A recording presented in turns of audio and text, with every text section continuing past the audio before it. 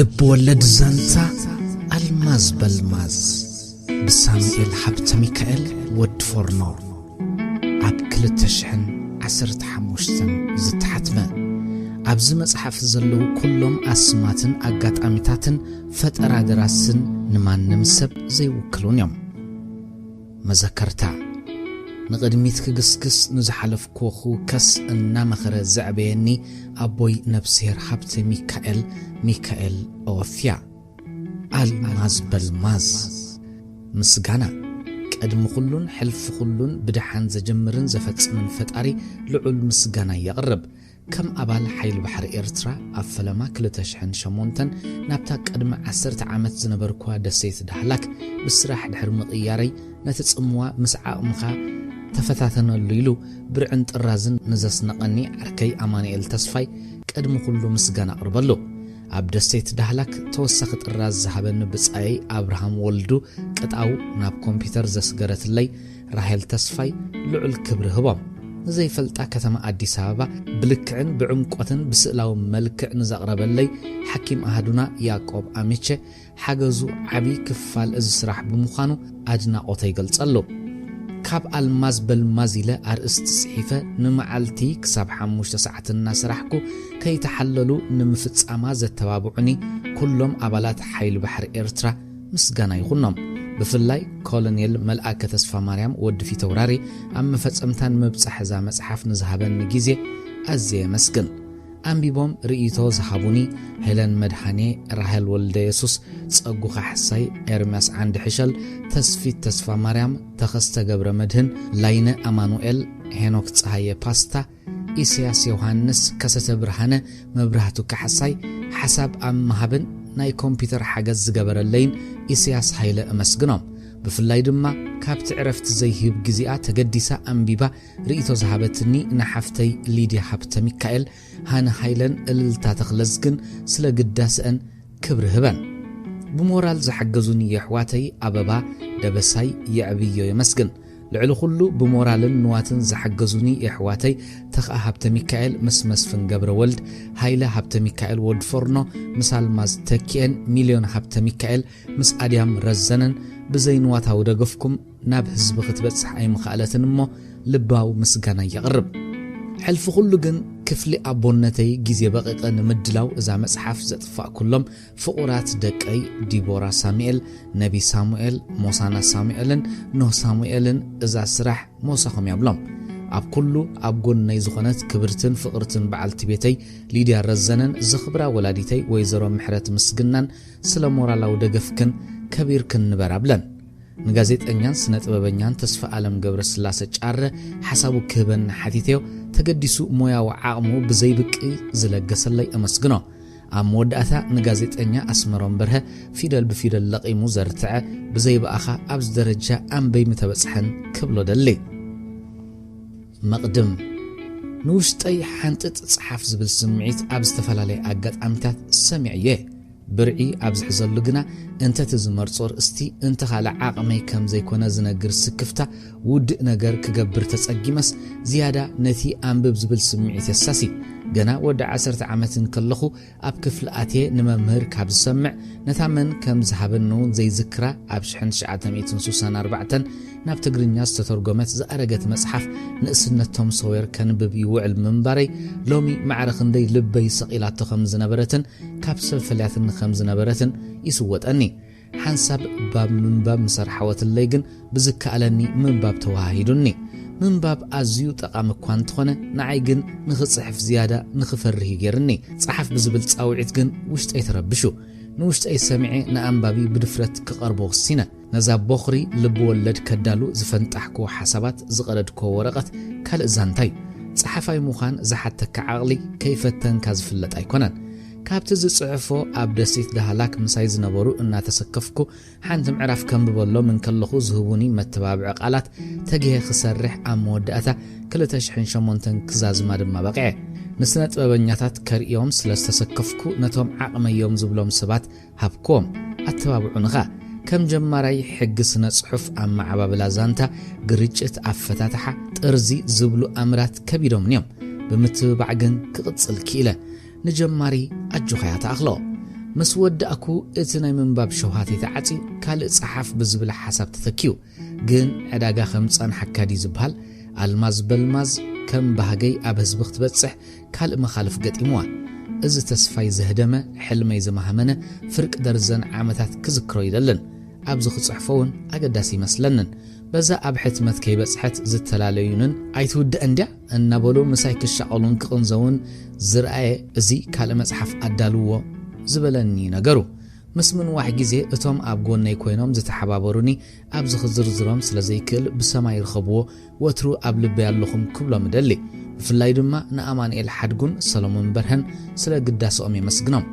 حلف خلو كاف لما مجمار إذا بخر مصحفي كسب حتمتا تسفى الناس نقو كابقون نيزي تفليو ميكيل برهن كولونيل يمانع عند مريم سوكولوفن كاب بقالات زي نجر نأجامهم زي بقع مسجنا يبصحيهم الماز بالماز كفل ما خلخو نفقري أبسراوي ديخ جلس دلي فانتازيا خد صحف باهلوني ويسي أبسنا صحف عقمي كبركت كي ملوسكي جمي رزازيمة وشت أيزبالا النجيرة وديه أب حتمت مسبس حت زتسمع عن حقوس كقلص أيت أجمني كابوشت خامس مع زعبت أو عتيلن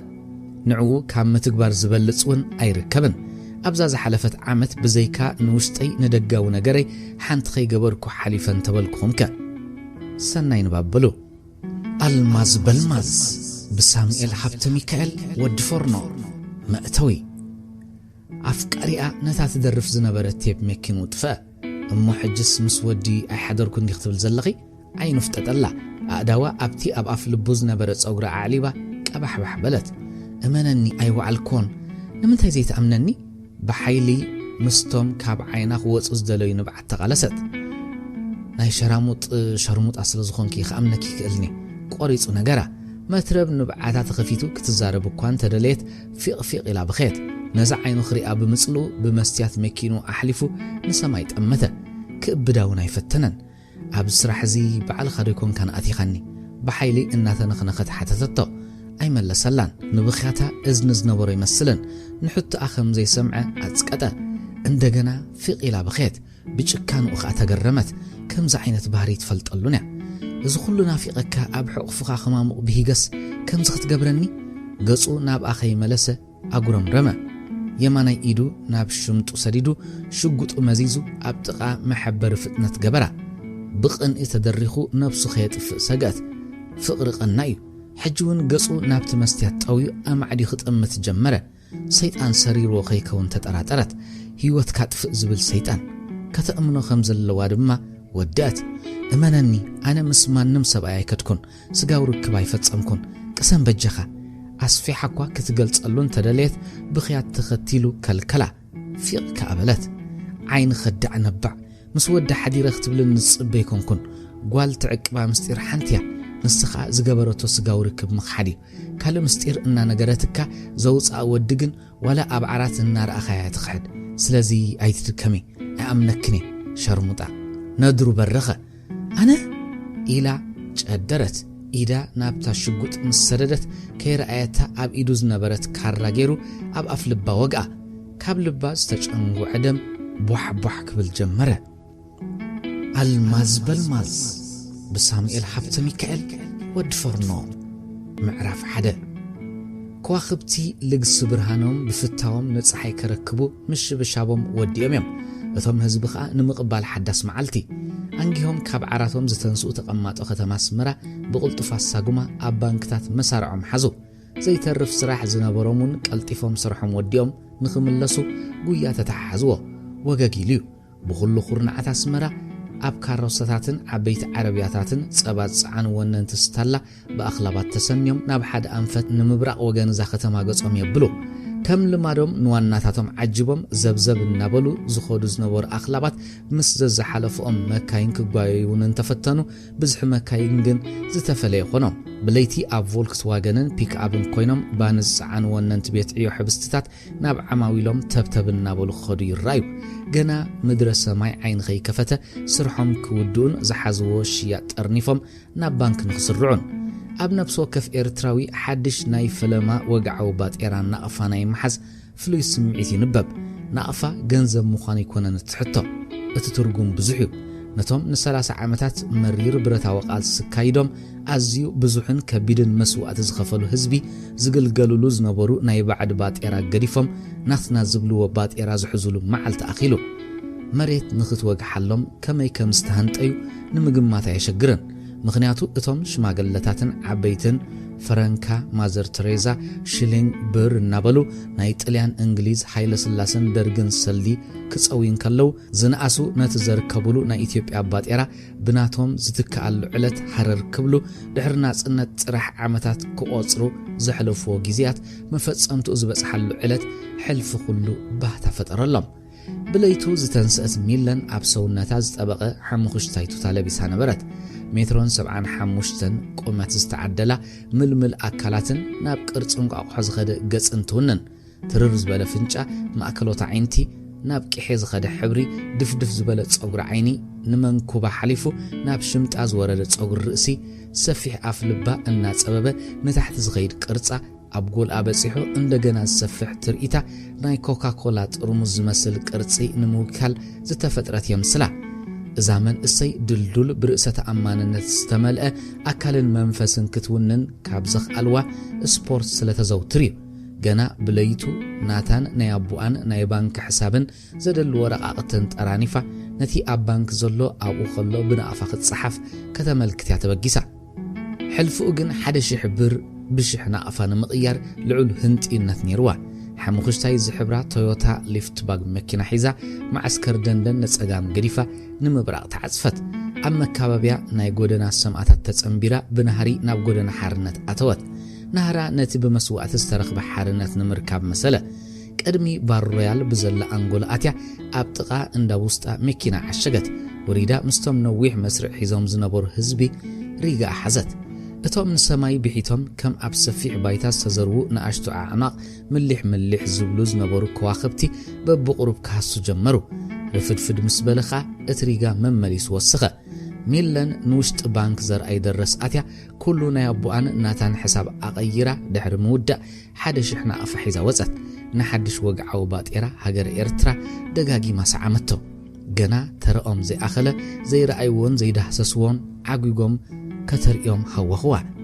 ታህዊኻ እኳ እንተነበረት ዓቕሊ ጌራ ኣርኣያቶም ንሳውን እንተኾነ ነቶም ቅድሚኣ ናቕፋ ዝሓዙ ከርእይዋ ሓቲታቶም እያ ከም ሰባ ነቲ ተሃንጥያ ዝሓዘቶ ናቕፋ ንሰባርያ ክትከይድ ተረቢፃ ነበረት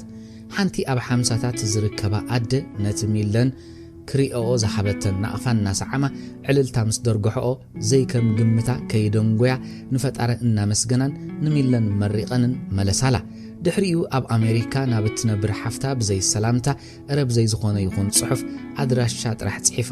ካብ ነብስ ወከፍ ሓንቲ ኖት ናቕፋ ኣብ ውሽጢ ዓሽጋ ብፖስታ ለኣኸትላ ሓፍታ ነቲ ናቕፋ ምስ ረኣያቶ ዝስማዕ ሓጎስ ከሎ ገና ክትግምቶን ከላ ሓበንን ኩርዓትን ተሰምዓ ኣብ ምሉእ ሰሜን ኣሜሪካ ናይ መጀመርታ ናቕፋ እትሕሰብ ክትከውን ከም እትኽእል ገመተት ካብ ፖስት ኦፊስ ናብ መኪና ከተመርሕ ከላውን እትሪጋ ጌና ይጎደለን እቲ ሃዋህው ቅንያት ናጽነትን እዋን ረፈረንዱምን ዘዘኻኽር ነበረ ነቲ ናይ ነዊሕ ግዜ ቃልሶም ከም ምልኩዕ እድያት መኸተምታ ገይሮም ወሰድዎ ደጊም ናትና ባንዴራ ጥራሕ ኣይኮነን ዘለና ማዕረ ገዛእትና ናትና ባጤራውን ወኒናይና ክብሉ ተሰምዑ ባንክታት ብሰብን ስነ ስርዓት ዝከታተሉ ኣባላት ፖሊስን ወደናታት ጥሩምባ ብዝነፍሑ ሰብ መካይንን ጓይላ ብዝጻወቱ መንእስያትን ከባቢታት ብስእሊ ናይ ሓድሽ ባጤራ ወቂቡ ይርአ ዝበዝሑ መንእስያት ናይ ናቕፋ ስእሊ ዘለዎም ማልያታት ወዲዮም ተውዛሕዛሕ ይብሉ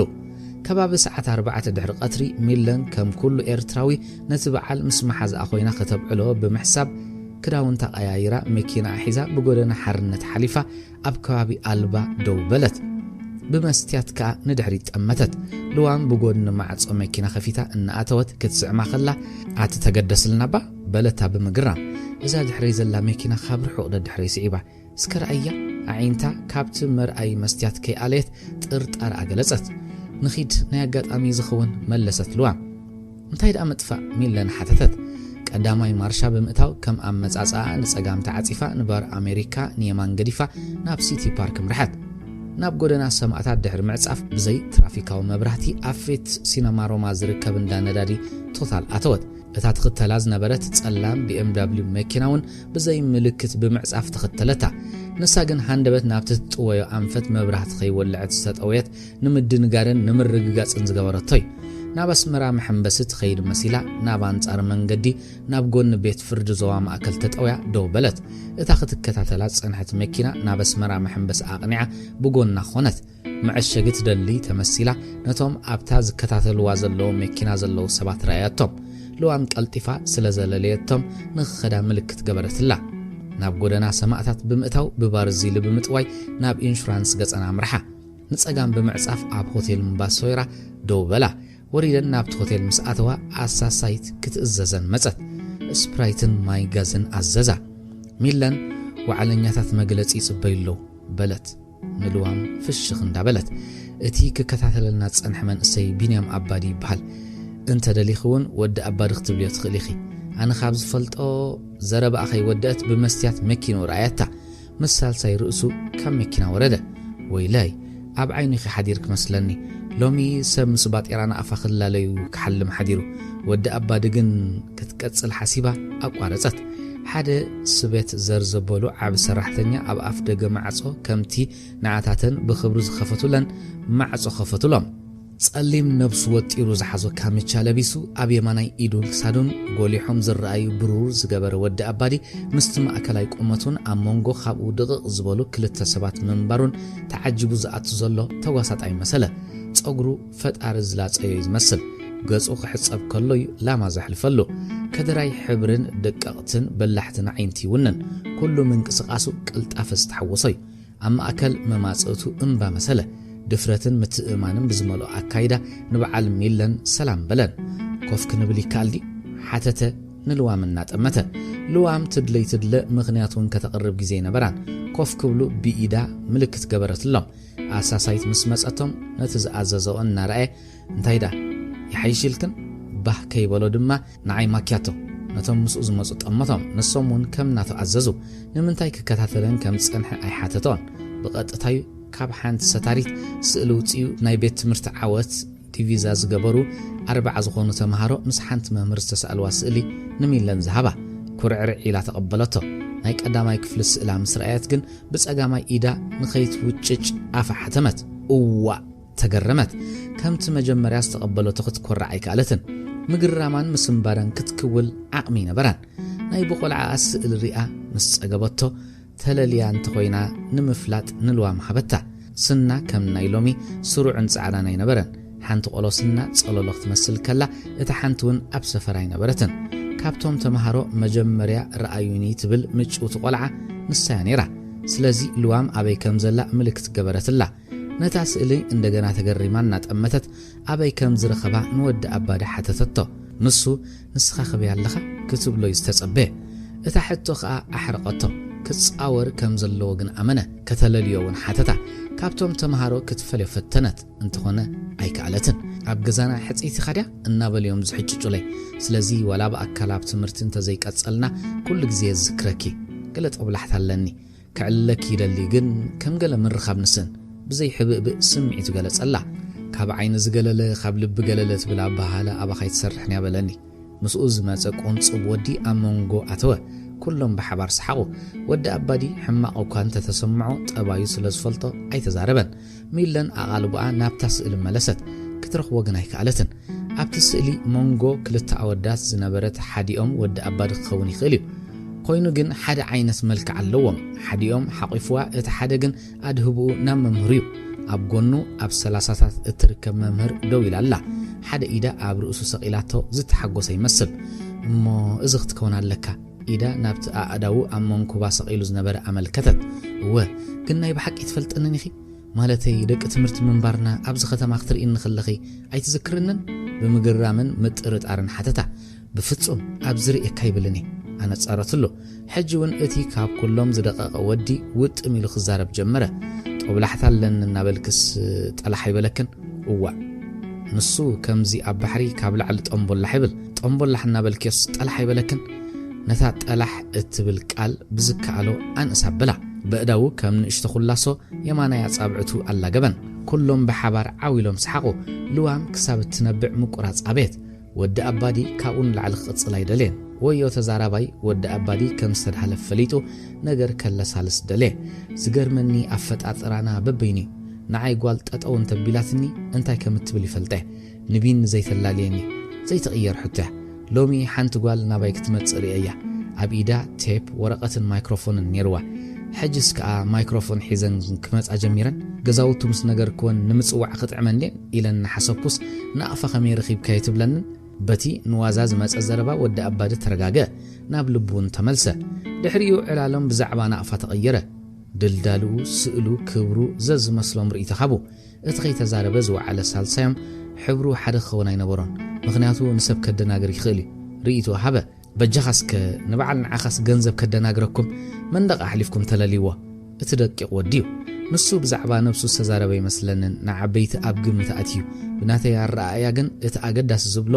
ኣብቲ ዝፈጠሮ ናይ ናጽነት ስምዒት እዩ ወላ እኳ ናጽነት ካብ ንረክብ እንተዘይወሓደ ብሓደ ገንዘብ ምጥቃምና ገለ ዝተረፈና ዘሎ ይመስል ወይ እውን ብዘይ ኢትዮጵያ ክንሰርር ከም ዘይንኽእል ዝመስሎም ነይሮም እዮም ስለዚ እቲ ቁም ነገሩ ኣብ ዝመስለኒ ልዋም ሓሳብ ኣካፈለት ወንዓበይቲ ኣብ ግምት ኣትየኹም ኢለ ንሱ ጥራሕ ዘይኮነ ግን ኣብቲ ቁጠባዊ መዳዩኸ ወላ እኳ እቲ ዝበልኪዮ ሓቂ እንተኾነ ናይ ሓባር ባጤራ ምህላው ኣብ ዕብየት ቁጠባ ዘለዎ ተራ ኣቃሊልካ ከም ዘይርአ ክንክሕዶ ይግባን ሎሚ ብዛዕባ ቁጠባ ክትዛረብ ከለኻ ብዛዕባ ዕዳጋ ከይረሳዕካዩ ዕዳጋ ኸማርእስትን ተመጺኡ ቀዳምነት ክስራዕ ዘለዎ ብዝሒ ህዝቢ ይመስለኒ ብዝሒ ህዝቢ ኢትዮጵያ ከዓ ንፈልጦ ኢና ኣስፊሑ መለሰ ናይ ሓባር ባጤራ ምህላው ንኽልተ ሃገራት ጥራሕ ዘይኮነ እንተተኻኢሉ ናይ ሓደ ዞባውን ኣድላዩ ኮይኑ ግና ንሕና ምስ ኢትዮጵያ ከም ገዛእን ተገዛእን ከም ዝነበርና መጠን ብሓደ ባጤራ ምጥቃምና ኣዝዩ ሓደገኛ ስምብራት ይጸኒሕዎ ስለዚ ቀድም ቀዳድም ነዚ ስምብራት ክትፍውሰለካ ድሕሪኡ ዞባዊ ባጤራ ኩሉ ከም ዘለዎ ክትሓስብ ይካል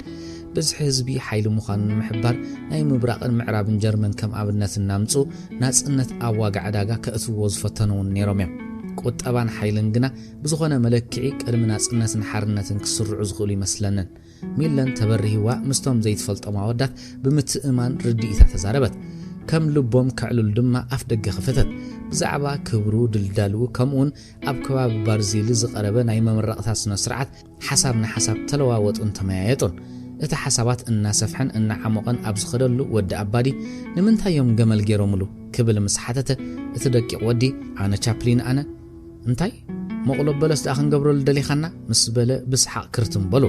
ሚለን በታ ዝተዛረበ ሓንቲ ሙሉእ ሓሳባት ወላ እኳ ሕቶ እንተኾነት ንዓቕሙ ክትመዝኑ ሓጊዝ ወይ እቲ ወዲ ስለምንታይ መቕሎ በለስ ከም ዝበለ ነቶም መማጽኡ ትርድዩ ኣብ ገጽ ቢንያም ኣባዲ ናይ ምስትምሳልን ሕርቃንን ምልክት ተነበ ብዛዕባ ትውልድን ዜግነትን ፋዕራ ዘይነበሮ ወዲ ኣባዲ ምዕባይ ሓፍቱ ናይ ኢትዮጵያ ዜግነት ምስ ወሰደትዩ ብትውልዱ ኢትዮጵያዊ ምዃኑ ዝፈለጠ ሃገራዊ ኣገልግሎት ንኸይከይድ ድማ ናይ ኢትዮጵያ ዜግነት ወሰደ ኣቡን ኣዲኡን ገና ናይ ትግራይ ላህጃውን እንተዘይገደፎም ኣብ ኤርትራ ነዊሕ ስለ ዝገበሩን በኽሩ ወዶም ኣብ ሓርነታዊ ቃልሲ ኤርትራ ስለ ዝተሰውአን ከይተማቱ እዮም ኤርትራዊ ዜግነት ወሲዶም ብዘይካ ንሱን ምዕባይ ሓፍቱን ኩሎም ኣባላት ናይታ ገዛ ኤርትራውያን እዮም ሰብ ሓዳርን ሃገራዊ ኣገልግሎት ዝፈጸሙን ኣሕዋት ኣለውዎ ድሕሪ ኢትዮጵያዊ ዜግነት ምውሳዱ ኣቶ ተስፋይ ዝበሃል ኣባል ኤምባሲ ኢትዮጵያ ክረኽቦን ክዕልሎን ግዜ ወሰደን ካብቲ ዕዝብቲ ኣቶ ተስፋይ ከም ልጠሉ ዘይከኣለ ኣዝማሪኖ ምዃኑን ብልሒ ኣእምሩኡን ይኹን እምበር እዚ ግምት ነቲ ኣቶ ተስፋይ ዝደልዮ ዕላማ እኹል ኮይኑ ተሰምዖን ተወሳኺ ሓበሬታ ክእክብ ነይርዎ ግዜ በሊዑ እወታውን ኣሉታውን ባህርያቱ ጽንዖ ባህ ዝብሎ ዝገብር ሕጉስ ኮይኑ ረኸቦ ብናይ መሳቱ ኣዘራርባ ልዕሊ ኬፋት ገይሩ ዝፈትዎ ነገር የብሎን ኣብ ኬፋት ምስ ብዙሓት ሰባት ክላለ ኽኢል እዩ ኣብ ባር ምኽፋል ስለ ዝፈቱ ወትሩ ምስ ዓጎግዎ እዮም ንነብሱ ከም ከፋላይ ስለ ዘላለያ ብዙሕ ግዜ የብሉን ንኸይበሃል ዋላ ተለቂሑ ዝኸፍል እዚ ባህሪ እዚ እቲ ዝደኸመ ባህሪ እዩ ፈለጥቱ ክሳብ ንብልሒ ኣእምሩ ዝጠራጠሩ ይገብሮም እንተን ኣቶ ተስፋይ ግን ንዕላሙ ዝዋቕዓሉን ዝምዝምዘሉን ኮይኑ ረኸቦ ምእንትዚ ብገንዘብ ኣስዲዑ ቀስ ብቐስ ምስጢራዊ ሰላይ ገበሮ ኣብ ዝተባሃለ ቦታ ነጢቡ ዝተባሃለ ዝፍጽም ሰብ ገይሩኻ መልመሎ ልዕሊ ኩሉ ኣዕርኽቱ ኣብ ዝተፈላለየ ማዓስከራት ስለ ዝጸንሕዎ ኣብ ስርሑ ሓገዝ ኮኖ ስለዚ ኸኣዩ ዝትንክፍ ዘረባውን እንተሰምዐ ሕርቃኑ ዘየርኢ ናይ ሎሚ ዝፈልያ እንተልዩ ግን ከዕልላ ዝብህጋ ሚለን ኣብ ቅድሚያ ምዝንጣል እዩ ካብ ዕላል ናብ ዕላል እናነጠሩ ብምውዓል ብዘይቆፀራ ተፈላለዩ ኣስመራ ገና ሃፋ ናይቲ ሓጎስ ኣይወጸላን ነይሩ ሰባት ተፈስዮም ክገባበዙን ክጭፍሩን አልኮላው መስተኽሰትን ፈቐድኡ ተውዛሕዛሕ ክብሉን ይራዩ ነታ አጋጣሚ ከም መዓልትና ጽነት ጸምበልዎ ንመመረቕታ ሓድሽ ባጤራና አፋ ዝተኻየደ ጽምብል ኣብ መላእ ሃገር ዓብ መዛረብ ዛዕባ ኾነ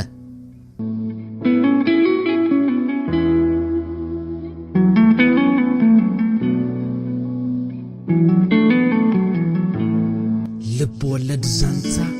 አልማዝ በልማዝ ብሳሙኤል ሀብተ ሚካኤል ወድ ፎርኖ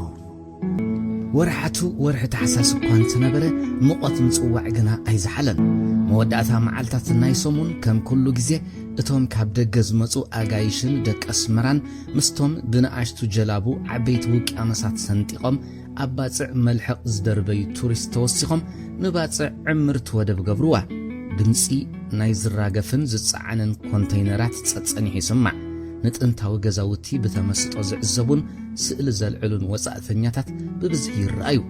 ኣብ ጥዋለት ቀድሚ ቤተ ክርስቲያን ቅድስት ማርያም ዝርከባ ታንክታት ኣብ ክንዲ ኣሰንባድን ቀታል ቦምባታትን ማይ ጭንጓዓ ሰላም መስፋኑ ኩናት ምውድኡ ከዘኻኽራ ዝቆማ ይመስላ እዘን ታንክታት ንቐጣን ስጋለት ንኽሰግራ ዝፈጸምኦ ጅግንነት እዩ ንናጽነት ባባርሒው ሎሚ ነቲ ዝተኮስኦ ቦምባታት ብማይ ተቐይሩ ኣንፈተን ናብቲ ብጅግንነት ዝሰገረኦ ወገን ኣብ በሪኽ ቦታ ኣጋይሽ ክድህስስወን ሕሹኽ ክብልወን ክስኣሉለን ልማድ ኮነ በቲ ሓደ ወገን ነቲ ብኸበሳ ዝመጸ ጋሻ እንቋዕ ብድሓን ኣትኻ ዝብላ ይመስላ ካብ ጥዋለት ኣፍሪቃ ሆቴልን ገደም ሆቴልን ሓሊፍካ ንዳህላክ ሆቴል ክትሰግር ምዉቕ ምንቅስቓስ ናይ ርእሲ ምድሪ ዝቕበለካ ማሳዋ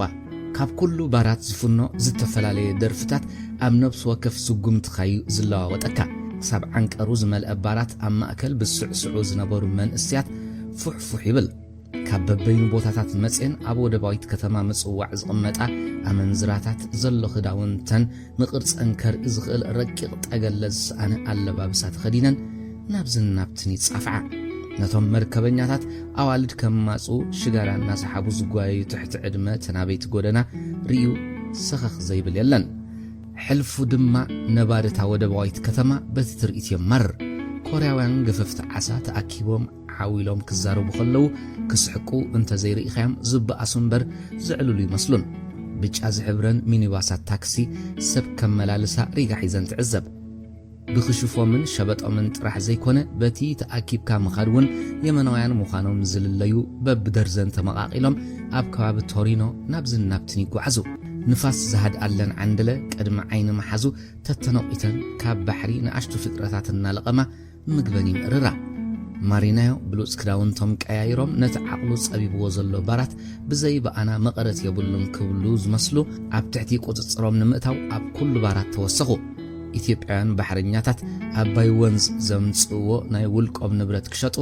ናብዝን ናብትን ይጻፍዑ ኣብ ቤት መስተ እንዳኺዳ ነዘርኡ ፊት ቀዳማይ መደበር ፖሊስ ኣብ ቀጽሪ ዘሎ ወናብር ብሰብ መሊኡ ነበረ ኣብ ሓንቲ ጣውላ ዝነበሩ ክልተ ተጋደልቲ ብህድኣት ዝጀመርዎ ክትዕ ሓሊፉ ንኸባቢኦም ኣቓልቦ ክስሕብ ይርአ ኣብቲ ከባቢ ዝነበረ ድምፂ ሙዚቃን ምንቅስቓስን ንድምፆም እንተዘይውሕጦ ካብቶም ኣብ ጥቖም ዝነበሩ ተንሲኦም መዓርቆዎም ነይሮም እቲ ጻዕዳ ማልያን ሓፂር ጅንስ ስረን ኣዲዳስ ጫማን ዝገበረ ዳንኤል ኣዝዩ ዝሓረቐ ይመስል ዕስራታት ዘፋረቐ ድልዱል ጉልቡትን ተሪር ጭዋዳን ዝውንን መንእሰይ ሕውስን ምቑልልን ምዃኑ ብማዕዶ ይዝልለ ኣብ ምዕጉርቱ ድምቕ ዝበለት በሰላ ንመልክዑ ዝያዳ ግርማያ ትህቦ ጸለሎ ዝመስል ጸጉር ርእሱን ተሪራ ፍንጮን ምስ መልኩዓት እዩ ዘመድቦ እቲ ዝሰትዮ ዝነበረ ቢራ ኣብ ክንዲ ዘዝሕሎ መመሊሱ ደኣ ሕርቃን ወስኸሉ مسؤول زنبرة ناي كابيتين معارك زلوا دقيق كدراي تجارلاي أزيو ناي مسمع بهرست عدله نزل زاربو زلوا سب فتسي مزي كلف سبات زمسلون كزاربو خمزلوام زأمن بمخانو عبصوتو لعول كبرين خوهابو زدرخوي ببهريو أي كونن زبالكال زيت كامسلا زخونة التشجرو نخمخرو بابي خفتي كابيتين إدريس بلوص بهريو زيادة ملليو اتتصنيل كان يمسمع بهري عروق نخطر راح يكون حجزو نصون كاب سبات بزح كمهارن كصنعن اخيل وي دحر نويح مسمع كابيتين ادريسون ندريلو سمع دانيال اي تتقاسني خانت تباهيلكا سقط راح كتب لي زمخركا انا ابتا زلنا يا بيسي متكاتا خمزلك يا زامن زغونه سب متكاتا لو نسخه نخطاس يقاومني ክትጣያስ ግን ብላዕለዎት ሓለፍቲ ዝውዳእ ስለዚ ወላ ሓንቲ ክሕግዘካ ይክእልኒ ንስኻ ዘይትፈልጦ ኣሰራር ሓንተልዩ ተዛረብ እንተዘይ ኮይኑ ኢሉ ሓሳባቱ ከይወድእ ትንበለ ዳንኤል ሕርቃኑ ልዕሊ ቁፅፅሩ ኮይኑ ነይሩ ኢዱ ኣብቲ ጣውላ ደጊፉ ብነድሪ ትሰምዓለኻ ኣነ ክገደል ኢለ ወፅእ ክስዋእ እውን ወዲእ እየ ይኹን እምበር ብዕድል ብሂወት ኣትየ ሕጂ ነቲ ዝተኸልፈ መጻኤ ክቕፅሎ ግዚኡ ዝኣኸለ መስለኒ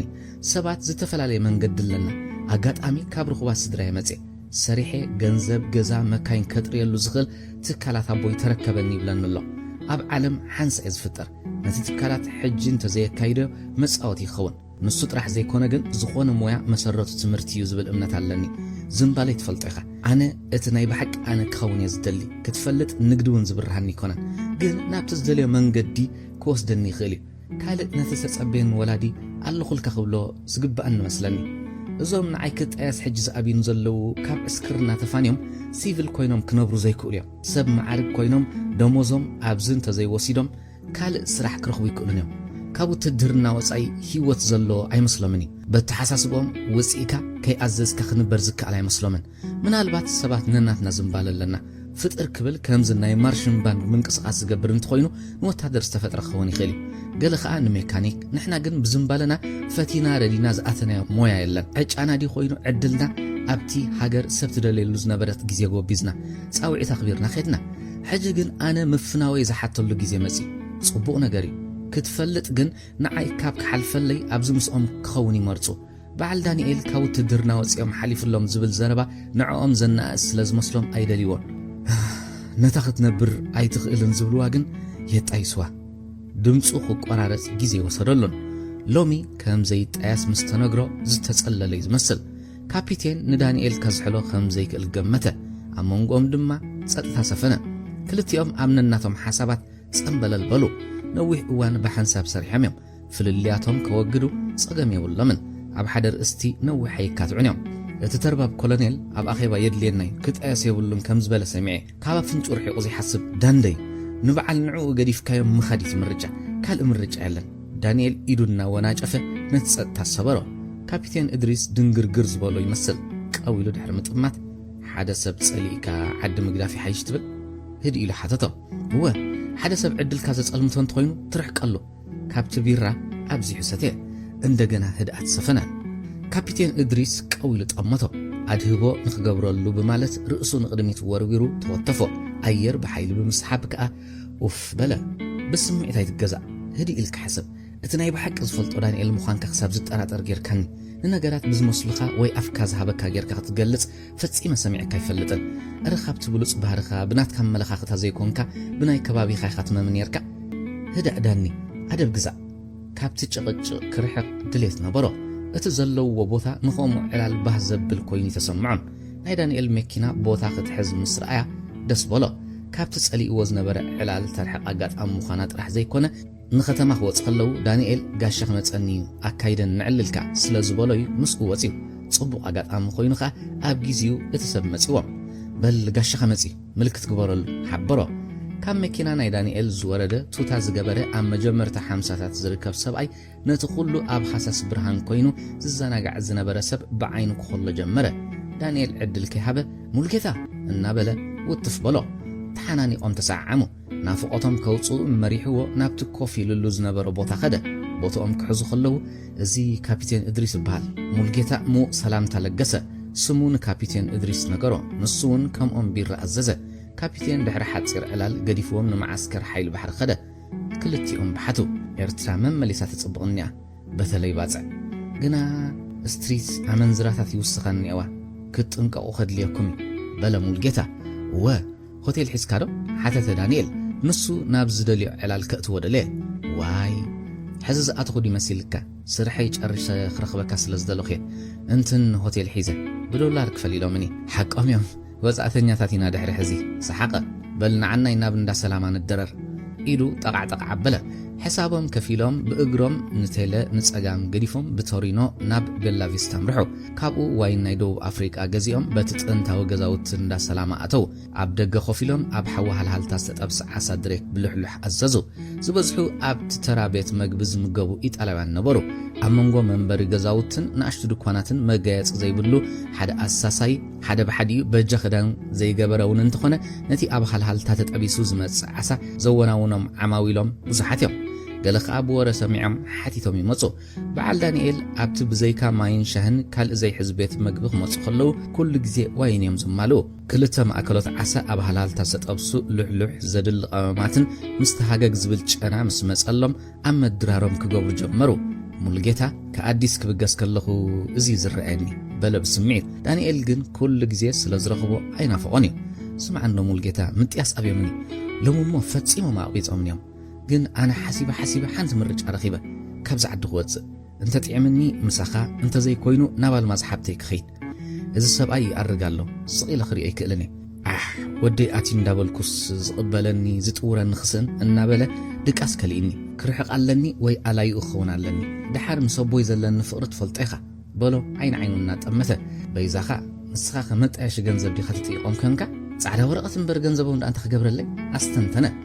دحنا أنا تدلي حق زكاة أبكلاي إجري مسايت خد قريت نجارة دانيال قرب رفته تسمعه أرستنا أيار دحر معلل حدا من السين ملقيته عطو تصفاي سرحتني إمباسي إثيوبيا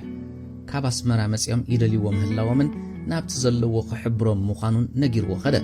دحريو دحر 10 دقائق حدا أبربعة زركب نابشم قل الناس قرب سبعي بمكينا مسي تسأمبرهم دحر سلامتا خزراربهم كم زدل نجارهم ملقيتا كابت واين النقد حلو تساقم يلن زدانيال زبها الحويو بلو اتوكيل امباسي قرروا بمسرق اتبيلو تقمتو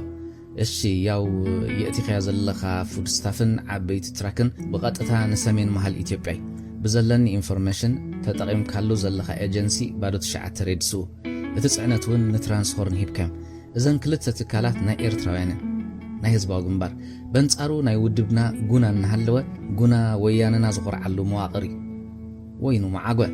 ملقيتا بمقرام اتزربا نابي مخانو أنفتو أم عزاب تتسمده كم تفلطو قونا كسر حزقبو بادو تشعات وي ترانسخورن كسر حوخلو نقونا عبخ ساراي ناي قونا كسارا بقطتا وي بتزوواري أنا نسخة وودسع حزب تقراي كومون نا إثيوبيا مالتي قونا تربحيت كتكون كاللخا نحنا وانتربحت نخون كم نقادي جنزبكا عبد الله كختو علو مبتخا كوانتخونه حزب تقراي أبزتك أملو مواقرات قدام النتيبكا خطقمطو مورالاو قديت اللكاو كونتات مولجيتان مفلات ويكعزب حنسب عرفه حزي زخون خويني قنا كدقام يبلون متاناي مودعتا قال سقيتو المسا مولجيتا انتا يلوخ ملس كمزلو يحسب نبرا قلطيفاز مسأتو ملسي اتوم صعدو مسارحتا يمودي أمو كبل دليه أتو تصفاي قن زربو قدسالة مسنا هزبوها قنبار مواقرات زل كاناي نقد عركنة متأمان فلطه قنا أبزغت صل مسانا انت سرحكا صبقي مهدا مخام زي باللوز فلت أمولجيتا رؤسو مقرميتن دحريتن بمبال زي استو على اللوز نبرا الربحة كمز فلت أخمس الفتنة تعوثقا أتو تصفاي في الشغبلة مولجيتا لمينو تدرر ولو نصون كمناتهم درق عس عززة أمونغوم بزيكاتي نايكران بكيرن دمسي كالس سمعين برن دانيال بزعبا مراخب بوزهان إيرتران إثيوبيان بزعبا زحالفن مسأن زبلقو كوردن كديبن مسأ زمدن نخلتن هاجرات كحسب تقصبه بزربا نياتو تصفاي زمصوم معبل حسابات نجيزيو أرحو خدا مولجيتا إثيوبيا ونجراي سبيتو صحي إيرتراويت نلماز عبي حفتون دانيال محزايا أبا أديس أبابا عبيت كالات اللوة سدرا بيت دانيال أبو أتو تصفى ميكائيل عند أديو ويزارو ملاشو برهانن حفتو ميلانن بازع تتحيزا أسمرا مستخببت نابا أديس أبابا مسكدو أبولي أبندا مولجيتا يم أتيو نصهم ترح زيكونو بزحات إيرتران بفلايكا أزماد بعلت بيتو صحي مسقوم تعقيبهم نبرو أزماد صحي يخوننبر أب بيتو زنبرو كاب صحي نلعلي نسي زحب حبامن زكتاتلومن بلبسون تقباين بزحات فتو تتريه أبندا بوي تصفى ميكائيل عببوت اللوة كي تذكر يحلفنيو بفلاي ميلان كاب أفا أيثو دعونا دانيال كاب قدل مساعتوا مجمرتا أبونا الدونيوم مسيامو دحريهم تمرتا خيتك وارق زترفت ميلان أركبتهم مولجيتا دما بميلان جيرو ندانيال حانت بوست كارد بمقوع بسلام آتخاتبل جنزب جيرو سردلو ካብኡዝ ጀመረ ርክቦም ብስራሕና ባጽዕ ክመጽእ ከሎ ብሓባር ክቕንዩን ብዙሕ ግዜ ከዕልሉን ሓሳብና ሓሳብ ክለዋወጡን ከኣሉ። ኣልማዝ በልማዝ ብሳሙኤል ሃብተ ሚካኤል ወዲ ፎርኖ። ኣብ ቤት ጽሕፈት ምቁጽጻር ዕፀ ፋርስ ኣስመራ ብሓርቢ ዝፍለጥ ሓላፊ ናይቲ ትካል ኣብ ኣኼባ ክዛረበሎም ዝደሊ ነጥብታት ኣብ ምውዳድ ይርከብ። እዚ ኣማንኤል ስሙ 30ታት ኣፋሪቑ ዝርከብ ጎበዝ ገና ኮተት ይኸሎዩ ኣብ 1983 ናብ ህዝባዊ ግንባር ተሰሊፉ ሓርቢ ትብል ሳጓ ዝለገበቶ ተዓላማይ ከሎዩ። ሽዑ ኣብቶም ካብ በበይኑ ቦታታት ዝመጹ መንእስያት ንዝፍጠር ዘይምርድዳእ ቀልጢፉ ኸዝሕሎም ዝተዓዘበ ሓደ ካብ ዓለምቱ ሓርቢ ምስ በሎዩ ልዕሊ ስሙ ክጽውዓላ ዝኻለ ድሕሪ ግቡእ ታዕሊም ምውሳዱ ሬድዮ ርክብ ምስ ዝመሃሩ ዝነበሩ መንእስያት ንሰለስተ ወርሒ ዓይነታት ሬድዮ ኣጠቓቕማ ሬድዮ ርክብ ምእሳርን ምፍታሕን ኮዳትን መባእታዊ ምጽጋን ሬድዮን ተማሂሩ ምስ ዓበይቲ ሰበስልጣን ክሰርሕ ተመደበ። ነዊሕ ከይጸንሐ ግን ናብ ሓይሊ ባሕሪ ተቐየረ። ኣብ ሓይሊ ባሕሪ ኣብ ዝነበረሉ ግዜ ናብ ሶማል፣ የመን፣ ሱዳንን ስዑድ ዓረብን ከም ሕሱም ኣንጻር ማዕበላት ባሕርን ዓበይቲ መራኽብ ውግእ ደርግን ብዘይ ዕረፍቲ ካብ ኩሉ መሰናኽላት ምስ ዓበይቲ ደቂ ቀይሕ ባሕሪ መሳርሕቱ ተወናጨፈ። ካብቶም ደቂ ቀይሕ ባሕሪ ኣያታቱ ብዘይካ ቋንቋ ዓፈርን ዓረብን ባህሊ ባሕረኛታትን ባህልን ልምድን ደቂ ገማግም ባሕርን ተምሃረን ኣጽንዐን። ርእይዎ ዘይፈልጥ ዝነበረ ባሕሪ ከም ምድቃስን ምትንሳእን ብተደጋጋሚ ተጓዕዘሉ። ብመጠን ከዓ ንፋሱ መዓሙቑ ምስጢሩ ከም ከብዲ ኢዱ ፈለጦ። ኣብቲ ግዜ ትኸኣዩ ንታሪኽን ኣቃውማን ሃገራት ቀርን ኣፍሪቃ ህዝበንን ቋንቋንን ከጽንዕ ዝኸኣለ ኣብ ባሕሪ በቕዓቱ ድሕሪ ምስካሩ ናብታ ተወሊዱ ዝዓኾኸላ ኣዲስ ኣበባ ኣብ መወዳእታ 1980ታት ብምስጢር ኣተወ። ካብቲ ግዜቲ ኤርትራ ናጽነታ ክሳብ ትረክብን ኣብ ኢትዮጵያ ሰላምን ምርግጋእን ክሳብ ዝሰፍን ዝሰርሖም ንድሕነት ሃገር ዘገድሱ ፍጻመታት ክትኣምኖም ይትረፍ ክትሰምዖም ዘደንጹ ስርሒታት ተዋፂኡ ነበረ። በዚ ምኽንያት ኣብ ኣዲስ ኣበባ ምስ ኣዝዮም ብዙሓት ደቂ ሃገርን ዲፕሎማሰኛታትን ተላለየ። ድሕሪዚ ካብ ትጽቢት ወጻኢ ናብ ኣስመራ ጠቕሊሉ ክመጽእ ተነግሮ። ከም ሓላፊ ምቁጽጻር ዕፀ ፋርስ ሓድሽ ስራሕ ከቐውም መዝነት ተዋህቦ። ከም ናይ መጀመርታ ኣሃዱ መጠን ኣፈናዊ መጽናዕቲ ክካይድ ኣብ ዝፈተነሉ እቲ ዝጀማምሮ ዘሎ ናይ ሓሽሽ ጉዳይ መበገሲኡ ምስ ፈለጠ ብቐሊሉ ክቆጻጸሮ ምዃኑ ተኣማመነ። ልዕሊ ኩሉ ኣዕርኽቱን መሳርሕቱን ናይ ሃገራዊ ድሕነትን ሰብ መዚ ኢትዮጵያን ከይተበገሰ ከሎ ኣብ ምቑጻዩ ከም ዝተሓባበርዎ ርግጸኛ እዩ። ስለዚ ዝረገ እዚ ከደራይ ሕብሪ ቆርበት ነዊሕን ዱልዱልን ቁመና ምስ ለምሽ ጸጉሪ ርእሲ ዝተዓደለ መንእሰይ ምስ ተሪር ኣፍንጫን ብሩሃት ፍሩያት ዒንትን ብተፈጥሮ ዝተኳሕለ ዝመስል ሸፋሽፍትን ምልኩዕን ሰሓብን ገጽ ክህልዎ ኣኽኢልዎ እዩ። ህይወቱ ካድንን ክህደንን እኳ እንተሕለፎ ኣብ ገጹ ቅንጣብ ንእንታይነቱ ዝሕብሩ ኣሰርን ስምዒትን ኣይንበቦን እዩ። ኣብ ነዊሕ ዝተሓላለኸ ጉዕዞ ህይወቱ ዘማዕበሎ ናይ ርእሰ ተኣማንነት ባህሪ ንኹሉ ነገር ከም ቀሊል ጉዳይን ብዘይ ጸገም መሰናኽላት ህይወቱን መንገዱን ባዕሉ ከም ዝፈትሖ ከም ዝኣምን ገይርዎ እዩ። ኣብ ቤት ጽሕፈት ምቁጽጻር ዕፀ ፋርስ ሚለን ልዋምን ወሃብን ምምጽኦም ድሕሪ ምርግጋጹ ንዝሓዙ ኣጀንዳ ኣብ 3 ከፊሉ መብርህ ሃበ። ቀዳማይ ዲፕሎማሰኛታት ተጠቀምቲ ማሪዋናን ሕጋዊ ኣተሓዝኦምን። ካልኣይ ካብ ወጻኢ ዝመጹ ኤርትራውያን ተጠቀምቲ ማሪዋና ኣብ ውሽጢ ሃገር ተጠቃምነት ከየስፍሕዎ ክውሰድ ዘለዎ ጥንቃቐ። ሳልሳይ ኣሰጋገርቲና ካብ ኢትዮጵያ ማሪዋና ምጺና ብመንገዲ ኤርትራ ናብ ስግር ባሕሪ ሃገራት ኢና ንሰዶ ኣብ ሃገር ስለ ዘይንሸይጥ መንእስያት ግዙኣት ወልፊ ኣይንገብርን ንዝብል ምጉት ዘልዕሉ ኣብ ዝብል ኣርእስታት ንነዊሕ ሰዓታት መግለጽ ገበረሎም። ብድሕሪዚ ሕቶን ርእቶን ቀጸለ። ሚለንን ልዋምን ዘይበርሃለን ነጥብታት ብተደጋጋሚ ክሓታን ክካትዓን ከለዋ ወሃብ ሰማዕ ጥራሕ ነይሩ። ኣነ ኣሰጋገርቲ ከም ሸየጥቲ ካብ ገበን ካድሙሉ ዝፍትኑ መጎተ ኣይቀበሎን ንበል ሓደ ካብ ኢትዮጵያ ናብ ኤርትራ ማሪዋና ብምእታው ብመንገዲ ምጽዋዕ ከስግሮ ዝደሊ ማሪዋና ኣብ ኣስመራ ጽቡቕ ዕዳጋ እንተረኺብሉ ደቂ ሃገረይ ከየባላሽሉ ካብ ምሻጥ ዝቁጠበሉ ሕልና ወይ ልቦና ክህልዎ ዝብል እምነት የብለይን። ኣሰራርሖኦም ይራቐቕ ስለ ዘሎ ኣብ ዝኣተው ኣቲና ክንቆጽዮም ኣለና። ንኣብነት ሓደ ኣነ ዝከታተሎ ዲፕሎማሰኛ ኤርትራዊት ውሽማላቶ ተጠቃሚ ማሪዋና ኻዩ ነቲ ነዚ ሓሽስ ዘቕርበሉ እንተዘይሒዝና ነታ ኤርትራዊት ብኸመይ ንከላኸለላ ነዚ ዲፕሎማት ዘቕርበሉ ምስቲ ዲፕሎማት ሒዝና ኣብ ሕጊ ክነቕርበለና ኢላ ንኹሎም ጠመተቶም። ንሚለን ናይ ምስማዕ ምልክት ረኣየትላ። ወሃብ ግን ኣብ ገጹ ዝርአ ስምዒት የብሉን። እዚ ጥንቃቐ ዝሓትት እዩ። ቁሩብ ትህወ ክለኺ ንሎሚ ኣብዚ ኣኽለና ሓርቢ ኣኼባ ምስ ዓፀወ ወሃብ ቀልጢፉ ካብቲ ክፍሊ ወፂ ኸደ። ሚለንን ልዋምን ክወፃ ከለዋ ሓርቢ ንሚለን ክትጸንሕ ሓበራ። ልዋም ጾታዊ ዝምድና ከም ዘለዎም ስለ እትፈልጥ ንበይና ኸደት። حربي مس ميلان مسترفه نت اب طرابيزو فحيلو زلو ورقاقتن اكبه قويلو طمتا درو خابتير مشاخت قدحلو تنسي امنبره استبحله كم وترو ناتو بمخانات حقوسه ميلان تفلطيخي نز سرح بطعم يتصلو كل غزي مس غبنኛታት مغياي اصليني حركه ناتي ጉዳይ ከምሽንት ገመል ድሕሪቲ ግን ሓደ ነገር ኣሎ ዝሕጉሰኒ ንዓኺ ቅድም ወግዓው ሓዳር ምግባርና እንተው ሓደን መዓልቲ ሓደ ግዜ ይርኤክ ምዃነ ስለዚ ናብዚ ክመጽእ ከለኹ ንስራሕ ዘይኮነ ንዓኺ ንኽርኢ ስለዝደሊ ቤት ጽሕፈተይ ናፍቆ ኣብ ልዕሊያ ዘለዎ ፍቕሪ ደጋጊሙ ገለጸላ መጠን ዝደጋገመላ ግዜ ትሕጎስ ንኽልተኦም ሻህ ቀድሐት ዘይበርሃላ ነጥብታት ሓተተቶ ክልቲኦም ኣብ ሶፋ ኮፍ ኢሎም ሻህና ሰተዩ ብዙሕ ኣለሉ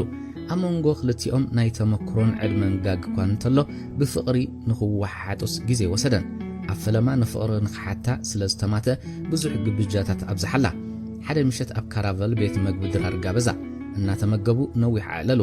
ገለ ሕቶ ትጽበብ ምንባራ ገመተ ንሳው እንደፋፋኣቶ بعند رؤسو جراتو زنبرت اب نفسا زطبق خامچا اب كسادا زوديتا عنقي ناب درتا مريحه ناب طرمبوط باتا كرئز سحب نبره كله اتحواهو ناب سمعيت زرساسن كونه ااداوم كفتاتو جمرو وشطوم نزلوم فقر قالهو بدحرزي امست بوتاتاتن مغشاتاتن نفقورات بحزب بالعالم رايو يغون انبر ميلان ام ناي سراح بوتا عتبت نبرت اب قدم سراحي تصنح زبل الفليط ناي ابوا ممريحه ايو بفقرهم زيك أن أين برن أب عميق على لنكلو جر زبل دمسي كابت زنبرو أو صام حربي نلعب تليفون العلو هلو بلا نميلن دليا سلازلخو حجي أبار حدا مسكرم مسن بلا لي ميلن نحرب تفانيا كأن مموصة أب كنفرس عمتو كابت زنبرتو بيت صحفت بمكينا ناب قودنا حارنت بمسنبر ناب بحث مسكرم أقنعت بيت صحفت من محدار كتما حليفة لعلواي بيت فردد نيمان بمعصف مكين أدواب بلتا معشق بوتا ملئيس لزنبره نا بولين قصا كدت اتقند قودنا سنتقا بوتا سلزرخبت مكينا اتصقعا نابار حدا مسكرم عبلت ننقداو بانكي ارترا حليفة افوتو معبول نقرا منقدا سئل الالكترونيكسن انا رأيت حلفتو ابار حدا مسكرم ناوشت اتيا نلوام رأيتا اب حدا ساقعي باستن كابيتشونون حيزاتسن حتى كوف كتبلن اساسايت كتمتسن حدا ينيرو بزح سباي نبرن ميلان سبرايت عززت أساسايت مسكدت لواميا زربا جميرا بتحاد إيدا كيك بصوفت حيزا أفان حبست أت دبلومات أبن دعاي باي كمتزي مشت كنكتاتلو دليل لغو رئيخ ميلان من اسيات ببحرنا أبا كايدانا قلطفاتينا كل كايدانا هنت إنا تاللوه أب هوليوود السرح فيلمتات كتاقبروز دلي سبات اللوه بفلاي إزو قداي حاشش كسفح فحيبلون سلازي أبرتي أنا مسرح كدليناي كتحجزن نمساي كتكدي دليكي كابيتشونو الإلا فيت بلد ميلان مسلوام كتكيد مستسامعت أبكال علالن أتوا ميلان كاب طعوم علال فقر بممساك أجوج أو يلوا بمنبارو نوح جزي كوف كتبلاي دليتن بلنخيت مشيت جزخ متأكي تتحيزنا نخيت ناتي تخفلو حساب أبك قبليت النمببت كابورسا جنزف فقيدا دحر مقما تتحيزن وصع كساب أم مكينا زبصحا بإجرن نعلى لخدا بناي ميلان مكينا كاب كابي بولين ناب توب 5 دحر متواي وما يجح ماك لايسنس أقام قديفن أبار تورينو أمس كلاو منجدي سيمافورو كأي مبرهات استقبلن تطوبلا يا برا مافوركي تسفاي سنكي اتبل درفي نخلتن أب عميو حسابات زأتوتن كتمثل كي تزاربين نتاقت ألياس تولعت سيمافورو سنتيقن ناب إنشرانس قد أنزمرحة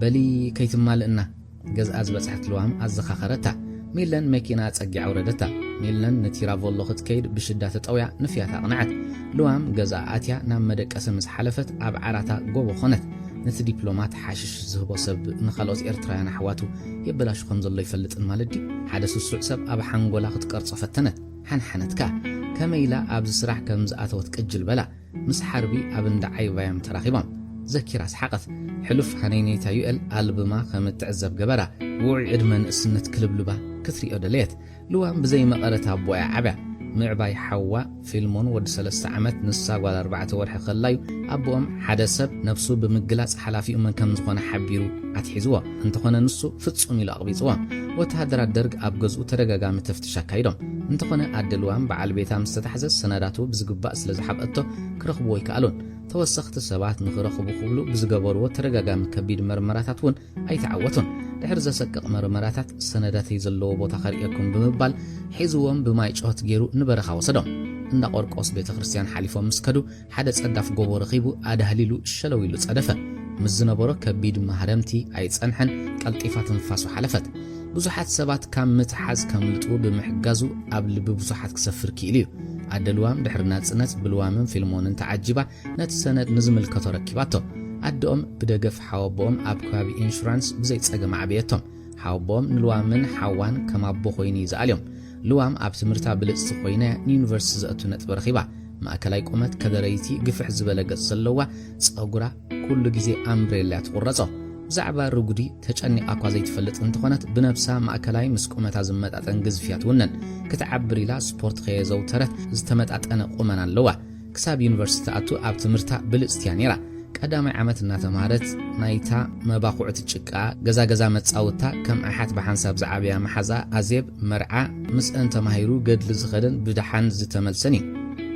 ኣብቲ ናይ ዙረት መደብ ኣብቲ ኤምቲ መዘናግዕን ከላ ካብቶም ብዙሓት ሕጽኖት ኣብ ኣስመራ ኖ ኣብ ኣዲስ ኣብ ኬንያን ካልእን ክኾን ኣለዎ እናበሉ ዝካትዑ ሚለን እትርከቦም ዓርከ መሓዛ ፍልይ በለት ንበይና ጠጠው ኢላ ንመርዓውን መርዓትን እናተዓዘበት ንስኽት መስሊ መሰታ ማርያም ኣብዚ በይን ክደው መባልኪ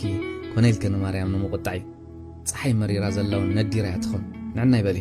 ብኢዳ ስሒቡ ናብቲ ናባር ዘእቱ ኣፍ ደገ በሓይል ወጠጣ ፈለማ ዝፈልጣ መሲልዋ ኣይተገደሰትን ከም ዘይፋለጡም ዝተረጋገጸት ግን ብድፍረቱ ኣዝያ ተገረመት ኣብ ዩኒቨርሲቲ ካብ ተኣቱ ንፍቕሪ ዝሓትዋ ኩሎም ርሒቆም እዮም ገሊኦም ተስፋ ዘቆረጸቶም እዮም ገሊኦም ክሓስበሉን እንተበለቶም ጓል እንተተማሂራ ጸገምያ ግዲሎም ባዕሎም ረሓቁ ግን ንዘይትፈልጠካ ጓል ከመይ ጌርካ ክሳብ ክንዲ ዝደፊርካ ትውጥጣ ተገሪማ ሓተተቶ ዩኤል ይበሃል ሕጂ ስለ ዝተፋለጥና ክውጥፀኪ ይኽእል ደ ተፈሽኹ ሓተታ ኣይትኽእልን ኢኻ ግን ጌርካ እንዲኻ ክግረም ጥራይ ዝኽእል በለቶ ዩኤል ይበሃል ደስ ዝብል ኩልንትና ኣለኪ ንኽትላለያ ተበግ ፍጥረት ምዃንኪ ብዘይቀል ዓለም ክገልጸልኪ ውዑይ ስምዒቱ ገለጸላ ኣድኒቐካ ስምዒቶም ብዘይ ሕብብ ዝገልጹ ሰባት የድንቖም ይቐኒየለይካ ልዋም ይበሃል ምስ ፍሽኽታ ስማ ነገረቶ ልዋም ማለት ጥዑም ድቃስ ይመስለን ምሽ ጥዕምቲ ስማላትኪ ኢሉ ዓጸፌታ ፍሽኽታ ለገሰላ ንሲኤል በዚኣ ዝመጸት ሌላ ኣዝዮም ተፈተው ብሓባር ኣብ ኩሉ መናፈሻታት ዓንደሩ ሓድሽ ፍቕሪ መወድእ እኽሊ ትምህርትን ንሓመቐት ከደት ንሱን ናብ ኣሜሪካ ዝምለሰሉ ጊዜ ኣናወሐ እንተኸይዱውን ቀልጢፉ ክምለስ ጀመረ ንትምህርቲ ካብ ብቡኩራት ናብ ጠቕሊልካ ምግዳፍ ዘስዓበ ፍቕሪ ዩኤል ኣብ ጊዜኡ ምስ ኣደኣን ሓዋን ዓብ ሽግር ፈጢርላ ነበረ ኣብ ከምዚ ኩነታት ከላዩ ኣብ እንዳ ዓይባ ሓርብ ዝተላለያ ንሲኤል ዝኸዱ ገለ ሰባት ዕፀፋርስ ስለዘዘውትሩ ምስኡ ኣብ ስራሕ ክጽምብራ ወሰነ ቅድሚ ዝኣገረ ንድሕረ ባይትኣን ዓቕማን ንነዊሕ ጊዜ ጽንዖ ብፍላይ ብሃገራውነታን ብልሓን ኣዝዩ ተመሰጠ መርገጺኣ ተሪር ምዃኑ ይጸልኦን ኣብ መጀመርታ ኣብያ እኳ እንተነበረት ኣእመናዳ ንኽትኣምኖ ዓብ ድርኺት ዝኾና ተኸፊቱልካ ዘሎ ዕድል ምእባይ ንሕድሪ ቦኺ ከም ምጥላሚ ምስ በላይ ዩኤል ክጥርጥራ ጀመረ ልዋም እውን ብግልጽ ነገረቶ ንሱ ኸዓ ነቲ ስራሕ ስለ ሃገር ስለ ዝኾነ ተቐበሎ ኣብ ከምዚ ኩነታት ምስ ኣደኣን ሓዋን ዝነበረ ዘይምስማዕ ስለ ዝገፍሐ ሕፀ ክገብሩ ተረዳድዎ ኣደኣን ሓዋን እውን ድሕሪ ምሕፀያ ተረጋግዎ ቀለቤት ኣብ ኣጻብዓ ካብ ዘእተወትላ መዓልቲ ድማ ካብ ኣጻብዓ ኣውፂኣታ ይትፈልጥን ዩኤል እውን ዋላ ኣብ ርሑቕ ይሃሉ ካብ ልባ ኣውፂኣታ ይትፈልጥን ኣብ ሆቴል ዓይባ ብዘይካቶም ኣብ ውሽጢ ዝነበሩ ኣብ መካይን ኣብ መንጽር እንዳኾርያ ኣብ ቀንዲ ጽርግያ ተጎዝጉዞም ዘዕልሉ ሰባት ሒደት ኣይነበሩን ልዋምን ሚለንን ኣብ ጥቓታ ንጌጽ ኢላ ኣብ ውሽጢ ባር ዝነበረት መኪና ኮፍ ኢለን ስፕራይትን ማይጋዝን ኣዚዘን ኣብ ወግዒ ከም ዝጠሓላ ክመስላ ይጋደላ ወሃብ መሳርሕትን ናይ ኣጋጣሚ ምስ ሓደ ጻዕዳን ኣቶ ተስፋይን ካልኦት ሰለስተ ደቂ ኣንስትዮን ዋይት ሆርስ ክሰትዩ ኣስተውዓላ እቲ ባር በብቕሩ ሰባት ክመልእ ከሎ ሙቐት ወሰኸ ጻዕዱ ጸለምቲ ዝተፈላለዩ ቋንቋታት ዝዛረቡ ዓማዊል ብሉዝ ብዛዓይነቱ ሙዚቃ ይዘናግዑ ዝበዝሕ ዕላለን ተራ ዕላል እውን እንተነበረ ወሃብ ምዞም ሰባት ዘለዎ ርክብ ስክፍታ ፈጠረለን ይኹን እምበር በብልበን ካብ ምሕሳብ ሓሊፈን ንሓድሕደን ኣይዕለላሉን ዝጽበይኦ ዝነበራ ጻዕዳ ወጻእተኛ ምስ ሓንቲ ሓበሻ ኣተወ ቀዲማ ዝረኣያቶ ልዋም ንሚለን ሓበረታ ኩሉ ኣቓልቦ እንካ ተሳሕበ መሐወስታ ዘይብሉ ጅን ኣዚዙ ምስ ካልአይቱ ክሰት ይጀመሩ ጸጸኒሖም ኣእዳዎም ናብ ገጾም ብምልኣኽ ኣፍንጮም ይሕዙ ንሱ ደጋጊሙ ሰዓቱ ይርኢ ብምንባሩ ቆጸራ ከም ዘለዎ ገመታ እቲ ባር መሊኡ ድሒሮም ዝመጹ ዓማዊል ኣብ ቤት መግቢ ክኣትዉ ተገደዱ እቲ ቤት መግቢ እውን ከም ትባር ክመልእ ዝተረፎ ይነበሮን ሓደ መንእሰይ ኣቲ ብቐጥታ ናብቶም ዝከታተልኦም ዝነበራ ሰባት ተሓወሰ እቲ ጻዕዳ ሰላም ክብሎ ከሎ እታ ጓል ግን ብስኽራን ተሰኒፋ ርእሳ ከቢድዋ ዘስተባሃለትሉ ይትመስልን ካብ ጅቡ ሓደ ጠቕላላ ውፅኡ ብትሕቲ እቲ ጠረጴዛ ቀበሎ እቲ ጻዕዳ ብተመሳሳሊ ኢዱ ብታሕቲ ኣሕሊፉ ገለ ነገር ሃቦ ምንቅስቃሶም ርእሰ ተኣማንነት ኣለዎ እቲ ወዲ ነቲ ዝተቐበሎ ነገር ኣብ ጅቡኡ ተወ ገንዘብ ክኸውን ኣለዎ ሚለን ኣሕሸኽሸኸት ልዋም በኣንክሮት ከታተሎ ነበረት ካብቲ ባር ወፅኡ ናብ ደገ ወፀ ሚለን ደድሕሪ ሰዓበት ልዋም ኣብ ዘላቶ ኮይና ነቲ ምንቅስቃስ ብጽኑዕ ክትዕዘብ ተረፈት ሚለን ተመሊሳ ምልክት ገበረትላ ንሳኻ ሰዓበታ ቶዮታ ኮሮላ ዝዓይነታ መኪኑ ገይሩ ብጎደና ዋርሳይ ንጎደና ሰማዕታት ሓሊፉ ንጎደና ሓርነት ኣምርሐ ብባሕቲ መስከረም ወፅኡ ንጸጋም ናብ ክፍሊ ማሽነሪ ኣብ ዝነበራ ዓበይቲ ማካይን ተጸግዐ ነተን ኣብኡ ዝነበራ ዓበይቲ ማካይን ካብ መኪኑ ወሪዱ ቀረበን ንሓንቲ መኪና ታርጋ ኣተኪሩ ድሕሪ ምርኣይ ኣብ ሳልባቲኣ ንዝነበረ ጥቕላል ተዓዘቦ ካብ ጅቡ ፒንሳ ብምውፃእ ነቲ መእሰሪ ቆራረጾ ኣብቲ ጸላም ዝነበራ መካይን ኣብ ዘለዎ ኣጥቂጠን ነበራ ሚለን ብእግራ ተጸግዓቶ ልዋም ኣብ መኪና ኮይና ትከታተላ ነበረት ወርሒ ሓሳስ ብርሃን ለጊሳትሉ ዝነበረት ለይቲዩ ዕብይ ዝበለ ጥቕላል ብኽልተ ኢዱ መዘኖ ናብ መኪኑ ድማ ቀረበ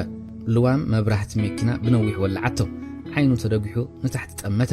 ሚለን ብየማናይ ኢዳ ዝሓዘታ ሽጉጥ ኣብ ኣፍ ልቡ ተኸለትሉ ንዕኡን መኪኑን ኣብ ትሕቲ ቀይዲ ኣእተወኦ ልብ ወለድ ዛንታ ኣልማዝ በልማዝ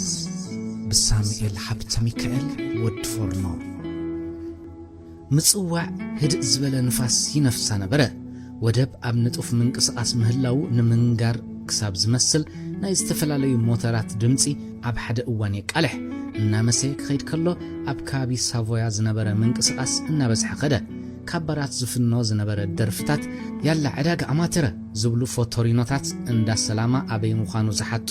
ኤውሮጳውያን ኣጋይሽ ኮርያውያን ገፈፍቲ ዓሳ ቻይናውያን ሰራሕተኛታት ህንፃ ኤውሮጳውያንን ኣሜሪካውያንን ቱሪስት ብዝተፈላለየ ቋንቋታት ዝዛረቡ ክሹኽ ዝተዓጥቁ ኤርትራውያን የመናውያን ባንግላዴሽ ግብፃውያን መርከበኛታት ተደማሚሮም ነታ ወደባዊት ከተማ ሕብሪ ብዙሓዊት ገበርዋ بباب عشرة زمزت ود أباد الزورة مكينة نتورينو تغزغيزا أبيت مغبي إرترا دو بلت كم مكينة أبداس زلو بيت مغبي درارز أزازو آغايش تقربو اتهم نسود أباد زنبور كل تمن السيات أبالات حيل بحر خوينم متعبيتون ممهرتونيم كغابزوم كم زمزن كعللو كتصاوتو كساتيون كبولعون نغرم بخت كتز بالبيرة النورروز جمر ودرار كبار نابار كبيت سعسعيت ناب كالق كنات أرحدرو أموداتا كاب تورينو ناب غرغسو مامرحو دس زبل صوتا علالن سعسعيت نكونلم مريت أموغحو بدخام تسنيفهم نخعرفو نام معسكر حيل بحر قرار قعزو جمرو أما أتوي أب أفدق مسبصحو حلوان ود أبادس لزي فلطو أبنا يغايش مزقب أصفرو حدا كابتون كلتا يأتو خمزلو فرمة كم نخل قاشاز قبر ورقة مننتو أبو أترفة نا إثيوبيا ورقة مننت أرفيدوم زتنسو بعل ود أبادي أما عسكر كزاور جمرو أبتي اسكوادرون زبهال أب حانت جالبا سئل مسأل كل مخانو زحبر صحفات يرى حانتي كابتن ناي مجمرتا جالبا شعلة أب قماقم بحر وزع بخبري أمريت تقميتا نتاريخ حيل بحر إرتراك تنقر نسماي أنك عريرات الرا ود أبادي نتات صحفات هنبابا أبتن ناي وق مراخد بصحو أبو زسانحو بحرنياتات ماي شاهي قابزوهم أبو شتان عدت قبرو فقدولهم اتوم كلتن ود أبادي خسن ينبر يفلطوهم ود أبادي بتزورت أزي تمسده أب إيدو زلا فيديو كاميرا كاب سفرا خيوصت سقم بالاغن أحسبه نابل علي اتنجلابو مسوصو كابتن قففت عسا جلابو زوردو كورياوان أبجتي مسأقعنا يتنجلابو أبا أمان زتلحقو نأشتو فترة بحري بأمننا جفلقو خبالعو زرائي ود أبادي ممان سأنا نتاثر إتتقيمو تنقساقس فيديو كاميرو وغيرو اتوم كورياوان زبالعو محساقو خسئل تمثيلو نتنا يوق مراخبن كبابينن سألن اتزبالعو زلو حسقا انتاي كم زبال نتوم أبالات حيل بحري حتتوم بانغالة إلوم ملسولو اتسم كم زاقدسو برعوسيو أو ورقة أسفرو أبتهموت حد خبع رختو أما عدي نداني إلن كابيتينن بمقذف النقذف خمسوس لزرائيهم ود أبادي كي حتت مسأل كوارت حبرو ودي يوزنبر ود أبادو انتسامع اتوم متعبيتو علامة زلووس لزي مسلم بزح كبرا يقبرولون نخلو أدلاي زبالو بكاميرون بعينون أب دبترو كمزقبوز نبرون مزقبو كم أمت أتقو من النت ورقات وسيدو كم عسكر تفاني قعزو نبس مراجم مرة ددحر ناي نفس وكف زفتص مسرح أحسب وزيفلت حتى نمجمرتا غزي سلامتاي أتو تسفاي نز حبريتا زكب سلامتاي كعيو غزاي متودا أخو أما ناز حقوس كبل ننفس حتتا جن كچنا قايدلين بزعبا زي ملسو حتو غريفو بزعبا كرخبو زخل قنعو خسلاسل مرزا ود أباري ناتز قرص السئلي ناي معسكرن مراخبن نأتو تسفاي أركبو حقوسو مجلس السعنلو أتو تسفاي نمنك أساقسن مسالة انسراحيدو زقبا أزبالو نأدان زي تأدنا جنزبن حبو بتمسسال منجدي ناب حيل أير نخاتو حادش تلقو خوسيدو تفانوا دحري كابات مملاسو عب سالستو مسعرختو عبالات أير فورس أمزنق عمسي حيزواز مس أغورزو والسيقا كباب عسرتي بصحو تدريرون كساتيو دحر ممسام مكينة أبيات النبمبال نحانتي كاب نايتوم عبالات حيل أير مكينة وسدا نخبر اليوم نخبر تاقوال سب بزي ولول هابوه نصبحيتو نتا مكينة حيزو كأت تخلو كبيدني حلوات أقام أيقات أمان زد ليو سئل العلون بسلام وزا زفت امام سرحات بزح وزا زي حتو كان تخونو أبت أبوغن أغانينو زي اتو آتيو خنز وزا غيريو زغربا أبلو نايل ريستورانت أبتي بحلاون زمناون بيت مقبي سبات ببزح نبارو بوتا زي رخبو أبار كوينوم كتصبايو ماناجر نايت تكال بأخبروت حدثهم أب حادث ساقعي جونسون زبال وزاثنيا سرحثنيا إمباسي إثيوبيا أتو تسفاين أبال مكوت صارع سفارس إرترا وهابن مس أب قونوم كوف زبالا أوالد بحباري دررو أبتبار كوينن زبيا زنبرا ميلن لوامن أزيبن بوتاس لسترخبه أبتو بحلاو كوف مبالي كوف كبلا ماناجر إتبيت مقب مريحمن أتو نايك أدم محزن أزيبيا درار عديماتن أبا جديد استخدنت قول ببتي أساسايت زرزر عينت مقب زحز دبتر قربتلن زأززو مقب مسيون نابلعا بزعبا زتفلالي أرستي كأللا جمرا أزيب أمونغو ناي محبركم تقراي عمتاو بعلا لنا أو بق انتو رادير اللغو بمحزوتي مامي أخو علك تعجبان دلي اللغو بلتن توسديو بالليج قالو دي ولا سلام ستافي الكيخي قد إنكي بمبال ميلان حتتت مجمرتا أبال محبركم سلازخونكو تساتافنت كلواني يدلن يره قد مخمز فتاتن سلازفلوتوخا كورادر حتيتومني زقر مكان اتودا بناي تبعل اتفيت نازلوي مس أتو تسفاي عيننا عين سلازتاقات أمو أداوا وزاوزت اتبعل تسليم بادلا تريو زلغن أتو تسفاي يبال حبرتن ميلان اللوامن أتو تسفاي مس مسارحتن وهاب ترغاغامي بحانساب سلازرائيوم تقديسن تختاتلا أزيب من للاي قد صلت أب إمباس إثيوبيا قبارن حداقني اتسعدا أب إنجوي يسرح جونسون يبال سبات كحقز معاتي اتسالساي عركومي وهابي يبال انتاي كم سرح قناندعي أزيب إيدان لعال حفاب بلد أتو تسفاي عاصفيتا سلام تلقسلا نثان مسأز نبرادما صباحت عرقتر عبي بعلي كي ترفع دقي ما نقرتن ميلان اللوامن أي تقامان كمت أموخان النقراء ميلان كاب ققز انك توسدن تسامعه حانت خابتن أساسايت نأتو تسفاي أبزنو حشوخ بلطو هاي سميع كملك دما قبرلا نخوف ما بهالتو يقرأ تحتي توزع أب أفدق عم مكينا ود أبادي يتصبيو بمنبارو مع صخفيتو ديبه حتى عشاقل كان يخزل لغا كده ناينا بدحنا بطامو ضلون الدريلو أتو تسفاي زبزع جزي أب الزرار بوط انقو لهجو ناي تقرأي تقرينيا خيمسل يحلوي مس ود أبادقن ود هاقرين مسارحتين اندي بمبال أيقد صونيو ود أبادي مكين وتنسي أسلت سنحز مارشا آتيو نيمان تعصفه እንደገና ኒየማን ተጣዊ በታጸባብ አንጎሎ عقبت ديبه ابتي ناي ارغاوያን زعق قبول ቦታ ደው ምስበለ ካብ አቶ ተስፋይ ዝወሃቦ ትእዛዝ ክሰምዕ ነቅዒ ተራለወ አቶ ተስፋይ ንሓፂር ግዜ ድሕሪ ምሕሳብ ጎረሩ ፀረገ መስያት ናይ መኪና ተኸፊቱ ከይከውን ፈተሾ ኣብቲ ጸላም ኮይኑ ትእዛዝ ክህብ ደጊሙ ጎረሩ ፀረገ ዝተማሃርካዮ ኣደራብያ ቆምቡላ ኣብ ተግባር ከተውዕለኻ ጽባሕ ናይ ማሕበረኩም ናብዓላሎ ኣብኡ ሰባት ክእከብዮም እቶም ሰባት ፈሕም ስበሉ ብዛዕባ ዝወዓልዎ የውጉዑታዮም ገና ወያነ ናዝደልዮ ነገር ሓደ ነገር ኣሎ ንሱ ከዓ ምእንቲ ረብሓ ውፅዓት ውሕዳት ሰባት ጎዲእካ እቲ ትደልዮ ዓላማ ውቃዒ ስለዚ ማለሊት ብዛሓበካ መምርሒ ነቲ ቆምቡላ ናብቲ እኩብ ሰብ ኣፉ ኸፊቱ ክሰምዕ ዝፀንሐ ወዲ ኣባዲ ካብ ኣፉ ብሓይሊ ቃላት ወፀ ናብቲ ወገንና ቆምቡላ ክንድርቢ ይሓልም ከይህሉ ተጠራጠረ ኣይሕስብካ ጉድኣት ከብፅሕ እንተኾነ ግን ወያነና ዝደልዮ ሓደ ነገር ኣሎ ንውፅዓት ከተድሕኖም ዋጋ ክትኸፍል ስለዚ ወያነና ቃልስና መሪር እንተዓዋተን ይዝብል ናብቲ ጨፈራ ሰዓት 4 ድሕሪ ቀትር ትበጽሕ ነታ ሒዝኪያ ትኸይድ ቆምቡላ ምስ ደርብኻ ካብቲ ቦታ ኸይርሓቅ ክትጸንሕ ከም ሰብካ ቁስላትን ሙታትን ተልዕል ኣነ ውለኹ ከይትሽበር ግዜ የብለኝ ኪደናይ ኢሉ ካብታ መኪና ወሪዱ ብእግሩ ናብቲ ዝመጾ ቦታ ተመልሰ እታ ገዲፍዋ ዝኸደ ቆልዓ ኣብ ክዳኑ ጥብቕ ኢላ ድሕሪ ምሽታት ምስ መን ጸኒሕካ ኢላ ሕሹኽ በለቶ ምስ ካልእ ጓል ከይዱ ኸይከውን ሰጋት በዓል ሚለን ድሮ ካብቲ ቤት መግቢ ወፅን ነበራ ንኣቶ ተስፋይ እታ ጓል ደጋጊማ ምስ መን ከም ዝጸንሓተቶ ኩነታታ ዝተረድኡ ሰሓቑ ስኽራን ጀማሚርዋ ስለ ዝነበረ ኩሉ ኣዘራርባ ዘሳቕ ኮነ ነቲ ዓሚሩ ዝነበረ ዕላል ነዳድ ወስኸትሉ ሰሓቕ ዓመረ ጊዜ እውን ተዓዝረ ሰለም ከየበለ ዝሓደረ ወዲ ኣባዲ ድኻም ተጻዕኖ እንተፈኾሶ ኢሉ ኣካላት ተሓጽበ ለውጥ ክረክብ ግን ኣይከኣለን ብዙሓት ሕቶታት ኣብ ሕልንኡ ኣኽደዱ መልሲ የለን ሓደ ነገር ከም ዝዘከረ ናብታ ምዕባይ ሓፍቱ ትድቅሰላ ክፍሊ ህሩግ ኢሉ ኣተወ ከመይ ርፊድ ክኸይበለ ናብ በዓል ማሕበረኮም ትግራይ ክትከድ ዲኺ ሕቱ ቅጭ ኣምጻላ ምኽንያቱ ክልተ መዓልቲ ረኣየቶን ናፊቕዋ ዝመፀ ይመሲልዋ እንታይ ገደሰካ ኣሕፂራ መለሰትሉ ክፈልጥ ድሌ ኣያወድአቶን ናትካ ጥራሕ ፍለጥ ናተይ ኣይግድሰካኒ ዘረብኣ ትርጉም ክቦ ፈተነ ሓሪቕ ኣላ ክምለስ ኢሉ ገይርዎ ዝነበረ ብጡጥ ዝተሰርሐ ጋውን ኣውፅኡ ክዳውንቱ ቀያይር ጀመረ ካድእ ግን ኣይከኣለን ኣብ ዓራቱ ጎቦ ኮይኑ ክመጽእ ንዝኽእል ሳዕቤን ብዓቕሙ ክትንትን ፈተነ ግዜ ከይተፈለጦ ተዓዝረ ሰዓቱ ረኣየ ጌና ከሎ ናብቲ በዓል ከይትኸይድ ንሓፍቱ ክነግራ ናብ መደቀሲ ኣተወ ሰብ ዝበሃል ኣይጸንሖን ኣብ ኩሉ ክፍልታት ደልዩ ምስኣና ንሰራሕተኛ ገዝኦም ሓተታ ክዳውን ተቐይራ መውፅኣ ነገረቶ ምድሪ ሰማይ ጽልምት በሎ ግዜ ከምዚ ክጎይር ርእይዎ ይፈልጥን ነዘይደልያ ሰዓት ከይተኣክል ኣጸለተ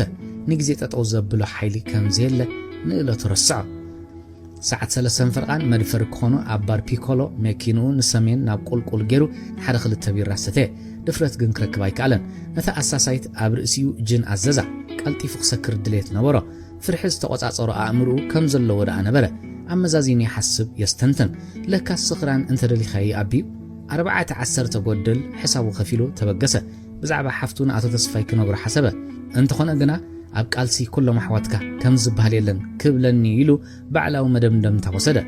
ዕዱማት በቦቶኦም ምስ ሓዙ ኣቦ ወንበር ማሕበረኮም ወግዓዊ መኽፈት ቃል ኣስምዐ ቀጺሉ ሓጸርሲ ድራማታትን ግጥምታትን ቀረቡ ሓንቲ ካብቶም ዝቐረቡ ግጥምታት ንሓድነትን ቃልስን ትገልጽ ግጥሚ ከተቕርብ ኣዜብ ካብቲ ምስ ሚለንን ልዋምን ኮፍ ኢላትሉ ዝነበረት ቦታ ተንስያ ናብ መድረኽ ደየበት ክጅምርን ከላ ኣዒንቲ እቶም ንምስማዕ ጸጢሎም ዝነበሩ ዕዱማት ክደፍሮ ኣጸገማ ሚለንን ልዋምን ንምትብባዓ ብርቱዕ ጣቕዒ ድሕሪ ምግባር ኩሉ ሰዓበን እሞ ብድፍረት ዓው ብዝበለ ድምፂ ኣያታተይ ኢላ ጀመረት ኣያታተይ ልኡኻት ሰላም ከም ዘኽትም ጌርኩምሞ ንጸላም ተጻዊርኩም ንቐዝሒ ኬድኩምሞ ህረሩማ ንናይ ሓባር ጸላእ ገጢምኩምሞ ብናይ ሓባር ዕላማ ተመላሊእኩም ከም ደቂ ሓንቲ ሰበይቲ ማህፀን ትልምኹም ሓደ ኩርዓት ናይ ወገን ጸላኢኹም ዕጡቕ ምስ ኣላፍ ደገፍቲ ረእይኹም ስዒርዎ ረእይ ተቓለስቲ ኣይወ ናይ ደደቢት ፀዊና ናይ ናቕፋ ጅግንነት ናይ ሳሕል ተረቕዲቑ ኣዲስ ኣበባ ኣምሪሑ ታንክታት ረእይ ወንዶቲ ዝወደቐሉ ቦታ መስዋእቱ ቅልዕሊ ዓቢሉ ኸርእየኩም ሕልሙ ትምኒቱ ብደሞም ተርኪሱ ዞባና ብናይ ዓጽሚ ሰንሰለት ጠሚሮም ጉርብትና ታሪኽ ገይሮሞ ዛንታ ይለፍ አንጊሂና ጌሽና ኣምሲና ንምለስ ኣሕዋተይ ግደና በፂሑ ተራዝ ዝወለዶ ነዚ ሰላማዊ መንገዲ ረጊእና ክንከዶ ብፍልጠት ብብስለት ዞባና ክንቅይር መሬቱ ሰማዩ ብደቂቕ ክንብርብር ብጣቕዒት ዝጀመረቶ ግጥማ ብጣቕዒት ዛዘመት ፍናን ተሰሚዕዋ ንኹሎም ዕዱማት ብዓይንታ ክትኮሎም ሰግኣ ይበለትን ልዋምን ሚለንን ካብቲ ጽቢተን ወፃ ዝኾነ ግጥሚ ብምስምዕን ዝተማልኦ ዕታር ዕምባባ ንኣዝየብ ዘይበቅዕ ገይረን ወሰዶ ግን ኣብ ኢደን ዘሎ ንሱ ጥራሕ ብምንባሩ ገጸ በረኸትን ሃባ ተሓዋቒፈን ድማ ስእሊ ተላዕላ ዝሰዓበ መደብ ኣብ ባህላዊ ንጥፈታት ዝተሳተፉን ዝተዓወቱን ካብ ኣባላት ኤምባሲ ብልጫን ናይ ተሳታፍነት ወረቐትን ተዋህበ ኣዝየብ ሓንቲ ካብኦም እያ ካብ ኢድ ኣቶ ተስፋይ ሽልማት ተቐበለት ማሓዙታን ቤተሰባን ህያባቶም ኣበርከቱላ ሚለንን ልዋምን እንደገና ንኣዝየብ ሓቢረና ምስ ኩሎም ፈተውቲ ተሳእላ ምዕዳል ሽልማትን ምስክር ወረቐትን ምስ ተዛዘመ ካብ ኢትዮጵያ ዝመጸት ጉጅለ ባህሊ ብዙሑል ሙዚቃ ዝተሰነ ድራር ኮነ ይበል ዘብል መግቢ ስዋ ሜስ ከም ምብላዕካን ምስታይካን ወላዶም ግዮም ዝመፁ ካብ ኩሉ ሽሻይ ተቋደሱ እታ ጉጅለ ባህሊ ነቶም ዕዱማት ሽሽ ከተብሎም ጀመረት እቲ ብትግራውነተ ይኾርዕ ትግራይ ከም ዓይን ዓራት ብጽርግያ ኸነራኽባይና ዓወት ንህዝቢ ትግራይ ብዝብል ጭርሖታት ዝወቀበ ኣዳራሽ ሽሽ እናበሉ ብዝለሃዩን ኣብ ቦታኦም ኮይኖም ብዘጣቕዖን ዕዱማት ዓመረ ንኣዜባ ሰኒን ልዋምን ሚለንን ኣብ ማእከል ሳዕስዒት ተጸመራ ሚለን ክልተ ኢዳ ኣብ ብርካ ጌራ ንየማን ንጸጋም እናበለት ወረደት መሳዕስዕታ ተኸተላ ካብ ኩዳ ናብ ድርብ ምስ ሰገሩ ፋጻን ጭደራን ኣዳራሽ ተናወፀ ሰባት ተፈሲሖም ተላሃዩ ገሊኦም ክዳኖም ብምውፃእ ተሓናጊሮም ሽሽ በሉ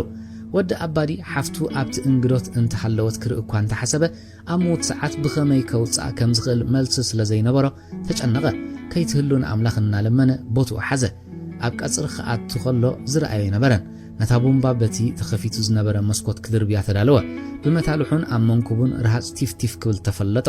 ናእዳውን ረሃጽ ጠልቀ ነታ ቀለቤት ክስሕባ ከሎ እተን ንኣንጻር ተዓጺፈን ዝረኣያ ስፒናኽ ዝርጋሕ ጀመራ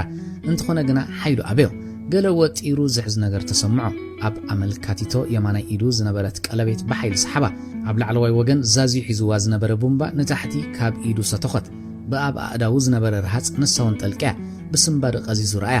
ኣብ እግሩ ያኾፊላ ንኣእምርኡ ኸስረሖ ፈተነ ካልኣይ ግዜ ልዒሉ ኸርሕቓ ወይ ከልዕላ ምስ ደነነ ቃዕ ዝብል ድምፂ ሰምዐ ቀልጢፉ ኣብ ጥቓ ዘላ ኣንጎሎ ተዓጽፈ ሻቡ ሂም ዝብል ድምፂ ተሰምዐ ወዲ ኣባዲ ንስክላ ወፀ ንቕልጣፈ ሓሳባትን ተግባርን ኣእምሮ ወዲ ሰብ ዝፈጠረ ኣመስገነ ብመስኮት ዝኣተወ ንጣር ኣብ ላዕሊ ኣብ ማእኸል ዝነበረ መብራህቲ ዓበይቲ መብራህቲ ሰበሮ ኣብ ጥቓ በዓል ሚለን ዝወደቐ መብራህቲ ብርቱዕ ድምፂ ገበረ እቲ ኣዳራሽ ኣብ ሓደ ህሞት ካብ ጓይላ ናብ ኣውያት ተቐየረ ድሕሪ ሓፂር ግዜ እቲ ኣዳራሽ ጸጥ በለ ኩሉ ሰብ እንታይ እዩ እናበለ ሓተተ ወዲ ኣባዲ ምስቶም እኩባት ሰባት ኮይኑ ነቲ ኩነታት ተኸታተሎ ፍርሑ ግና ገና ይወጸሉን ኣቶ ተስፋይ ብደገ ኣተወ እንታይ እዩ እናበሉ ዝሓቱ ዝነበሩ ሰባት ሓቂ ክሰምዑ ናብ ዝናብትን ተመላለሱ በዓል ሚለን ዋላ ሓደ ሰብ ከም ዘይተተንከፈ ኣረጋጊፀን ተኣለያ ኣብ ማእከል ተተዓልብ ዝተርፋይ ምተረኽበን በላ ክልቲአን ወተሃደራዊ ታዕሊም ስለ ዝወሰዳ ተመክሮ ኣለወን ድሕሪ ቁሩብ ደቃይቕ እዚኦም ኣብ ዓድና ድላዮም እናገበሩስ ነዛር ሂፅና ንረኽባ ንጉልበትና ክቐንኡ ዝብል ምዕዝምዛም ብኹሉ ሸናኻት ተሰምዐ ምጉርምራም በዝሐ መበገሲኡ በየን ምዃኑ ዝሓትት ግና ኣይነበረን እንትርፎ ዝደግም ወዲ ኣባዲ ኣማሲኡ ገዝኦም ከኣትኸሎ ኣባል ሃገራዊ ኣገልግሎት ሓውን እታ ናይ ኢትዮጵያ ዘይግነት ዝወሰደት ሓፍቱን ኣብ ሩሱን ክትዕፀንሕዎ ብፍላይ እኳ እቲ ወዲ ዓዊሉ ሓሳዊት ዘይነበርክ ከመይ ጌርኪ ሰቢልኒ ኢል ክትዛረቢ ከይረኣኺ ጨደረ ቀናኣት ሰብ ክውዱ ንሶም ኣብ ኢትዮጵያ ድላዮም እናገበሩስ ነዛ ሕሱር ስራሕ ትሰርሕ ሰብ ክቐንኡላ ሓሳዳት ንሳውን ዓፀፋ መለሰት በቃ ኣቦይ ኣባዲ ብሓይሊ ቃል ነቲ ገዛ ጸጥ ኣበልዎ እንተ ሓሪቖም ብጭቕ ዝብል የለን ካልእኩም ዘይትዕልሉ ናብ መደቀሲኦም ሓለፉ ደቆም ደቂ ክልተ ሃገር ምዃኖም ኣስተንተኖም እንዳበሉ ኣብ ዓራቶም ተገምሰሱ በዓልቲ ቤቶም ኣደይ ጉዐይ ከም ዝተጸለኦም ፈሊጠን ኣብ ጎኖም ኮፍ በላ ቢንያም ሓፍቱ ዋላ ነቲ ኣሰንባዲ ድምፂ ዘይምስማዕ ኣሐጎሶ ናብ መደቀሲኡ ሓሊፉ ኣብ ዓራት ምስ ክዳውንቱ ተጋደመ ማዕከናት ዜና ኣብ ማሕበረኮም ቡምባ ተተኪሱ ኣብ መንጎ ክልቲኡ ህዝብታት ሰናይ ጉርብትና ዘይደልዩ ወገናት ዝፈጸሞ እዩ ክብላ ተሰምዓ ሚለን እቲ ኣብኡ ዝሰምዓቶ ስምዒት ኣብቲ ኣብ ማዕከናት ዜና ዝሰምዓቶ ተገናዝም ነበረት ልዋም ዜና ይተኸታተለትን ቀልጢፋ ኣብ ትሕቲ ኸቦርታ ኣትያ ካብ ሓሳባት ክትሃደም ፈተነት ዝበዝሑ ኣብ ቦታ ፍጻመ ዝነበሩ ዓይኖም ሰለም ከየበሉ መሬት ወግሐት ጋዜጣታት ኢትዮጵያ ናይ ጽልእ ቃላት በጫቕ ከብላ ጀመራ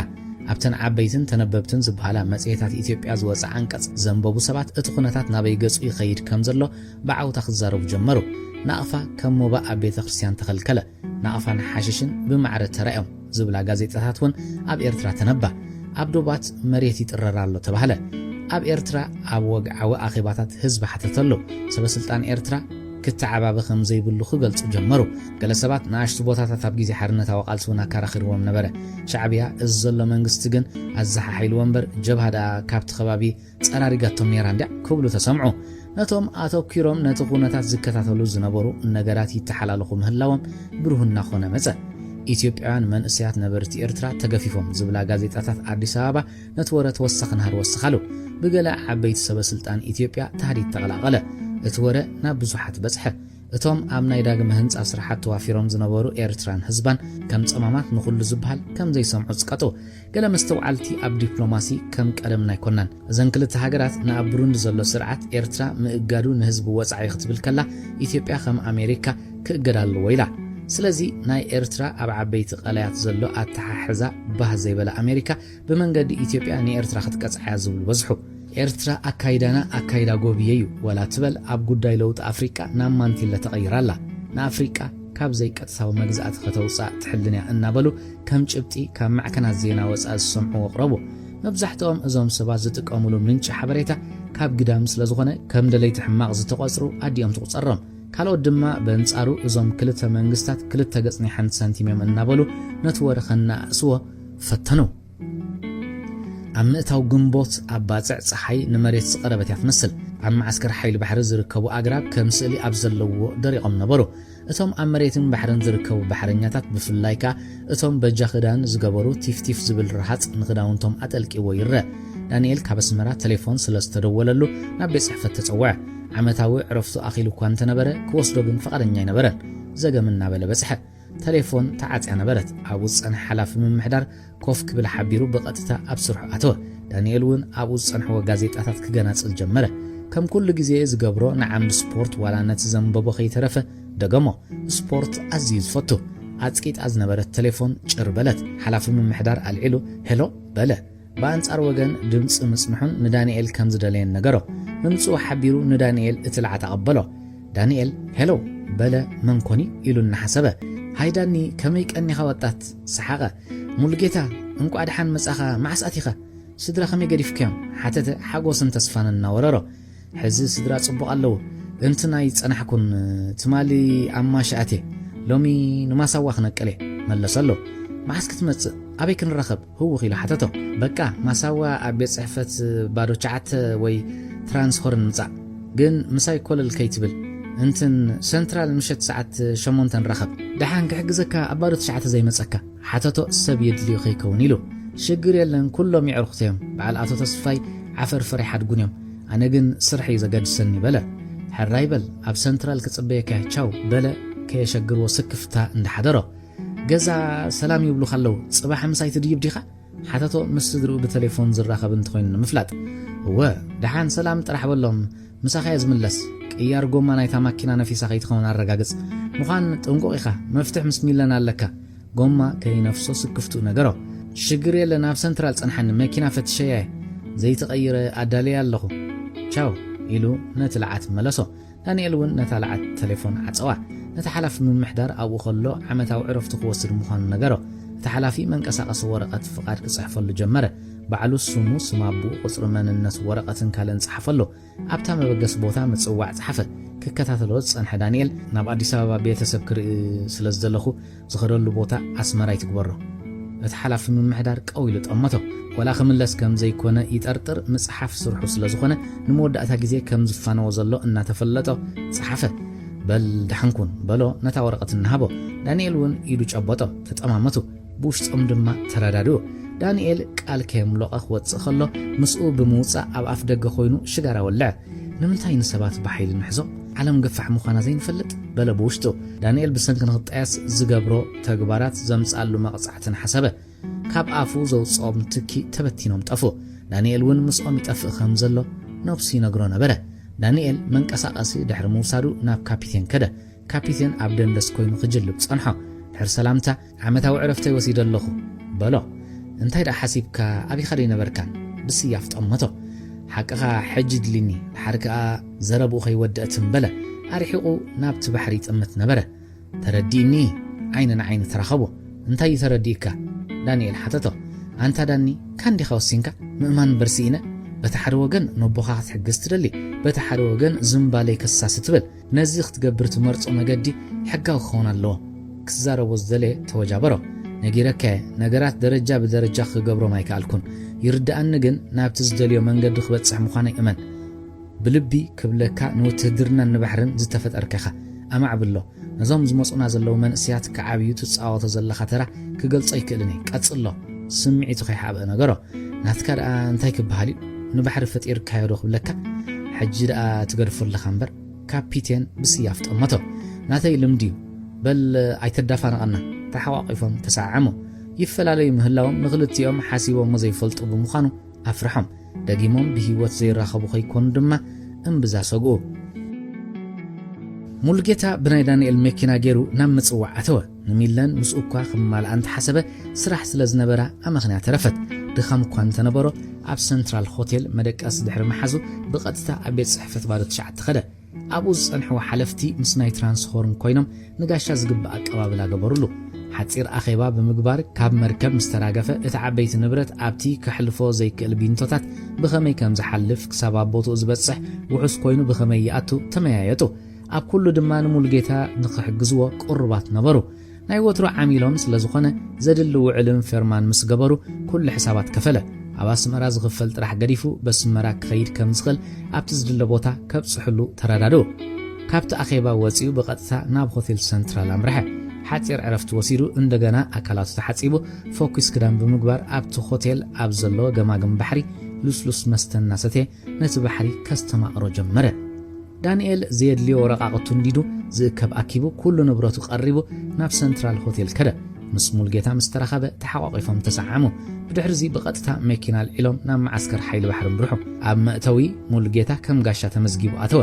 ንብረት ናይ ዳንኤል ድማ ናብ መኪና ጻዕንዎ ዳንኤል ናብ አዲስ አበባ ኸይዱ ኣብኡ ከም ዝተርፍ ብዘይካ ካፒቴን ኣዕርኽቱ ስለ ዘይፈልጡ ሰላሕ ኢሎም ወፁ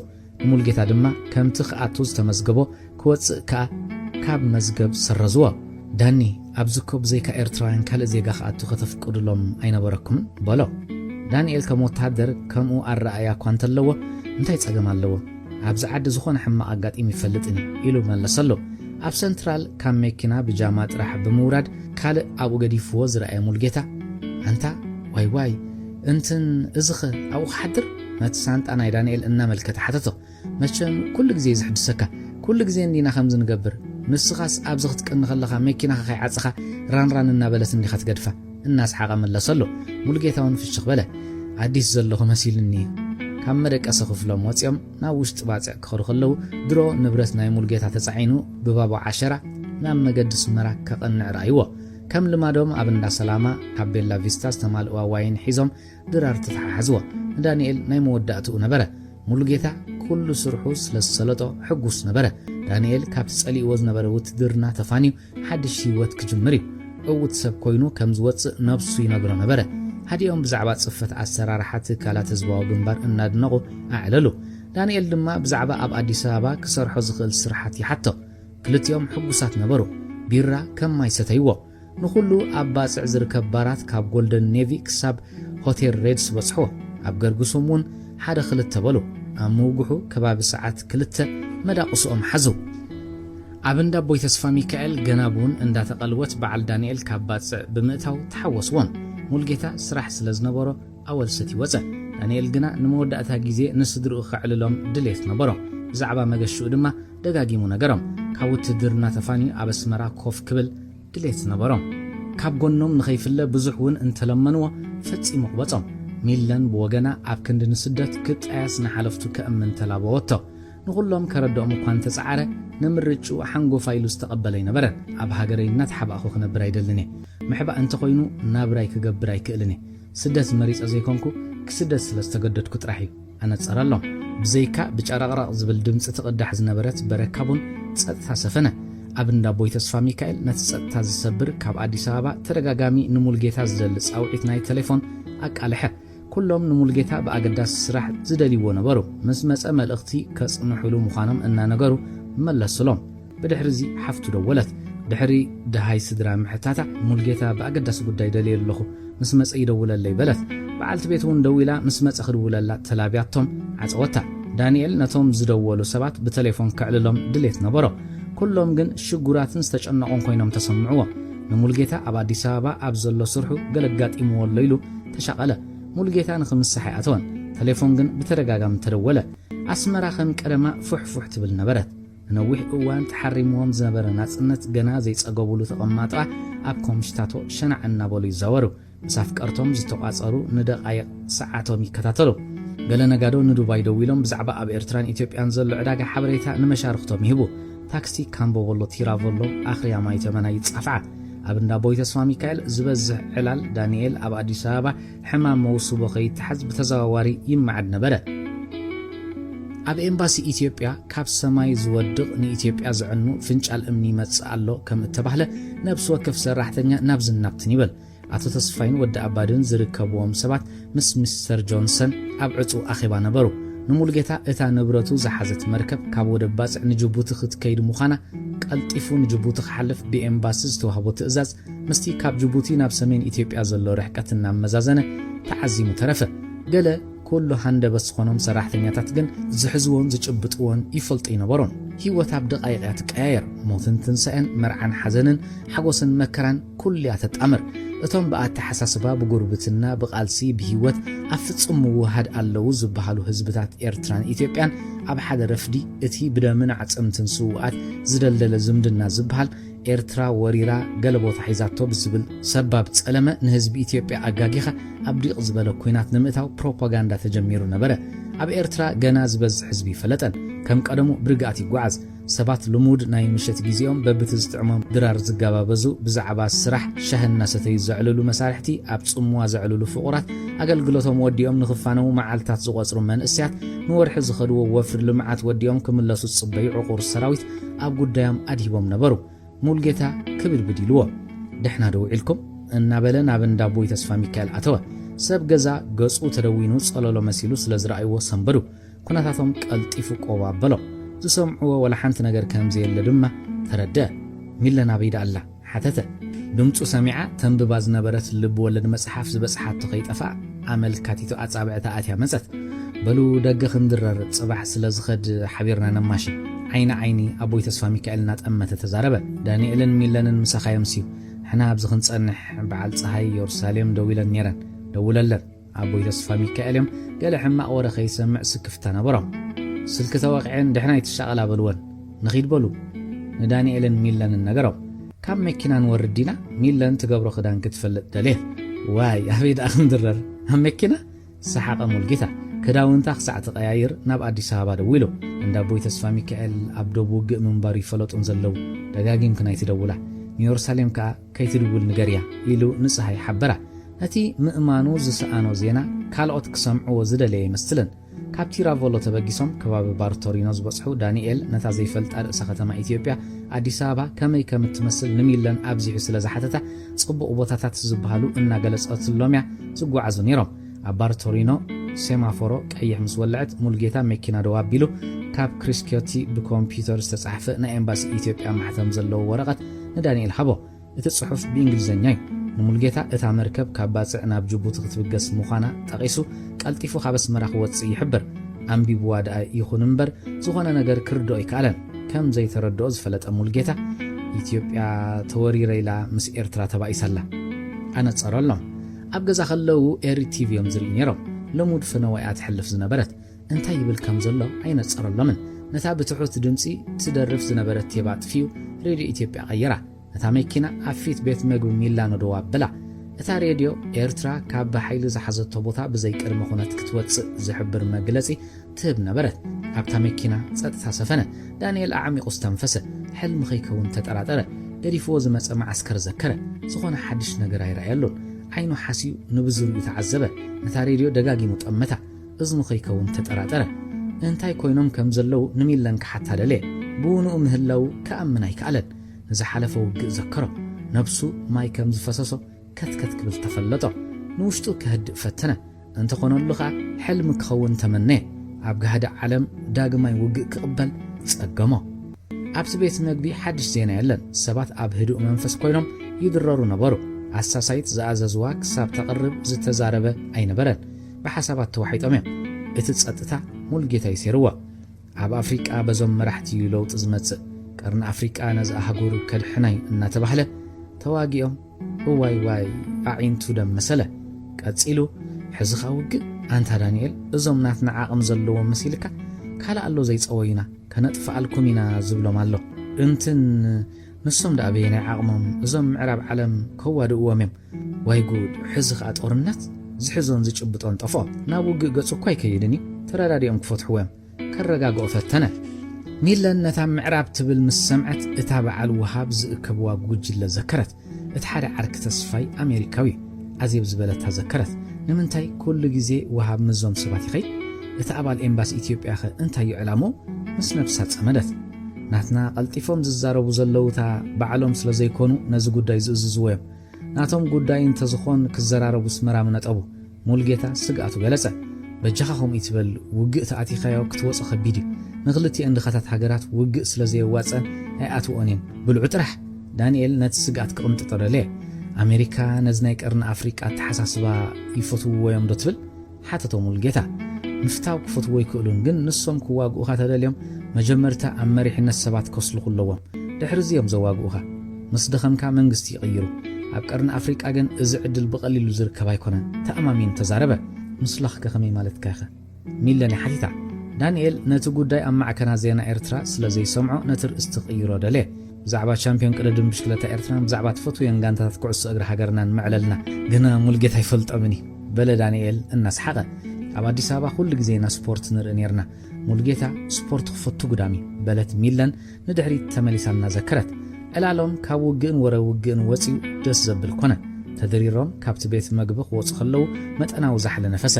ሙልጌታ ተኻቢሉ ብቦውሊንግ ገይሩ ባሕት መስከረም ኣተወ እንደገና ንድሕሪት ንጎደና ሓርነት ተመሊሱ ላንጋኖ ባር ገርግሶም ምሕዳር ከተማ ባር ኢምፔሮ ኩሉ ትሰብን ከተማን ተዛኒ ይርኢ ብልብኻ ሓዘነ ምስ ሰምዑ እንታይ ክብልዮ መልክዕት ውግእከ ብሓሳባት ተወጠረ ብለይቱ ኩሉ ኣድላይ ዝብሎ ንብረት ጠራኒፉ ነብሱን ናትሓፀበዩ ጥሩምባ መኪና ሰሚዑ ክዳውንቱ ገይሩ ሳንጡ ሓዘ ሰብ ገዛ ሓሓኒቆም ንኽልቲኦም ጌሽ ሰዓምዎም ሚለነቶም ኣብ መኪና ዝነበሩ ክልተ ጸዓዱ መሳርሕቲ ሙልጌታ ብሓይል ገዛ ኣተወቶም ሻሂ ተብተቢላ ኣፍሊሓ ፍትፍት ብባንን ብሽኮትን ቀረበት ካብ ዘዘድልዮም በሊዖም ንቑሎ ኾነ ሙልጌታ ንዳንኤል ትረፍዶ ክብሎ ወላስ ካብ ኣዲስ ኣበባ ናብ ደገ ክሰዶ ብምባል ሓሰበ በቲ ሓደ ወገንካ ክመጽእ ዝኽእል ነገራት ክፈልጥ ስለ ዘይክእል ሓርበቶ ንመወዳእታ ግዜ ይፋኖ ከይህሉ ከቢድ ስክፍታ ነበሮ በዓል ኣቦይ ተስፋ ሚካኤል ምስ ሰምዑ ንምንታይ ውግእ ከም ዝተጀመረ ዘይነግረና ጽቡቕ ጌርና ክንፋነዎ ከይብልዎ ስክፍታ ነበሮ መኪና ራንራን በለት ዳንኤል ናብ ሙልጌታ ቀሪቡ ተተረፍኩ ይሓይሽ በሎ ኢድ ንኢድ ተጨባበጡ ንኣኻትኩም ንንእስነትኩም ይርአ ጌታ ብሕሹኽታ መለሰሉ ዓይኑ ንብዓት እናቆፀረ ኢዱን ላዕሊ ሓፋቢሉ ሓቆፎ ደቃይቕ ዝወሰደ ምፍልላይ ነበረ ንሚለን እውን ብተመሳሳሊ ኣይትሕመቂ ኢሉ ተፋነዋ ነቶም ክልተ ዓበይቲ ኣጥቢቑ ሰዓሞም እቲ ኣገባብ ዝተፈለየ ስለ ዝኾኖም ግር ዝበሎም ይመስል ናብታ መኪና ደይቡ ኢዱን እናወዛወዘ ነቐለ እቲ ካብ ጉዕዞን ኣዲስ ኣበባ ከም ዘይተርፍ ዝነገሮም ወዶም ሓሳቡ ምቕያሩ ሙልጌታ ንዘለዓለም ከም ዘይራኸቡ ዓይኑ ንብዓት ምቑፃሩ ክርድኦም ኣይከኣለን ኣቦይ ተስፋ ሚካኤል ሕውሱስ በሎም ኣደይ ምላሹ ናብ ዳንኤል እናጠመታ ናበይ ዲኻ ሓተቶ ኣቦታና ኣገዳስ ስራሕ ኣሎ ኢሉ መሊሱ ናብ እንዳ ኣውቶቡስ ካነቐለ ዳኒ ሚለን ፀዋዓቶ ጠባዩ ኣጸቢቓ ትፈልጥያ ብሓሳቡ እዩ ዝመራሕ ጽንሕ እንዳ ኣውቶቡስ ባዕለይ ከብፅሓካ በለቶ ብመኪንኡ ከተፋንዎ ኸላ ካብ ክልቲኦም ዝተዛረበይ ነበረን ኣብ ዓሚቑ ሓሳብ ጥሓሉ ሳንጡኡ ሒዙ ምስ ወረደ ሰዓበቶ ብዘይከኦም ኩሉ ርጉእ ነበረ ከተባባዕ እኳን ተደለየ ነገራት ተወጃበርዎ ክልተ ኣዳዋ ሒዙ ኣዓሚቑ ድሕሪ ምስትንፋስ ዝብለኪ የብለይን እዚ ጉዳይ ሓቂ እንተኾይኑ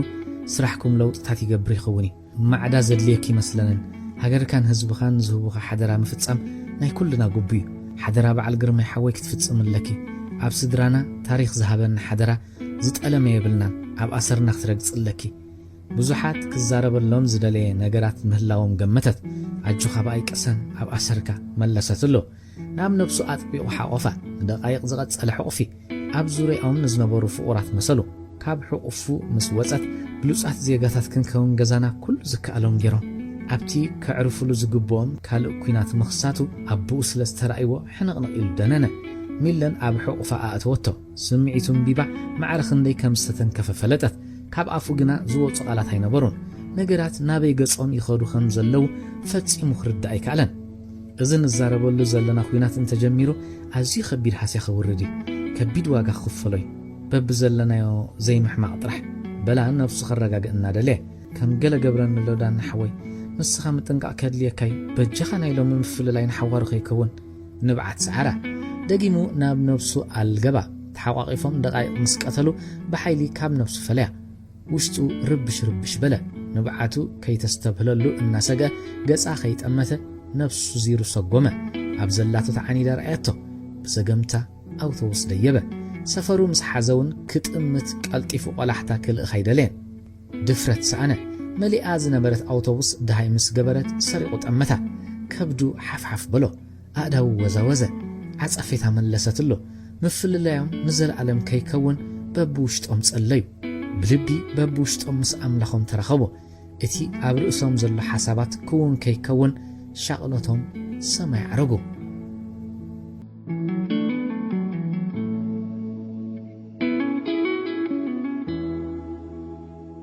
ልብ ወለድ ዛንታ ኣልማዝ በልማዝ ብሳሙኤል ሓብተ ሚካኤል ወድ ፎርኖ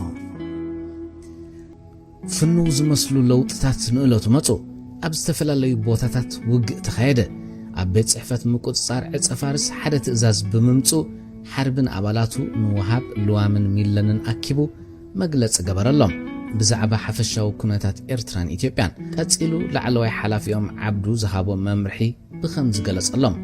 ስምን ዝርዝርን ሓበሬታ ናይ ሓሙሽተ ሰባት ተዋሂብን ኣሎ ኣቶ ተስፋይ ዝበሃል ሰራሕተኛ ኤምባሲ ሚለን ወሃብ ሰሪቃ ጠመተቶ ፍርቂ ኣድህቡ ኣብታ ዝቐርፋ ዝነበረ ኣራንቺ ዘሎ ቢንያም ኣባዲ ይተገኣለሙ ብርሃነ ይግዛውን ለተብርሃን ጸጋይን እዞም ሰባት ኣብዚ ምስጢራዊ ስራሕ ክሰርሑ ዝጸንሖም ንኣቶ ተስፋይ ሚለን ተኸታተልዮ ወሃብ ይተገኣለሙን ብርሃነ ይግዛውን ልዋም ንቢንያም ኣባድን ለተብርሃን ጸጋይን እዞም ሰባት ኣበይ ይኣቱ እንታይ ይሰርሑ ቅልጡፍ ሓበሬታ ደለለኹ ካብ ሕጂ ስራሕኩም ጀምሩ ያላ ዝብል ትእዛዝ ሃቦም ወሃብ ክተርፍ ከሎ ሚለንን ልዋምን ወፃእ ኣብ ቀጽሪ ከለዋ ከዓ ሚለን ወዲ ኣባዲ ክገይሽ ስለዘለኹ ብሓንሳብ እንተዘይተደረርና ኢልን ነርቱ ማሊ ምናልባት ካብዛ ዓዲ ክሃድም ደልዩ ኸይክውን ብኡ ጀምሪ በለታ ልዋም ናብ እንዳ ወዲ ኣባዲ ምርሕት ኣብቲ ቦታ ክትበጽሕ ከላ ሓንቲ ታርጋ ናይ ኤምባሲ ኢትዮጵያ ዘለዋ መኪና ክትብገስ ረኣየታ ሓፍቱ ንወዲ ኣባዲ ኣብ ኣፍ ደገ ደው ኢላ ተዓኒዳ ጸንሓታ ልዋም ሰላም ከመይ ውዕልኪ ንቢንያም ደሊ ነይረ ኢላ ኢዳን ሰላምታ ሰደደትላ ሓፍቱ እንታይ ኢላ ከም ትምልስ ዝተዳናገረት መሰለት ቀልጢፋ ዝቆለበታ ልዋም ቅድሚ ምብጋሰይ ምጽን ኢልን ነይሩ እንተ ዶንጌ ከዓ ክድውለለይ ምዃኑ ነጊርን ነይሩ ብዛዕብኡ ከም እትፈልጥ ኮይና ቀረበታ ሕጅዮም ከይዶም ኣብዚኣ ክትበጽሕ ከለኺ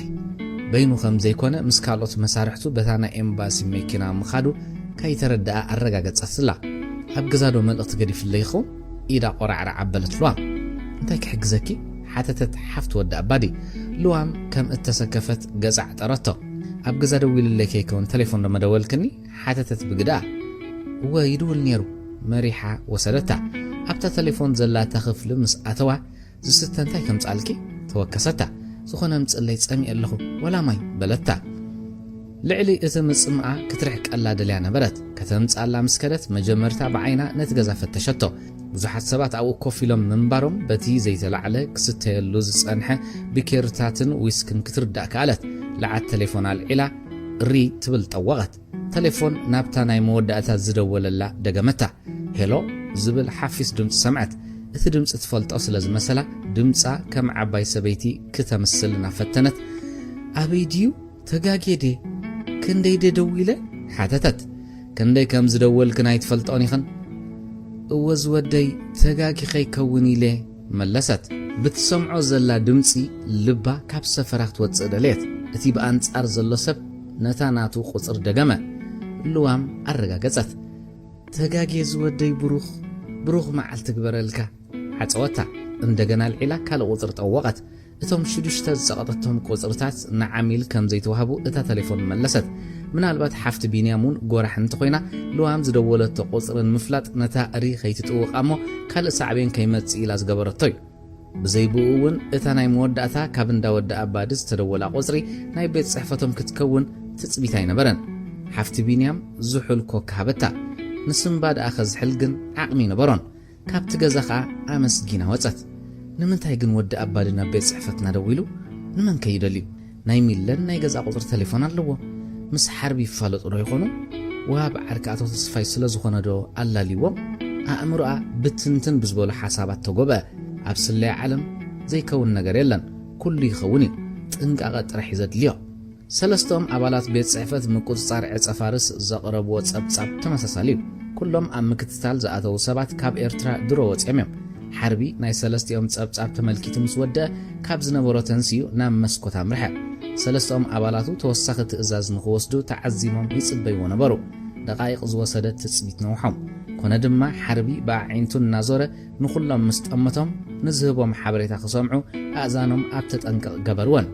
ኩሎም ካብ ኤርትራ ወፂኦም ሓርቢ መደምደም ተሃበ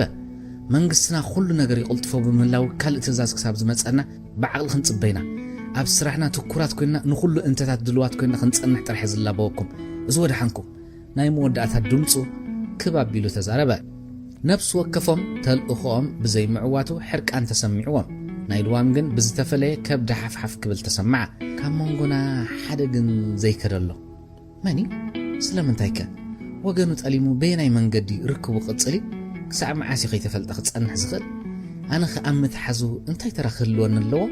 ሕቶ ኣብ ርእሲ ሕቶ ጸፍጸፈት ብዘይካ ኣእምሮኣ ምውጣር ግን ዋላ ሓንቲ መልሲ ክትረክብ ኣይከኣለትን ኣኼባ ተወዲኡ ቀዲመን ሚለን ልዋምን ወፃ بدحرزي بزقمتا ناب حماسين هوتيل دحر ممرح نفس وكفن ماكياتو عززا زأززو كساب زمتص قلايام لغات أساسايت طلبنا امصي امسكرت لوامي ايغرمكم زغوناتات ነገራት ግልብጥብጥ ኢሎም ናይ ወዲ አባዲስ እንታይ ይባሃል ብኻትማ ለምስኡ ሻሰቴ ገለ ምስጢር ምረኸብኩ ነይረ ሚለን ዕላላ ኸፈተት ሕጅኮ ክትሓስብዮ ዘለኪ ስለምንታይ ዝደልየክ ነይሩ ሓቅዶ ይመስለክ ዘፍቅረኪ ወይስ ካልእ ሓበሬታ ንምርካብ ልዋም ንመሓዛ ክትፍትሻ ደልየት ማለትኪ ተረዳእኒ እንታይ ከም ዝደልየን ኩሉ ትፈልጥ ይመስለኒ ንስኺ ዘይትፈልጥ ቆፀራ ጌረ ይፈልጥን ልዋመይ እንታይ ክትብል ደሊኺ ክኾም ኢል ክትሓትን ዘለኺ ፈጺም ይተረዳእነን مقرامة أبقى تنبأ نحنا لو مسلاي منبرون سرحو سريح مخادون فليقنا نسخ يفلدو زرب أخي ودأت ودي من أمو أنا بمفلات وي بزي مفلات مستير كالحوخ لوام بقد أخو لفتا ميلي قامو زبالي اللن نديرا من لست الله انتاي خطب الزلخي تقريني أنا نزارب زلنا مسلاني سلزفك أراكري ولا سحبريتان مركبيو إذا قال كده يكونن ملت تتقبيت قالي أحد سيرا من لست انت عينت حبريتا خباي كركب يخل كفكرك يخليو برئسا ناي مسمع ملكس لزغبرت الله قصلت كيف كركوني خليو ميلان زخونه ناي تقاومو وي دغف ملكتا يرئاتن وهاب مساته تسفاي ابستفلالي بوتاري نيامينا بوغني نركبون فردو كانت زيدفركو باغني بلاني نبران سلازي مسناتي غداي جن بمنتاي خطت اساسريو تدلي زلخي ميلان حرق بلت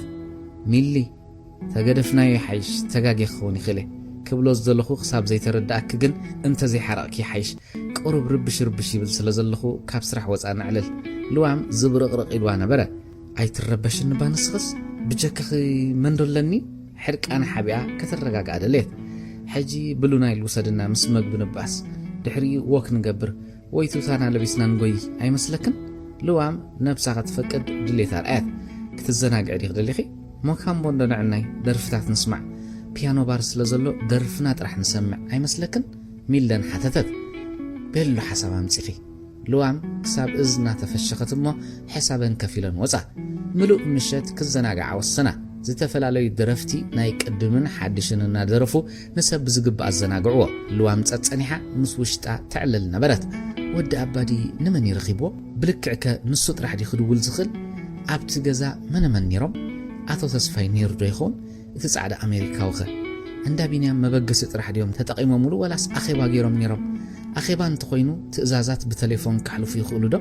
وهاب سلم تاي بصحي زي مسؤوم سخيد نوهاب انت اليوم دفيرم نابس رحنا كدولو دو مخالو نزوم كلهم حتتات كتملسهم كم زلوا مس نفس العتوت لينا كم اتجمرجن حربتا ميلان بتتسمعوا زنبرت موسيقى عملنا تمستيتان نتزانيت نلوام كتحقوسا حسبته نسها زيادة تدستت تصنيعها نلوام زعبات درفتات رئيتا أتنقران كتستمعرو تحبران نبرت نزف النوز نبرة موسيقى بأسمرا بيرا يوردو نبرا دحر جزيس لوامون كم محزا مستدرفتات كتسحق كتكز كتحزنن كتذكرن جمرت نميلانكا دس بالمشت النبلت أب إذنا تنقران نبرت سراويت حزن زحن بباز نبرا بيسي زعينة جلابو مستحيا المعبل كم زعبدي سراسرا عب قدميت زركب زو 23 كساب نوشت تنوقيتو كام ماي بحر زتنكف كونه اتم اجار سراويت كيتالقو يقالسو كاب عسب تبغيسوم مصوع دحر مئتاوم بمكاينا معراب وي دبوب زركب جنبارات تغعيزوم مس صلاي كتحنانقيوم قدم زاجره ناي بحرن مريتن غعزو ግን مفطرام كساب صلو ገበሮም ኣብታ በዓል ዳንኤል ዝነበርዋ ፒሲ መራሒ ክፍለ ሰራዊትን ቦጦሎንን ዝኾኑ ኣጋር ሰራዊት ነበርዋ ካፒቴን እድሪስ ሱካን መዘወር በዓል ሒዝዎ ነበረ ዳንኤል እናተመላለሰ ነቶም ሰራዊት ጥንቃቐ ክገብሩ ይምሕጸኖምን የተሐሳስቦምን ናብ ታሕት ወሪዱ ንሞተር ዝከታተል ሰብን ካልኦት ኣባላትን ካ ነዞም ናብ ሃልሃል ተረመጽ ዝኸዱ ዘለዉ ሰራዊት ብጥንቃቐ ባጽዕ ከነብጽሖም ኣለና ተደጋጋሚ ጉዕዞ ኣዝዩ ድኪምና ኣሎ لو مخا زتفلي معبلي قطيمنا يكون امبر لعل كله دحنا السب سلازقدس ابرعنا خنسرح لنا بلو نابلع الوصي نهلو كنتات نتعذبه نتي اب قدميهم عب انباز فطر معبل نتا بيسي حفابيلو بقدميت نقلقل نقطه كاب بحر زتفلي لليكا اب هو نقوا دحر واي كفالا نايتا بيسي اب بحر خعلب كله دمص غبره شابو دانيال نحاده شتت زبل منسي ناب بحر خي ودقه بحيلي باغرو سحبو نتودو كان تحزو نسو جن ميزانو سعيت ودغا ابت مكراخل زلو سنسلت طلطل بلا فرق اكالاتهم اب بحر حلا የማናይ እግሩ ሓፋቢሉ ንላዕሊ መጢጡ ኻረገጸ ነቲ መንእሰይ ብሓደ ኢዱ ሰሓቦ ንላዕሊ ምስ ወፀ ኣብ ጅቡኡ ዝነበረ ወረቓቕቲ ብጥንቃቐ ኣውጾም ነቶም ኣገደስቲ ኸዓ ናብ ውሽጢ ጃልባ ኣትዩ ነጊፉ ኣብ ክነቕጸሉ ዝኽእሉ ሰጥሖም ላዕሊ ወፂ ብዙርያ ነቲ ሰራዊት ተዓዘቦ ካብ ድሕሪት ናብ ቅድሚት እናኸደ ዓብ እምባ ማዕበል ብቕድሚኦም ረአየ ቶም ሰራዊት ድሮ ክዳኸሙ ጀሚሮም ነበሩ ዝበዝሑ ኸዓ ኣብ ከብዶም ዝነበረ ወዲኦም ይሰሓጉን ሓሞት ይተፍኡን ነበሩ ዳንኤል ንካፒቴን ክጥንቃቕ ምልክት ገበረሎ ብጾት ኣትሪርኩም ሓዙ ብዓውታ ነገሮም ዝከኣሎም ፈተኑ ኣብ ቅድሚት ናይ ምርባሽ ድምፂ ተሰምዐ ወዲቑ ሰራዊት ጨደረ ካፒቴን ብቕልጡፍ ነታት ሕንበብ ዝነበረት ፒስ ዝሓላ ሓደ ካብቶም ሰራዊት ኣብ ባሕሪ ክሕምብስ ሻቡር ኣይዎ ለሊካ ኣብ መንኩቡ ስለ ዝሓረሞ ኣብቲ ሰማያዊ ባሕሪ ንእለቱ ደም ረኣዩ ማዕበል እናሰራሰረ ክወስዶ ንሱ ክሕምብስ ተጋደለ ካፒቴን ነታ ፒሲ ካቕርበሉ ብዝከኣሎ ማዕበል ክጋርደሉ ፈተነ እቲ ወዲ ናይ ድኻም ምልክት ስለ ዝረኣያሉ ዳንኤል ዘሊሉ ኣተወ ካልእ ባሕረኛ ገመድ ናብ ባሕር ደርቤ ንድሕነት ነፍሱ ዝቃለስ ዝነበረ ወዲ እናደኸመ ስለ ዝኸደ ንዳንኤል ክምለስ ምልክት ገበረሎ ዳንኤል ኣጆኻ ተጸበየኒ ብዓውታ ነገሮ ኣብ መንጎኦም ዝነበረ ጋግ ብዝንቀሳቐስ ንኣሽቱ ማዕበላት ምር ኣይከሎም ዳንኤል ናብቲ ወዲ ዘለዎ ኣንፈት ክሕምብስ ተጋደለ እቲ ኣብ ዕስራታት ዝርከብ መንእሰይ ብሓይሊ ተሃሪማን ዘላ ኢዱ ምስታጥዒት ላገባ የማናይን ጸጋማይን ኣእዳው ጨበጠን ኣብ ታፒስን ዝነበሩ ኣባላት ኣእዳው ውፅኡ ተሰናበቶም ብምልክት ዓወት ንሓፋሽ በሎም ክሳዱ ንታሕቲ ወረደት ቀሲላኻ ርእሱ ኣተወት በብቁሩብ ኣእዳውን ንታሕቲ እንክሰጥማ ንሓድሕደን ንተስፋ ንዓወት ዝተጨዋበጠ ኣእዳው ንመወዳእታ ግዜ ረኣይወን ኣብቲ ፒስ ዝነበሩ ኩሎም ዓሚቕ ሓዘን ተሰምዖም እቲ ኣጆኻ ተጸበየኒ ዝብል ጭዳረውን ኣጽቀጠ ናብ ሃልሃልታረ መጻትዩ ንጸላእቱ ጓህሪ ክኾልስ ኣብ ጉዕዞ ዝነበረ መንእሰይ ኣብ ቀይሕ ባሕሪ ቀይሕ ደም ገዲፉ ሓለፈ ዳንኤል ኣብቲ ባሕሪ ናብ ኩሉ ኣንፈት ጠመተ ከርክቦ ይትረፍ ክሪኦውን ኣይከኣለን ናብቶም ኣብ ጃልባ ዝነበሩ ዝለኣኸ ናዒንቱ ኩሎም ቃዚኖም ቁልቁል ናብቲ ባሕሪ ይጥሙት ነበሩ ገሊኦም ዝኽረ ሰማዕታት ዝገብሩ ዘለዉ ኮይኖም ተሰምዕዎ ካብ ውሽጡ ሙቐት ተሰምዖ እቲ ዘይደክም ጉልበቱ ረሸሽ ክብሎ ተፈለጦ ኣብ ሕቁ ዘየስተብሓለሎም ቃንዛ ከም ቅርጥማት መሲሎም ተፈለጥዎ ብሓይሊ ምስቲ ማዕበል እናተቓለሰ ናብታ ፒሲ ክቐርብ ፈተነ ሕልኑ ግን ዓሪብዩ ተስፉእ በኒኑ ደኺሙ ከም ዘሎ ዝፈለጡ መሳርሕቱ ነታ ገመድ ክሕዛ ምልክት ገበሩሉ ናብታ ገመድ ተጋዲሉ ቀረበ ሙሉእ ኣካላቱ ንቕድሚት ብሓይሊ ሰሓበ ክሕዛውን ፈተነ ዝሰራሰር ዝነበረ ማዕበል ግና ምቕራብ ስለ ዝኸልኦ ስሒትዎን ታሕቲ ወረደ እንደገና ንላዕሊ ወፀ ካፒቴን እድሪስ ኣተሓናብሱ ርእዩ ከም ዝደኸመ ፈለጦ ሱካን ንኻልእ ሰብ ሂቡ ንፋስ ክኽልክለሎም ብወገኖም ክመጽእ ነጊሩ ንሱውን ነጢሩ ናብ ባሕሪ ኣተወ ንዳንኤል ስትራፓ ሒዝዎ ኸይከውን ስግኣት ሓዲርዎ እዩ ዳንኤል ብሓይሊ ሓንበሰ ነታ ገመድ ረኣያ ክሕዛውን ተቓረበ ኣብ ላዕሊ ዝነበሩ ኣጆኻ ኢሎም ጨደሩ ኢዱ ሰዲዱ ስሒትዋ እንደገና ንታሕቲ ወረደ እቶም ኣብ ላዕሊ ዝነበሩ ክጥሕል ኣብ ትሕቲኦም ረኣይዎ ድሕሪ ታዕሊም ምውሳዱ ብቐጥታዩ ኣብ ሓይሊ ባሕሪ ተመዲቡ ንባሕሪ ከም መሬት እዩ ዝፈልጦ ውግኣትን ሽግራትን መስገደሉን ምጉስቋሉን ተጻዊሩ ናጽነት ዝረአ ሽግራት ባሕሪ ናይ ምምካት ባሕሪ ዘጥረ ንደሴታት ከማጻብዕቲ ኢዱ ዝፈልጦም ኣባላት ሓይሊ ባሕሪ ምስ ዳንኤል ተጓዓዝ ክትቀስን እዮም ዝብሉ ኣብ ዝኾነ ግዜ ኮፍ ተብሎ ጸፋሕ ጣውላን ተረኺቡ ብመቕዛፍ እናቐዘፈ ዓሳ ምግፋፍ ባይ ዝብሎ ባህርያት ዓሳ ኣዝዩ ስለ ዝፈልጥ ብዘይ ዓሳ ኣይመለስን እዩ ብፍላይ ኣብ ከባቢ ዳህላክ ዘለዋ ንኣሽቱ ደሴታት ንፋስ እንተበርቲዕዎ ኣብተን ንኣሽቱ ሰብ ዘይብለን ኣኻውሕ ደሴታት ምሕዳር ልማድ እዩ ነዳዲ ስለ ዘየባኽን ክኸይድ ከሎ ሰብ ከይነገረይ ዝቐዝፍ ዓሳ ክጽበዩ ዘምሰዩ ምስ ደንጉዮም ይሻቐሉ ፈጣናት ሒዞም ይደልይዎ ሓንሳብ ይረኽብዎ ሓንሳብ ንፋስ ምስ ዝሓለ ንግሆ ይመጾም ንስኻ እኳ ብባሕሪኻ ትጠፍእ ዘይብሎ የለን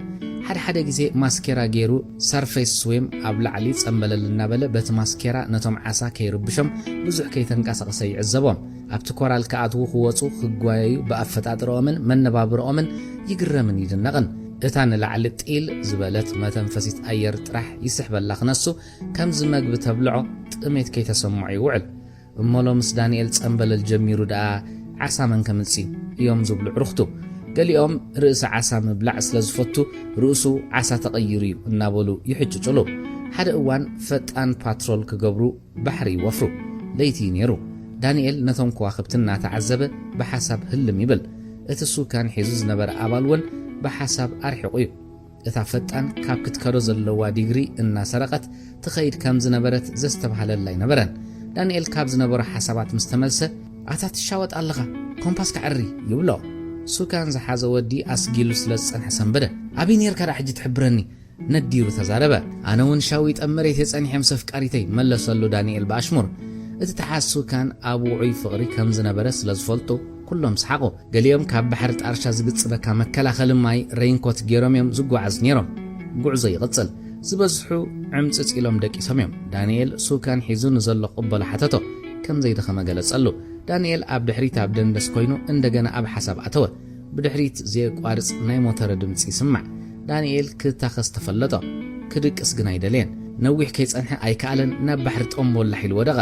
ሱካን ዝሓዘ ብጻዩ ምስቲ ድምፂ ሞተር ይሰምዖን ምስ ወደቐ ዝተፈለጦ ዳንኤል ተኸዲንዎ ዝነበረ ኣንሶላ ደርቢው ከባቢ ተዓዘበ ፈጣን ደው ኣይበለትን ዓዊሉ ከዓ ፀውዐን ፋፀን ፈጣን ግን ዕዝር በለት ኣብ ከባቢኡ ንእሽቶ ክንዲ ሜዳ ኩዕሶ ትኸውን መሬት ረአየ እናሓንበሰ ክኸይድ ፈተነ ቀሪበ ኢሉ መሬት ክረግጽ ኣእጋሩ ንታሕቲ ፈነዎ ኣይርከበን እንደገና ሓንበሰ ምስ ቀረበ እግሩ ሰደደ ጫፍ እግሩ ረገጸ ርእሱ ጥራሕ ወጸት እንደገና ውን ሓንበሰ ኣብ ማዓንጦ ምስ በጽሐ ብእግሩ ረጊጹ መሬት ሓዘ ኣብታ ደሴት ደሊደልዩ ነዊሕ ጣውላ ረኸበ ባሕሪ ዘይእክቦ የብሉን ብፍላይ ጣውላን ፕላስቲክ መትሓዚ ማይን ብዘይመጾ የብሉን ነታ ጌርዋ ዝነበረ ማልያ ውፅኡ ኣብታ ጣውላ ገበራ ብኢዱ ፍሒሩ ነታ ጣውላ ኣብቲ ሑፃ ተኸላ ሕጂ ክርእይዋ ይኽእሉ እዮም ኢሉ ሓሰበ ኣብቲ ሑፃ ከዓ በጥበለ ከቢድ ድቃስ እውን ወሰዶ ምውዳቑ ፈሊጦም ዝሰኣንዎ ባሕረኛታት ኣብ ዘለዎ መልሕቕ ደርቢዮም ሓደሩ ንግሆ ሰዓት 5 ወጋሕተኻ እንደገና ኣብተ ንኣሽቱ ደሴታት ምድላይ ጀመሩ ኣብ ሓንቲ ካብአን ማልያ ረኣዩ ዳንኤል እናበሉ ጸውዑ ኣይሰምዖምን ክልተ ሰባት ወሪዶም ቀረብዎ ዓዊሎም ከዓ ጸውዑ ገለ ከም ዘየጋጠሞ ከም ኣብ ቤቱ ዝሓደረ ዓይኑ ናሓሰየ ተንሰ እንታይ ዳ ችካ ሽጋራ መሲልክን ደርቢኽና ንኸድክን በሎም ገና ብምሉእ ከይተበራበረ ሓቢሮም ድማ ሰሓቆ ኣብታ ፈጣን ምስ ደየበ እቲ ዝረኸቦ ወዲ ችካ ኢሉ ጸውዖ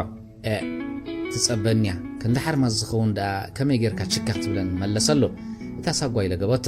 ሓንሳብ ብዓይነት ዓሳታት ሓንሳብ ብደሴታት ሳጓ እኳ እንተውፅእሉ ሳጓ ግን ክለግቦ ይከኣለን ነታ ፒስ ዝሓዘ ኣባል ካልኣይ ዙርያ ጀልባ ንቕድሚት ንድሕሪት እናበለ በቲ ንፋስ ዝገብረሎም ዝነበረ ወገን ኮይኑ ማዕበል ከልከለሎም ነታ ገመድ ክሕዛ ፈቲኑ ስለዘይርከባ ንታሕቲ ዝተዓዘረ ዳንኤል ኣብ ውሽጢ ባሕሪ ዓይኑ ከፊቱ ንላዕልን ከዓረረ ካፒቴን ኣብ ከባቢኡ ሰኣኖ እቶም ኣብ ልዕሊ ጃልባ ዝነበሩ በቲ ዝጠሓሎ ምልክት ገበሩሉ ካፒቴን እድሪስ ግን ርእሱ ንታሕቲ ነቂቱ ንውሽጢ ኣተወ ዳንኤል እታ ገመድ ኣብ ልዕሊኡ ምህላዋ ረኣያ ዘለዎ ሓይሊ ኣኻኺቡ ንላዕሊ ሓንበሰ ጌና ከይወፀ እቶም ተስፋ ቆሪጾም ዝነበሩ እናሃለ እናበሉ ጨደሩ ኣእዳው ሰዲዱ ነታ ገመድ ሓዛ ኣብ ላዕሊ ዝነበሩ ከዓ ሰሓብዎ ሓደ ኢዱ ኣብታ ጃልባ ኣጸጊዑ ንላዕሊ ወፀ ካፒቴን ኣብ ታሕቲ ስኢንዎ ንላዕሊ ተቐልቀለ ዓሽ እናበለኻ ሓንበሰ ንሱውን በታ ገመድ ተሓጊዙ ወፀ ብህይወት ኣብታ ፒሲ ምስ ደየበ ተቐዳዲሙ ናብቲ ዝጠሓለ ሰብራየ ፈጺሙ ይቀበፀን ካፒቴንን እቶም ካልኦት ኣባላትን ኣብ ከብዱ ዝነበረ ማይ ከውፅኡሉ ፈተኑ ነድርብ ዝተሓወሶ ክእለዩ ድሕሪ ምምሕፃን ኢዱ ኣብ ኣፉ ብምእታው ብዙሕ ማይ ተፍአ ነቲ ወዲ ብዘይምድሓኑ ሕርቃኑ ደረት ኣይነበሮን ንሓርቢ ብላዕለዎት ሓለፍቲ ኣኼባ ክግበር ስለ ዝኾነ ኣብኡ ክርከብ ሓበሬታ መጾ ብዛዕባ እንታይ ምዃኑ ይተሓበረን ወሃብ ክሳብ ኣኼባ ዝጅምር ብመስኮት የማዕዱ ነበረ እንታይ ይርኢ ከም ዝነበረ ቀዊሉ ይጥምት ለቢስዎ ዝነበረ ንነብሱ ቀጥ ኣቢሉ ዝሓዞ ጸሊም ማልያ ንቕርፂ ኣካላቱ ኣጉሊሑ የርኢ ኣብ ቅልጽሙ ካብቲ ክባስ ናይቲ ማልያ ወጢሩ ዝሕዞ ዝተገተረ ጭዋዳ ይርአ ኣፍ ልቡ ክልተ ወገኑ ዝተነፍሑ ጭዋዳታቱ እንተሒዙ ዘይምሕር ሓይሊ ከም ዘለዎ ይነግሮ ጸሊም ጂንስ ስረ ጸሊም ኣዲዳስ ጫማ ይወዲው ወሃብ ኣባል ሃገራዊ ኣገልግሎት ወዲ 26 ዓመት መንእሰይ እዚ ካብ ከባቢ ምልዓል ክብደት ዘይርሕቕ መንእሰይ ኣብ ትምህርቲ ንስጉን እኳን ተነበረ ንዩኒቨርሲቲ ዘብቅዕ ነጥቢ ከምጽእ ኣይከኣለን ስለዚ በቐጥታ ባጽዕ ወሪዱ ዝረኸቦ ስራሕ እናሰርሐ ንስድርኡ ክሕግዝ ጀመረ ድሓር ግን ምስ ሰባት ክላለ ስለዝጀመረ ኣብ ወደብ ጽቡቕ ኣታዊ ዝረኽበሉ ስራሕ ረኸበ ነዊሕ ከይጸንሐ ብኡ ንብኡ ንሃገራዊ ኣገልግሎት ተጸውዐ ብሉጽ ምንቅስቓሱ ስነ ስርዓቱ ብልሑ ዝተዓዘቡ ዓለምቱ ኣብ ምክትታል ኣእተውዎ ኣብ ኩሉ ዝግበር ዝነበረ ውድድራት ብልጫ ዘይሓልፎ ዝነበረ ተዓላማይ ወሃብ ካብ ኣሽሓት ሰባት ተመሪጹ ሃገራዊ ግቡኡ ኣብ ምክልኻል ዕፀ ፋርስ ተመደበ። ኣገልግሎቱ ድሕሪ ምፍጻሙ እውን ከም ሰራሕተኛ ኣብ ዘለዎ ክቕጽል ዕድል ረኸበ። ሚለንን ልዋምን ኣብታ ንሰለስተ ሰብ ኮፍ እትብል ሳሎን ነበራ። ልዋም ኣብ ሓሳባት ተሓለት ወዲ ኣባዲ ካብ ኣስመራ ክወፅእ ከሎ ደው ኢሉላ እንተኾይኑ ንሚለን ሓቲታታ ናይ ገዛ እምበር ናይ ስራሕ ቁፅሪ ቴሌፎን ከመይ ገይሩ ክፈልጦ ይኽእል ኢልካ ሓቲትክኒ ኢላ ንሕቶ ብሕቶ ምስ መለሰትላ ንመህደሚ ኣብ ገዛ ማለተይ ኢላ ነታ ሕቶ ቀይራታ ንመን ከም ዝደወለሉን ንምንታይ ከም ዝደወለን ክትፈልጥ ድሌታ ዓበየ። ስለዚ ልዋም ካብታ እዋነቲያ ክሳብ እዛ ኮፍ ኢላትላ ዘላ ግዜ ንምዕዋት ስርሓ ኩሉ ዝከኣላ ትገብር ነበረት። ጥርጣርኣ ምስ ሚለን ተዛሪባትሉ ይትፈልጥና ሓደ ካብ መሳርሕታ ምስ ወዲ ኣባዲ ርክብ ኣለዎ ኢላ ተኣምን ድቃስ ዝሰኣነትሉን መልሲ ዘይረኸበትሉን ሕቶ ድማ እዩ። ዓብዱ ላዕለዋይ ሓላፊ እዩ። ኣኼባ ክገብር ኣተወ። ዝሓዙ ኣጀንዳ ድሕሪ ምግንፃሉ ንኩሎም ኣተኪሩ ጠመቶም። ኣጠማምቱ ኣዝዩ ዘፍርሕ ነበረ። ብርዑ ውፅኡ ዕለት ፀሓፈ ደጊሙ ብኣዝዩ ርቡሽ መንፈስ ብቆላሕታ ኮለሎም። ንኩሎም ዘገርም ትርኢት ተዓዘቡ። በየን ክጅምር ከም ዘለዎ ዝጠፍኦ መሰለ። ከምዚ ዓይነት ርግኣቱ ዝተዘርገ ሰብ ክርዩ ንመጀመርትኦም ኮነ። ሰሰሪቖም ተጠማመቱ። ልዋም ምናልባት ዶ ሓደ ሰብ ምስ ክልቲኡ መንግስታት ይሰርሕ ከም ዘሎ ጠርጢሩ ይኸውን ሓሰበት። ዓብዱ ኣዓሚቑ ድሕሪ ምስትንፋሱ ጎረርኡ ፀረገ። እምበር ኣባላት ምክልኻል ዕፀ ፋርስን ካልኦት ዘይፍቁዳት ወለፍቲ ዕፀታትን ቀድሚ ሕጂ ካብ ከባቢ ሃገራት ዝኣቱ ሓሽሽ ኣብዚ ዝሃልኽን ባሕሪ ዝሰግርን ኣብ ምክትሳልን መሓዝን ተዋፊርኩም ፀኒሕኩም። ዝበዝሑ ጉዳያት ቀድሚ ምእታዎም ክንፈልጦም ንኽእል ነርና ኢና። ንኣብነት ካብ ኢትዮጵያ ዝብገሳ ዓበይቲ መኻይን ዋናታትን ከይፈለጡ ኣብ ውሽጠን ተሓቢኡ ዝኣቱ ማሪዋና ናትና ሰባት ብዝህቡና ሓበሬታ ቀልጢፍና ኣብ ቁፅፅርና ነእትወን ነርና። እዚ ክንገብር ከለና ኣብ ውሽጢ ኢትዮጵያ ናትና ሰባት ምስ ናይ ኢትዮጵያ ሓበሬታታት ይለዋወጡ ብምንባሮም እዩ። ዘይተጸበናዮ ኣብ መንጎና ውግእ ምስ ተወልዐ ንሕና ካብ ኢትዮጵያ ንሰግእ ስለ ዘይነበርና ክንስልዮም ኣይጸናሕናን። ንሶም በንጻሩ ኣብዚ ብዙሕ ሰብ ኣዋፊሮምልና ጸኒሖም። ካብ ኩሉ ዝገደደ ከዓ ኤርትራውያን ክስጎጉ ከለዉ ብኣልማማ ስለ ዝነበረ ቀልጢፍና ነገራት ናብ ረብሓና ክንቅይሮም ኣይከኣልናን። ኣዘራርቡ ናይ ዘይርጉእነት መንፈሱ ግሁድ መግለጽ ነበረ። ዝያዳ ካብቲ ዝዛረቦ ዘሎ ኣብቲ ኣፍረገጹ ዘርእዮ ዝነበረ ምንቅስቓስ ከም ዘተኩር ገበሮ። እዚ ዘይተጸበናይ ኣጋጣሚ ምስ መፀ ሃዲእና ክንሓስብ ስለ ዝነበረና ዛሕልታት ኣርኢና ንኾን ኢና። ካብ ሕጂ ግን ክንሰርሓሉ ኢና። ስምዒቶም ንምንባብ ክመስል ብዓይኑ ንኹሎም ኮለሎም። በንጻሩ ግን ንሶም ተዓዘብዎ። እዚ ትካል ድማ ከም ፀረ ስለ ያቀውሚ ሓርቢ ኸስፍሖም ከም መሓድሮኒ ወሃብን ልዋምን ኣብ ጎኑ ኾንኩም ኩሉ ካብኹም ዝድለ ተበርክቱ። ሚለን ድማ ብመንገዲ ስዑድ ዓረብ ኣዲስ ኣበባ ክትኣትዊኺ ኩሉ ነገራት ድማ ተዳልዩሎ። ነብሱ ወከፎም ጋህዲ መሰሎምን ዝሰምዕዎም ቃላት ኣስደመምዎም። ሰሰሪቖም ድማ ንሚለን ጠመትዋ። ኣብ ገጻ ዝነበረ ምቅያር ከስተብህልሉ ግን ዓቕሚ ነበሮምን። ንገዛእ ርእሶም እውን ሕልሚ እምበር ጋህዲ ኮይኑ ተሰምዖምን። እዚ ኣዝዩ ዓብዪ ምስጢር እዩ። ማንም ሰብ ምስ ዝኾነ ኣካል ወይ ሰብ ምስ ዝዘራረበሉ ከቢድ ሳዕቤን ክህልዎ እዩ። ክሕተት እውን ቃላቱ ኣዝዮም ዘፍርሑ ነበሩ። ንወሃብን ልዋምን ኣፍጢጡ ስለ ዝጠመቶም ተሸማቐቑ። ናይ ሚለን ካብ ዝምልኣኽ ንዝሓትት ንዓና ይምልከት። ንማንም ሰብ ምስጢር እዩ። ግዜ የለን። ጸላኢና ንናይ መወዳእታ ኩናት ኣብ ምድላው ይርከብ። ሕቶ የለን። ንመስዋዕቲ ምድላው ጥራሕ እዩ ምስ በለ ኣብቲ ገዛ ጸጥታ ሰፈነ። ሚለን ክትሓትት ኣፋ ከፊታ ነበረት። ንወሃብ ምስ ጠመተቶ ግን ንሱ እውን ተዓዚሙ ረኣየቶ። ልዋም ዝተደናገረት ትመስል። ኣዒንታ ፍጢጣ ከዓ ተዓዘበት። ገለ ነገር ክትዛረብ ድልያ ነበረት። ዓብዱ ኣጀንዱ ዓፂፉ ተበገሰ። ሚለን ንወሃብ ኢዳ ሰዲዳ ጨበጠቶ። ናብ ልዋም ተጠወየት። ብክልቲኡ ኣእዳዋ ጨበጠታ። ልዋም ክትዛረብ ድሌት ከም ዝነበራ ብሩህ ነበረ፣ ግን ኣይከኣለትን። ኣዒንታ ንብዓት ክኽዕቡ ተቃረቡ። ጥርጣርኣ ዘይምንጋራ ኣብ ሓደጋ ከይተውድቓ ፍርሓት ሓደራ። ሚለን ናብ ሓርቢ ኸደት። ብርኪ ኢሉ ኣብ ጣውላ ተኺሉ ብመንከሱ ተደጊፉ ዓይና ጠመታ። ከብዱ ክገላበጥን ክቃጸልን ተፈለጦ። ዓብዱ ድሮ ካብቲ ክፍሊ ወፂኡ ሚለን ኢሉ ፀዋዐ። ዝኾነ ኣርእስቲ ምስ ዝኾነ ሰብ ክትዛረብ ዝደለያ ኣይመስልን እዩ። ኣብ ኣልፋ ሮሚዮ ዝዓይነታ መኪና ምስኡ ደየበት። ክሳዳ ጠውያ ጠመተት። ካብቲ ዝነበርዎ ዝወፀ ሰብ ኣይነበረን። መኪና ተበገሰት እሞ ክሳብ ባርቶሪኖ ዝበፅሑ ኣይተዛረቡን። ነቲ መስቀላዊ መገዲ ሓሊፎም ሲነማ ክሮቾ ሮሳ ክበፅሑ ከለዉ ኣብ ዓሚቕ ሓሳብ ተጸሚዳን ከላ ዓብዱ ገጹ ፍሳሕ ዓሲልዎ ብፍሽኽታ ደሚቑ ሚለን ተዋሂብክ ዘሎ ስራሕ ኣዝዩ ሓደገኛ እዩ። ወፍሪ ምዕራባዊ ተኼላ ብዓወት ከም ትወፅዮ ልዑል እምነት ኣለና። ስለዚ ኢና ብዘይውልውል ንዓኽ መሪፅና። ካብ ምሉእ ሃገር ነዚ ስራሕ ክንሓፅየክ ከለና መብፅዓኺ ከም እተተግብሪ ኣሚንና ጥራሕ ኣይኮናን። እንታይ ደኣ ናይ ምግባር ዓቕሚ ኹን ኣብ ግምት ኣእቲና ኢና ድሕሪ ካብ ኣኼባ መውፅኦም ስምዒቱ ምቕያሩ ኣስተብሂላትሉ ነበረት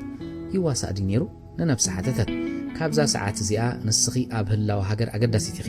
ኣብዚ ስራሕ እንተዘይተዓዊትኪ ከቢድ መስዋዕቲ ክንከፍል ክንግደድ ኢና ነብስኺ ንመስዋዕቲ ድልው ትግበር እያ 4 ዓይነት ምትሓዝ ዘጋጥም ዘረብኡ ከይወድእ ዝተታሕዘት ኮይኑ ተሰምዓ እታ መኪና ንሳንሻይን ሆቴል ብናህር ሓለፈቶ እቲ ቀዳማይ ስራሕ ቅድሚ ምጅማርኪ እዚ ኣብቲ ሃገር ኣብ ዕንወት ዘስዕብ ሳሕቲ ዘጋጥም ካልኣይ ስራሕ ጀሚርካ ግን ሓበሬታ ከየመሓላለፍካ እዚ እውን ካብ ቀዳማይ ብዙሕ ዝፍለ ኣይኮነን ሳልሳይ ኣብ ፍርቂ ስራሕካ ደሓን ዝኾነ ሓበሬታ ልኢኽካ ዝተወሰነ ዓወት ትረኽበሉ መጠናዊ ዓወት እውን ዘለዎ እንትኾነ ክሳርኡ ዓብዩ ኣብ 4ይ ደረጃ ኩሉ ዘድሊ ተልእኾኻ ወዲእካ ብስራሕካ ዓብ ዓወት ተረኺቡ ግን ትተሓዘሉ ጋጣም ማለት እዩ ሃገርካ ድሒንካ ትብጀወሉ ጋጣሚ ወፍራ ምስ 4ይ ክኾነላ ብውሽጣ ጸለየት እታ መኪና ብሽዳ ንጸጋም ተጠውያ ናብ ኒያላ ሆቴል ኣቕናዓት እዚ ምትሓዝ ዝበሃል ዘየጋጥሞ ሰብ ዕላምኡ ዝፈልጥ ብቕዓትን ዘይተንበርካኽነትን ዝውንን እቶም ክሕዝዎ ዝኽእሉ ሰባት ብዛዕባኡ እንታይ ይሓስቡን ኣብ ናቶም ኣእምሮ ኮይኑ ንነብሱ ዝሃድናን ዝሕዛን እዩ ሽዑ ከመይ ገይሩ ካብቲ ሓደጋ ይወፅእ ቀዲሙ ይፈልጥ ንስኺ ከምዚ ዓይነት ሰብ ምዃንኪ ይተኣማመነ ንዘለክ መልክዕን ምልክት ቋንቋን ኣብ ዝግባእ ግዜ ተጠቐመሉ ክትዕወት ኢኺ ንየማን ዝተዓጽፈት መኪና ኣብ ፊት ማዕስከር ደንደን ቀይሕ ሴማፎሮ ደው ኣበላ ኣብ ገጹ ዘንበበቶ ናይ ምትእማን መንፈስ ናብ ኣኽሰግር ተፈለጣ ወይ ስርሒ ወዲኤ ይትሓዝ ወይ ይወፅእ ካልእ ምርጫ የለን ምስ ነፍሳ ተዛረበት ሴማፎሮ ንኽሓልፊ ፈቐደት ንጸጋም ናብ ጎደና ዋርሳ ያቕንዑ ንኽልተ ዕላማ ይኽትኸድ ዘለኺ ብቐዳማይ ደረጃ ሓላፊ ስርሒታት ሳተላይት ዩክሬናዊ ኢቫኖቪች ዝተባህለ ሰብ ክትቀትሊ ኢሉ ገጽ ኣጠመታ ዓይንታ ፈጢጦም ክልተ መርዓት ዓይና ኣብ ማእከል ነበሩ ፍርሒ ከም እተሰምዓ ንእለቱ ተረድአ ክጽበዮ ዝጸንሐይ ቅተል ትብሎ ዘለኻ ሰብ መጀመርቱ ትንፋስ ዝሕልፍ ዘሎ እንተኾይኑ ዘርእዮ ባህሪ ዝተመኮረሉ ስምዒት እዩ እቲ ክቕተል ተደልዩ ዘሎ ሰብ ብጢስ ወይ ብኻራ ይኮነን ክቕተል ሓንቲ ኸኒና ይውሕጥ ከም ፈውሲ ርእሲ ኸኒና ይውሕጣ በቃ የጽቅጥ ከመይ ጌርክ ተውሕጥዮ ንዓኺ ብዝጥዕመክ መንገዲ ዝውሰን ኣነ ግን ክብለክ ዝደሊ ጥንቃቐ ኸድልየኪ ካልኣይ ኣብ ዓዲግራት ምስ ሳተላይት ስለያ ዝረኸብ ዓበይቲ መሳርሕታት ኣሎ ናቱ ስእሊ ክትልእኽልና እዩ ይኹን እምበር እዚ ካልኣይ ስራሕ እቲ ቀዳማይ ብተኣማንነት እንተወዲእክዮ ኣገዳሲ ኣይከውንን እዩ ምኽንያቱ ኢቫን ተዘየለ ኩሉ ነገር ክኽትም እዩ ኣብ ኣፈጻጽማኻ ንውሕስነት በቲ ዳሕረዋይ እንተጀሚርኪ ይሓይሽ በየን ከም ትልእክዮ ክትኣትው ከለኽ ክንገረኪ ኣስተውዕሊ ንነገራት ኣብ ብግምቲ ኣቲኺ መጀመርታ ስርሒት ዓዲግራት ተተግብሪ ካልኣይ ንኢቫኖቪች ተቐትልዮ ይኹን እምበር ምስ ዘጋጥሙኽ ነገራት ክትተዓጻጸፍ ትኽእል ኢኺ እታ መኪና ንኣላስካላ ሆቴል ሓሊፋ ኣብ መካበብያ ናይ ኤክስፖ መኪና ክትሕልፍ ደው በለት ከቢድ ተልእኾ ኣብ ምትሕልላፍ ምንባሩ ህዱእ ኣካይዳ ዳርጋ ናብ ጠጠው ዝቐረበ ኣካይዳ እታ መኪና ትጓዓዝ ነይራ ቀዳማይ ማርሻ ኣእትዩ ተበገሰ ካልኣይ ክቕይር ከሎ ነዚ ስራሕ ከም ትዕወትሉ ርግጸኛ እየ ብኽብሪ ነዛ ተፈታዊት ከተማ ክትምለስ እያ ኢኺ ንስድራኺ ብመገድና ክንገሮም እየ ኣብ ኣዲስ ኣበባ ብመገድና ዋላ ሓደ ሰብ ክትሓጋገዘክ ዝኽእል ኣይቀረብናን ኢቫኖቪች ኣብ ሓራምቤ ምስታይ ከም ዝፈቱን ሸራተን ሆቴል ከም ዝመላለስ ናይ ሂልተን ሆቴል ዓራት ከም ዝናፍቕ ጥራሕ እዩ ሓበሬታ ዘለና እዘን ዝህበክ ኺኒና ህያብኒ ኢቫን ብጥንቃቐ ሓዝየን ሓንቲ እያ ተድልዮ ዝመጽእ ስለ ዘይፍለጥ እየ ዝያዳ ዝህበክ ዘለኹ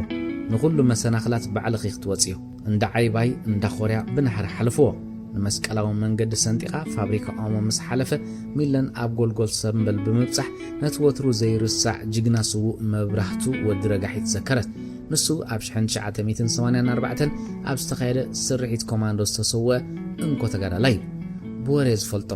ስርሐይ ብግቡእ እንተዛዚመ ስለ ጅግንነቱ ሓንቲ መዓልቲ ከምኡ ይዝከር ኸውን ኣብ ውሽጣ ናይ ዓወት መንፈስ ዓሰለ ናይ ርግጫ ክትከፍል መኪና ደው ኣበላ ከፊሉ ክብገስ ከሎ ኩሉ ዶክመንታ ክትህቦ ሓተታ ኣብ ጁባ ወላ ሓንቲ ከየትረፈት ኣብ ቦርሳ ኣትያ ሃበቶ ነቲ ቦርሳ ኸኣ ኣብ ፀግዒ እግራ ገበሮሞ ብኢዱ ንድሕሪት ኣመልኪቱ እዚ ክዳውንትኺ እዚ ቦርሳ ኩሉ ፓስፖርትን ካልእን ዘድልየክ ሒዙሎ በርትዒ መኪና ንምዕራብ ከም እትጥምት ገይሩ ደው በለ ባልጃ ኣውረደላ ነቲ ቦርሳ ኣብ ኢዳ ትሒዙ ዓረብያ ምፀ ዓረብያ እናደፍአ ንውሽጢ መሪሕዋ ኸደ ወላ ሓደ ሰብ ዝፈልጣ ብዘይ ምርኣያ ገረማ ኣብ ውሽጢ ኩሉ ወዲኡ ናብ ራንወይ ኣሰናያ ኩሉ ነገር ቀልጠፋ ክትሓቶ ድሌት ነይርዋ ኣዝዮም ብዙሓት ሕቶታት ተፈራረቕዋ በንጻሩ ግን ሕቶኣ እንታይ ምዃኑ ክበርሃላ ኣይከኣለን ሪፖርተር ጋዜጣ ናይ ኢትዮጵያ ስማ ከም ትረአ ንላዕሊ ዓፂፉ ሃባ ከምዚኣ ጌርኪኺ ካብ ነፋሪት ትወርዲ ዝቕበለኪ ብተመሳሳሊ ከምዚኣ ጋዜጣ ዝሓዘ ኪያር ይበሃል ስለዚ ፈልጠኪ ትሸገሪ ብርእሰ ተኣማንነት ኢዳ ጨበጣ ምስተውሃባ ስራሕ ከም እትፍጽሞ ወላ ሓንቲ ቃል ኣይኣተወትሉን ንሱ ግን እምነት ኣሕደረላ ብሰላም ይራኽበና ቻው ብሰላም ይራኽበና ንመጀመርታ ግዜ ተዛረበት ካብ ውሽጣ ዝወፁ ቃላት ትርን ድፍረትን ነበሮም ነፋሪት ክትስቀል ከላ ዝበዝሑ ገያሾ ቦቶኦም ሒዞም ነበሩ ነፋሪት ንሰማይ ደየበት ሚለን ንመሬት ብሓሳብ ወረደት ኣብ ጎድና ምስ ኣኮፍ ዝበላ ዓባይ ሰበይቲ ኣላህ ብሰላም ከእትወን ኣጸለታ ካልኦት ብዛዕባ ኣስመራን ዝገደፍዎም ቤተሰብን ብምድፍናቕ ይዛረቡ ገሊኦም ጽሑፋት የንብቡ ሚለን ኣብ ኣእምሮኣ ዘይመለሰቶም ሕቶታት ተመላለሱ ስለምንታይ ወሃብ ምስ በዓል ተስፋይን ጆንሰንን ይራኸብ ነይሩ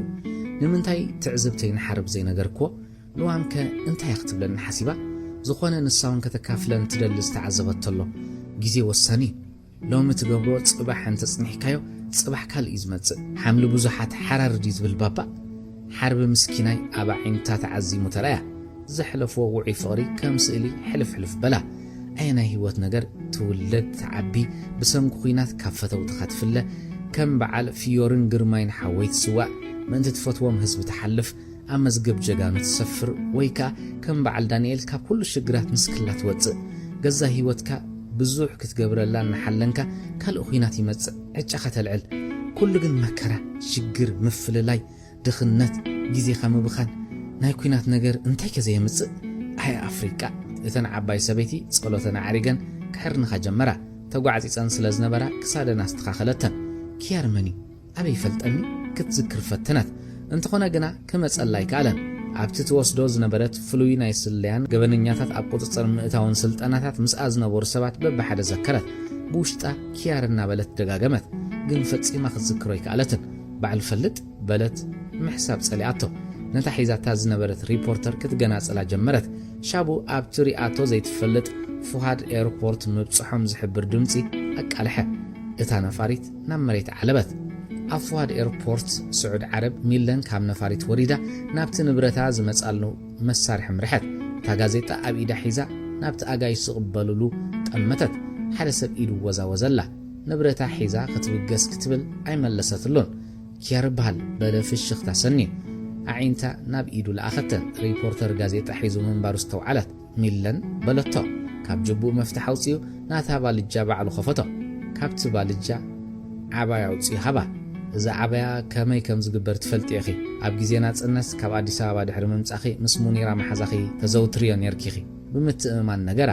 ሙኒራ ቤት ፈልጣ ሓተተቶ ግር እናበላ ሙኒራ ሓፍተያ ኣብዚ ምህላዋ ትፈልጥ ኢኺ ክትረኽብያ ግን ኣይከኣልኒ ነታ ዓባያ ከመይ ጌራ ትገብሮ ምህላዋ ገረሞ ፈጺማ ይረስዓቶ ወፂኣ ንምኻድ ድልውቲ ምስ ኮነት መሪሕዋ ወፀ ብመኪና ነዊሕ ደር ምጓዓዞም ኣብ ሓደ ቪላ ገዛ ኣተው ሓፂር ዕረፍቲ ድማ ወሰደት ልብ ወለድ ዛንታ ኣልማዝ በልማዝ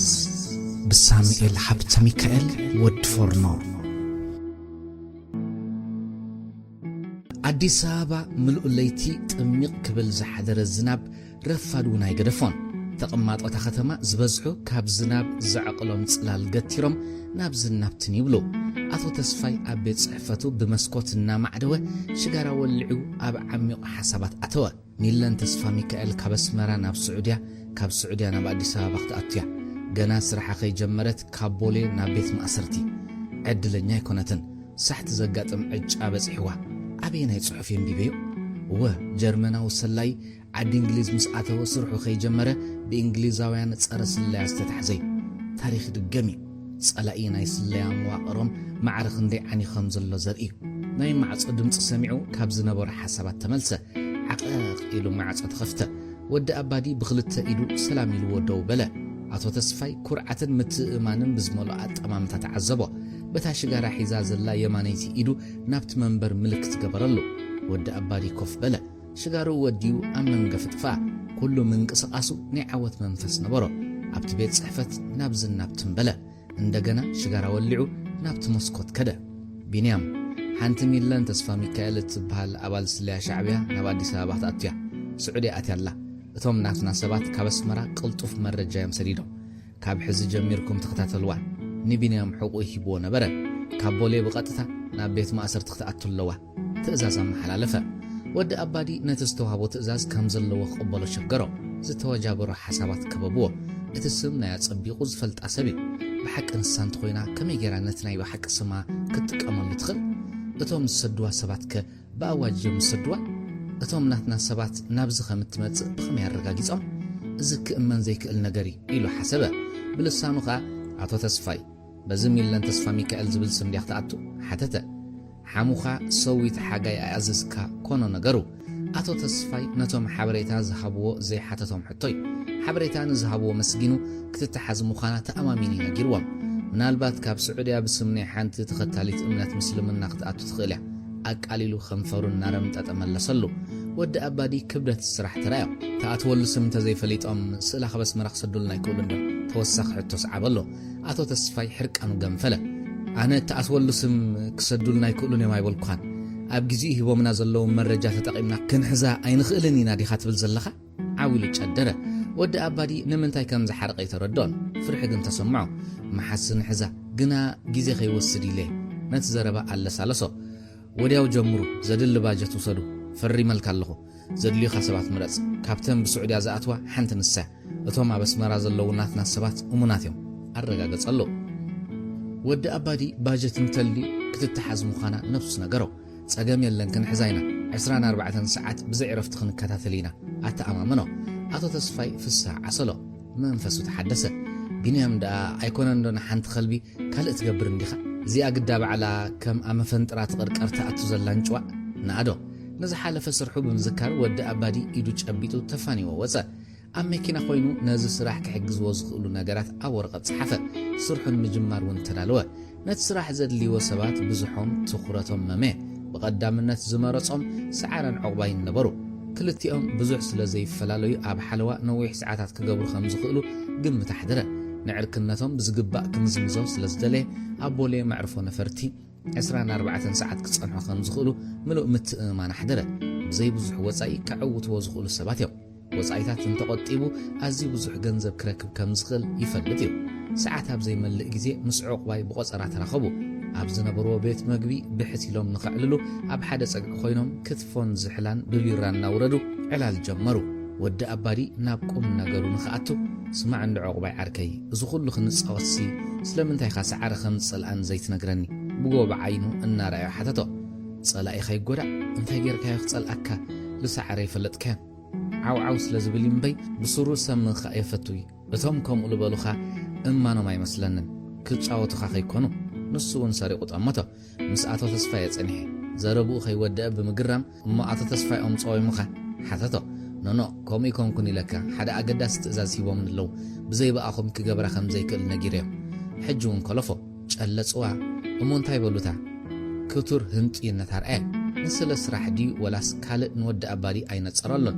جن حدا خفلت أصدله قداي نسعر أنتي كم زجبركو خم عرك خمتن نايقدني خنقركا سلازي مجمرتا نزغن ما يتقل زلنا مسلني كنتصر اللوز لليو قداي كيف لتا زقر في مسلني زيت إيقو تماتا عتاود مني لكا أنا كو إز جون تراخب الكل سمعيه أنت كم زقبركو تريح يخفل الدلي أحسيرو نقرأ أنت بينيام حوي نص خاد ملأ دخوي خون كان رئيس ود أبادي النار عيس حقا أنا ونعي مسلن النيرو لحري فليتا بدحري إز جون تراخم زبلن مسفلت كي ترديني أما انكاخا ندك اسمرا جون تراي زبلو كقص لاي دلين ود أبادنا الدرة كل لا يثبلنا انت يا جيريو سكفتو قالت صلو بك أنا الصخابة خاز عب انكالوسي حلافي أمخان كايزخون كففنا بلو نقرأ رقص أنياري خا نسخون اللو دليه أنا كو يتسوي عبسمرا بزوح كم تمهر كان كم سرح كان حزم ما سعر عركي وانترديوي أكارا بزبولا حسب وساب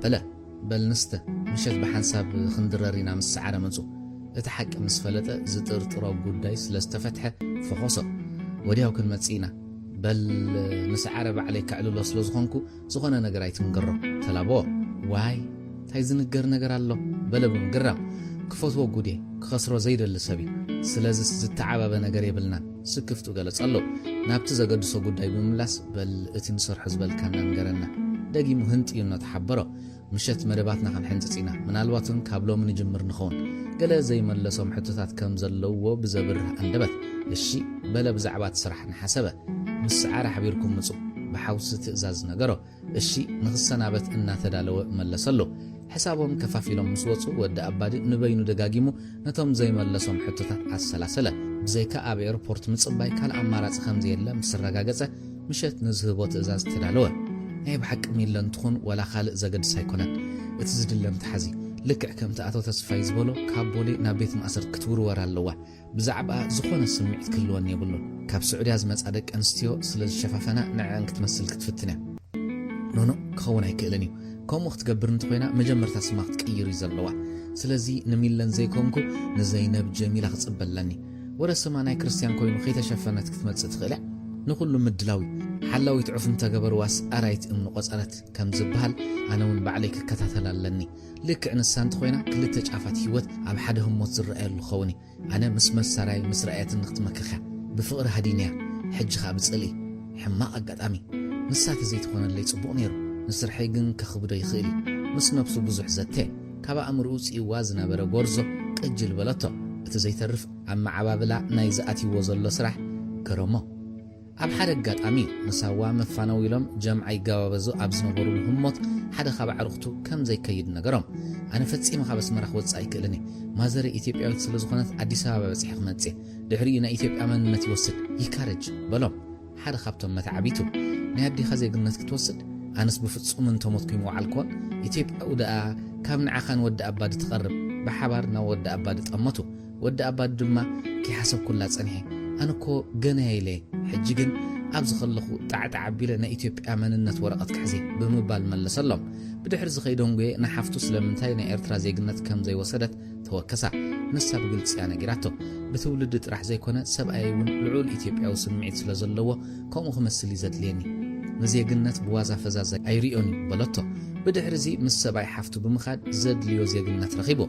نابع رختو خيدوخا سوا خم زي كيد أسمرخا كم زي في الليانا قرم حج كل نجر تغيرو اتون متعبيتو برات حزام نصون كمام ميلان كابهم صفر لي يبلان برات حزا كتب كسر ليا كي تقصتلو قدما يزلوا بوش تفكره مسرس نخا نابنا يقصرا بوتا خده سعرن عقباين امنا يقصرا بوتا قديمو ميمصيو ود اباد مسمصه كاب كوف زبللو تنسيوم سلام بلوا نصو دما عصفيتا ملسلم كوف مسبله زربا خين واحد ميلان تسفا ميكائيل تبحال سلايت ابوليخ تتحز تزازم محلالفه أب أديس أبا ود أبادي ميلان نمحز هادن جمرة أبسمرا لوام هادن نمجمار تدالو نبرت رئيسها فقق كتبل دليا خلايا تسيع ملو ليتي كتحسبو زحدرت مدمدم تايقبرتلون أبسرح مسبسحت حد يخطو السندليت تقرت أرى أنا عبدو خط نقرو كوانتا دليت فلياز فلت اتصب زي مهلاو سكف تفتر الله دوالا كيف فلتكو تقبالا كيف فلتكو انتاي كبلي خل مفرس حساباتي بتحد وجن نعبدو أنفت راح انتهي بيه قلق قبري خلي زبل موجود كتل عليو وجحوا زحل ما يجرات حاسبة كاب جزخت وتصخلا يؤل زلي رح عوفا نتزنبر وخبابي بزربش بعو تسحقه تحلم كي تهلو تترات لوامي تعنيتكي داقي مسحقه تعويتلكي أمجنينك مش حقوسو أبقص ينبب نبرة كمي ينقراتو مع اسمتيخا أفا بإيدا حاتي ما حتى تطو لو ملي تأتي عيدك أسكن كمان نخيد ما نقرس كنعل لينا مال سخيت تصبي نام يمكن وسقومه يقلي قدم سرح بصحني افكي دخوت بتحتنا حتى تطو كان معاس سرح كيف الطندي اب ساعات سرح زمركو سايكونن نعترح تمليسو بايدا سحيبو ام يمكن اتوا ومغشا سلازمصخ تصاورو خمزلوا امينه تنبلت قصري اكسبو مكين ودوا بيلو ساندويشن صمقنا عزازه لو ام كتبلع كوان تزيدليت كمنا تعززلا رئيس حمما نبره دقيما امصاصو حتى تطو لوامي كجرمك سلازلخي من صاي زي نغر كوخي مرعنا صبق غير خدالو سلازلني اقديمه مصي كل نفسو تدلا ينبو نبره صبق غصا غنا اسور سلازنبره غربلو دقاساي صغبك مسلن حقي هو انا من كيد قسكو حديره تحغيسه سلازلخي يتبرابيره اي تحغس كندخي تحغيسه بزي مطنك انبر استحغس كغنا يتمسلن تحغيسه لخي الي كومو خوين تراي كامبر تحغيسه لخو هو جن ولا حنتني حقوس ملكت يبلكن يؤل تحقوس يبلك اللهمش كاب أمريكا كوي مزي حاوس ندر بلا كابيد أخذ مزي أمريكا نيركا خاب أمريكا مزي خا انت هيد أمو قبل علم مكينا وزي كعلل ترلين لخا تقرجات أوكي هاي مرعانا خا أي حقوسك اندي حداش سمعيتو دي استغير حدش نقر الودي عتيبو حتى مليو انتاي كرم من سعيديت نقرني نمنتاي بجزين جنزبي تتصاوتي زفلت كمسيلني ማይ ጋድ ከመይ ገይረ ፈልጥ እንተ ዝፈልጥ ክምርዖ ኢለ መጽ በእጅኻ ግደፈን ሰብ ጸልይ ኣለኹ ገዛ ይውሰደኒ ንስራሕ ኣይኮን ክንትወጽ ነርክ ማለት ዲ ካልእ መደብ ነርኪ ዛት ዝዋይ ካብ ፕሮግራም ስለ ዘትረፍኩ ኾሪኺ በእጅኻ ባ መሓረኒ ከምዛ ዓይነት ዘይምስማዕ ገጢሞ ማይፈልጥን እዩ ሕርቃን ክልቲኦም ገንፈለ ካብ ክልቲኦም ክዛረብ ዝደለየ እኳ እንተዘይነበረ ዩኤል ብዙሓት ዘይተመለሱሉ ሕቶታት ተመላለስዎ ሕሳቡ ከፊሉ ብናሃሪ ገዛ ኣብፅሓ ብግቡእ ከይተፋነዋ ብናሃሪ ተጠዊ ተመርቀፈ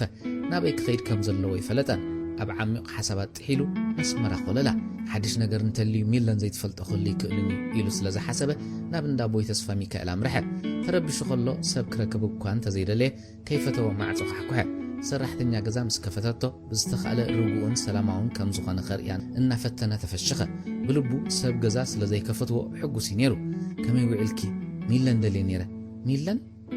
ሚለን ተጋጊ ኻለኻ እታ ስም እኳ እንተዘይሓደሰታ ብርግጽ ግን ፈልያ ትፈልጦ የብላን እንዳ ቦይ ተስፋ ሚካኤል ዘይኮነን ዝገዛ ተጠራጠረ እወ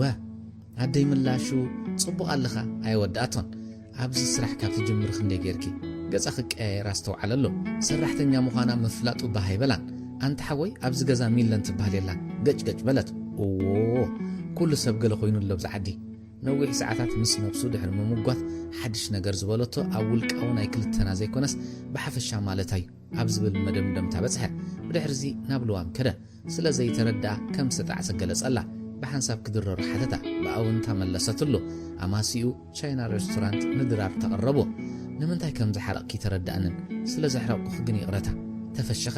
ጸገም የለን ናይ ክልቴና ገይጋዩ ናተይ ከማን ዓቢ ቅድሚ ሕጂ ዘይበርሃልክ ነገር ምሕታት ኣዝኺ ክትፈትው ነርኪ ኣዝዩ ባህ ዝብለኒ ጠባይኪ ኣይትግደፍዮ ከይትኹሪ እናፈርሐት እመታ ብርእሳ ናይ ምስማዕ ምልክት ገበረትሉ ካብ ምዝራብ ተቆጢባ ምንባራ ገመተ እንዳሚለን ከይደ ነይረ ኣብ ገጻ ዝረኣዮ ምቅያር ከቐጽሎ ይከኣለን መን ረኺብካ እንታይ ኢሎምኻ ደሪባ ሓተተቶ ሰራሕተኛ ያመስለኒ ኣይፈልጣን ተጋጊ ኸለኻ ኢላትኒ ኣተኪሩ ጠመታ ስቕ ስለ ዝበለት ካብ ስምዒታ ገለ ነገር ክወስድ ዝደለየ መሰለ ብዙሕ ሓድሽ ነገር ከም ዘሎ ኣመነ ብቐጥታ ምስ ህይወቱ ዝተኣሳሰሩ እንትኾይኖም ክፈልጥ ድማ ደለየ እንታይ ተሓድሽ ነገር ዝበልክኒ ክፈልጥ ምደለኹ ተመቕሊሉ ሓተታ ኣዝዩ ብዙሕ ምስ መርዓ ዝተኣሳሰር እንትኾይኑ ብዙሓት መርዑት ብዘይ መርዓዊ ወይ ብሓዊ መርዓዊ ወፅን ተፈሽኸት ፍሽኽትኣ ካልእ መልእኽቲ ነይርዎ ቆባቢልዎ ኩነታት ናይ ዝሃገር ንኹሉ ጸሊም ምህላው በርሃሉ ብሕቶ ከየጨንቓ ምስ ነብሱ ቃል ኣተወ ኢዱ ክሕፀብ ዓይነ ምድሪ ኸደ ከይደንጎየ ብምምላስ ቀድሚ ኮፍ ምባሉ ነገራት ናብ ንቡር ምስ ተመልሱ ዘይንምርዓው ዘረብኡ ኣይወዳእቶን ነጢራ ተጠምጠመቶ ትርዳእኒ ሰብኣይ ምዃንከይ ኣዝየ ዝኾርዕ እመነን ንጉሰ ኢኻ ስለ ዘንገስካኒ ስለ ትርዳእኒ ውሑድ ሰብ ከም ዝናትካ ዝርዳእ ይቐንየለዩ ኤለይ ዓባየይ ልዝበት ካብ ሃብቲ ተሓይሽ እናበለት እያ ትምስል ገና ሓቂፋቶ ነበረት እቲ ከይውንዘፍ ዝፈርሓቶ ጉዳይ ንምጅማር ድልውት ኾነት እቲ ምስ በዓል ወዲ ኣባዲ ወይ ኣቶ ተስፋይ ወይ ውን ጆንሰን ዝተራኸበ ሰብ ብዘይ ወዓል ሕደር ክትሓዝ ኣለዎ ነዚ ንምግባር ለይትን ቀትርን ክሰርሕን ክጽዕትን ኣለኒ ምስ ነብሳ ቃል ኣተወት ሃድና በስመራ ነቲ ዘይተለለየ ሰብ ኪያርን መሳርሕቱን ንሚለን ኣብ ርእስቲ ኣብ ኤርትራ ዝወሰደቶ ትምህርቲ ጸቕጢ ብኸመይ ትጻወርን ዝተሓላለኹ ብድሆታት ብኸመይ ትፈትሖን ኣካላውን ስነ ኣእምራውን ምድላዋት ኣብ ዝብሉ ኣርእስታት ተወሳኺ ስልጠና ሃብዋ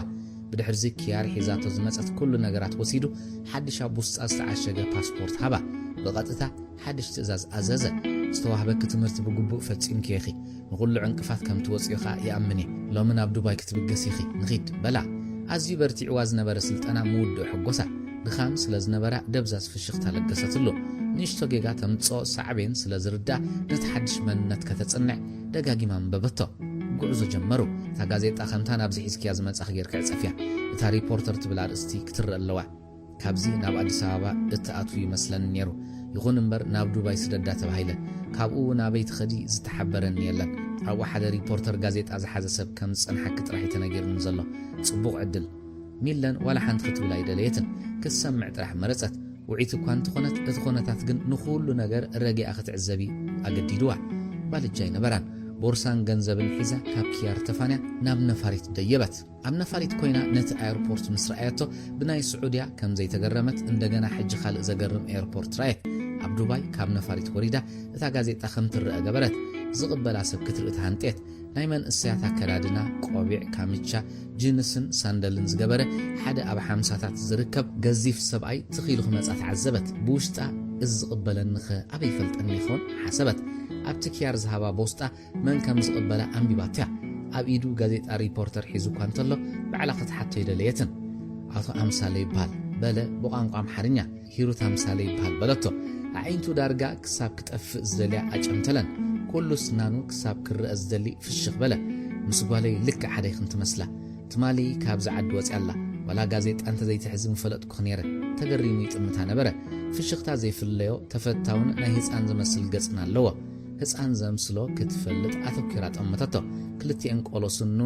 ጻዕዲትን ካብተን ካልኦትን ዝተፈለያየን እታ ሓንቲ ቅንኒላ ሓጻርያ እታ ሓንቲ ካብኣታ ዓቢ ፈኻኻት ድማ ናይ መጀመርቱ ስኑ ዘብቆለ ህፃን ስለ ዝመስለን ንሙሉእ ገጹ ናይ ህፃንን ተፈታውን ገይረኖ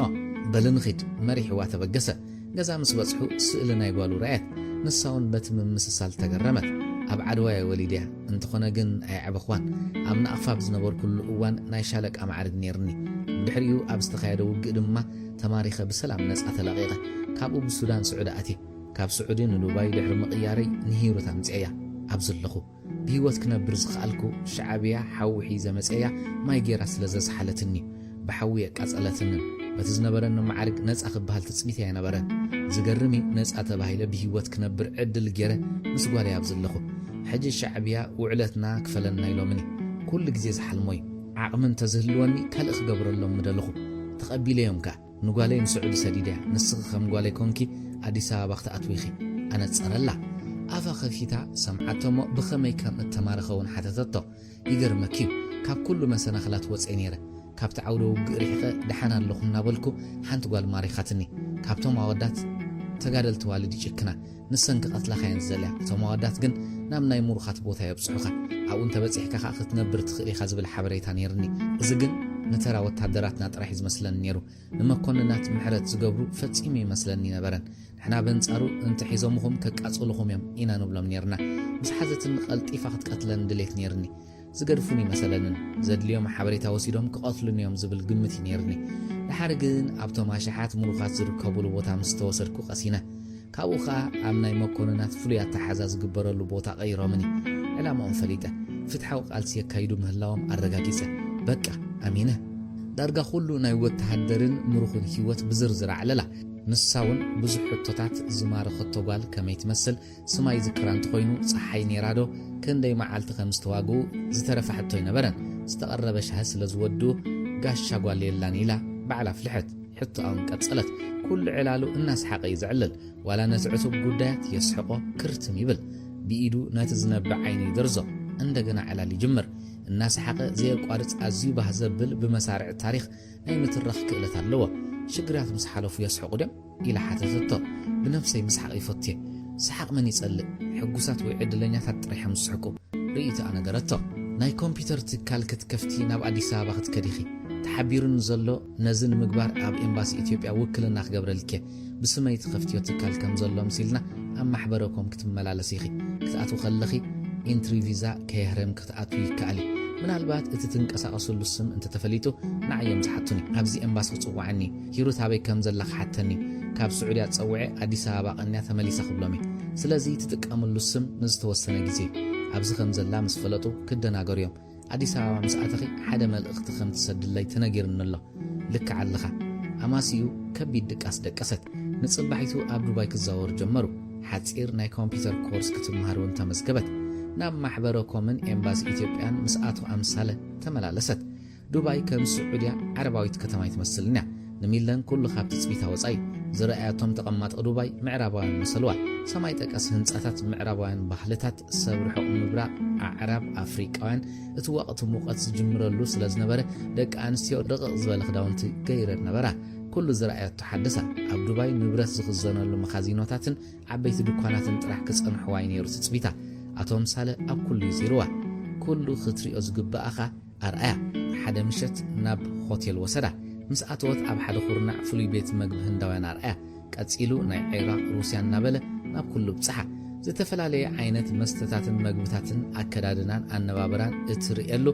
ዓብ ህንጻ እዩ ሰባት ኣብትናቶም ዘዕበዮምን ዝለመደውን መግብን መስተን ኣከዳድናን ልማዳትን ጥራሕ ዘይኮነ ኣብ ሃገሮም ከም ዘለው ንኽመስሎም ዝተዳለወ ቦታ እዩ በብጽምድን በብጉጅለን ከኣቶም ክወጹን ሕጎሱን ረኣየት ዝበዝሑ ህዝብታት ብፍላይ ደቂ ቀርኒ ኣፍሪቃ ካብ ሃገሮም ወላ ኣዝዮም እንተረሓቁ ምስ ባህሎም ዘለዎም ሰረትን ምትእስሳርን ኣብ ዝኸድዎ ክስዕቦም እዮም ዝደልዩ ነጋዶኻ ነዚ ድሌት እዚ ንምምላእ ድሌቶም ዝረኽብሉ መገዲ የናድዩ በቲ መጀመርያ ዝቐመሶም መግብን መስተን ነቲ ኣብ እግሪ ተኽሊ ከለዉ ዝሰምዑ ህርመት ከበሮ ኣብ ርሑቕ ኣብ ስግር ባሕሪ ከለዉ ከም ዘስተማቕርዎ ይገብሩ ኣማሲዩኻ ገንዘብ ይወስዱ ኣብታ ጸባብ ናይ ኢትዮጵያውያን ቤት ምግቢ ምስ ኣተዉ መጀመርታ ኣፍንጫ ዝስርስራ ጨና ሰናፍጭ ክትፎ ሽሮ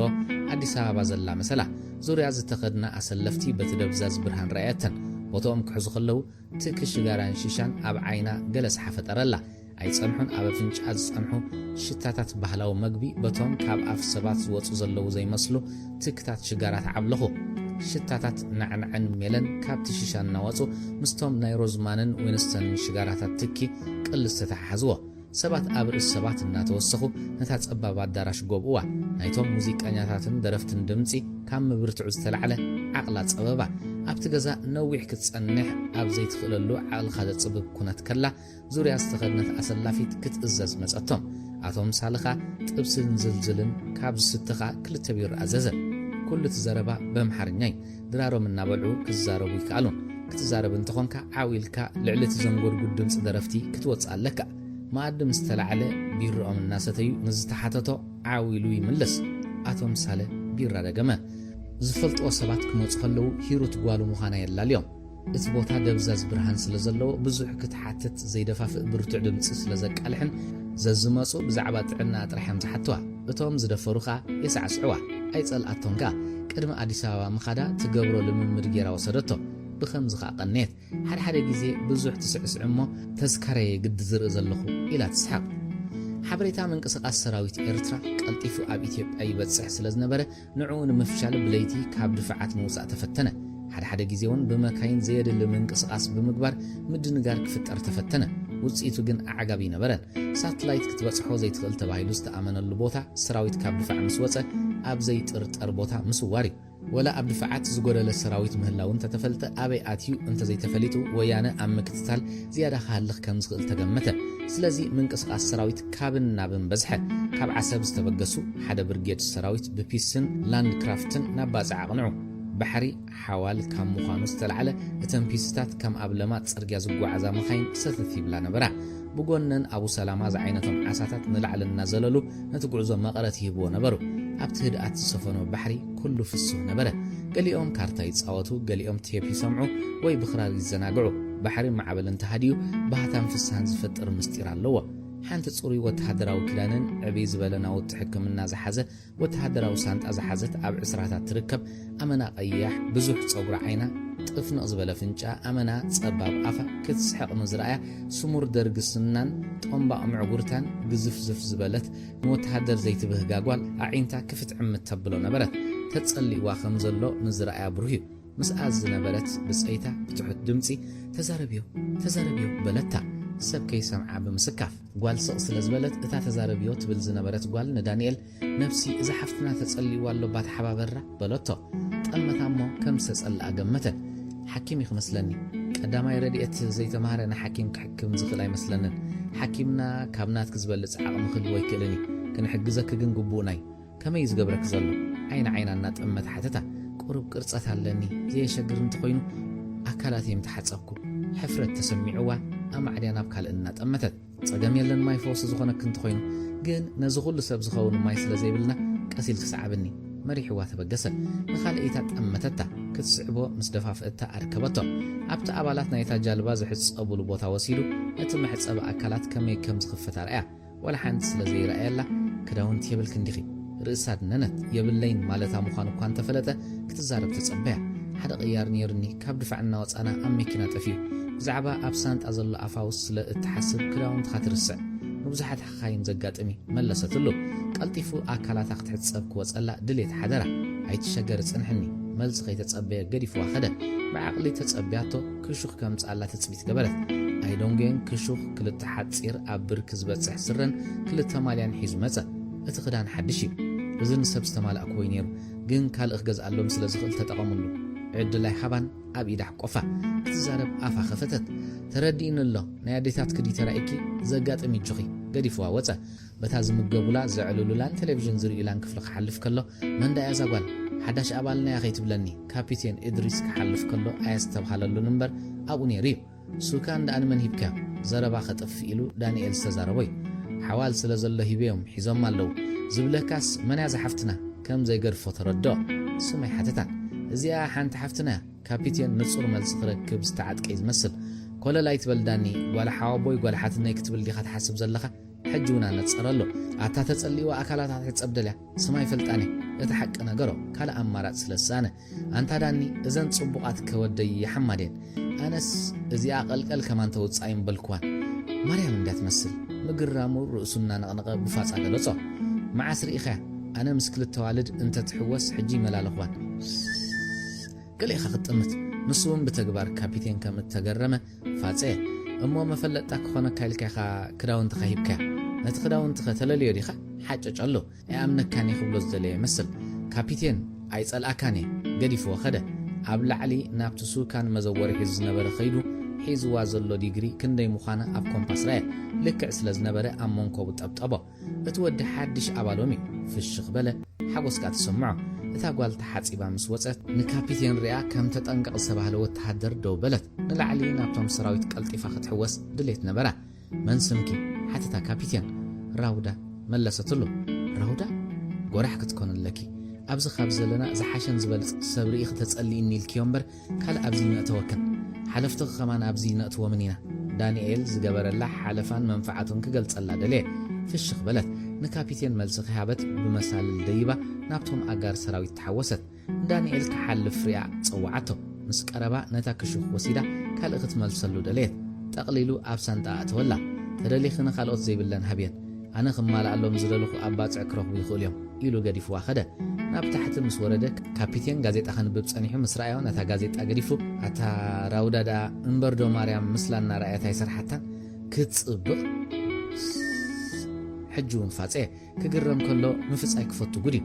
ኣንታ ሓወይ በዓል ሓዳር ኣቦ ቆልዑ ኸለኻስ ክንዲ ዝኽጥምት ኣጸቢቕለ ኢልካ ዲኻ ኣርእስቲ ቅይር ደልየ ክላእ ንኣኻ ንሪኤልካ ኣለና እምበር ኣነ ደኣሞ ሰበይተይ ማርያም ትመስል ዘይኮነትሲ ማርያም ብህየታ እንዲያ ሰይቲ ሓሙትካ ትጸብቐልካ እምበር ኣይትብለጽካ ኢና ንብል ሰይቲ እድሪስ ግን በሊፃን ጸቢቓንን ዝብላ ንስትሕዋትይ ትፈልጣ እንዲኻ ኩርዕርዕ በለ ዳንኤል ኣጸቢቑ ይፈልጣ እዩ ካብ መልክዕ ካብ ውሕልነት ዝተዓደለ ንሱ እንዲዳ ዝገርመን ዘሎ እንታይ ምስ ኮንካ ኢኻ ካልእ ትርእይ ከምዚ ኣሐልል ዘበሎ ነታ መወዳእታ ቃል ጉትታ በላ ኣንታ ሓወይ ዓዊርካ ንዓኻ ንሪኤልካ ኣለና በሎ እታ ዕላል ደስ ስለ ዝበለቶ ክትቅጽል ድሌት ነበሮ ብላዕሊ ክጽውዑ ሰሚዑ ካፒቴን ተንስኢ ኸደ ዳንኤል እውን ሰዓቦ ባፅዕ ቀሪቦም ነበሩ ሰራዊት ኣብ ባፅዕ ኣብ ማዓስከር ሓይል ባሕሪ ተራገፉ ኣብቲ ማዓስከር ከም ዘለዉ ብምስጢር ክትሓስ ስለ ዝተደለየኻ ምንቅስቓስ ከም ዘየለ ተነግሮም እተን ሒዘንኦም ዝመጻት ጀላቡ እውን ኣብ ባፅዕ ኣብ ተጠንቀቕ ክጸንሓ ተሓብሮም ራውዳ ኣብ ጀት ኾይና ንኹሉ ናይ ዳንኤል ምንቅስቓስ ትዕዘብ ነበረት ፀሓይ እኳ እንተነበረ ካብቲ ከባቢ ናብቲ ግዜያዊ ማዓስከር ክትከይድ ኣይተሃወኸትን ስለምንታይ ከምኡ ከም ዝኾነት ንነፍሲ ሓተተታ ገለ ይኸውን ኣለኹ ብውሽጣ ፍርህ በለት ከባቢኣ ከይዕዘባውን ሰጋት ሰብ ንኸይከታተላ ንኽትክወል ተጋደለት እዚ ወድስ ክፍትወካ ኩሉ ምንቅስቓስ ዓጅብ ክምሽ ጓል ሰሕል እታ ምስኣ ዝነበረት ንዳንኤል እናርኣያት ሓተተታ ከየዝተባህለትላ ዝጸንሐት ራውዳ ድንግርግር ኢልዋ ልባ ፈጊላ ክትወፅእ ደልየት ድንግርግር ብዝበለ ኣንደበት ስምዒታ ኸዊላ ኣየናይ ወዲ ክትብል ከም ዘይተረዳእ ክትዋሳእ ፈተነት ግደፍና እንዶ ፈሊጠክ ኣለኹ ብዘስምዕ መለሰትላ ሃለው ብዛዕባ መን ትዛረበለኽ ንገርና ወይ ስቕበሊ ያላ መስርዕ ከይቆረጽካ ተበገስ ኣብ መንጎ ሓላፊየን ኣዘዘ ልብ ወለድ ዛንታ ኣልማዝ በልማዝ ብሳሙኤል ሓብተ ሚካኤል ወድ ፎርኖ ቦሌ ማዕርፎ ነፈርቲ እታ ሚለን ዘላታ ነፋሪት ክትዓልብን ከላ ብዝገሹ ዝኣትዉ ዘፋንውን ዝቕበሉን ሰባት መሊኡ ነበረ ሚለን ማራኺ ኣለባብሳን ንዘመናውነታ ዝገልጽ ኩለን ስንኣ ካብ ምዕራባዊ ዓለም ዝመጸት ሞዴሊስት ክትመስል ዓይን ሰባት ማርኸት ኢንተርቪው ዛኸዋቕዓልክዶ ሰራሕተኛ ኢሚግሬሽን በኣምሓርኛ ሓቲታታ ክውቅዓላ ድሌታ ይነበራን ግን ቀልጢፋ ክትኣቢ ደልየትን ንምንታይ የድሊ ማለተይ ኣውቅዕን እንተዘየውቃዕ ከም ዘሎ ፍልልይ ኣይተረዳእንን ከተረድእኒ ትኽእል ዲኺ ዝሓፍተይ መብሪ ከም ዝደለየትን ዘሰክፍ ነገር ከም ዘየለን ክትመስል ደልየት معاس آتيخي معاس تملسي باسبورتخي ملك تدلين تخونكي زخونا مرقاق السند انتزي كوينو كام حجز وسدا يكونن مقلل إلى ملست لا نعيزة قد سني كونن سلة حبريتاخي بلبيزة مسكن يغني اللي في الشيخ تسنى بتتا بالجاء حزاخت واتسق كلا حدا سبك أو يلوخت أمتا تعذبت صدف دفي لاخت واتسق كم زي باللخا ننفسح شخ بلتا رقئت الممثال الزقامي لاخت واتسق دليت حدا سب أتوكيرو عزبا رأيت نايدا حان كم زي كونه نتصور كونه لا نبينا دي ويس نخلومي بتنقع قزع الزبون لنفس حتتت ناب أحمد مسرعيته كبدا حف قبل تفلتا يقريتها كزارار بكرو مخالكو كابتانا إيميغريشن سراحتنيا بستفلي عام حارني حتتا كالايق وانكو أمخانو شابو فلتت زربان تقتصيلو كاب دوبديو كاب سمين كتفلتو تساقميو بلان يكاليو انتايك حق زكا بقدا حتتتو كامناتو بزبلت أمحارنيا نايت ساتتا أبال مخانو قمت نبرا سعارة بحال كابي خمتيخي باسبورت خطر إندو مخالكي انتاي كم زدلي أنا تسرلا 4 عينات متحازالو قدامي تزيئة باتسع كاب درق ناس عدحر مخانا أبسمرا هيو تاسق أنا هون بممتو عام زلوهم ناب عدي سابا يخدو نبرو أبزيزي أبوي تسفا ميكائيل بس بعلت بيتهم من قوالهم ميلنن أبو خونو أبن دامول جيتهم تعاقبو شابو ميلن تمرتا أب عدي سابا يغتسئلا حلف صحي بعلت بيتون مولجيتان محازا قالوا بوي تسفا ميكائيلن نعامن نخالوتا بتجازا زنبرو إيرترايانن بزقباء كبرن فقرن زأنقدهم زنبر مولجيتايو مولجيتان ميلن أزي فتوى نبره عبز تصبو كتفلو إذا تصبو جفرا زركبو الهوتيلي بعل إكلا زركبو بيانو بارابزلو النابلة زي بصحابوتان زي رأي من نافشان يلن بحرس مرة حرام وطا أبوي تسفا ميكائيلن بعلت بيتومن تقادت دك ناقزات عاتي خيص أنحم بمبال قلتيفهم نابس مرة مسنقلو ميلنجن تمرتاقت ود أب عدي سابا ترفت مولجيتا نميلن كي تنافق النابلة دارقا معالتاوي أبدا جيدر نبره حدا جزء دخيل مخيوات سخمسي أبز دليلو دقو نميلن نعاخت راح ديز الزوركي أين تصنعنينا إلهم عو يقولوا نبرو شعوم لقيتها كم سمع عجيرة زد 5 بايت فلتن لهم دخيل مسلزلي أيتربشوا بمبال تقلبهم تناقرون تسمعون قرحهم زي فلت أمولجيتا ويبعلت بيت صحي جيرو كدرروا نابع بيت خوتيلات يصدهم ويوصدهم أسمرا مسكركي أمتشخ بالخيام يبلع ميلن ملكت قانقوا اتمخنيات كاب دق تبعتين لعلي دق انستيو اب قانقوا خنزحيلا كاب تمكر استعذبتهم مخانو تنغرو ابز 10 عامت غيرناس يغرمني صحي كمس دق تبعتيره يا حتى ايبلكون جن بحفشو كوم خويني سمعني كتعي جمرو ميلن ابز صنحت صنيحه طرا وست دق مولجيتا خير ايت كي ارمتن كي ردأتن اي تعرفنا دق مولجيتا بغدኦም فرص ام اخر ايوا يصعرو يعوتخا سلازي أب حتصير أوان قانقوان بهلن قال خفال هزب إثيوبيا ختملخ نختما أديس أبا بدقيق كتفلت أون زغالت نت باسبورت تنكو إن رأي خلو عقباي تتصنبرهم دقاقي موم كري إيوا خلو كم زي تقدست نممسال كابورسا تشابستيك أوتيا كم فراتر كستو أزي أرم هلاوون نقرتهم سعر أعينتو كابت باسبورت خي عليه كاب سعودية مسيل نيرو بتقرنيا نقرو ميلن كم سمعت تخت نجروس لزدليت بصياف نيام حرنيا لحاجات تقيمة بتجرنيا زد لخيا سبايت فلتان كاب سعودية خمس خونت راح يخفلت كزلخة حتى تطو زمدو خمس دل زلمبر أبال تهم خانو كم زي تردأون نقرأ من قد جلس أتلو تجرنيا تخلي دخي بت مجمرتاس تزاربت عم حرنيا تدنا جيري نيرو وا أبور أيو ماما كخب عدوى تجرنيا تفلت إني التاريخ بتجرنيا تزاربك نصهم بقدأ نحطو بحطو ملستو نتي تشابستيك أبورس أبمتاو بعلانة باسبورت خاب إيد وسدته صويلو خابا دحنا نقع مزاخي كانوا واقعين حرجزي سلام كأني أنا سعره إذا عركي عقبة يبهال باسبورت مستقبلته إيدني تجوابته نابت تاكسي ترغب اللبوطة مستبقست سعره بعينه تختلع عقبة مشام قنجن تاريخها ونخيز تفاكا بلا قدف الناس كأبزليتنك أترنزز مسأت قال كنري دك أسئنا ورا خساء معسينا أستماسله سعره كال أي جزء خرخبات منيت نبرة كسب تاكس تسقيلات بجس عين مليت أمتها إثيوبيا خوتي الكبسحة نتاكسي استنقرته كاب إيربورت مستبجست فوقس بلع بخمي جن كاب سعودية خاطو يتصبين اللو من نجروه بسعودية خاطو مخانة يزفلتو حربي وهابن لوا من يوم اتأخيبا كونيل كان مدين جار سجبر خونا اللو سلازخ أيو عبدو أبت أخيبا ربوش تمثيلو بعقل تصبز الزارب زنبره مسوس أنا جنزرجة سلازي إذا سرحنا تعوتيا كيارو ناب أديس أبابا خبقس ناتتصبيني ندوباي سددا تبايلو أبسل لي زلعال سرح نصلا إخا جيجا حبريتا خمس بصح مقباري أخيبا أنت زين قبر ناب أديس أبابا خأتو مخاني أبس مرا دهاي مسد فأخو متفلت كونيرا مالتي سلازيم بقار بأخيبا خبقس تنجيرني بسعودية خأتو مخاني سب نجيروا زقرمي من يخون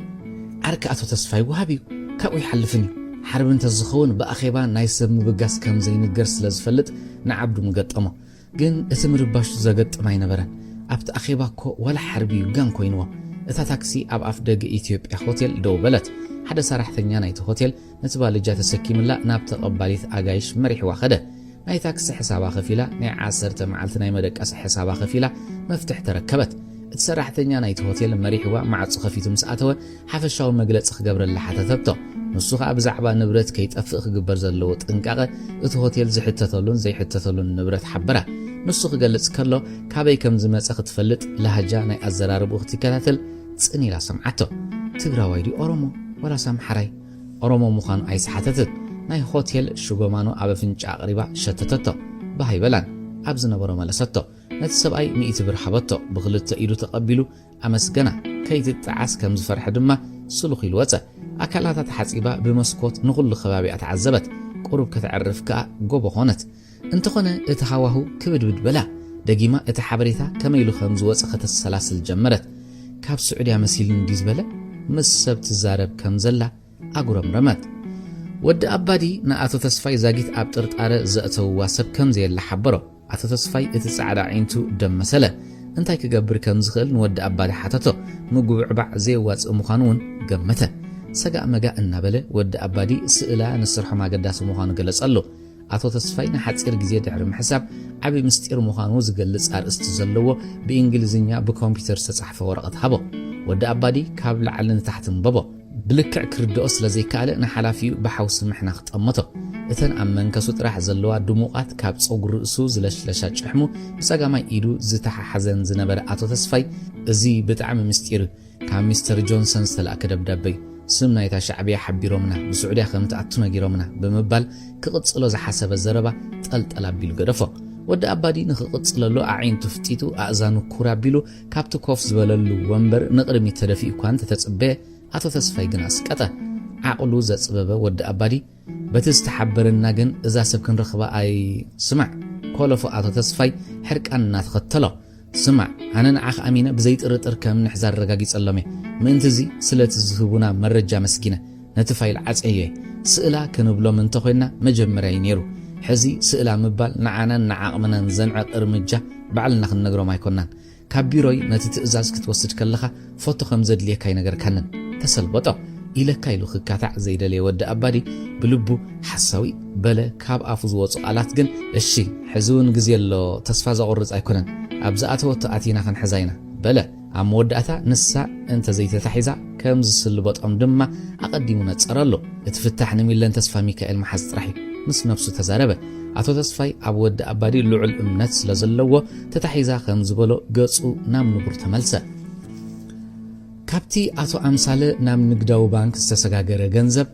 ዘድልያ ውፅያ ብንግሁ ኣብ ቤት ጽሕፈት ምክትል ሓላፊ ማእከል ንግዳዊ ወፍሪ ዝኣተወት ሚለን ምክትል ሓላፊ ናይቲ መንግስታዊ ትካል ካብ ኮፍ መበሊኡ ተንስዩ ኮፍ ኣበላ እንታይ ክእዘዝ በለ ብቋንቋ ኣምሓርኛ ንዝግበረላ ምትሕብባር ኣቐዲማ ብምምስጋን ዘምፃ ጉዳይ ሓበረቶ ክትስዕቦ ሓቢሩ መሪሕዋ ናብ ካልእ ክፍሊ ወሰዳ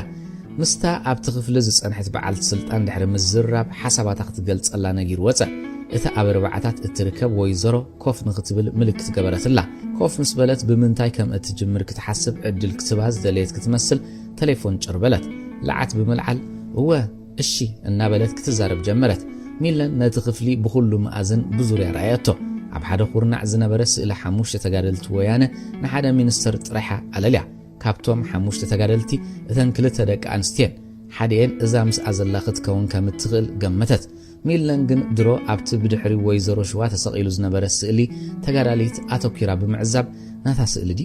እዋይ ዝምስልናስ ከም ዕምባባ መሮሪባ ዝቕምስል መን ከምዚ ነይራ ብላስከ ኣብቲ ክትረኣየሉ ዝነበራ ግዜ ተቃሊሳ ናጽነት ኣምፅያ ድሕሪኡ ድማ እቲ ዕድመ ካብ ሓሳባ ተመልሰት ወይዘሮ ሽዋ ክትዕዘባ ብምጽናሕ ገለ ክትብል ከም ዘለዋ ተረዳት ብምልክት ጥራሕ ናትክንዲ በለታ ወይዘሮ ሸዋ ኣይፋሉን እዛ ሓንቲ ናተያ እዛ ትረኣየክ ግን ልዕልት ትበሃል ከም ስማ ልዕልት እያ ስውእት ብፅይተይ ኣብቲ ዝዓበ ኩሉ ከተማ መቐለ ዝዓበየት ብብዙሕ እንመሳሰል ኣብ ሜዳ ካልአይተይ ዝነበረት እያ ጉዕዞይ ዘትበዓትኒ ንኹሉ መሰናኽል ቃልሲ ክስዕሮ ዝሓገዘትኒ እምንቲ ሓፍተይ ድኽብላደይ ኩሉ ነይራ ንዓይ ተሰዊኣ ግን ዕጫ ውፍያት ዕፃ ኮይኑ ኣብቲ ካዝኣተወት ክልተአን መሳርሕቲ እሞ ብዛዕባ ትካለን እናዕለላ ዘጉህየን ከም ዘልዓላ ንብዓት ቆፃፀራ ዕባይ መቐለያ እምበር በቦኣን በዲያን ኤርትራዊት እያ ትዝገርም ዝዓበየትሉ ዓዳ ብምውሳድ ኣብ ወያነና ተጸምቢራ ዝግባእ ኣገልጊላ ድማ ተሰዊኣ ተማዕራርያ ኮፍ በለት እንደገና ናይ ዓሚልን ኣንጋዲትን መንፈስ መጸ ናብታ ወይዘሮ ምስጠመተት ወይዘሮ ሸዋ ኃይሉ ዝብል ኣብ ኣፍ ልባ ዝተጠቅዐ ባጅ ረአየት ሓላፍነታ ናይ ቴክኒክ ኣማኻሪት ምዃኑ ድማ ይሕብር ቴሌፎን ዓፅያ እንታይ ክእዘዝ በለት ብሕፍስ ዝበለ ናይ ደቂ ተባዕትዮ ዝጥዕም ድምፂ እቲ ሕልፍ ዝበለ ስቤትን ብስጋ ዝተተኽተኸ ነፍሳን ንናብርኣ ዝገልጹ ኣራንሽ ዝመስሉ ማዕጓጉርተን ብምስትውዓል ሓቀኛ ድምፂ እምበር ናይ መስተኸውን ኣይክእልኒ ሽሽትቲ ዓይነት መስተውን የብላን ሓሰበት ሚለን ሂሩት ኣምሳለ ይበሃል ካብ ዱባይ መጽ ኣብዚ ኣወላዲት ሃገረይ ሓደ መገጣጠሚ ኮምፒውተር ይኸፍደለ ስለዚ ቅድሚ ናይ መጽናዕት ወረቐት ፊዚቢሊቲ ስታዲ መቕራበይ ሓደ ሓበሬታ ክእክብ ስለ ዝደለኹ ክትተሓባበርን እንደለ ወይዘሮ ሸዋ ስማ ካብቲ ባጅ ከም ዝወሰደቶ ከም ርዱእ ወሲዳ ነታ ሒዛታ ዝነበረት ፒሮ ብክልተ ኢዳ ኣብ ክልተ ጫፍ ብምሓዝ እናጠዋወየት ንኽትሓስብ ወይ ከተሻቕላ ስለ ዝደለየት ካብ ዝግባእ ንላዕሊ ግዜ ወሰደት ነታ ፒሮ ገዲፋ ክልተ ኣዳዋ ድሕሪ ምምስቓል እሺ ዝሓሰብክዮ ቦታ በዩ ኣዲስ ኣበባ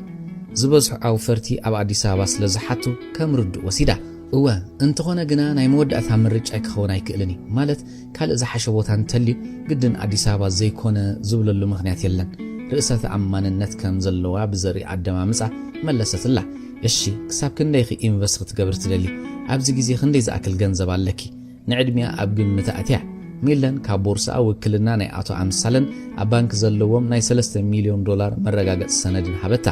ኩሉ ኣብ ኤምባሲ ኢትዮጵያ ኣብ ዱባይ ዝተረጋገጸን ማሕተም ዝተገብረሉን ነበረ ብጥንቃቐ ድሕሪ ምርኣይ እሺ ፖሊስና ኣብቲ ብውግእ ዝዓነወ ቦታታት ኢንቨስትን ዝገብሩ ዝሓሸ ባይታ ኣብ ምፍጣር ይሓይሉ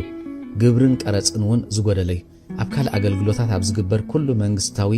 ኤሌክትሪክ ማይ ዝኣመሰሉውን ዝተሓተ ክፍሊት ዝሓትት ስለዚ ክትጥቀምሉ ዝሓሸ ኮይኑ ይስማዓኒ እቲ ምርጫ ግን ኣባኺ ዝምርኮስ ወይዘሮ ሸዋ መብሪሃ ኣበት ሚለን ክትውድእ ኣላ ክትህንጠ ምጽንሓ ብዘርኢ ቅልጣፈ ንኣብነት እቲ ኣንፈት ናይቲ ዘረባ ናበይ ምዃኑ ንምግማት ኣይተሸገረትን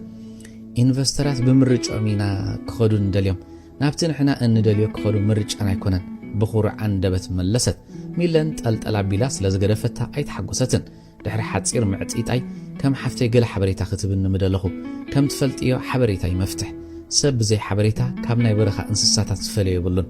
ኣብ ዘመንና ሓበሬታ ዝሽየጠሉ ግዜ ተበፂሑ ሕና ኢትዮጵያውያን ግን ብዝጸንሐና ዘኹርዕ ባህሊ ሓበሬታ ብነጻ እናተዋሃብና ንነብር ህዝቢና ንዘለና ኢትዮጵያዊ ባህሊ ክንዕቅቦ ኣብ ዝሃለና ሃሊና ክንጽዕር ይግባእ ንሓበሬታ መሃብ ኣብ ስልጣን ዘለው ክስከፍሉ ዘይብሎም ሃገራዊ ግዴታኦም ክኸውን ኣለዎ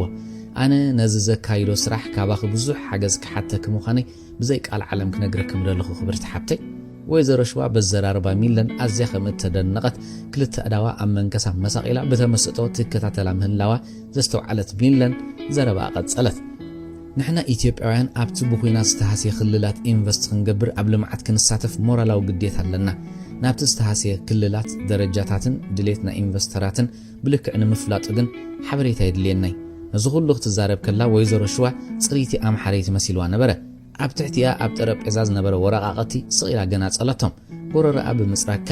ንምሳሌ ክልል ኦሮሚያ ክልል ኦጋዴን ክልል ትግራይ ግን በአንጻር ናይ ሰላምን ምርግጋእን ክትቅጽል ኣይደልየትን ንለባም ኣምተሉ ብዝመስላ ዘራርባ እትሕቶ ብሚለን ክመጻእ ድሌት ነበራ እሺ ትግራይ ከመርጽ ዝኽእል መስለኒ ሚለን ኣዝያ ዝተሓጎሰት መሰለት ወይዘሮ ሸዋ ግር ከም ዝበላን ዘይተሓጎሰትን ንምምሳል እናፈተነት ንምንታይ ትግራይ ኣበይ ከተማ ተገሪማ ሓተተታ መጀመርታ ቋንቋ ብምባል ሚለን ብግዳ ናብቲ ትደሊ ኣንፈት መርሓታ ትግርኛ ትኽእል ዲኺ በለት ወይዘሮ ሸዋ ነቲ ፓስፖርት ካብ ቦርሳ ኣውፅያ ሓበታ ማማ ካብ ትግራይ ዓድዋ ብትግርኛ መለሰትላ ወይዘሮ ሸዋ እውን ፓስፖርት ምስ ረኣየትን ትግርኛ ክትዛረብ ምስ ሰምዓታን ኣምሓርኛ ክትዛረብ ከለኺ ብሱሩ ትግርኛ ትኽእል ይመስልን ፍሽኽ በለታ ኣበይ ክትመርጽዮ ከተማ ኣንፈት ከምዘይ ሓበታ ካብተን ንኣሽቱ ከተማታት ከተምርጻ ሓቀነት مقالة عدقرات عدوا أبز متشأ طرح عوت إنفستمنت يكون اللي نساهم في الشغبلت جزيز لكي مثلاً كتحابا بروخي ورقة كتحفلكي زمرتكي وبوتا مسوداكي أبزي feasibility study أتحيسكي أبيرو يتمسي انت تعيركا فرزي تغنيالو نغر يلي درو ورقة عوتسيا نتوم نايتن سلسة خدماتات عم حدرتي دبداب ببيرو صحيفة نصحافيتا بكمبيوتر كتصحف لها بتا صحافيت كساب تمصالا بونغا بزتا تصحيفو مسمص فريما ابوست عشيغا بتا صبوق عدلي لخا افان وتا ميلن بقطتا بإثيوبيا أير منجد نعدقرات تكيت قرصات አዲስ አበባ አሞንጎት ዝኻፍ ዝናብ እትውጽ ትብል ዝነበረት ፀሐይ ዓብላልነታ ድሕሪ ምርግጋጽ መሬት ኣዚበርሀ ኣብ ሰማይ ተንጠልጢሎም ዝወዓሉ ደበናታት ኣብቶም ሰማያዊ ሕብሪ ኣድማስ ህላውነቶም ካስስ ዝተረፉ የለን ኣብቲ በርቅን ነጎዳን ዓድር ሒቁሉ ዝነበረ ህሞት ኣብ ቤት ጽሕፈት ኣቶ ተስፋይ ነጎዳ ዝጥዕሙ ድምጽታት ይስምዑ ነበሩ ዕቁባይ ኣነማ ታስዓረ ዝለቀቀ እምበይ ካልእ ዘጠራጥረኒ የግነኹን ምስ በለ ወዲ ኣባዲ ንምንታይ ሰዓረ ከምዚ ሓበር ሓተቶ ሰዓረ ግርበሎ ምስ ዕቁባይ ኮይኑ ዘዘራረባ ጓል ሓንቲያ ንሳኻ ካብ ስዑድያ ዘይኮነሲ ካብ ዱባይ ዝመጸትያ እዋ እዛ ዝብላ ዘሎ ካብ ዱባይ ዝመጸትያ መለሰ ሰዓረ ንሳ ከም ዘይኮነት ተኣማሚኑ ፓስፖርታውን ካብ ዱባይ ምዃኑ ይዝነግር ወሰኸ ጥርጣረ እንተ ነይሩካ ክትነግረን ነይሩካ ካብ ዱባይ ትምጻእ ካብ ሰማይ ብሓይሊ ቃል ወዲ ኣባዲ ተዛረበ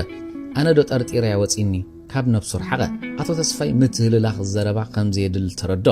በጃኹም ኣብ ዘይከውን ክትዓይን እቶ بنا إرترا لهجة تزاربة حجي إذا سب كتركب تخيل ديا نقولهم تأمتهم حزد أبي كتجنة تصفى عورات أم عقبي كل زربو هندبتي سعر بقعته زر يلوجزي خمسة أخله نفسه نجارة ترجعنا يتنمي لن كابول حزاز خد التاكسي أتسبق يذكري سمعونا يرسعن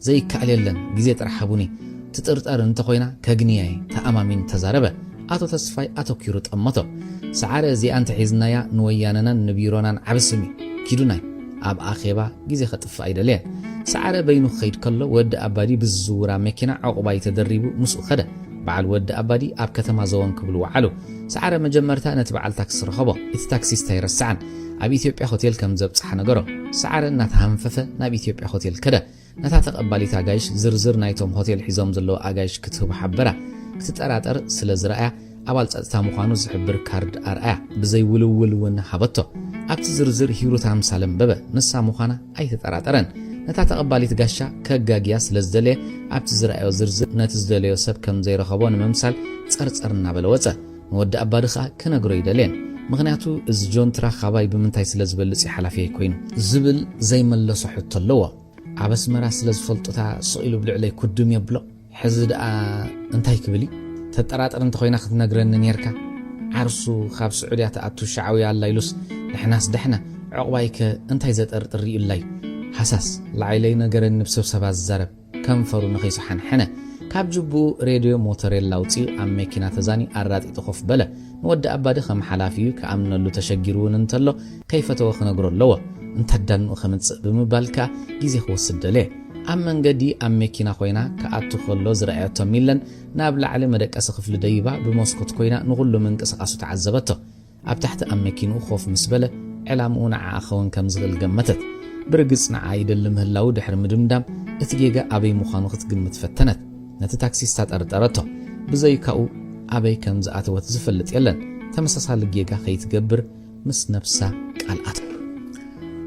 باصع صحيت ألس كبل مسجمرة كابيت صحفتهم جزءمن جلابومن زوصو دق قدام نت من قصقاس صعق وسخلو دانيال مس كابيتين كاب جلبا وريدم ناب كلب حيل بحري كخلو خلو نراودا كابيتين رايا دانيال زهابا كشخ وديا نبرت اتا مالياون حنت خابتن دانيال زهابا مخانا جمته دانيال جناي رايان ان قربو كخلو خلو كداون تخاين قصقاسالو بلو دانيال فلما غريلو كنت نبره دحرس تردو دا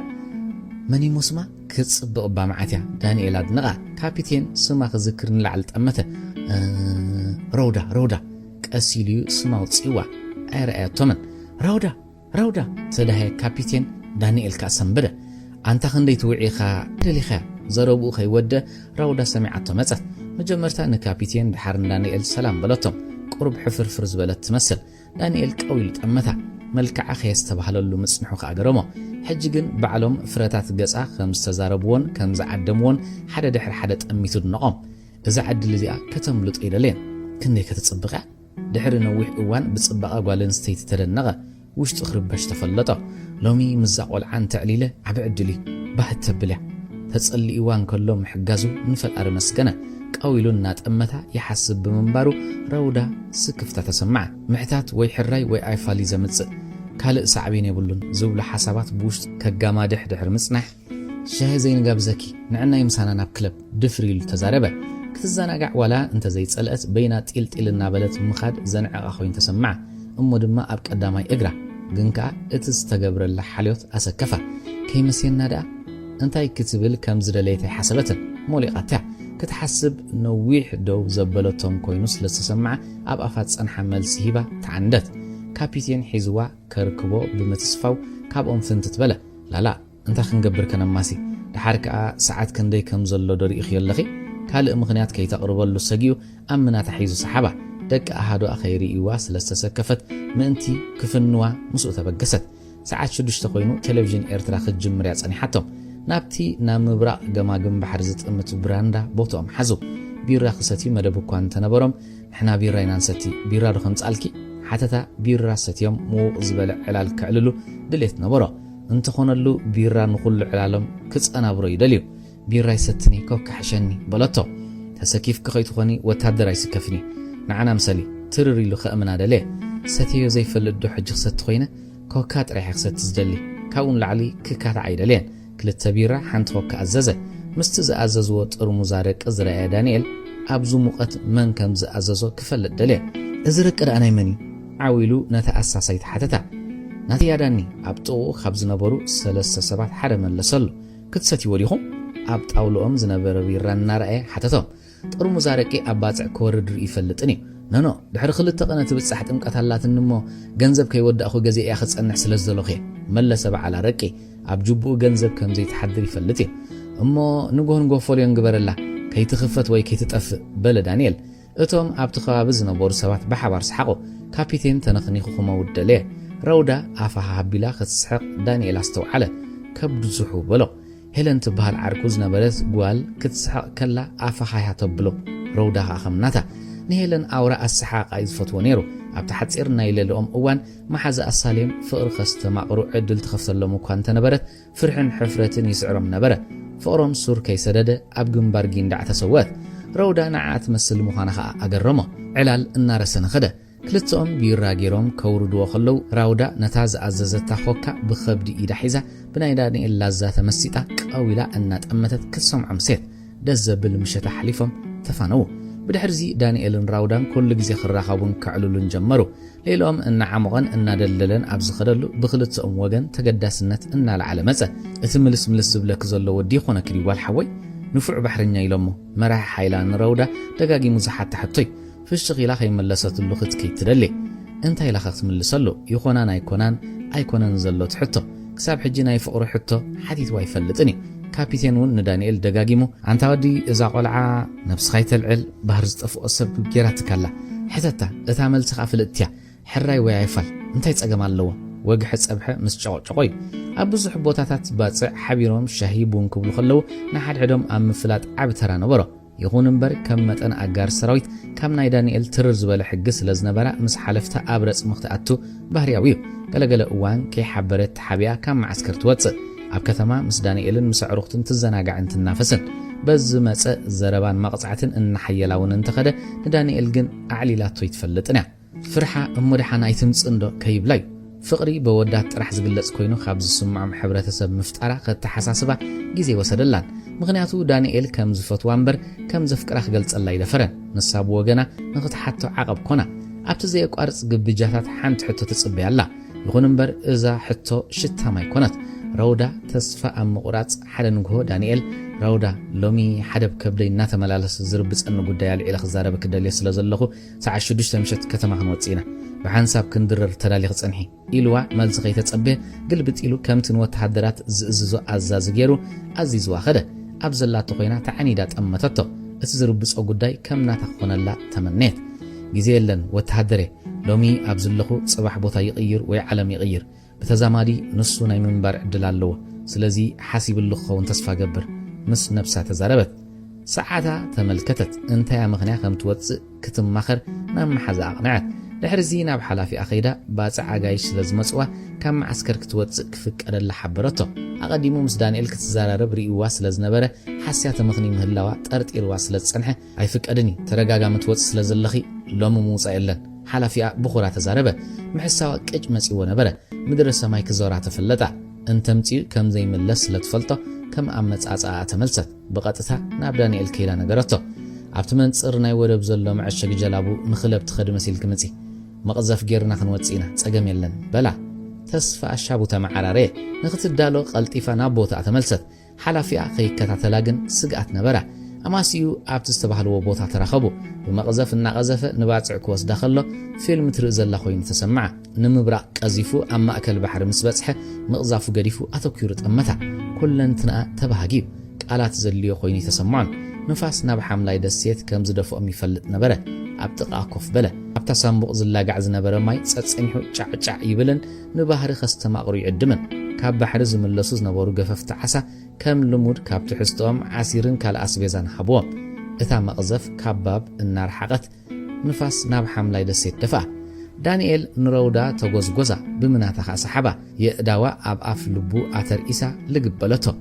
ዓሚቕ ስዕመት ሰዓማ كم ليكا زرخب قلعة نخنافرع بحرفوت مصوه انت فتوت انت حنبيسا سلتخل بدفرت عزف ملستلو يأداو نتن كندي أرانش زخونات باتا بسمعي جبابتان حدا إيدو أمونغو سلافا لأخو كل نفسها تززبلا أبسمور كنيت فقرات يوم مكور موزيكا هيوت كزيمو هلم بلو فقري ناتقانقو اللوو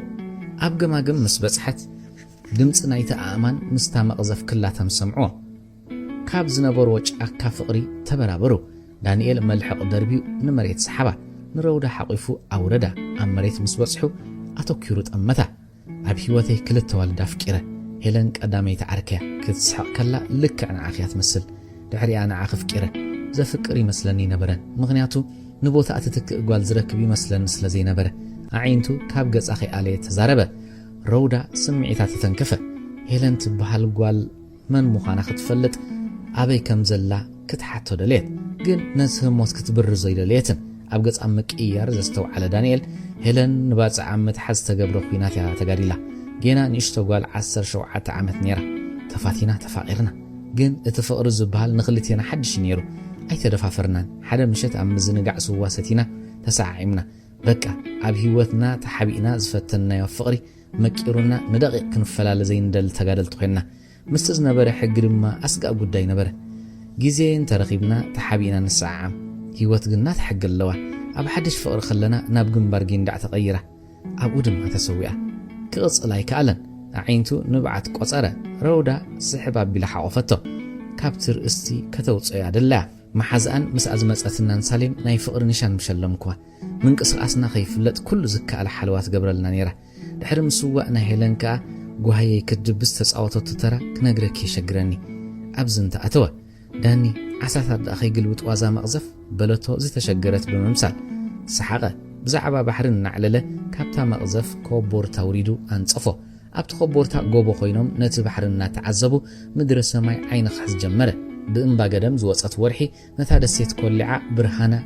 أبت عباي بحر ودغت نتا دسيت دبني لا زرقيا برهان عسلا أبت بحري زنت أبارق ورق قوي حبر برهان فسها زفتر أمرو زحد ستريت نبرو كمتي أب بحر زفتر النت أبرق أبت دسيت كال أحساس مثل فترة عند لنكليدون نبت دسيت سفرن كحزا دروخ علبا جمرة اتجزي تريت دنب انزات والو جزي مسألة كل تجات أمي بحري نسقط فقري عدام نبرة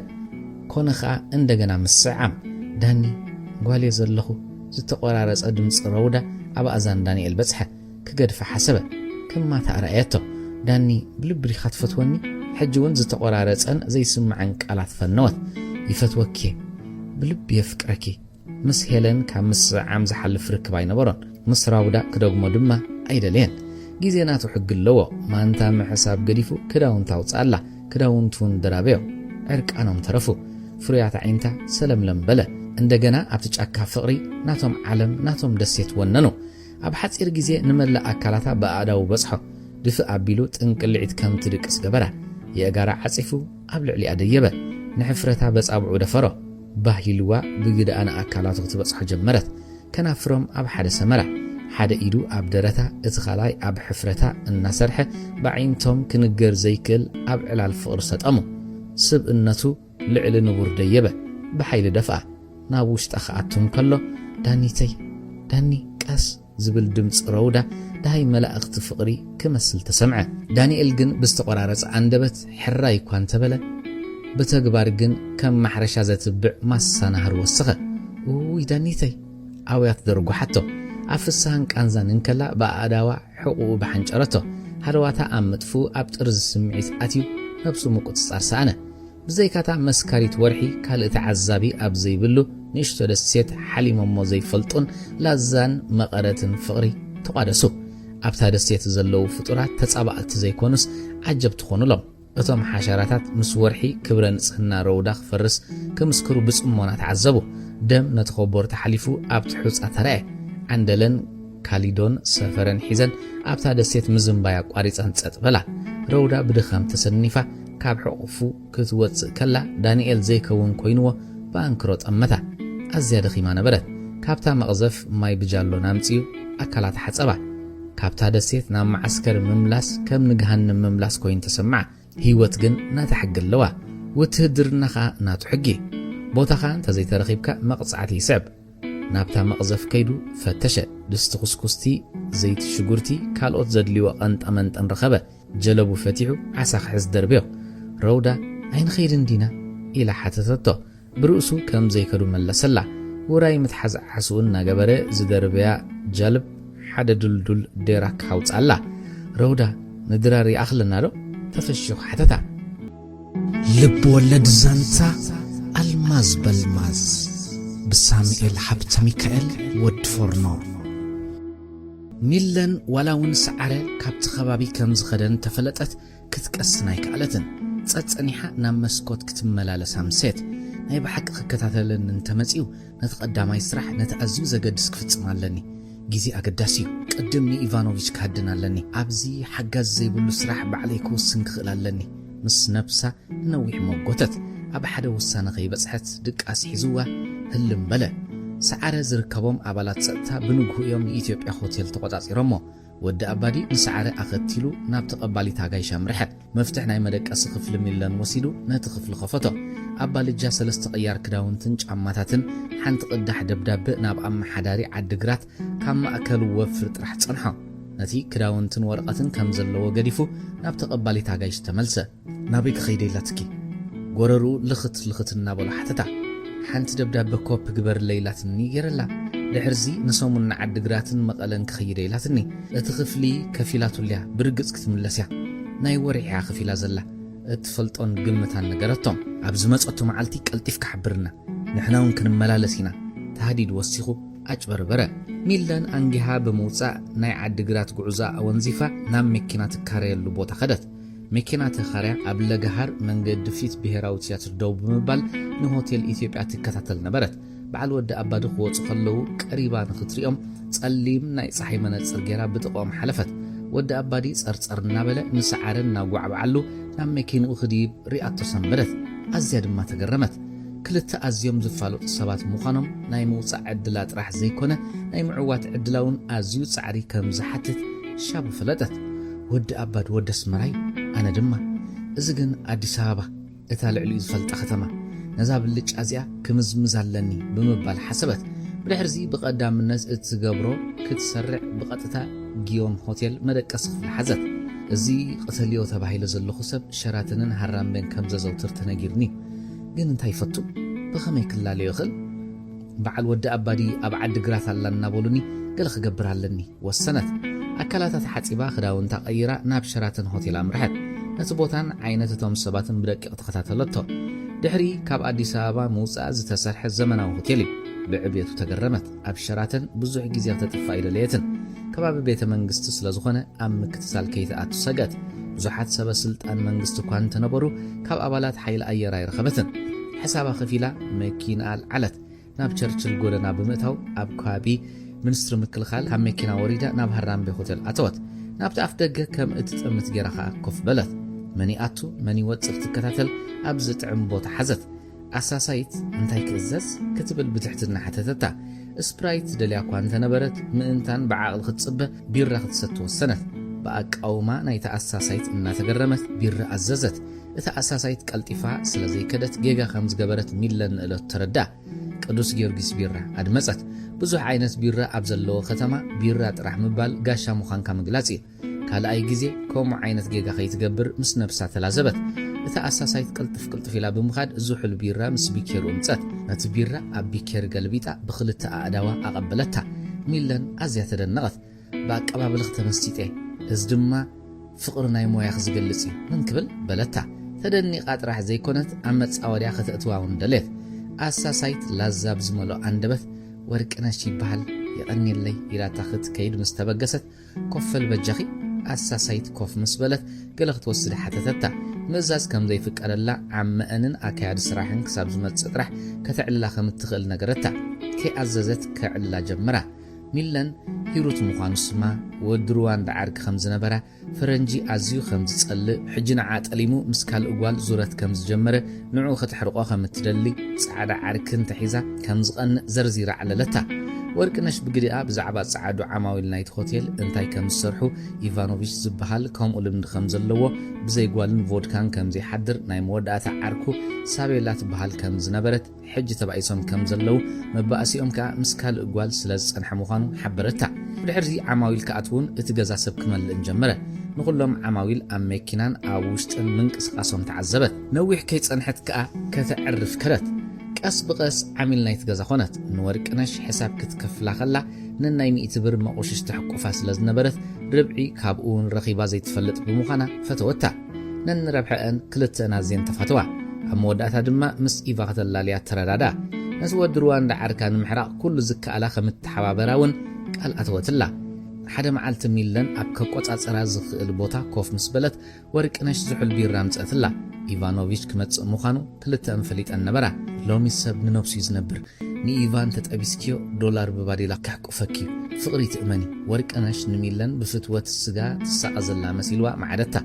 ኣብ ሓራምቤ ሰባት ክበዝሑ ጀመሩ ወርቅነሽ ስራሕ ስለ ዝበዝሓ ናብ ዝናብትን ትብል ነበረት ኣብ ሓደ ጣውላ ዝነበሩ ካብ ቤት ጽሕፈት ምክልኻል ምዃኖም ወርቅነሽ ሓበረታ እቶም ጉጅለ ደጋጊሞም ንሚለን ይጥምትዋ ነበሩ ከም ዘስተውዓለትሎም ክትከውን ዝከኣላ ፈተነት ሓደ ካብኦም ከዘራርባ ከም ዝደሊ ነገራ ርእሳ ንቕድሚትን ንድሕሪትን ብምንቅስቓስ ሕራ ይበለቶ ኮፍ ንኽብል ምስ ሓተታ ኢዳ ናብቲ ኮፍ መበሊ ብምምልካት ናይ ኣውንታ ምልክት ኣርኣያቶ ጌትነት ይበሃል ተስፋ ገብር እዝኒ ክሰርሕ ክኸውን ማለት ጸማም ከይትኾኒ ብዝተዛኔ ኣዘራርባ ስምዒቱን ጥርጣሩን ሓበራ ኣነ እውን ተስፋ ገብር እሰምዕ ክኸውን ንሳውን ብዝተረጋግአ አንደበት መለሰትሎ ማለትኪ ተወሳኺ መብርህን ዘረባ ደልየሎ ምጽማም ድምፂ ዘይምስማዕ ጥራሕ ኣይኮነን ዘይምርዳእውን ጸማም የብለካይ ናይ ምሁራት ሓረጋት ኣይኮንኩን ዝብለካ ዘለኹ ንተራ ዘረባ ዘይምርዳእ ማለተይ ተራ ዘረባ ስለ ዝርዳእኒ ተስፋ ገብር ጸማም ከይከውን ደጊማ ብኢዳ ኮፍ ንኽብል ምልክት ገበረትሎ ኮፍ ምስ በለ ንስኽት መስሊ ቆንጆስ ንበይን ኽጣውላ ሒዝ ኮፍ ምባልኪ ኣዝዩ ዘሕዝን ትርኢት እዩ ስለዚ ድማ ካብ ጽምዋ ክገላግለክ መጽእ ኩርዕርዕ ብምባል ስብእነቱ ክትሪእየሉ ደለ ኣነ ግን በይና ኣይኮንኩም ዘለኹ እዚ ጽበዮ ሰብ ምስ መጽእ እንታይ ከም እንዕልል ኣበይ ከም እንሕጎስ ምስ ነብሰይ ዝዕልል ዘለኹ ከምቲ ኩሉ ግዜ ትገብሮ ኣዒንታ ናብ ዒንቱ ትኽለተን ኣብ ገጻ ናይ ቃል ዓለም ፍሽኽታ ይርአ ነበረ ኢቫኖቪች ከኣቱ ዝረኣያቶ ወርቅነሽ ኣብ እዝኑ ሕሸኽሽኸት ናብታ በዓል ሚለን ዝነበርዋ ጣውላ ክስጉም ከሎ ጌትነት ኣስተብሃለሎ ናብኦም ምዃኑ ምስ ፈለጠ ንዑ ትጽበ ምህላዋ ተሰወጦ ብውሽጡ ሓሰማ ኢሉ ጸረፎ ተንስዩ ቀድሚ ምኻዱ ንኢቫ ብኢዱ ሰላም በሎ ከጻብያ ምጽኑሕ ነጊሩ ናብ ቦቱኡ ተመልሰ ኢቫ ቦቱኡ ምስ ሓዘ ብኣንክሮ ጠመታ ንወርቅነሽ ብልቡ መስገነ ኢቫኖቪች ይበሃል ሰባት ኢቫ ኢሎም ይጽውዑኒ ንስኹን ኢቫ ኢልክ ክትጽውዕኒ ደስ ይብለኒ ኢዱ ሰዲዱ ጨበጣ ጸያፍ ኣምሓርኛኡ ደስ ዘብላ ዘለዎ ንወርቅነሽ ቮድካ ከተምጻሉ ሓበራ ኢዳ ናብ ቦታኣ ብምምላስ ንዓሚቕ ዕላል ተዳለወ ብድሕሪኡ ብቮድካን ቢራን ዘውረድዎ ዕላል ንኽልቲኦም ምቁር ነበረ ሚለን ነዛ ዕድል ክትጥቀመላ ክትብል ኣብ መጻወድያ ከይተኣቱ ብምስጋእ ከፋንዋ ሓበረቶ ቀልጢፋ ብእትወስዶም ስጉምትታት ኣብ ሓደጋ ከይትወድቕ ሰገት ተንሲኣ ድማ ወፀት ቀልጢፋ ክትፍለዮ እኳ ደስ እንተዘይበሎ ደድሕሪኣ ሰዓባ ኣብ መኪናኣ ድሕሪ ምብጻሕ ክልተ ኣእዳው ሒዛ ስለ ዝሃወኽኩኻ ይቕረት ኣግበረለይ በለቶ ኣዒንታ ፍዝዝ ኢሎም ኣብ ዓይንቱ ተተኺሎም ከለዉ ዝተብሃለ ኣንስታዊ ስምዒታ ይለዓል ከም ዘሎ ኸ ገመተ ጸጋማይ ኢዱ ኣብ የማናይ መንኩባ ሰቐሎ ንሳውን ክሳዳ ናብ የማን ቆልዒፃ መንኩባ ብምስብሳብ ኣጻብዕ ዝቐርቀረቶ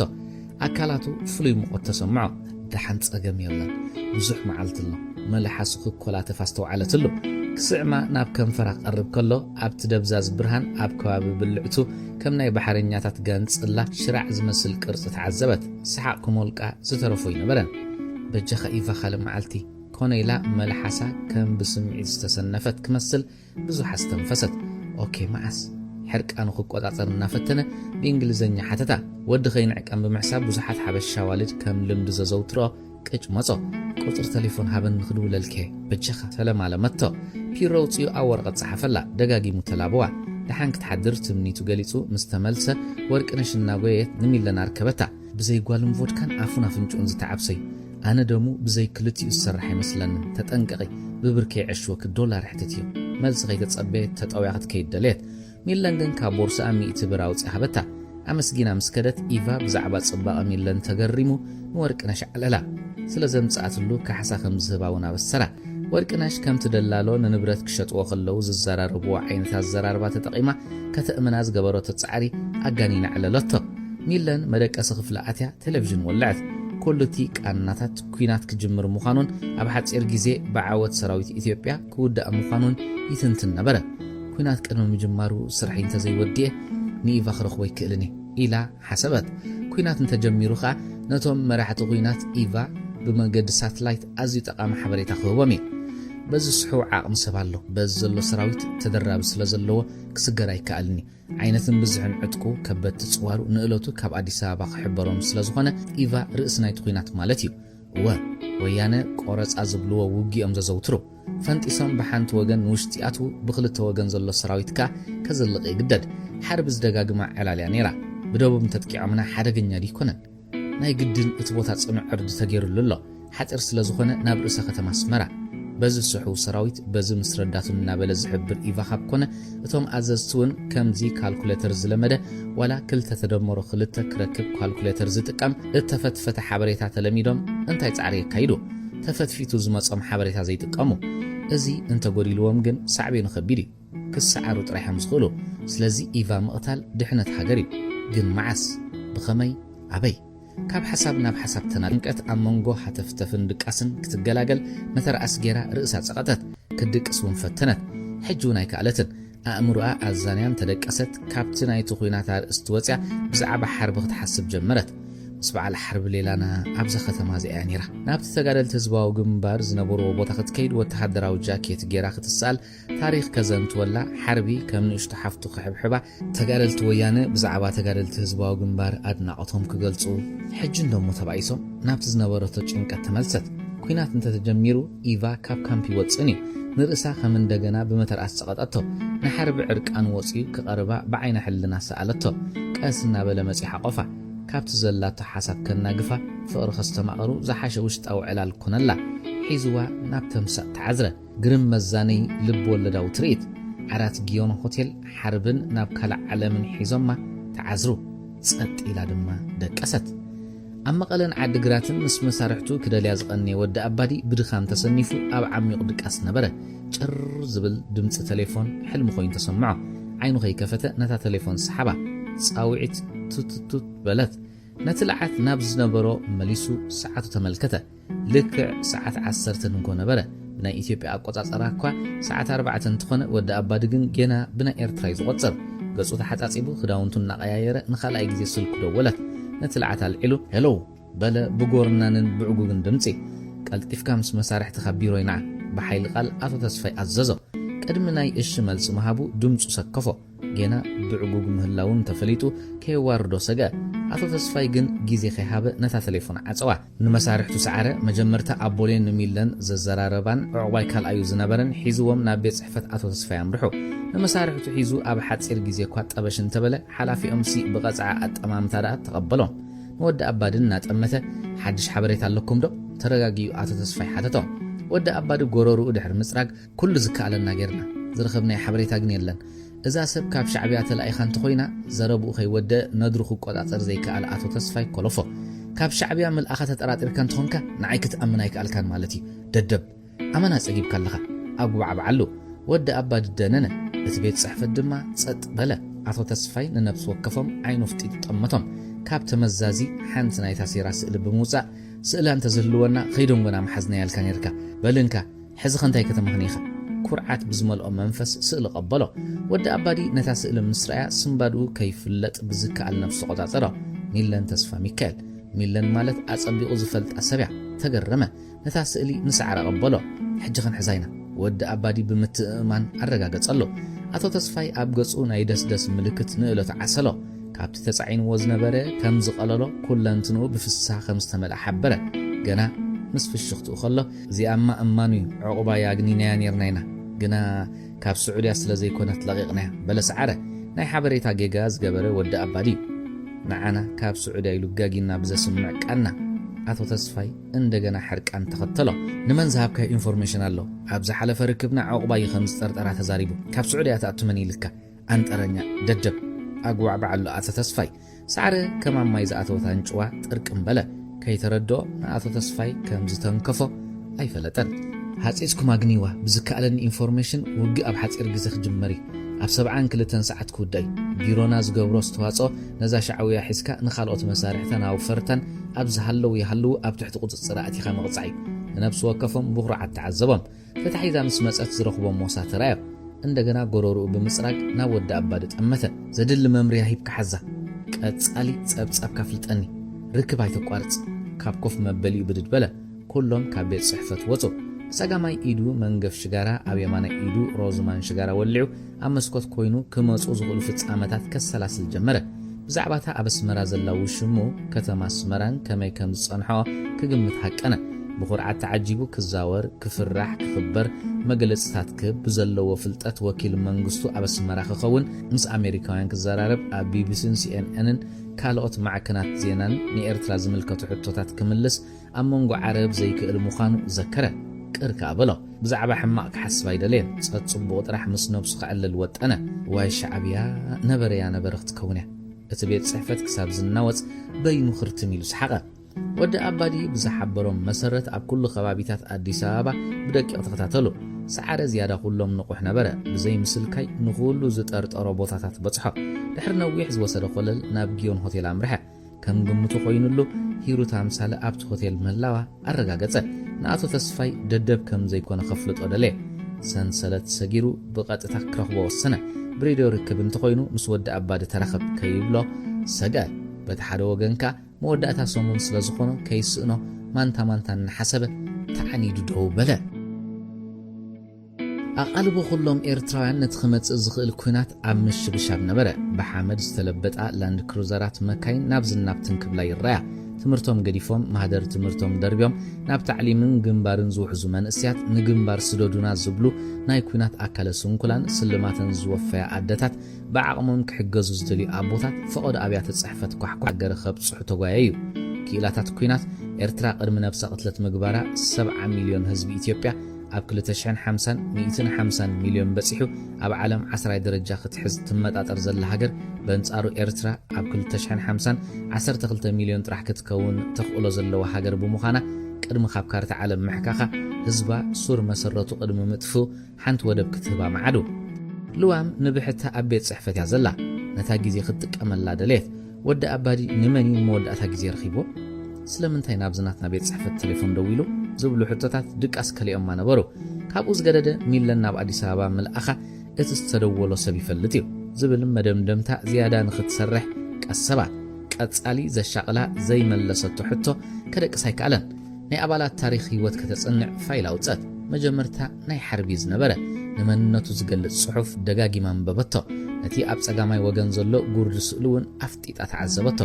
ተጠንቂቓ ዝረኣያቶ ታሪኽ ህይወትን ስእልን ዝኾነ ኣንፈታ ይረኸበትሎን ብፍላይ ነቲ ስእሊ ኣፍ ኣውፂኡ ዝዛረብ እንተዝኸውን እንታይ ምበለ ዘብል እዩ ወይ ብምርኣይ ዝሓስስ እንተዝኸውን ኣብቲ ቦታ ስእሊ ምንባር እውን ዘጠራጥር ምኾነ ነይሩ ተስፋ ከይቆረፀት ነቲ መንነቱ ዝገልጽ ጽሑፍን ተመሊሳ ብጥንቃቐ ነበበቶ ዝኾነ መበገሲ ክኸውን ዝኽእል ኣይረኸበትን ቀፂላ ንናይ ወሃብ ታሪኽ ህይወት ብጥንቃቐ አንበበቶ ኣጋጣሚ ናብታ መስኣሊት ግዲ ይጥምት ነይሩ ናይ ወሃብ ስእሊ እውን ኣተኪሩ ዝጥምታ ዘሎ እዩ ዝመስል ተፋጠጡ ሓደ ካብቲ ሓደ ንኽሃድም ኣዒንቱ ናብ ካልእ ዝልእኽ ወይ ዝጠቅስ ዘይብሉ ምፍጣጥ ኮነ ተመሊሳ ነቲ ጽሑፍ ደጊማ አንበበቶ ዝኾነ መንገዲ የለን እንታይ ክረክብ ደለ እዚ ወላ ሓንቲ አንፈት ክበኒ ክእልኒ ካብ ወረቐት ምጽበይ ዕሽነዲ ናይ ዓቕለ ጽበት ኣጉረምረመት ነቲ ፋይል ክትመልሶ ወሰነት ኣእዳዋ ግን ዝቕጽል ታሪኽ ህይወት ንኽርኢ ነቲ ናይ ውሃብ ኣልዩ ዝቕጽል ኣቕረበላ ናታይ ነይሩ ንዑ ሰጊራ ዝቕጽል ከፈተት ናይ ሚለን ተስፋ ሚካኤል ገለ ዝጎደሎ ነገር ከም ዘሎ ነጸረላ ነቲ ናታ ተመሊሳ ረኣያቶ ምስ ስእሉ ነበረ ደጊማ ናብ ናይ ሚለን ገንጸለት ብዘይ ስእሊ ጸንሓ ኣብቲ ናይ ስእሊ ቦታ ክልተ ዝተፈናተታ ናይ ስቴፕለር ምልክት ረኣያት ንበይና ብዘይ ስእሊ ምጽንሓ ሓደ መንገዲ ከም ዝረኸበት ኣመነት من لقيقوا نبي كيدا من هالبات أديس أبا زي حسبتو فالكي كون تفتف بلد أبا أمرعاز تفترو زي ملستهم حتوتات كبدوا إذا سأل من لقيقوا نبي دليوا سلام انتايكا سعبينوخه بحتو أبرئس حتو رئيسا فكت بالدليل أما ثالة حس تسمع أنزا بإيدات سقيطة تسحلو فتنت جيزي بمبلعة ننبسا وانجلتها مسعب لوخت الزرارة باللغة والسنة انتايلكي بيناي جبتي ننبسا بعلم ملست الله أكم زخونتات دمت سامعة شفتفت بلد نتفايل نابوت أخت ملس جيزي يلن كل جياي حرب وهابن وتف بلوا عينتهم كاب جزء نابت فايل لاخو أتمام تأملك كترت على خمس حدر اللهم عيس حتتن بزي زربا ببوتو حزو تريوز نبرت فايل نمنتاي كم زفتشتو حتى خمس اللع على اللهم كتجمتاي تأجمان تهدملو فقاعد حسو بلد نمد نجاريلا كالق نت فايل زمسل أوريرا جنات سألت نتزرعيتو فايل أبوتو أمبيرا كالق فايل جنات سألت تدليو كم زسأنت الناقورة مرمت نابوتو ملستو أبوتا كوف دحر مبال أبدب تراز نبرت صحف جنات سألتو سسريقا نحرب موهبن تأمتتو أبسرح كم ستأمدو أورقتي حناتو نورو أبتخفلي كبيت ست تسفنه نلوام كم مخباروز ترعلى مقابر كوين تسمع اتي كترخبوت دلسب قديموت هادنو مهلاوان تفليتو كقدما خمس غل وشت أنا جرا سريقان وهاباتو كيرات أمتتو كاب قصو زرأيو سمعيتات قلخف أمولا يقول يوم أبتز قنصل ورقاقت ترهيبو انت زي حاليو بتكباري تترات إيرون لمالتي إلى حسبت رؤسو كابت ورقاقت أغنعت أمتا عين تقات أمو قديموا تفشخة فشختو نابين مبصحي زبل زلو مسلا عينا تقصت نابتي أب قدمي أزنبرة ورقاقتي تتكور زلان ممثال قصة أعتبتو بوشتا فشخ زي مبالا أتعسى እንደገና ሰሪቃት አመተቶም ዓቲቡ ኣብታ ኣብ ቅድሚ ዘሎ ወረቃቅት ክትእምት ተዓዘበቶ بحيل استنفست صنيحه عينتنا بحرب الاخته اب حدا دفتر بسماياو بيرونا صحفه بقيح ملكت يقبر نبره ملو ادهبو ابتز صحفوز نبره دفتر زلو يمثل زرأي نغرات يبلون ولا كم حلافي احيزاتو صحت فايل زي ملكتان تخونه اي تزاربان زي مزرابو زي كونه زي محراقونا تحساسبا اتو كرامت ما تقصلت كابت حيز وز نبره سراح قنع كيبله ات كيلو قنيني بل نبره نجيزي ورسيعته تصنحت وهاب جزءات أو يام سرعته تجرمي ثمتها من بارو نغيفلت ككلاخل أعينته هدمان كري أخلو سلزر كبطة تسكفة أفتخف لز سفنة سأتها زصبرو دليه كل نجر سقنتيلو فطرات راح يكونن عقلهم زصبوبو اتخف لي كابرح قدم صنامصه نتوت الخوف كسوس دليه خمسل كل عينة مقالحات دهاتن تقبله نتسيرو نام نبورك مالسوز غل نجر سلستسأنا ساعات تملكتت ساعات حمشتن ربعن أمنا يشها جزي سلزي وصت اتجزي أمنا نوحة نفسها تدعس كنفدس حنت بيرد نايت مرسي تريفنا إلى حسبت يقول نمبر كوناتات السرحة بساعات صغيرة يكونن عبدس بولهم ساعات يأتو من البات انتوزع نتتري أوزنا برد فايل بدحريا كيف تشوه ويبزعب أخي الزرار بيسقعتها اتنز ترفع جزي زمتت أزر لواخ مسلة من مبالك أبيع أبزي جزيو نت فايل كم زود ساعته درو بجيجا أمنت كلاي كم زعينت جيجا خيت جبركا مس نفسها كالأتوت كاب كلت يوم حد يوم سألنا يميلن ناب أديس أبابا سديد الله من قد السعودي كم زعتوت ون نويان حبير الله زيت رتر ميلن بخدعات حد يوم هي وتاسينا تكون تغلع كاب ندا ود أبادي أمج أرشا ساعتنا بيت صحفتنا ترويلو ود أبادي مسرح تنياتات إمباس إثيوبيا كاب جزء تبجيسو أبت جزاون ويسك ستيميم سلازي أتو تصفايون كخوني خيليو نبيت صحفتنا زنولا نالبات كاب إمباس إثيوبيا خدول سلازي كل نصن تقينو نسوها بزح جزيرة إيه بزح انت حسيبة بزح أنفت كتركب كمتغل سمعيتانا جرا أب حدا مدمدم تاخذ صحقنا كالتن بحسابات كوانتا توحدت جزيجن حجون من مبال أبي وعلى بدت ميلن بهوت مهلاوان زي مهلاوان أترى نفس السجاخ أقفف بلا نغلت يوم بعين تسألت أمتتهم وهاب كابزنا ورق أنيعت أمتا كي تردع أفاد أتثلو قرز بولون نامسلة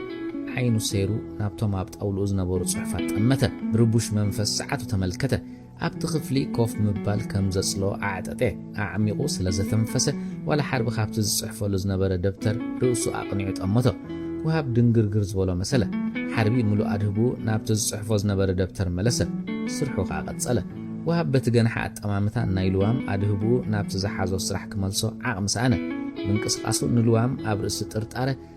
وسخلا حجي اتجزي يوده كخير يدلين عبت زحازو سرح أدهبو منفس خرج قالون نام نبرك من لسن جناي كالن نمنتاي كم زفتت أطلو خفل دليه سبات بزي مخنيات يفاتو بالكنم ويجلس ترتارات اللوا ويتع الناس إن الله حسبه زحازو سرح قصلو نابت نبر كنتاتو من لسون فتنة أي كالن جن عندنا ساعات تملكته عبتامس بيت صحفتهم لقي بازلا ني عبدو خفلي تليفون شربلت عبدو بنتصور هو حراي ترديكا قبل تسمعه عندنا اتخفلي صدتها سفنو عبدو خبيت صحفته التليفون بمدوال بعر ساعات كمصكاي تتصبيني قبل تسمعه لوام ساعات رايت بتمساسالخا وهاب ساعات تعذبه لوام ولا نتبيت صحفه صلاتو كزي مفداس كاخل لامو قلطيفا كتكيد ابغز اخوينا بزعبا كتغبرو زلوا كتحسب دليت نقول نجار جزء وسان كنت خنا هاوخون ناتو على توسعبين اللوا إلى النفس معدت نتي أبوش تخوينو حبريت الشيء تجن بزيكا ولا حدا كتحزو خمزيك التجنزبت حيال بدهم مخان كنت أمنت بمعريو كتبدهم مخانون أمنت جزء حنساب مخادنت أبي هل خناي ساعات ملكتت قريبي نحربت أمتتو كنا أبصرح أتوكيرو نبرة انبردولومي كابز بيت صحفة كوتسي حسبت نابوها بكت أمت هيدا ليتن بزح جزي عيننا عيني تقاطع إمامي نتتم مواسب بردمتي كاب عبدو يتسمعو مع صناي بيت صحفتهم عقاق أبي لخفته هو سبزلو لأزي مثلا دمت خي تقبرو تأزيزكم ديكم تفشخ حتى زقرمي أنتان تايد أخونكم سؤالكم حربي كاب تحيز وزن برسرح رؤسو خيقنا حتتهم زمن لسلوس لزي نبرة نابوها بن لوامن ولا حتو الآخر كلتي أم تنبلو أخوري خيمها مثلني لوام انتايد أخن دزسقته عبدون لوام بقطتها تزاربا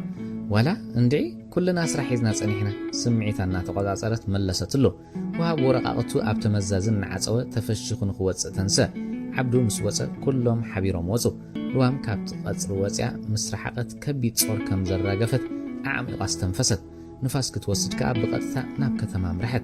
أأمرك أصنا لايك ألن زي ملستهم حتوتات أنا وصوا نيو الجزء خطفه كم زلواقع زرد أنتقنا زرب شوا حتوتات زيادة أموا أفتوا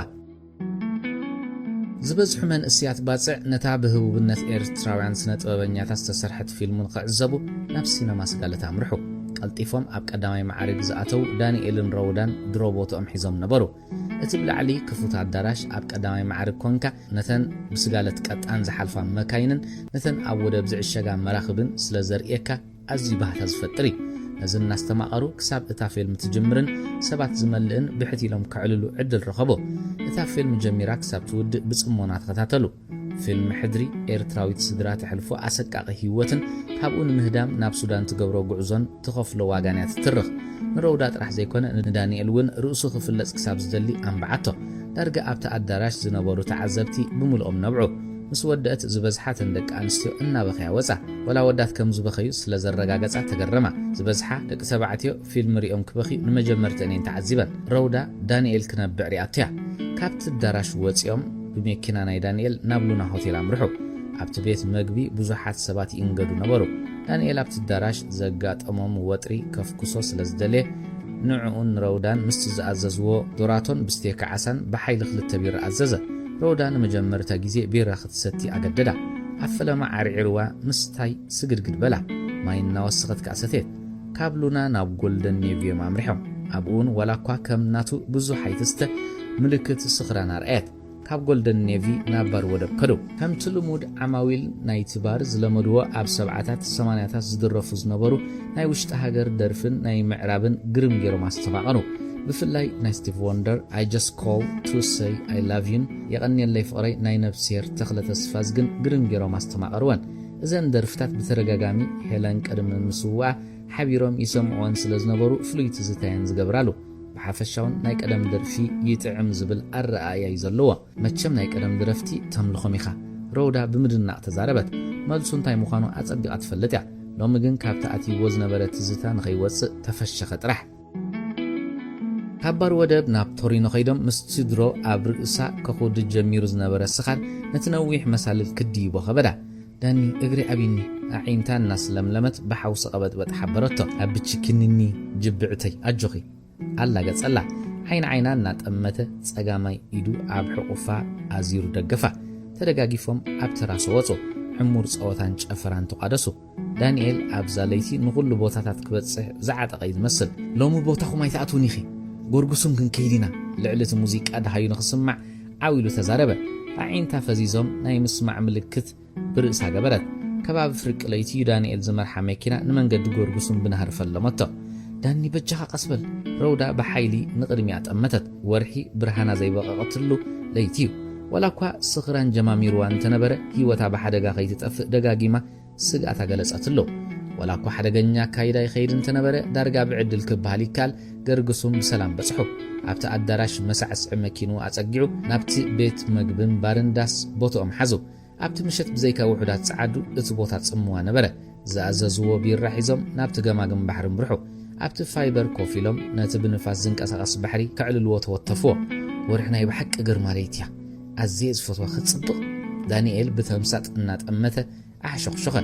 ኣነ እውን ናይ ብሓቂ ዝፈትዋ ወላ ንሳ ክትፈትወኒ ማዓትያ ዘረብ ኣስሒቕዋ ክሳብ ትነብዕ ስሓቐት ኣይተረድአንን ብኸመያ ንበይኒ ክትፈትወኪ ዳንኤል ግር ዝበሎ ይመስል ነበረ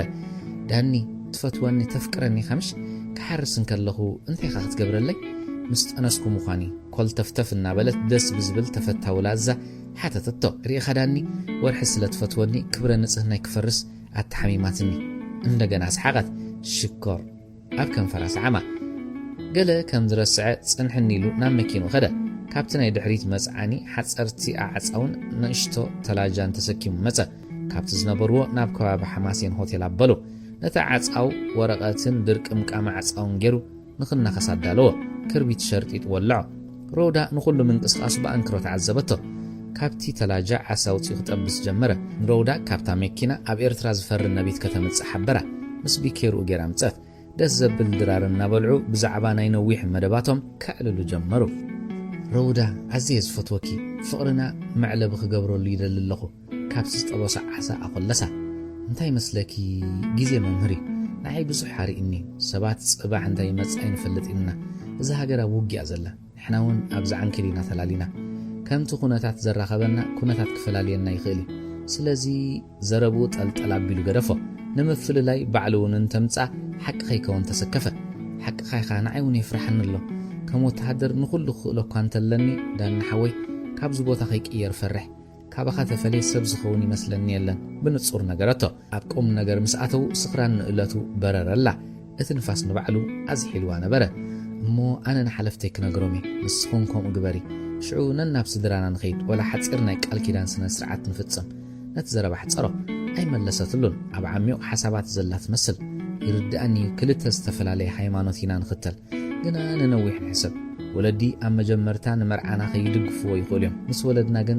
ተመለስት እዮም ሕብረተሰብና ካብ ሓልዮት ተበጊሶም ንመደባትካ ጌጋ ውሳነ እንተኢሎም ኣይሰምዑን እዮም ይዓናቕፉኻ ስለዚ ጸማም እዝኒ ሂብካ ነቲ ኹርኳሕ መንገዲ እንተልሚጽካዮ ንሶም እውን በቲ ለማፅ ጉዕዞኻ ክጓዓዙ ጸገም የብሎምን ኣጆኺ ብምናታ ስሒቡ ሰዓማ እቲ ሃልሃል ዝብል ዝነበረ ዓፃው ክደክም ጀመረ ሮውዳ በቲ ዓሳ ዝጥበሰሉ ዝነበረ ሓፂን ነቲ ጓሃሪ ትገላልኾ ነበረት ዳንኤል ሰዓቱ ተመልከተ ሰዓት 3 ለይቲ ከም ዝኾነ ድማ ረአየ ካብ ዝነበርዎ ተንሲኦም ነቲ ሒዞምዎ ዝመፁ ኣቑሑ ጠራኒፎም ኣብ መኪና ጸዓንዎ ናብቲ መሳዕስዒ ኣዳራሽ ኣተው ዳንኤል ገይርዎ ዝነበረ ጻዕዳ ማልያ ምስ ናይቲ ክለብ መብራህቲ ፍሉይ ዘብረቕርቕ ሕብሪ ሓዘ ኣብኡ እውን ቢራ ኣዘዘ ሳዕስዑ ኣብ መውግሑ ስግር ቤትና ዘላ ፍቕሪ ናይ ዑስማን ዓብደርሒም ክድረፍ ጀመረት እታ ዝሕልቲ ደርፊ ታንጎ ንዝስዕስዑ ፍቑራት ባህታ ፈጠረት ዳርጋ ኩሎም መጻምድቲ ናይቲ ለይቲ መዛዘሚቶም ክገብርዋ ተታሒዞም ኣተው ኣብቲ ማእከል ዳንኤል ንረውዳ ሓቂፍዋ ነበረ ሓደ ኢዱ ኣብ መንኩባ ሓደ ኢዱ ኣብ ሽምጣ ንሳውን ብተመሳሳሊ ኣብ ነፍሶም ሙቐት ይስምዖም ነበረ ኣዝየ ዘፍቅረኪ ኣብ ዓለም ምንባረይ ስለኺ ብዝተቆራረፀ ስምዒት ብዝለዓለ ኣንደበት ነገራ ዳኒ ከማይን ግን ፍርሓት ይስምዓኒ ኣሎ ንምንታይ ከም ዝፈርሐት ኣይሓተታ ኣጆኺ ኩልኹም በጽሑ ኢና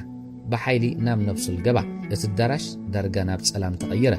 ዑስማን ንኽልቲኦም ኢሉ ዝደረፋ ደርፊ ኮይና ተሰማዓቶም ኣብቲ ኣዳራሽ ዝነበሩ ፍቑራት ብስምዒት ዝተገዝኡ ይመስሉ ምስ ምውዳእ ናይታ ደርፊ እቲ ኣዳራሽ መብራህቱ ተወልዐ እቶም ኣብቲ ኣዳራሽ ዝነበሩ ሰባት ንደገ ወፁ ኣብቲ ጎልጎል ሰብ ታክሲ ኮንትራት ክኸዱ ዝኽእሉ ሰባት ይጽበዩ ኣመቸ ዝበሃል ምስ በዓል ዳንኤል ዝሰርሕ ንበይኑ ሽጋራ ወልዑ ንበዓል ዳንኤል ይጽበ ሳብ ሳዕስዒቶም ዝውድዩ ዝጽበዮም ነይሩ ወላኳ ብኣገዳስ ስራሕ ንዳንኤል እንተደልዮ ነታ ናይ ሳዕስዒት እዋን ክኸልፎም ኣይደለየን ድሕሪ ምውላዕ ናይ ኣዳራሽ መብራህቲ ኸኣዩ ወፂኡ እናተሰከፈ ንዳንኤል ዝተዳህዮ ኣቤዳ ጸኒሕካ ክትስዕስዕ ዘይረኣኹኻ ዳንኤል ሓተቶ ብሕጉስን ፍሱን መንፈስ ደስ ዘብል ወጋሕቲ በለይቲ ሓሊፉ ኩለንትኑ ፍሳን ሓጎስን ዓሲልዎ ነበረ ዳርጋ ሕጂ መጽ ኣይቀጸለን ኣምቸ ተማተ በልናዓናይ ዶስ መኪና ላትከያ ወያጋይሽ ተፈሽክ ተዛረበ ዳንኤል ሮውዳ ኣምናቱን ቅልጽሙን ሒዛ ርእሳ ኣብ መንኩቡ ኣተርእሳ ተላሒጋ ነበረት እቲ ኩነታት ንኣምቸ ሰከፎ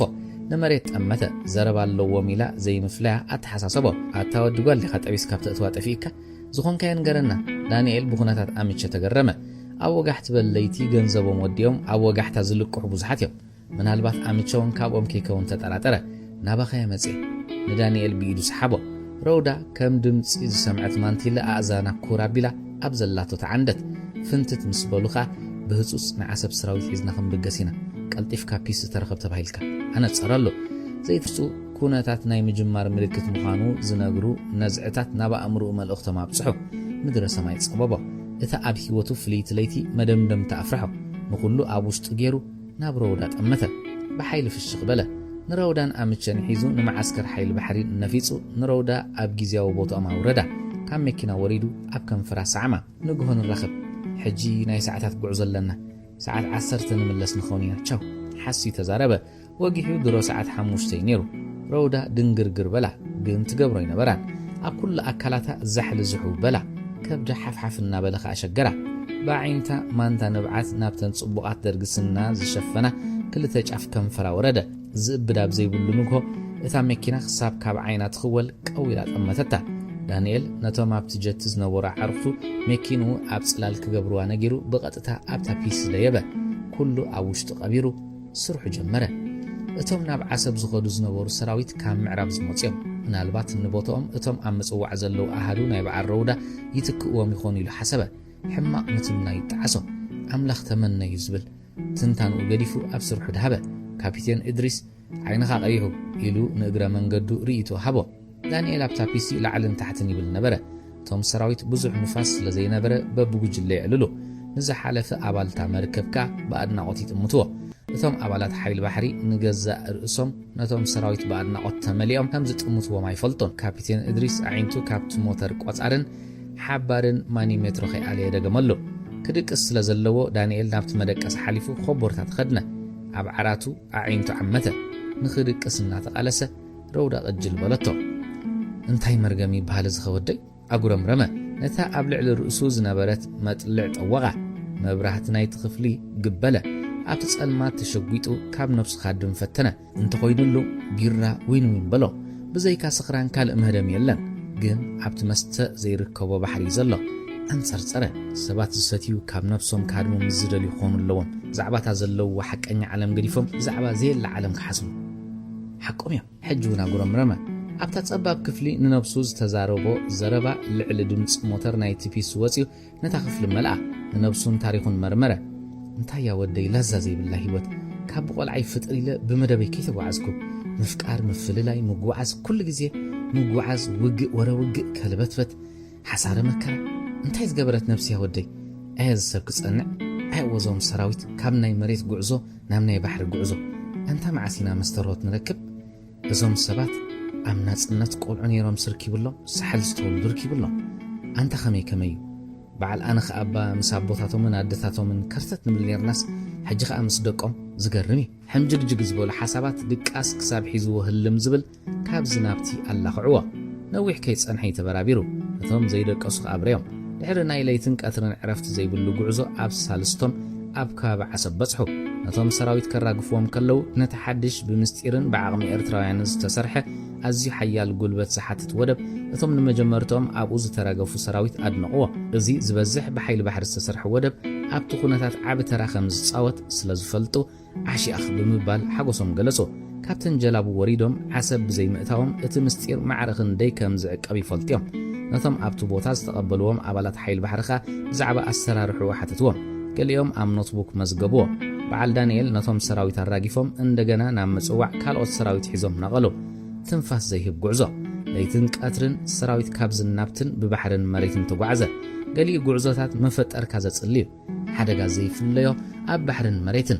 ድኻም ጥምየትን ጽምእን ክትጻወር ሙቐትን ቁርን ንፋስን ፀሓይን ምስ ሮሩማን ኮልቦዲሶሎን ሰባት ክትጻወር ወዘይትጽብዮ ጉዕዞታት ይሰግሩ ዳንኤል ነቲ መዘወር ሱካን ሒዝዎ ከሎ ካፒቴን እድሪስ ተጸምቢርዎ ኣታወዲ እዚ ሰራዊት ቅድሚ ኣብ ዓውደ ውግእ ዘሎ ሞት መርከፊእዎ ፋጼ ሓቁ ይኽግረም ካብ ባጽዕ ቆሊበን ዝወስዶም መኻይን ተቐሪበን ኣለዋ ባሕሪ ኣብ ጉዕዞ ኣዝዩ ዘድክም መሬት ምስ ረገጹ እንደገና ብዓበይቲ መካይን ክጓዓዝዮም እዚ ምስ ወዱ ናብቲ ዝኣትዎ ድፍዓትካ ብእግሮም ይቕጽሉ ይገርም እዩ ኣነ ዝገርመኒ ሓደ ግዜ ካብ ጀላቡን ፒስን ወሪዶም ኣብ ዓበይቲ መካይን ምስ ተጻዕኑ እተን መካይን ከይተበገሳ ደው ኢለን ሰዓታት ክገብራ ከለዋይ እንታይ ዝበለ ዲሲፕሊን ወዲ ኣለዎም ኣብተን ዓበይቲ መካይን ተጻቂጦም ነዊሕ ሰዓታት ደው ይብሉ እንታይ ወደይ እተን መካይን ብዘይ ትእዛዝ ድን ዝመጻ ሓደ ግዜ ኮይ ተሓሳስበካይ ዳንኤል ውን እቲ ጉዕዞታት ከም ዘስተንትን ገበሮ ካፒቴን ነቲ ሱካን ምስ ተቐበሎ ነቶም ሰራዊት ብዓይኑ ኾለሎም ምሉእ ለይቲ ኸይዕረፈ ሱካን ሒዙ ሓዲሩ ቀትሩ ውን ኣይደቀሰን ነብሱ ብድኻም ረሸሽልዎ ነበረ ኣብ ጫፍ ናይታ ፒሲ እግሩ ጠልጠል ኣቢሉ ኾፍ በለ ኣብ ህይወቱ ንመጀመርታ ግዜ ዝነውሐ ጉዕዞ ኮይኑ ተሰምዖ ወ ናፍቆት ረውዳ ጥር ዝበጽሕ እዩ እታ ፒሲ ኣብቲ ጸጥ ኢሉ ዝነበረ ባሕሪ ሰተት ክትብል ከላ ረውዳውን ብተመሳሳሊ ኣብ ዓይኑ ኣንሳፈፈት እቲ ኣብ ቅድሚኡ ዝነበረ ትርኢት ብረውዳ ናብቶም ቸዝ ዝጻወቱ ዝነበሩ ብምጽምባር ክዘናጋዕ ፈተነ ዝተገርዐ ቀልቡ ይተቐበሎን ካልእ ንኣቓልቡኡ ዝገዝእ ድምፂ ሰምዐ ሓደ ካብቶም ሰራዊት ግዜ ዘይውስኖ ቀጻለ ሃረርታ እናበለ ንናፍቆት ትገልጽ ናይ ኣልኣሚን ዓብደለጢፍ ደርፊ ክደርፍ ሰምዖ እቲ ናፍቆት እንተቐለሎ ኣብ ጥቕኡ ኸይዱ ተኾየጠ ምናልባት ከም ናቱ ጸገም ይህልዎ ይኸውን እቲ በዓል ክራር ክሳብ ዝደክም ንነዊሕ ሰዓታት ብዝተፈላለየ ደርፍታት ኣዘናግዖም ንሱ ምስ ኣቋረፀ ዳንኤል እንደገና ንኹላታ ጃልባ ኾለላ ንኻልኦት ደስ ዘብል ንፋስን ማዕበልን ዘይብሉ ጉዕዞ እዩ ንባጻዕ ዓማዕድዮም ረኣይዋ ታኸዋኽ ሓጎስ ናፍቆት ተፈራረቕዎ ናብ ካፒቴን እድሪስ ከይዱ ነቲ ሱካን ኣብ ሰዓት ክንደይ ይኸዱ ከም ዘለዉ ዝነግር ማኒሜትሮ ርዩ ተስፍኡ ጥር ዝበጽሐ እቶም ኣብ ከባቢ ምጽዋዕ ዝጸንሕዎም ኣቡ ሰላማኻ በብጽምዲ ኮይኖም ጥንቅላ ዓሸው እናበሉ እንቋ ኣብድሓን መጻኹም ዝብሉ ዘለዉ እዮም ዝመስሉ መብዛሕትኡ ኣብታ ጃልባ ዝነበረ ሰብ በቲ ትርኢት ብሓጎስ ወጨጨ ምስኦም ከዓ ተሓጎሰ በዚ በትርኣዮም ዝብል ድምፂ መግለፂ ሓጎሶም እዩ ነይሩ ዳንኤል ግን እቲ ዝላ ናይቶም ኣቡ ሰላማ ከምቲ ኩሉ ግዜ ዝህቦ ፍሳኽ ወይ ከኣለን ጥራሕ ዘይኮነስ ካብቲ ሓጎስ ብሓይል ናፍቆት ተገርፈ ሽታ መቐረትን ባሕርን ከም ወትሩ ኣብ ሕልንኡን መንፈሱን ኣትዮም ከበራብሩ ወይ ከኣሉን ባሕርን ኣድናቆትን ምስ ረጋእኻ ምስ ቀሰንካን ዕረፍቲ ምስ ተሰማዕካኒ ሓጎስ ተድላን ፍሳን ዝምጥኡ ኣብዛ ህሞት እዚኣ ኩሉ ነገር ንዕኡ ስምዒት ዘይህብ ደረቕ ነገር እዩ ብጽምዋ ተባሒቱ ዘሎ መንፈሱ ብዘይካ ረውዳ ካልእ ፈውስ የብሉን ንሳ ጥራይሓ ነቲ ረጊኡን ደስኪሉን ዘሎ ህዋሳቱ ተበራብሮ ዝሞተ ሕልናን ተስፋ ዝቐበፀን ኮይኑ ተሰምዖ ህይወት ብንፋስን ፀሓይን ብግዜን ኩነትን ትሰዓር ጠላም ኮይና ርከብዋ ኣስተንተነ ነተን ንመሬት ኣዚኻ ከም ዝቐረብካ ኸበስራ ኣብ ልዕሊ ጃልቦኦም ዝዝምብያ ዝነበረ ዓንደለ ራእየን ኣዝዩ ቀሪቡ ምህላው ተፈለጦ ተስፉ ሕልኑን ህዋሳቱን ንእለቱ ተበራበሩ ብኡ መጠን ህንጥዩነቱን ንዓረገ ንሰማይ ተቓረበ ምቕራብ ንገዛእ ርእሱ ናቱ ኣሉት ኣለዎ ኣዚኻ ብትህንጥየሉ ግዜ ኣብ ዘለዎ ደው ዝበለ ኮይኑ ይስምዓካ እቲ እተማዕድዎን ናረኣኻ ይሃድመካ ይርሕቀካ ፋብሪካ ስሚንቶን ክሬን ናይ ወደብን ብንጹር ኣብ ዝርአሉ ቦታ በጽሐ ትርግታ ልቡ ንኹሉ ስምዒታት ናፍቆት ባጽዕ ከኣትዉ ዝተርፎም የለን መንፈሱ ተሓደሰ ኣፍንጩ ሙሽታ ረውዳ ሸተቶ ኣእዛኑ ድምፃ እንገደ ሕጂ ቅድሚ ኩሎም ልዕሊ ኩሎም ምስ ነፍሲ ወከፍ ደቂቕ ዝዓርግ ተስፋ ተሰምዖ ጃልቦም ኣብ ማዓስከር ሓይል ባሕሪ ክትዕሸከላ ካፒቴን እድሪስ ኣብቲ በዓል ረውዳ ዝነበርዎ ግዜያዊ ማዓስከር ሰራዊት ስለ ዝረአየ ሓጎስ ወሰን ሰኣነሉ ምስ ዳንኤል ተጠማመቱ ቀልጢፉ ክወርድካ ምልክት ገበረሉ ዘይከውን ኮይኑዎ እምበር ገዲፍዎ ይኽብገስ ሓሲቡ ነይሩ ገና እታ ጃልባ ገመድና ኣሰረት ዳንኤል ዘሊል ወረደ እሞ እንደገና ንካፒቴን ጠመቶ ክልቲኦም ሰሓቑ ናይ ሓጎስ ሰሓቕ ዓቕሉ ጸንቂቑ ዝነበረ ዳኒ ናብቶም ሰራዊት ብጉያ ኸደ ዝጸንሑ ኣባላት ግን ካብ ደቡብ ዝመፁ ናብ ዓሰብ ዝኸዱ ኾኑ ንሓደ ኣብቲ ቦታ ዝጸንሐ ወተሃደር እዞም ቅድሚኹም ኣብ ዝነበሩ ሰራዊት ኣበይ ከይዶም እቲ ሕቶ ግቡእ ከም ዘይኮነ ኣጸቢቑ ይፈልጥ እዩ እቲ ኣባል ምክልኻል ብምግራም ጠመቶ ሻቡ በተን ዘምፃና መኻይን ተጻዒኖም ከይዶም መለሰሎ ሕሉኑ ዓረቦ ብድኻምን ቅብፀትን ረሽሽ በሎ ዝሕዞም ዝጭብጦን ጠፎ ካብኡን ላዕሊ ምቕጻል ንኽልተኦም ትርጉም ኣይነበሮን ጽሑፍቶ ምስ ነፍሱ ተዛረበ ባጽዕ ገሃንም ኮይና ተሰምዐቶ ነታ ምስ ረውዳ ፍቕሪ ዘስተማቐረላ ምስ ሄለን ፍቕሪ ዝጀመረላ ሓልዮት ሳሌም ዘስተማቐረላ ካብ ሙልጌታ ጀሚርካ ምስ ብዙሓት ወጻእተኛታት ዝተላለየላ ብዙሕ ተመክሮ ዝቐሰመላ ህይወትን ሞትን ውድቀትን ዓወትን ዝተዓዘበላ ዝነውሐ ካብ ህይወቱ ዝነበረላ ወደብ ተጸየና ናብታ ሒዝዋን ሒዛቶን ዝመጸት ፒሲ ክምለስ ከሎ ሕሉኑ ዓሪቡ ነበረ እቶም ዝራገፉ ዝነበሩ ሰራዊት ዘስምዕዎ ዝነበሩ ናይ ሓጎስ ዳህያት ቅጭ ኣምጸሉ ብዘገምታ ናብቲ ብልምዲ እንዳ ቡልጋርያ ዝብልዎ መጸጊዒ ወተሃደራውያን መራኽብ ዝርከብ ወደብ ክኸይድ ከሎ ሰንፈላል ኮይኑ ነበረ ምንባር ትርጉም ሰኣነሉ ፍቕሪ ዘይትምልከቶ ቃል መሰለቶ ምምስሳል ናይ ሄለንን ረውዳን ኣብ መልክዕ ጥራሕ ክሕጸር ተመነ ከም ሄለን ረውዳ ብዝኸደቶ ከይተመልሰት ከይትተርፍ ከኣፈርሀ ዓይንቱ ንብዓት ቋጸራ ተጠሊዕኻ እውይ ዘይ ኣይ ከማይ እንዳኒ ግን ፍርሒ ይስምዓንሎ ዝብል ድምፂ ረውዳ እናሻዓ ብኣእዛኑ ቃልሐ ገለ ነገር ብዘይ ምግባሩ ሕሉኑ እሻቕ ከብሎ ተሰምዖ ነቲ ድምፂ ንኸይሰምዕ ንኣእዛኑ ብኸብዲ ኢዱ ለኮቶ ልብ ወለድ ዛንታ ኣልማዝ በልማዝ ብሳሙኤል ሓብተ ሚካኤል ወድ ፎርኖ ኣርፊዳ ዝተንስአት ሚለን ንኢቫ ደዊላ ድራር ክትዕድሞ ደሌት እንተኾነ ግና ተሃዊኻ እንተ ደዊላ ናበይ ከይትኸይድ ኢሉ ከይንዕቓ ሰጋት ርእሳ ኸቢድዋ ስለ ዝነበረ ናብቲ መሐንበስ ናይቲ ሆቴል ብምኻድ ሓንበሰት እቲ ከባቢ ብዝናፈሱ ዝቆርሱ ዝዛወሩ ዝሰኣሉ መርዓውቲ መሊኡ ባህ ዘብል ኮነ ምሕንባስ ወዲያ ናብ መደቀሲ ክፍላ ክትሓልፍ ከላ ንሰዓረ ረኣየቶ ናበይ ምዃኑ ድማ ብጽሞና ተኸታተለቶ ናብ መቐበል ጋይሽ ሓሊፉ መንነቱ ሓቢሩ ዝርዝር ኣስማት ክርኢ ምስተዓዘበቶ ብጉያ ናብ መደቀሲ ኣደየበት ርእሳ ከይጥልቂ ሸፊናትሉ ዝነበረት ቆቢዕ ፕላስቲክ ካብ ርእሳ ውፅያ ኣብ መደቀሲ ኣደርበየቶ ሸበድበድ እናበለት ሰነዳታ ኣብ ቦርሳ ኣተወቶ ነተን ኬኒና ምህላዋን ድማ ረጋገጸት እንደገና ብመስኮት ተዓዘበቶ ኣብቲ ቐጽሪ ኮይኑ ብሬድዮ ሃዲኡ ክዘራረባ ዝተውዓለት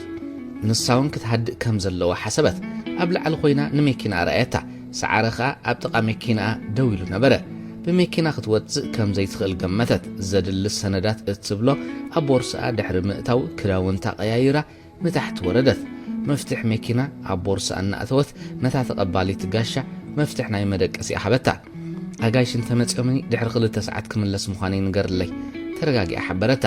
ናብቲ ቐጽሪ ክትወፅእ ከላ ወዲ ኣባዲ ምስ ካልኣዩ ካብ መኪና ወሪዶም ናብ ሰዓረ ክመፁ ተዓዘበቶም እንደገና ካልእ መኪና ዓቑባይ ምስ ካልኣዩ ነቲ ኣፍ ደገ ተቆጻጸርዎ ቀልጢፋ ድማ ምስቶም መርዓውቲ ተሓወሰት ወዲ ኣባዲ ናብ ተቐባሊት ኣጋይሽ ምስ ካልኣዩ ኣተወ ንኹሉ ምንቅስቓሶም ብደቂቕ ተኸታተለቶ ዝገበረቶ ጎናን ጸሊም ናይ ፀሓይ መነጽርን ዓጃቢት መርዓውቲ ኣምሲልዋይ እቲ ጸሊም መነጽር ናበይ ትርኢ ምህላዋ ኣየፍልጥን እዩ ወዲ ኣባዲ መፍትሕ ወሲዱ ናብ መደቀሲ ክፍላ ከኣቱ ከሎ እቲ ካልኣዩ ናብ በዓል ሰዓረ ተመልሰ ወዲ ኣባዲ ፀጉራ ከይጥልቂ ወዲያቶ ዝነበረት ፕላስቲክ ቆቢዕ ኣብ መሬት ወዲቑ ርዩ ኣቀማምጣ ናይቲ ቁሑ ኣብ ህድማ ምህላዋ ዝሕብር ኮይኑ ረኸቦ ብጉያ ድማ ናብ ቀጽሪ ወፀ ንሰዓረ ብዓውታ ተዳሃዮ ኣተኲርካ ተኸታተል ካባና ንምህዳም ኩሉ ዝከኣላ ትገብራላ ኢልዎ ናብ በዓል ዕቑባይ ኣምርሐ ወፅያ ድያ ከም ዘይወፀት ኣረጋገጹ ናብ ሰዓረ ተመሊሱ ኣጽኒዕካ ሓሉ በሎ ሰዓረ ነገራቱ ግር በሎ ካባና ተሃድም ደኣ ንኽተላ ከም ዘለና ከመይ ጌራ ፈሊጣ ዶስጦም ቃሊትያ ንምንታይ ከበይኑ ናብ ምህረስ ኣዝኸድ እዞም ናቕፋ ምእማን እኳ መዘዝኒኤዎ ብዓይኒ ጥርጣረ ተዓዘቦ ወዲ ኣባዲ ኣብቲ ቐጽሪ ንዝነበሩ ሰባት በቲ ጸሊም መነጽሩ ኣሕሊፉ ይዕዘብ ሚለን ምስቶም ሙሽረየ ምሹሪቱን እናበሉ ዝጭፍሩ ዝነበሩ መርዓውቲ ተሓዊሳ እናጣቕዐት ንኸባቢኣ ብጥንቃቕ ትከታተል ወዲ ኣባዲ ገጻ ንኽርኢ ተጋደለ ብድሕሪቶም ኣብ ፊታ ዝነበሩ ዓጀብቲ መርዓውቲ ኣብ ንኹሉ ክቆጻጸረሉ ዝኽእል ብርኽ ዝበለ ቦታ ደው በለ ሚለን ገጻ ንኸይሪኣ ብስያፍ ደው ኢላ ተኸታተለቶ ኣብ ድሕሪኣ ሓንቲ ዝተሰለመትን ስእሊ ናይ መርዓውቲ ኣብ ታርጋኣ ዝተገብረላን ሞዴል 91 መርሰድስ መኪና ኣላ መርዓውቲ ኣብ ማእከል ዓርከ መሓዝ ኣተው ሚለን ወዲ ኣባዲ ገጻ ክርኢ ይሕልን ምህላው ተረዲያ ናብቶም ንኣምላኽ እናመስገኑ ዝጭፍሩ ካልኣይ ጉጅለ መርዓውቲ ተጸምበረት ክልተ ዋልድ ኣብ ማእከል ኮይነን ነቲ ምስጋና ይመርሕኦ ነበራ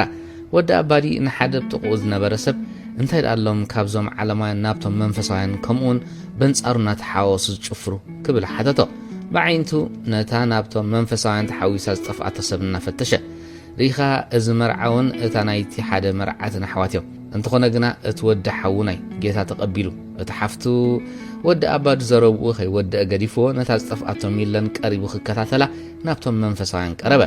قديمة سلزرائياتو نابتو علماوين تملست مني جالبها خط حدن تريخا أبكن دا حنبيسكا مريت كتبت تفتن زخونا كنساف فازغل نغر حيسكا نفاس نابز وسدك خيد مريت انت زي رخبكا جالبها خطركبي خزبلني هو بابايو نزغ تقبر قن تبعث يدليكا حقيب دفرنتكن موطي سؤنونيو حسبت مرعوتي مسعرخون محزوتن أما أكل مسأتو زعمرة جفرة نوان نقول لما برابرو كساب زرهتسوخا جفرو ميلان نتا عبد حرياز نبرت نايمر عوت مكينة بس نايا قحبوتا مفتح تسقيتا حفا بلتا اتوم نمر عوت زعجبوز نور حقوم هو ماس لزنبرو ترغاقي ان كل من قصقصا كايدت اتا مكينة كفتكو انت نبرت اثي اب ترغان اب تتخفات نايت تحريت مع صولقي بوز نبرة سئل مرعوتي بانر جاست ميريد زبل تقريدو دمت اكوان تقبرة زستبهالو لي نبرن ميلان اب تنايا قحوت اتي عصوتو ودا ابادي ناب كل مأزن تأمتا مجمرتاي تربشن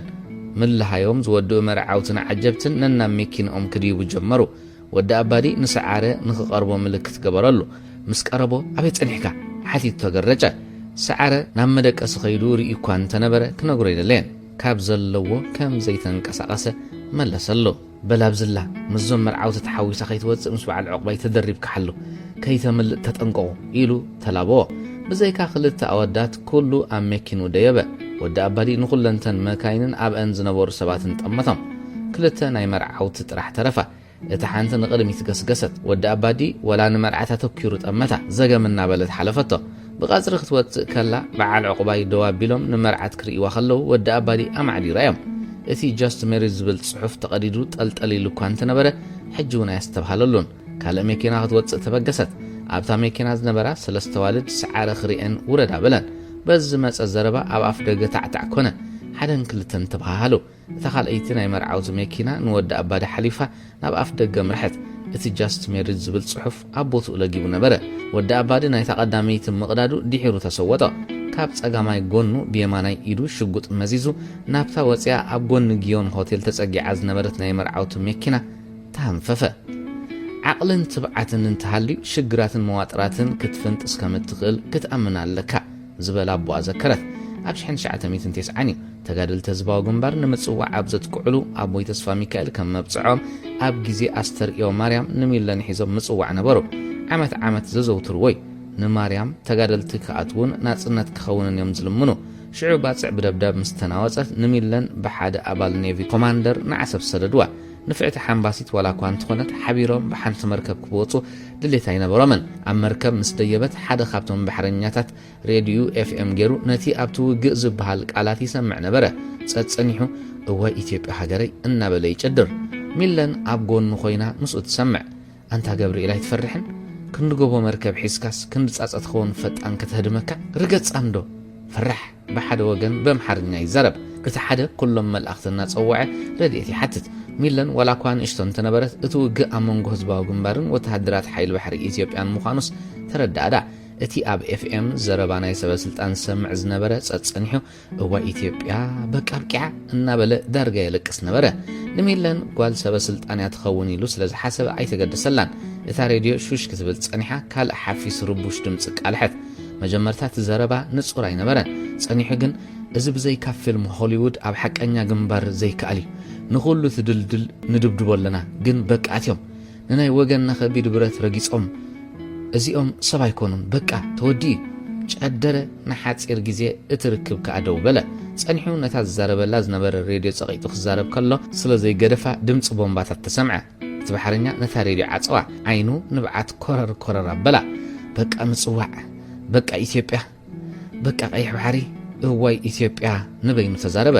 كساب عسب زاتو اتبحرنيا تصنح يلقس نبره عسب مساتو ات كوماندر نميل مسانست سبا سلطان بنفاريت اسمرا سددا ام نفاريت زسمعاتو زربا وترو اتذكري تغادلت من مخانم كابتوم صلاتهم زياده فلطتهم اسمرا مساتو تابوا اتو تصفى ميكائيل بروبا حداس عد غيح غيرهم اسمرا اتيم صنحوا شعو ميلنغوالي ببين نخنوت زدلخو كغطمنا كاب زخل شجر حبيرنا خينطف እተዓርከይ ወይ ጓልካ ወይ ንስኻ ስለዝበለንኒ እዝገርም ካብት ደብዳብ ዓቕልን ትብዓትን እንተልዩ ንሽግራትን መዋጥርን ክፍንጥሶም ከም ዝኽእል ኣሚነ ወጽ የበልዋ ወዲ ኣባዲ ናይ ዓወት ስምዒት ወረሮ ሰዓረን ዕቑባይን እውን ሰዓብዎ በቲ ናይ ቬሎ ሻሽ ተኸዊሎም ዝነበሩ መርዓውቲ ዝረኣይዎ እኳ እንተዘይነበረ ኣውቲስታ ነተን ካልኦት መካይን ከም መሓደር ምስ ወረደ 3 ሰባት ሽጉጦም ኣብቲ ናይ ኣቑሑ መኪና ኣቕኒዖም ምስ ረአየ ህድማ ተተሓሓዞ መጀመርታ ዓርክን መርዓውን ስዒባ መርዓት ንመራሒ መኪና ሪኦም ካብ መኪና ወሪዶም ኣውያት ገበሩ ወዲያቶ ዝነበረት ነዊሕ ታኬት ምስቲ ቬሎ ተደሚሩ ንመርዓት ኣውደቓ መርዓዊ ቀዲምዎም ተዓዝረ ነታ ናይ ድሕሪት ማዕጾ ሓፍ ኣቢሉ ወዲ ኣባዲ ኸፈታ ብዘይካ ኣውክያለ ወላ ሓንቲ ይረኸበን ንኸባቢኡ ብዙርያ ተዓዘበ ምስ ኣና ድማ ሕርቃነ ምቁፅጻር ሰኣነ ዓሸራ ክወስድ ነታ ኣውክያለ ብጫፍ ብጨርቂ ሒዙ ናብ መኪንኡ ደየበ ናይቲ ሒዛቶ ክትከውን ትኽእል ዝበልዋ ኣብታ መኪና ዘሎ ነገራት ዓሸራ ከልዕሉ ትእዛዝ ሓበ ሚለን ካብታ ናይ መርዓውቲ መኪና ወሪዳ ብታክሲያ ኸይዳ ወዲ ኣባዲ ሽጉጥ መዚዙ ናብታ ዝነበረታ መኪና ክጎይ ሪኣቶ ነበረት ቀዲመከ በለት ብውሽጣ ኣብ ፊት ቤት ጽሕፈት ኣዳራሽ ውድብ ሓድነት ኣፍሪቃ ወረደት ኣብ ናሽናል ሆቴል ኮፍ ድሕሪ ምባላ ቡን ኣዘዘት ጊዜ ማዕረኽን ደይ ኣገዳሲ ምዃኑውን ኣሰላሰለት ናብ መቐበል ጋይሽ ብምኻድ መደቀሲ ክፍሊ ሓዘት ኣካላታ ድሕሪ ምሕጻባ ንኸባቢኣ ብደቂቕ ተኸታተለት ብኸመይ መንገዲ ንኢቫ ተቐትሎ ከይተታሕዘት ከተምልጠሉ እትኽእል መንገዲ ከተሰላስል ነዊሕ ጊዜ ጥፈት ኣማሲኡ ናብቲ ቤት መግቢ ናይቲ ሆቴል ወሪዳ መግቢ ኣዚዛ በልዐት ካብ ሓደ ዓቢ ድኳን ብሕብሪ ናይ ባንዴራ ኢትዮጵያ ዝተሰርሐት ቱታ ኣዲዳስ ጫማ ቆቢዕን ካልእ ቀንጠመንጥን ገዚኣ ተመልሰት ቅድሚ ናብቲ ሆቴል ምእታዋ ብርሕቀት ንኹሉ ተዓዘበቶ ወዲ ኣባዲ ዘጋጠሞም ንኣቶ ተስፋይ ኣብ መንበሪ ገጹ ኺዱ ሓበሮ ዓሸራ ወሲዶም ከም ዘረጋገጽዎ ብሂሩት ኣምሳለ ናይ ኮምፒዩተር መገጣጠሚ ትካል ክትከፍት ከም ዝኣተወትን ካልእ ዝርዝር ሓበሬታን ሃቦ ኩሉ ዝከኣሎም መጻወድያ ዘርጊሖም ምህላዎም ከተምልጥ ከም ዘይትኽእል ይኹን እምበር ንምንታይ ዕላማ ኣትያ ዝብል መልሲ ከም ዘይረኸቡ ምስ ኣተራእዩ ወይ ተረኺቡ ዝበሃል ሰብ ክሳብ ሕጂ ከም ዘየለረጋገጸሎ ኣቶ ተስፋይ ብወገኑ ቅድሚ ውግእ ምጅማሩ ክትተሓዝ ከም ዘለዋ ተሓሳሰበ ሚለን ንኢቫ ብቴሌፎን ናይ ጎደና ኣዕለለቶ ኩነታቱ ክትፈልጥ ክራኸቡ ክትርህንጢነት እኳ እንተነበራ ክጽበያ ምዃኑ ተኣማሚና ጽባሕ ክድውለ ኢላ ዓፀወቶ ኣብ መደቀሲ ክፍላ ክድቅስ ኣተወት ከቢድ ድቃስ ደቂሳ ዝሓደረት ሚለን ርፍድፍድ ምስ በለተንስያ ናብ ናሽናል ባንክ ምርሐት ብዙሕ ሰብኣይ ጸንሐን ተረኣ ኣኺሉ ነቲ ከፋል ገንዘብ ባንክ ቡክ ሃበቶ ስማ ምስ ነበበ ገጹ ክቀያየራ ዝተውዓለትሉ ኮፍ ንኽትብል ብኢዱ ምልክት ገበረላ ኮፍ ምስ በለት ስልኩል ኢሉ ክዘራረብ ረኣየቶ ድሕሪኣ ዝነበሩ ክልተ ሰባት ኣፋነወ እንደገና ካልኦት ሓንቲ ጓል ትርከቦም 3 ሰባት ኣፋነወ ተንስኣ ቀረበቶ ደንጊዋ ምህላዋ ሓበረቶ ድሙቕ ፍሽኽታ ለጊሱ ይቕረ ተሓቲቱ ብዓቕሊ ክትጽበ ነገራ ኣብ መጸበይ ኮፍ ምስ በለት ሓደ መንእሰይ ቡካ ውፅኢ ሃቦ እቲ መንእሰይ ኣብ ክንዲ ኮፍ ዝብል ብደው ናብ ዝናብትን ይብል ነበረ ኣይዶንጌን ከፋል ገንዘብ ጌታቸው ይልማ ኢሉ ጸውዐ እቲ መንእሰይ ገንዘብ ፈቒዱ ክወፅእ ከሎ ሚለን ጌቲ ኢላ ተዳህያቶ ኣበይ ከም ዝፈልጣ ግር በሎ ከለልያ እውን ኣይከኣለን ሰላም ድሕሪ ምባላ ጌታቸው ይልማ ዲኻ ስምካ ክትብል ሓተተቶ ኣልጊባ ንኽዝክራ ተማሕፀነቶ ይቕረተ ሓቲቱ ጋጊዋ ከም ዘሎ ምስ ነገራ ሕራይ ሻህና ሰትና ብምባል ንደገ መሪሕዋ ክወፅእ ተረዳድዎ እናወፁ ኣበይ መሃር ከም ዝነበረ ሓቲታ ስም ከም ዘጋግያ ነገረቶ ካብ ወፃይ ካብ ኣሜሪካ ምምፃን ኣብ ጊዮን ሆቴል ቡክ ከም ዝረስዐትን ዘርዘረትሉ ዝከኣል እንተኾይኑ ከብፅሓ ብትሕትና ለመነቶ ኣብ መኪንኡ ደይባ ክትብገስ ከላ ወዲ ኣባዲ ምስ መሳርሕቱ ጸደፍደፍ እናበሉ ኣተው ሚለን ጸጸኒሓ ዝገርም እዩ መልክዑ ስሙን ስማቡን ንዓኸ ዝመስል ክረኽቦ ዘይከኣል ክወዲ ትምህርተይ ነይሩ በለቶ ኣብ መንገዲ ዝተፈላለየ ኣርእስቲ እናዕለሉ ጊዮም በጽሑ ኣመስጊና እንታይ ካሕሳ ከም እትኸፍል ሓተተቶ ዝከኣል እንተኾይኑ ብሓንሳብ ክድረሩ ጋበዛ ኣብ ናሽናል ሆቴል ሰዓት 9 ምሽት ክራኸቡ ድማ ተሰማምዑ ካብታ መኪና ወሪዳ ነቲ ከባቢ ብደቂቕ ተኸታተለቶ ሰላሒላ ብምእታው መኪና ተንሰት ብዙሓት መካይን ደው ኢለን ነበራ ናብ መደቀሲ ክፍላ ክድይብ ድሌት ነበራ ግን ኣብኡ ሰብ ገይሮም ለኸይኮኑ ሰገት ከም ኣብ መጻጻኣ መሰስ ኢላ ዳወፀት መኪና ካበይ ከም ዝተኻረየት ዘይፈለጡ ምዃኖም ከ ኣረጋገፀት ቅድሚ ገንዘባ ምውፃእ ንኢቫ ክትረኽቦ ከም ዘለዋ ሓሰበት ኣብ መንገዲ ኣብ ጎደና ኮይና ናብ ኢቫኖቪች ደወለት መንክብል በላ ኢቫ ብዘሰልችውን ጸያፍን ኣምሓርኛ ሂሩት ደገመትሉ ዋው ክድውል ክጽበየ ክውዒለ ኣዝዩ ነቕሐ ኣይተዓመንን ዘረባኣ ብእንግሊዝኛ ቀየረቶ ሎም ዝኾነ መደብ የብልክን ክኸውን ተስፋ ገብር ህንጥዩነት ገለጸላ እሞ ሎሚ ክትሓስብ ጊዜ ወሰደት come on please ከተህንጥዮ ዝገበረቶ ፈተነ ተዓወተት ጽባሕ ዘይሓይሽ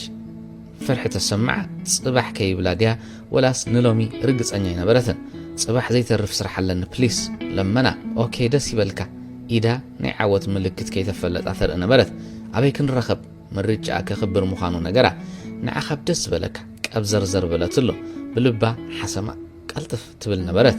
وابي شبلي دسك بلنا معاتيو فس هاي سمعنا برا ساعات أتقلتف حسما أنصر صارت بوشتا كبابي أكبير وأنا برا ساعات شمون تمشت دمصخو قرارص يفلط أنا برا أوكي تشاو سويتي تشاو صبقتي جنا زرب أخي ودع عصوتا حدا قلبت من سي نتحيزات زنبرت مزراربيت كاب إيدا حديقو عصوا مدرسة ما يزقلبت زل مسلا عينو فتيتو بصفعيت على الهما صفعيت وصلت ميلن نقراتو غان كونا كال أي جزي كيدقما كتكال خل دليت كالوت كل التمن سيات حزوا أجري بجاها قدفا نايتدو زبلت كحامسا بركت كفلة هيوت هيدا تفت بلو حدا خابوم اتتصفع يوتت نبرا كالوت سبات كبو جمرو مس حبو ميلان كابت بورسا 100 بر أو سيادر بيتلو أم مكينة أتوت اتوماودات بسحق شددوا مكينة العيلة مركفت قرب مسرحقت نساون بينا سحقت أبال تاي مسيل وانيرو دحرجن كونيلون جنزب كزرفو خم وخمز جبر تردى ناب وابشبل هوتيل بمخد نخلو تبوتا تعذبت أبلات سأتتا تليفون مان تخينم بين كم تملت كله أتناقيقة نام ناشنال هوتيل تمليسا كابت قباليت أجايش مفتح وسيلة نام مرك أسخف لأتوت كبابي أتقتاتيلا قرب دحر معرف كابالجا توتا أديداس جاما فوقز بلغداون تمريسا بدنقا عصفت أبورسا أتوتو كداون تقيايرا نام نايقوص أرابوتا تبقست ود أبادي أبكابي بانك مسأنا زحزن زجبط أنطفو نتسرحتنيا بانك تمعاتو عقلو صبب كبلو تفلطو رقيق حاسب بمدلاي نابقزو خيدو عرفه بمسكوت ناي معرف خفلو قينو أنفت زرخبلو منقدي حسو أم بالتعرى تتقاملو سم كم زفلتنيا سلزفلتت كتكايريا نمدلاي دم أزيو كبير كخوني السلاسلة أبا أمرو بزحات حسابات تقلق ألوه زحاشة زبالو اتي أب بانك زراربات تصبيق جنزب أتي وياوتس انتخوينو أدراش أخرك كبي خيلي انت ترخيبو مسؤوس لزوصف نيشتو فنشخ بناي خيلي دمدمه هنت إناتو سمع عرقة كله بحنساب كود قالو كابز زلو قلتعتعن فرحن كنا قف تمنيه تمنيتو كسامرلو ترائيوه ماكينو العيلو ناب بانك تمركفة بقوت عزراء إيرترا ساعات شمون تمشت أديس أبا فح بالنبرث ميلان نامناي قوصرا ساعات كتنقل كلا فرحي ترباص مرباش تفرارقوا رئيس متأمان انت زي بالله كتفشل مخانا دقاقي ما نفس حشوخ بلتا ملكعخن ملكت قوانقخن لو متتقاملو كتعواتي أي تفرحي كابقى نابقى ملأخت محلالفت أمناي قوصرا بوتا خطبت سحكلا دفرتان امنتان ترز بسيح نبره إيفا أبدق بأنكرونات أما تتقبلا نملك عريو كأمناي كألن كابتا زفلتا كمز صبقت مخانا يستبهلن ويستفليت مسلا ننبسو عدلنيا حسبا كاب جيزيو أم مستمحلاف أبا عرات أنقر على العم بالكم زحشو كوانت حسبه قلتيفو حسابو غيره نفلق توز صبقت ويزرت حيزو كعبرم والسنة ببزح فلق توز ركبلو كلابات كبصحو مس نفسو قال أتوه وابي شبالي هوتيل كاب ساعت نسعت سمالي نبره بيرا ويسكن كال الكولاو مستن كم ما يتسته عركة محازا بيتسب أحوات كل ما بحقوس نبرو ميلان تساتيوز نبرت قدوس جيورغيس بيرا قلطيفو ابر سايدي يبسلز نبره شاق تتملاليسا إذا بأفانا أتوتوص نبرت نص دما فودكا لحفو نسا سخيرا سرحا خيدرس عبد انقاقا كايرت إيفا وق انت تجميرو كان معسكر كواتس سلازيكل لو مخستي كيشفر لعلو خلو دما مس ميلان أنسولا خقافف فقر خستماقر سمعيتو يقسقسو نبره ميلان أوشت أتصنيح فرح سمع استوعلت هي والسب كتحلف نمجمرتاي إيفا كتفو عزيزو خبلع كله ميلان بالعي تريان علالو من نعمو غدا ميلان بعد نقط كم اتملأت تقلت قلو نصو بوغانو تمساسال سمعيت كم زلو يعللا بوتاق ايرو حتتا دليت كوانتا زي نبرا تسمع معت زأززا ترمز فودكا أفارق واكوانتا نبرا كقدفا سلزي دلي كتحزان ميلان حبا عبتمالي إذ نبرا بورسا بحيل توتع حسابهم كفيلان مسوطو ماكينو نيمان نلاقهر منقد تتقوي راس خوتيل أتوه راس خوتيل نتعدراش فح بزبل درفتاتن دبزاز مبرحتن موقوق يلصنحم أب حادث سقع تقمطو ميلان رئيسا خزارا جميرو سخران تسمع نيفا يقرأ حتيثا ناب عين مدرق نعت للدحري أسعبا قدمن دحرن كوينم أتو عين مدرق قدم مئتوا عجيبوا نايزمتsa أب كم فرس عمتو عين مدري بوشت عاتيا إيدا أب أفا بمقبار نتا أب كبدات صنح قدوس كيرجس بيرا بحيلي كابوشت أوتصأتو رهات أب قصة تفتيف بلا عينتا نبعت بنبعت كونه كبورصة سوفت وصيا قصة دراريزا وصت نيفا كعرفو حتتتو تسمع معا قل نابتا كوفي لما زنبورو بوتا مريح واخده نصو فودكا قدح كالو نميلن بير أزازلا اتا ام مدرخ زنبرت درافيت بموزيك انياتا تعجبا صوتاو سمعت زلع علو الدرفي تدرف بقوطاطرا إرترا ساعات شعات دحر قطري جيتاچو بابالات صطታ تعجبو ناشنال هوتيل بصحه زي حسبو اب بانك استلاليا قال كم عينت زي تصبيو شجر كتمصالي تصبين درار كبلع ز حسبو كيبلع سغا اتم ابالات صطታ كم زامسو زي مصو فحفحيلوم تقمطو ወደ አባዲ ብርሕቀትነት ቦታ ይከታተሎ ሰማይ ጸለሎ ዝመስል ደበናን ጠጥዩ ዝናብ መጻኹ ይብል ዓበይቲ ናኣሽቱ ተማሃሮ ሰራሕተኛታት ነጋዶ ዕለታውያን ሰራሕተኛታት ተናበይቲ ጎደና ሃብታማት ድኻታት ኩሎም መምዕቆብዮም ንመሓዝ ጉያ ተተሓዝዎ መካይን ካብ ዝናብትን ክጻፍ አይራያ አፊት ናሽናል ሆቴል ኣብቲ ጌታቸው ምስሚለን ተቋጺሩሉ ዝርከብ ቦታ ቤት ጽሕፈት ውድብ ሓድነት አፍሪካ ነቲ ድሕሪ 72 ሰዓት ክውዳእ ዝተወጠነ ውግእ ንኽዕዘብ ኢዱ አጣሚሩ ይጽበ ገለ ሰራሕተኛታት ከም ምሕዳር አሜሪካ ክመጽእ ዝጽበይዎ መምርሒ ከምቡን ክደግሙን ይዳለው ኤርትራ ዳግማይ ኣብ ትሕቲ ኢትዮጵያ ክትቆረንድያ ወይስ ኢትዮጵያ ዘድልያ መንግስት ተኺላ ክትወጽእ ዘይፈለጡ ኣብ ሃገሮም ክመጽእ ዝኽእል ጉዳይ ዶብ ቻርተር ውድብ ሓድነት አፍሪካን ትርጉሙን አስተንተኑ ነዝሪኦም ክዛረቡ ዘይደፈሩ ወከልቲ ገለ ሃገራት ርእሶም ደፊኦም ዝመጽ ይጽበዩ እተን ከምበልብላ ዝረኣያ ባንዴራታት ሃገራት አፍሪካ ንፋስ ናብትን ናብዘን ከብለን ከሎ ህይወት ዘለወን ይመስላ ነበራ እቲ ዘንከራተተን ንፋስ በሓባር ካብ ጸጋም ንየማን ክደፍአን ከሎ ዘይሪኦ ስሙሩ ምንቅስቃስ ነቲ ክመጽእ ዝኽእል ጸገማት በሓባር ክምክቶ ቃል ዝኣትዋ ዘለዋ የምስለን ኩለን መራኸብ ብዙሃን መንግስቲ ኢትዮጵያ እቲ ኩናት ኣብ ዝሓጸረ ግዜ ክዛዘም ምዃኑ ብርእሰተ ኣማንነት የቃልሓ ልኡኻት ካብ ዝጥፍኣት ኤርትራ ክትድሕን ከእምኑ ተጓየዩ ግንባራት ኣብ ተጠንቀቕ ኮነ ሰራዊት ክልተን ሃገራት ንደማዊ ኩናት ከኣትው ተዳለው معرف نفرتي إرترا كلت تاريخ كتسن التدالوت بممحدار أمريكا كاب إرتران خوصو كرمز أجرس تنجرم نايوتس أزيجات كهرمو زرقي وجويان كاوتس أحجرات ناب إرترا بمتاو سبب مسز بنازبلو إرترا ومبوك ألزلهم زيجات معربن إرتراوين زرقي ونحين صنعتن جتاچو زيكون كوينو بزعبا قصرون ود أبادوكان تنجرو بوشتوس أب قصر أخيت متسألته تعزمون نتعززا بدل يبيرا كتنا خفايرة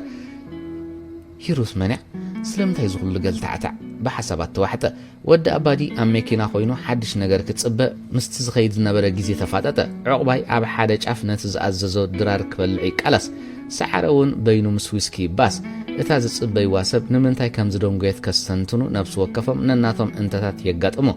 قروب تسفى زهابهم انتنيرو زناب كزنب سلز جمنا من البات اتعناقف واخي كوني ببوشتهم بعقل خصبيد ليو ود أبادي كان ميكينو وريدو صلال قتيرو نابت هوتيل أتوا نخلو دحر معزاب أب طاقيتاچو كوف بمبال دابل وايت هورس عززة عقل خزت صبب تصبيت سعرن عقباين تصنيحهم ساعاتهم كمزريو قبرهم زلزمت أوالد كتأمتو نسادو تخون كبلو درو 10 فرقان كوينو اتخوتيل الناس أمو خده اتا تقبالي تاقايش نابقيتاچو كتمتس مصر أيوا نقحو ود أبادي كونيلو بدحري أدو بلا يقريتا جيتي مالت نسخديخه بزحتنا حتتتو ود أبادي تمتو بمنبارو أيكون كبلاي كألن رؤسو نقدميت ندحريتن بمنقسقاس أو بلا هيروس دويلات أنيحا أغايس لزلوني كدونجيكا جن ناي قدن كمتسئلاتكا بلاتو ولا حانت قبلاي كألن كتمتس دليتي نبرن بسنكو خيت السرت رح دنقص الله تعزيمو زرعيتو تقبالي تاغايش تسفخي قرص ناي قدن كتمتسيا أبزيا هوتيل حزاز الله دقمتلو ود أبادي كابزن لعل حبريتا يدلين نتاقوال بإيدا سحيبو نابوتا وسدا كابي كم زدولت حتتا كم زي تفلت مسنقراتو ناي مدك أسي أقوطرن حتتا أوال تتسا مخانوز قلت من النتار مفتحي باتو نام مدك أسي ميلان مسأتو كداونتي أبالجا غازيتا كابيرو تامسال نابشي فراوان دمو أدراشا نازريت زيتس أحفو قودنا قطر غزازلو بلوك نوت دبدب بتسنحا كله اتملكتات كتملس مخانا زحبر نبره نسعر تصوعو نتمدك أسي خمزلو أرأيو إيدوم كيتن كفو تعذبو إذن تاي مالتي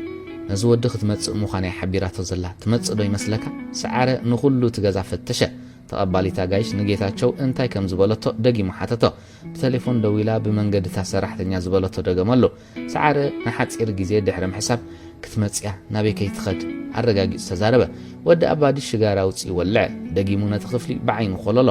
ናብ ኢትዮጵያ ሆቴል ኣይተመልሰትን ናብ ግዮን እውን ከምኡ ተመልሰትን ብኸመይ መንገዲ ናብ ዝኽትምለስ ንዓና ንምድንጋር ኮነይልያ እዚ ክዳውን ተገዲፋቶ ዓይንቱ ኣጨምቲሉ ንሰዓረ ጠመቶ ሰዓረ ኣብ ኢትዮጵያ ሆቴልን ግዮን ሆቴልን ዝነበረ ጉያ ዘከረ ግና ኣብ በዓል ግዮን ኣምሊጥያ ክትምለስ ለይትኺ ኣብዚ ምምጻእና ከመይ ኣቢላ ትፈልጥ ከኣምና ይከኣለን ክመጽአና በለት ክኸዱ ድሌት ኣይነበሮን ተጠራጠረ ትመጽእ እንተትኸውን በዓላ ንጌታቸው ምረኸበቶ ግን ንሕና ከይንደናገር ኣበይ ከም ዘላ ከይንጸንሓ ኮነይላ ዝገበረቶ ታክቲክ እዩ ከረድኦ ፈተነ ሓገዝ እውን ክረክብ ምኽሪ ደልየ ሕዝሞ ክንከዲ ኻደሊኻ ሰዓረ ተገሪሙ ሓተቶ ወዲ ኣባዲ ብምሉእ ነብሱ ዘይሩ ጠመቶ መን ኺድ ኢልካ ኣጓጠጠሎ ብኢዱ ንኽስዕቦ ምልክት ገይሩ ናብ ተቐባሊት ኣጋይሻ ምርሐ ሰዓረ እውን ሰዓቦ ካበይ ከም ዝደወለት ነጊራት ክዶ ተህዲድ ብዘለዎ ሓተታ ብርእሳ ምልክት ናይ ኣሉታ ገበረትሎ ሆቴል ክትሕዝ ክትመጽእ ከላ መኪና ሒዛርያ ናብ ዝመጽያ ቁሩብ ምቕልል በለ ኣይፈለጥኩም ግን መኪና እንተትልዋ ክትወጽእ ከላ ምርኣኽዋ ብእግርያ ካብ ዝቐጽር ወጽያ ክትዝክርና ፈተነት ነገረቶ ካብ ጅቡ ሞተሬላ ውጪ ቀሲሉ ናብ ናሽናል ሆቴል ካበይ ከም እተደወለ ንኽሕብርዎ ተዘራረበ ድሕሪኣ ዝደወለ ሰብ እንተሃልዩ ነታ ጓል ሓተታ ከም ዘየለ ነገረቶ ሬድዩ ድምፂ ገበረት ሄሎ በለ ካብ ራስ ሆቴል ዝብል ሓፊስ ድምፂ ሰምዐ ንዕቑባይ ብዓቕሊ ክጽበ ነጊሩ ምስ ሰዓረ ናብ ራስ ሆቴል በረረ ልክዕ ፍርቂ ለይቲ ናይ ዓብዱ ቴሌፎን ደጋጊማ ጭር ምስ በለት ካብ ከቢድ ድቃስ ኣበራበረቶ ብብዕጉግ ለዓት ስሒቡ ሄሎ በለ እቲ ሓንቲ ተጠቐም ዝብል ድምፂ ምስ ሰምዐኻ ቴሌፎን ዓፂ ሬድዮ ኸፈተ ሓደ ካብ ወተሃደራውያን ኣዘዝቲ ምዃኑ እዩ እቲ ሕቶ እንታይ ምዃና ይስሓታን ዝተዋህቦ ዕማም ዘይምፍጻሙ ሕልኑ ወቐሶ ኣብ መስመር ምህላው ዘረጋገጸት ወተሃደራዊ በዓል ስልጣን ወፍሪ ምዕራባዊ ተኺላዊ በፂሑ ተመቕሊሉ ሓተተ ክሳብ ሕጂ ዝበፅሓና ሓበሬታ የለን እናተሰከፈ መለሰሉ ድሕሪ ሓፂር ስቕታ እቲ ወተሃደራዊ ኣዛዚ ኣብ መስመር በልጽናሕ ኩመል ከዓ ከም ዝበልኩ ኸግበር ንውስኸሉ ኣብነት የለን ብዘለዎ ኻተማዎት እንተ በዚሕናኻ ፈርሽሓየን ኣብ ዝበፅሖ የብለንን ወሲኸን ኢልካ ይትሸገር ዓቕምኻ ጥራሕ ግበር ተዛንዩ ምስ ካልእ ኣዛዝ ተዘራረበ ሕራይ ዝከኣለና ክንገብር ኢና በለ ኩመል ዓብዱ ብንጹር ይሰምዖም ነበረ እናስሓቐ ወረኻብቶም ውሒዶምን ትብሎም ዘለኻ ክንክየልከ ጠፋእና ትብስላስ እሞ በይንኻ ምስ ኣባላት ቤት ጽሕፈት ተጸበየ ንዳእ ዘይትብለኒ ዓጸፌታ ስሓቕ ተሰምዐ በላ ኣብ ቀጻሊ ኩመል ጽንሕ ኢሉ ዓንበርበብ ከዓ ሓድሽ ኣብ ዝረኸብካሉ ሓብረና እሞ ቻው በለት ወተሃደራዊ ኣዛዚ ዓብዱ ተረዲኤካ መለሰሉ ነታ ሬድዮ ዓፀዋ በቲ ህድኣት ናይ ትርክብ ቁሩብ ርፍታ ተሰምዖ ዓብዱ ክድቅስ እኳ እንተሓሰበ ምጅማር ናይ ኩናት ግና ሰከፎ እታ ነታ ዓብ ስርሒት ዝሓፀያ ሰብ ሚለን ቅድምት ናይ 0 ሰዓት ስርሓ ዘይምውዳእ ሳዕቤኑ ማዕረኽ እንደይ ምዃኑ ክግምት ፈተነ ኣብ ግዜ ኩናት ዝግበር ዝርብ ብቓልዕ ምዃኑ ይፈልጥ እዩ ካብ ተመክርኡ እቲ ዝግበር ርክብ ጉድኣት እንተለዎ ናይ ወገን ሓይሊ ኣብ ላዕለዋይ ኢድ ምህላው ዘበስር እዩ ግን ከዓ ኩናት ኣብ ደቓይቕ ዝቀያየር ስለዚ ሚለን ሕጂ እውን ኣገዳሲት ባእታ ኮይና ክትቅጽል እያ ኣካላቱ ተሓፂቡ ለይቲ ምድሪ ናብ ቤት ጽሕፈቶም ርሐ ራስ ሆቴል ካብ ጻት ንጻት ብዓማዊል መሊኡ ኣብቲ ደብዛዝ ብርሃን ወዲ ኣባድን ሰዓረን ንኹሉ ትሰበብ ብሓደ ኮለልዎ ኣብ ናሽናል ሆቴል ጌታቸው ኣብ ዓይንቲ ዕቑባይ ኣትዩ እምበርዶ መሬት ብሰላም ክትወጊሓ ይብል ሰዓቱ ግን ድሮ ሰዓት 4 ወጋሕታ መልከተ ቁሩብ ተስፋ ረኸበ እቲ ዝኸውን ኣብ ክንዲ ብለይቲ ኣብ ትሕቲ ፀሓይ ክኸውን ተመነ ጸልማት ምድሪ ኣንጸርፂሮም ደሙ ደም ከልቢ ከይገብርዎ ስግኣት ሓዲርዎ ነበረ ምናልባት ኣብ ትሕቲ ፀሓይ ፈሪሃ እግዚኣብሔር እንተሓደሮም ኢሉ ብተስፋ ተጸበየ ሚለን ንኢቫ ድሕር ናብ ናሽናል ሆቴል ቴሌፎን ምድዋላ ደጊፋ ኣብ መኪና ሰቐለቶ ሕጂውን መኪና በዓሉ ክዝውር ምዃኑ ሓበራ ዝከኣላውን እንተገበረት ኣቕበፃ ኣብ መኪና ምስ ደየበ ከምቲ ብእግሩ ሰንከልከል ዝብሎ ይኮነን ሂልተን ሆቴል ዝፈትዋ ሆቴል ምዃኑ ፈሊጣ ስለ ዝነበረት ኣብኡ ክሓድሩ ነገረቶ ተሰማምዑ መኪኑ ኸ ብናህር ናብ ሂልተን መርሓ ኣብቲ ጉዕዞ ደጋጊማ እናሰዓመት ስምዒቱ ጥርዚ ሰቐለቶ ስለያ ሚኒስትር ምክልኻል ኢትዮጵያ ኢቫ ዝበሃል ክኢላን ሓላፍን ሳትላይት ተሳኢኑ ስለ ዘሎ ክደልይዎ ካብ ኣቶ ተስፋይ ሓገዝ ሓተቱ ኣቶ ተስፋይ ብለይቲ ዝተቐበሎም መልእኽቲ ዳርጋ መርድእ ነበረ ቀልጢፉን ወዲ ኣባዲ ክመጾ ነገሮ ዕቑባይ እውን ንጌታቸው ኣብ ትሕቲ ቀይዲ ኣትዩ ተጸምበሮም እቲ ጉዳይ ምስ ሚለን ዝተሓሓዝ ክኸውን ከም ዝኽእል ገመቱ ኣበይ ከም ዘምስየን ዝፈትዎ ሆቴልን ኣበይ ከም ዝተራየን ከጻርዩ ላዕልን ታሕትን በሉ ኢቫ በኢትዮጵያ ሆቴል ብምዕጻፍ ነቲ ደባባይ ንየማን ገዲፉ ቤት ጽሕፈት ውድብ ሓድነት ኣፍሪቃን ጌታቸው ንሚለን ክጽበየላ ዝሓደረ ናሽናል ሆቴልን ንድሕሪት ብማእከል ሰንጢቑ ሓለፈን ኣብ ሂልተን መኪኑ ጸጊዑ ምስ ተቐባሊት ኣጋይሽ ድሕሪ ምዝራብ ንሚለና ኸቲሉ ክፍሉ ሓዘ ኣካላቱ ክሕጸብ ኣብ ምሕጸብ ምስ ኣተወ ሓንቲ ኬኒና ኣብታ ክትውዳእ ዝደለየት ቮድካ ኣተወታ ሓንቲ ኣብ ቢኬር ማይ እታ ቮድካ ዝኣተወት ንእለቱ ሓቐቐት እታ ማይ ዝኣተወት ግን ኮፍ በለት ማንካ ጌራ ሰበረታ ተሓምሸሸት ሓቐቐት ውን ካብ ምሕጸብ ኣካላት ክወጽእ ከሎ ዕርቃና ወጸት ስምዒቱ ተላዓሎ ብግድኣ ናብ ምሕጸብ ኣተወት ሽጎማኖ ከም ዝረስዕ ተመሲላ ተመልሰት እታ ቢኬር ማይ ኣልዒልዋ ጸንሓ ንሳ ግን ማይ መታን ክጸምእ ሞርቶዴላ ክትህቦ ሓሲባ ነበረት ከየላበዋ ገሰማ ምስ ሓንቲ መልክዐኛ ጓላምሲ ሰኺሩ ኣብ ራስ ሆቴል ተራእዩ ዝብሉ ሓበሬታ ልቢ ዝሰቕሉ ነበሩ ዓይኖም ከይዓመቱ ዝሓደሩ ወዲ ኣባድን ብጾትን ብኣቶ ተስፋይ ተመሪሖም ናብ ሂልተን ሆቴል በረሩ ኢቫ ነታ ማይ ምሰትያ ቅልጡፍ ኣካላዊ ለውጢ ተሰምዖ ብዝከኣል ንኣእምርኡ ከስርሖን እንታይ ከም ዝኾነ ክፈልጥን ጻዕረ እንተዘየለ ብሓይሊ ክሕዘ ሃቀነ ብኣፉ ጻዕዳ ዓፍራ ውፅኡ ርእሱ ፍግእ ትብል ዘላ መሰሎ ኣብ ዩክሬን ዝገደፋ ሰበይቱን ሓንቲ ጓሉን ንኢትዮጵያ ከይከይድ ክልምኖ ከም ስእሊ ሕልፍ በሎ ኣቡ ጸርጸር ክብሉ ተራእይዎ መዋቲታ ድዩ ኢዳ ዘርጊሓ ፍሽኽ ኢላ ክትስሕቆ ንሱ ብጉያ ክኸይድ ከም ፊልም ቅጅል በሎ ብቕልጡፍ ናይ ሕሪት ጋንታ ኢትዮጵያ ቱታ ካብ ቦርሳ ዘውፀት ሚለን ቱታ ለቢሳ ኣዲዳስ ጫማ ጌራ ዘድሉ ወረቓቕቲ ኣብ ጁባኣ ጌራ ነታ ዝተረፈታ ኬኒና ኣብ ካልሰኣትያ ትንፋሱ ምሕላፉ ከተረጋግጽ ኣብ ልዕሊ ደው በለት ከተንፍስ ስለ ዘይሰምዓቶ ኢዳ ናብ ኣፍ ልቡ ለኣኸተን ኣፍጢጡ ይጥምት ነበረ ካብ ቤት ጽሕፈት ሚኒስትሪ ምክልኻል ኤርትራ ዝተደወለት ቴሌፎን ንዓብዱ ካብ ዝነበሮ ሓሳብ ዘበራብር ኮነ ከም ቀደሙ እቲ በዓል ስልጣን እቲ ሓንቲ ተጠቐምበሎ ነታ ቴሌፎን ዓጺዩ እናተሰከፈ ሬድዮ ኸፈታ ሄሎ ስርሒት ምዕራባዊ ታኺላ ተዛዚሙ ይመስለኒ ኣይተበስረን እንዲኻ እቲ ወተሃደራዊ ሓላፊ ሓተቶ ክሳብ ሕጂ ዝበፅሐኒ ሓድሽ ነገር የለን ሕጂ እውን እናተሰከፈ መለሰሉ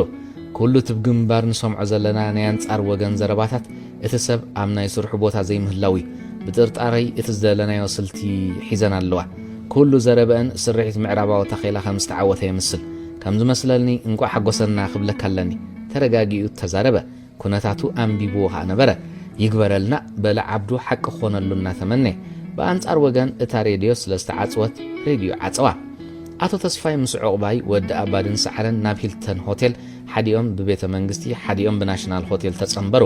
ካብ መካይን ብንጥፈት ወሪዶም ናብ መቐበሊ ጋይሽ ኣምርሑ ኣብ ኮፍ መበሊኣ ድቃስ ወሲድዋ ዝነበረት ተቐባሊታ ጋይሽ ድምፂ ሰሚዓ ተበራበረት ሽጉጥ ዝሓዘ ሰብ ምስ ረኣየት ልባ ካብ ሰፈራ ነጢራ ክትወፅእ ደለየት ህይወት ኣቐበፀታ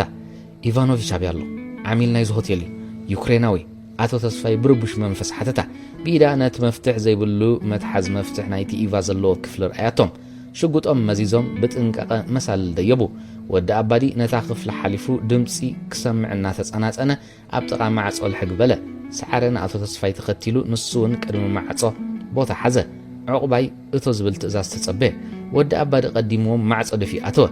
ሽጉጡ ናብ ኩሉ ወገን ኣቕንዐ ንሶም እውን ሰዓብዎ ኢቫ ዓይኑ ፍጢጡ ዓለም ቀይሩ ጸንሖም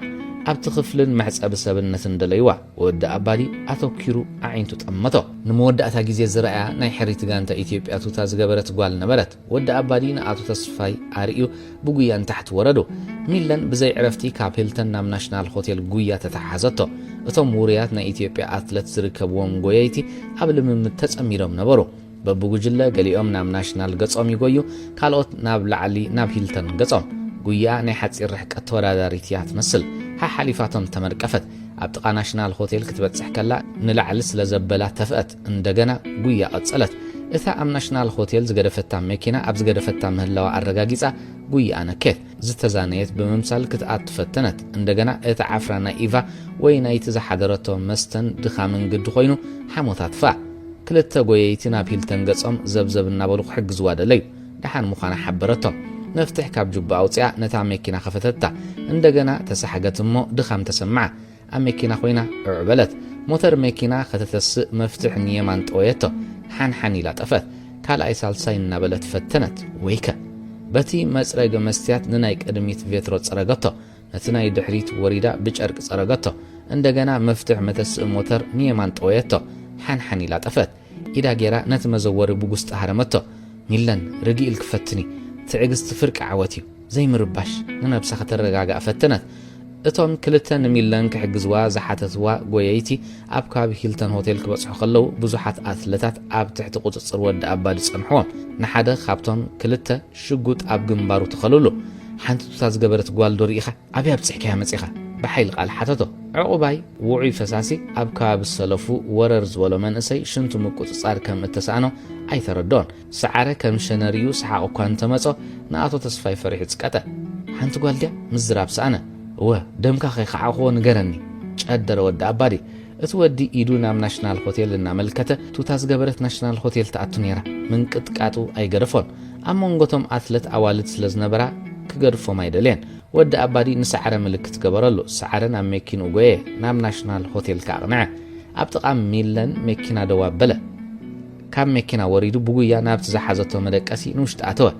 نهر وسي خط أنانا اتسرعيتا وخينا حانتي تأيومبر أو يلخون ميلن مس نفسها تزاربت بغويا خيدس أنح سعره أبتقا خفلا مسبسها شقوتو أو يمانا إيدو حيزو بتنقع تسقع مع صوغت إيمونا برا كمبي كمز غرفوه كذكر فتنا دحر ود أباري كمز وطن سحيبو كمز عطوان ذكره نتلعات كأس جيرو نتحت سقاطه بوشتو حدا خلتا سلستيل وصره جن خفتو يكالن فرحة تسمعه رهات بكل منافيتو تيف بلا أبوشتو خوينا شقوت أغنيعات تصبيو زلا مسلو أما عاتقوز نبرت راديو هلو زبل دمت سمعت تقدم كيلو مع صدفة بقولنو قال نجر زرعي مسلو بفتنة زيرو توكوسه أب قدمي زنبرة نيار ماديو مستيات شو حيل تسبرة اتدمتي أدون قرا كرقا فتنا سب كي تأكبه نتحت ورده عين مدري كيف فتشو موراد ذكرو كمل استماته عندنا نابتغف لآتي فتشه اتهم سراح ثنياتاتن أو مدك أسزحازو آقايشنات سقطو تزاني ورده أم ميكين ومسبسح حانت ميكينا كم اتثنك أساقسة تستوعله اتتسرقا ما يتألكي نبرة أم فتاقن عي سحاتون راديو تسيو هلو بلا عبتقابي زت قرارص ورقت حالف يرأ نبره فحلو ناب چرچل غودنا مرحو ميلن تغاريلا زتنستا ماكينه نت ورقات نحيخت ناب چرچل غودنا اتوت بياسا بمصنبار بنهر تونچفت حدا نجر قجل بلا ابراب عي درجه زسرع متحس غبو خافصيمكا بجهاجر محلافي رفتا تسمع سرحيت موت معرباو تخيلا مززامو كتبسر ناب اتوم سالخ دول دليت جوب أفتشته قطر تليفون يلن سنبدت نغيت فلت إلى برساس أباسبورتا صحيفات تنيرا بكا بزي كاب إذا زلو جنزبن لبيساتو زلاتوتان والحنت يبلان دوكمنتا ببحرق أسئلاتها زترف دما قديداتو نمن نتاز حبر كل أثر تفير بزعباتانا يبحق هيروت همسال حسبت كري أي خل يخون حج نسان بابو أخذ من الاستغلاء አዲስ አበባ ንመጽናዕት በጽሓተ መሊሳ ኤግዚትን ኢንትርን ቪዛ ስለዘይ ተወቀ ኣብ አዲስ አበባ ሽግር ይብላን ድሕሪ ሕጂ ኣነ መን ኢለ ክንቀሳቀስ ይኽእል ምስ ነፍሲ ኣብ ዓሚቕ ዕላል ተጸምደት ብቅድሚያ ሓንቲ ብናሃር ዝመጸት መኪና ጥሩምባ ነፍሓትላ ካብ ዝነበረቶ ሓሳብ ንእለት ተመልሰት መኪና ንየማን ዓጸፈታ ኣብ ዘይ መንገዳ ምንባረኽ ኣዘከረት እቲ በዓል መኪና ክጻረፋ ኣብ መስትያት ረኣያቶ ነብሳ ድኻም ተሰሚዕዎ ከም ዘሎ ይነግራ ነበረ ካብ ሓደጋ ንስክላ ብሰላም መውጻን ሓጎሳ ኣብ ሓደ ቤት ቁርሲ ኣትያ ክትምገብ ወሰነት ጽሙ ዝበለ ድሕሪ ምርኣይ ንመኪና ኣርሒቓ ኣብ ውሕስ ቦታ ኣቐሚጣ ኣተወት ፍሪታታ ኣዚዛ ቀሲላ ገጻት ሓጺባ ምብላዕ ጀመረት ንእግረ መንገዳ ዝመጽእ ትልሚ ከተውፅእ ናብታት ሓቢኣ ዝገደፈታ ከተማ ብኽብሪ ክትምለስ ከዓ ኣብ ሓሳብ ተጸምደት ልብ ወለድ ዛንታ አልማዝ በልማዝ بسامئيل حبت ميكائيل ود فورنو اتاتصت الى موت ايفاخت عزب بصمونات كتاتل زنبرت اديس ابا حدا تاريخ نا يوكريناون مولتون مزغيبا ننطف منقس استدالوت سبت كالات سراحتኛ መንግስቲ ተማሃሮ ሸቃጦ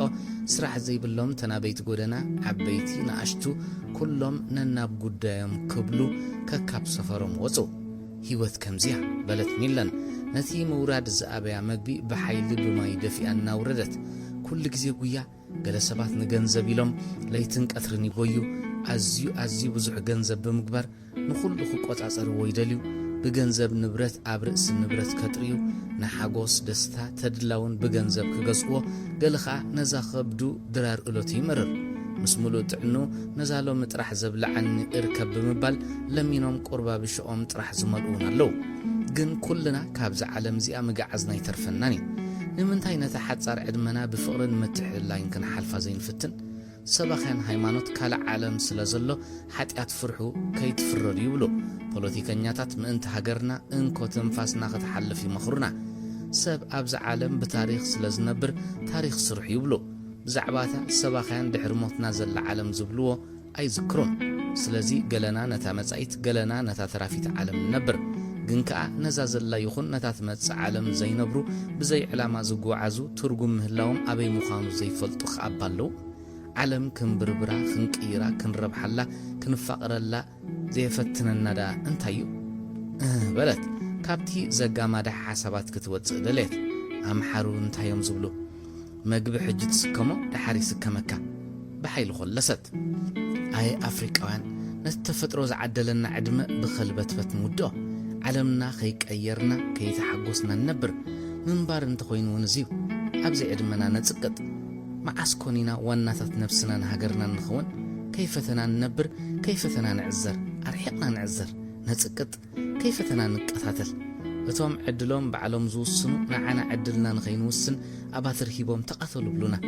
نسخة نزن تزيك أثيلك ختنبر بزعبا عدل كان عدل هزب خان كتوسنا يتخلنيخا انكا بتري نسخة ختكلاخل مسل كاس لزخنا نايمكل خال عاقم خاجن لعل عاقن خون سلازي بلو حزم خستر جمري بلونا شو يسرحوا يملالسو كتعارقو من غنياتات يخونو كم يالنا أعرفنا دو عرفت تبزح ترقم يبلون نخلبون كم زي تقامي علولنا هاني علم نجر دان حوي نمولجيتان تايزبلو مجمر تايسلكوخا دحري ام زواغوخا كم بعد جونسون نزغ قبرو تريحم كاب عدم زمصو بس بعد تصفاي كوينوم نزي علمو إيفا تذكرة نمتاي متي بقى دولار نابل عنا ستي بهيوت كله خموت أي علم أنا خموت يبلين علامة لاني كم إيفا نخموت هاي متسخون إيفا خبقس كله يموتو أب عدي سابا قرب كسرر كنا برفتينو جنا يكونولون كاب عدو يحشطن أب عدو مويتو يتقبصن أب إثيوبيا جن نزل على مازقيتو جيزو بقى ود أبار خنتاي بحال أبو يستولل عديل كاس زي اللعونا أبوخا زي اللرست زي اللمربع كحلين يبهالي كنتو نتيو كن حدا جيزي هيوت بعلات مرحكة كم فرس توتحو نتلو قام تحزوغن أي تتقملون نابت فرس سخودو بوتا يوستكا بزي أنفت تقعز قال سباتكم يوم كم تنوحوج منقد دروباز اللوة نعومون منقد اللوة يقعزو ترح كساب ستيو حرب غجل بلا نافقوت كأتسمع لو عم حج بيت اللو وهاب برقز مسانا رغب بهالي خل نابيك خير لني عبوي تسفى ميكائيل ترأيوا باباكو كل جزي فتار خلت نجاري صبو جيرو نمثلو معالت زي نفلت مخنن كلنا موت مخنن يزبل نيرو نمثلو معالت نفلت انت نخون ات8 عامت كصنح مخانو زفلت اون 8 عامتات معرخ اندي حد صرت مخانن كستنتن مريت وجيحو معربا مالتي كلنا موت مخنا اما وثانا خنصبق ندلي سلازي كساب نموت نخين موت نصعر نزه زي ترف موتنا خنصبق نغادل كم سبيك موت كلخوخا اما وثاي كصبق علني أساسايت كتسكفا جدجليا نتتأولا والولتو سرقتي كيري إوا بمسقا إيدا أبجوباءاتيا حانتنوت نايمي إتفاليا وتيا نتساسايت حبتا مالس كتمت ألا مسكرت اندقنا حساباتا كتقامادح جمرت أيدون جيتن أساسايت مالس حبتا موشش قديفة خاوتت نابيكت كير كمزل لواقت حاسب أم ميكينا أخوف بلد بقودن مستيات ميكينا دمسي سلس قبرك ولحتا الأخد صقروز تعاقلالة شقارة زحزمن السي عويلو نسخ خندزي جزي ختصبين بركن نعخذ صبسب قدل كاتم فردكو اشبر بحال ازراربو بزي مسارح موسيقى زدرف زلو يمثل نسب اي تفردو بسرح يدونغي نزلو ملستلو قلطيفا ختنقساقس كم زلوا تردات نويح كف مبال صعبين اللو يقرتا حتى رخصب حتى يعينتو ناب جوبا نطمته بعليك حتى لك يا شبر كاب جوبا 50 بر حبطو نتابر الناس عم خده مكينا عاتيا عب حدا ندخداون تأتيا زدل زبالو تخل عينت كداون تعدقت لبيساتوز نبرت توتا أفيستال بينو فليتو كال نما مساسل زقلقلكا عب كال فيسال تغليلا حسابا خفيلا خابت دوكان وزت اتن توتا قدمي مكينا مبصحة عب حدا خورنا عتقعتن كدت مكينا العلا نمركاتو غزاق نعت نويح كي كدت بوليس ترافيك دواب بلا تتكمل مكينا فليت أما خيكون سقات بوليس ترافيك تمأديدو قربا مارشا خيوصات لغام رغيصا فروسينا عبيسا دويلا تصبيتو كنتاتو انت زي ما اميوا كتفنت صي مدبا سخبرك حفتي ممرح فقاد دو مرأخني بمحرني حتتا لازو كالاي قانقو مخانو يحبر نبره يكالي بزلوم بزي ممرح فقاد زورو اللويل كتحسبنات يقويتا إيدا أب كريسكيت سليدا حسس بلد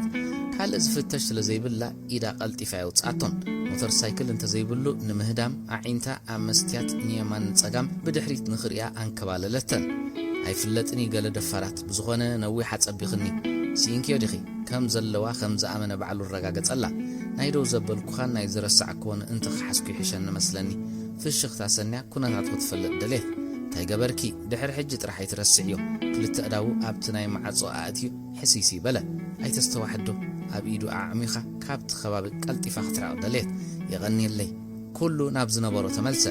እዛ መኪና ይጥቀመላ ከም ዘለኹ እንተ ዝፈልጥዋ ኣይምገደፈንን ክሳብ ዝወፅእ ክትሕግዘንያ ምስ ነፍሳ እናተዛረበት ጉዕዞ ጀመረት ወረቐት ኣብ ኢዱ ዝሓዘ ካልእ ፖሊስ ትራፊክ ደጋጊሙ እናረኣያ ደው ንኽትብል ምልክት ገበረላ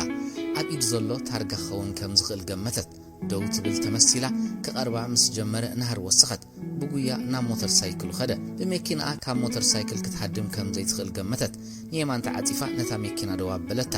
ክዳውን ተሒዛ ወረደት ናብቲ ዝመጸትሉ ኣንፈት ከኣ ኸደት እቲ ፖሊስ ትራፊክ እታ መኪና ደው ኢላ ምስ ረኣያ ኣብ ድሕሪኣ ደው በለ ካብ ሞተር ሳይክሉ ወሪዱ ብጥንቃቐ ናብታ መኪና ቀረበ ኣብ ጥቓ ምስ በጽሐ ሰላምታ ክገብር ኣእዳው ሓፍ ኣበለ እታ መኪና ግን ሰብ ኣይነበራን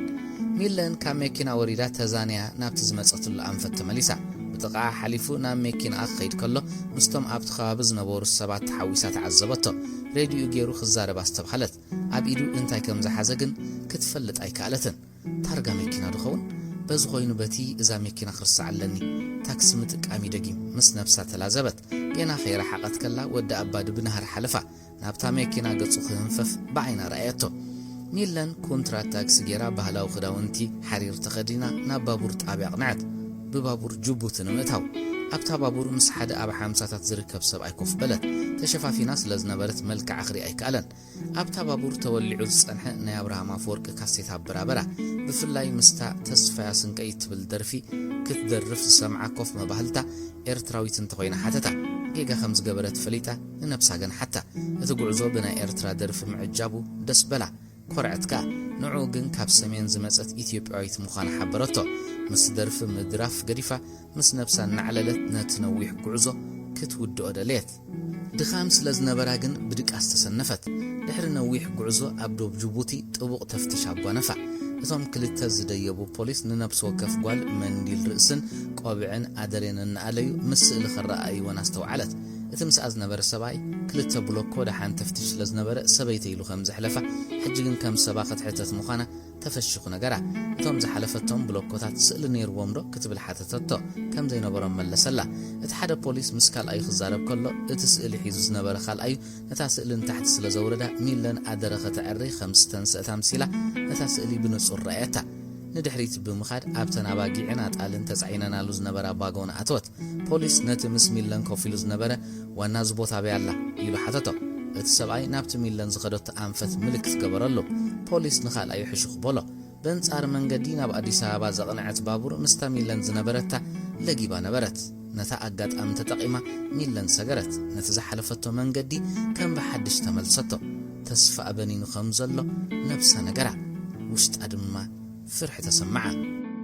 ዳንኤል ድሕሪ ትጸሚድዎ ዝነበረ ዘየቋርጽ ጉዕዞታት ተዛማድ ዕረፍቲ ረኸበ ሚለን ሓፍቱ ኣበይ ምህላዋ ዘይፈልጥ እኳ እንተኾነ ግምታት ግን ነበሮ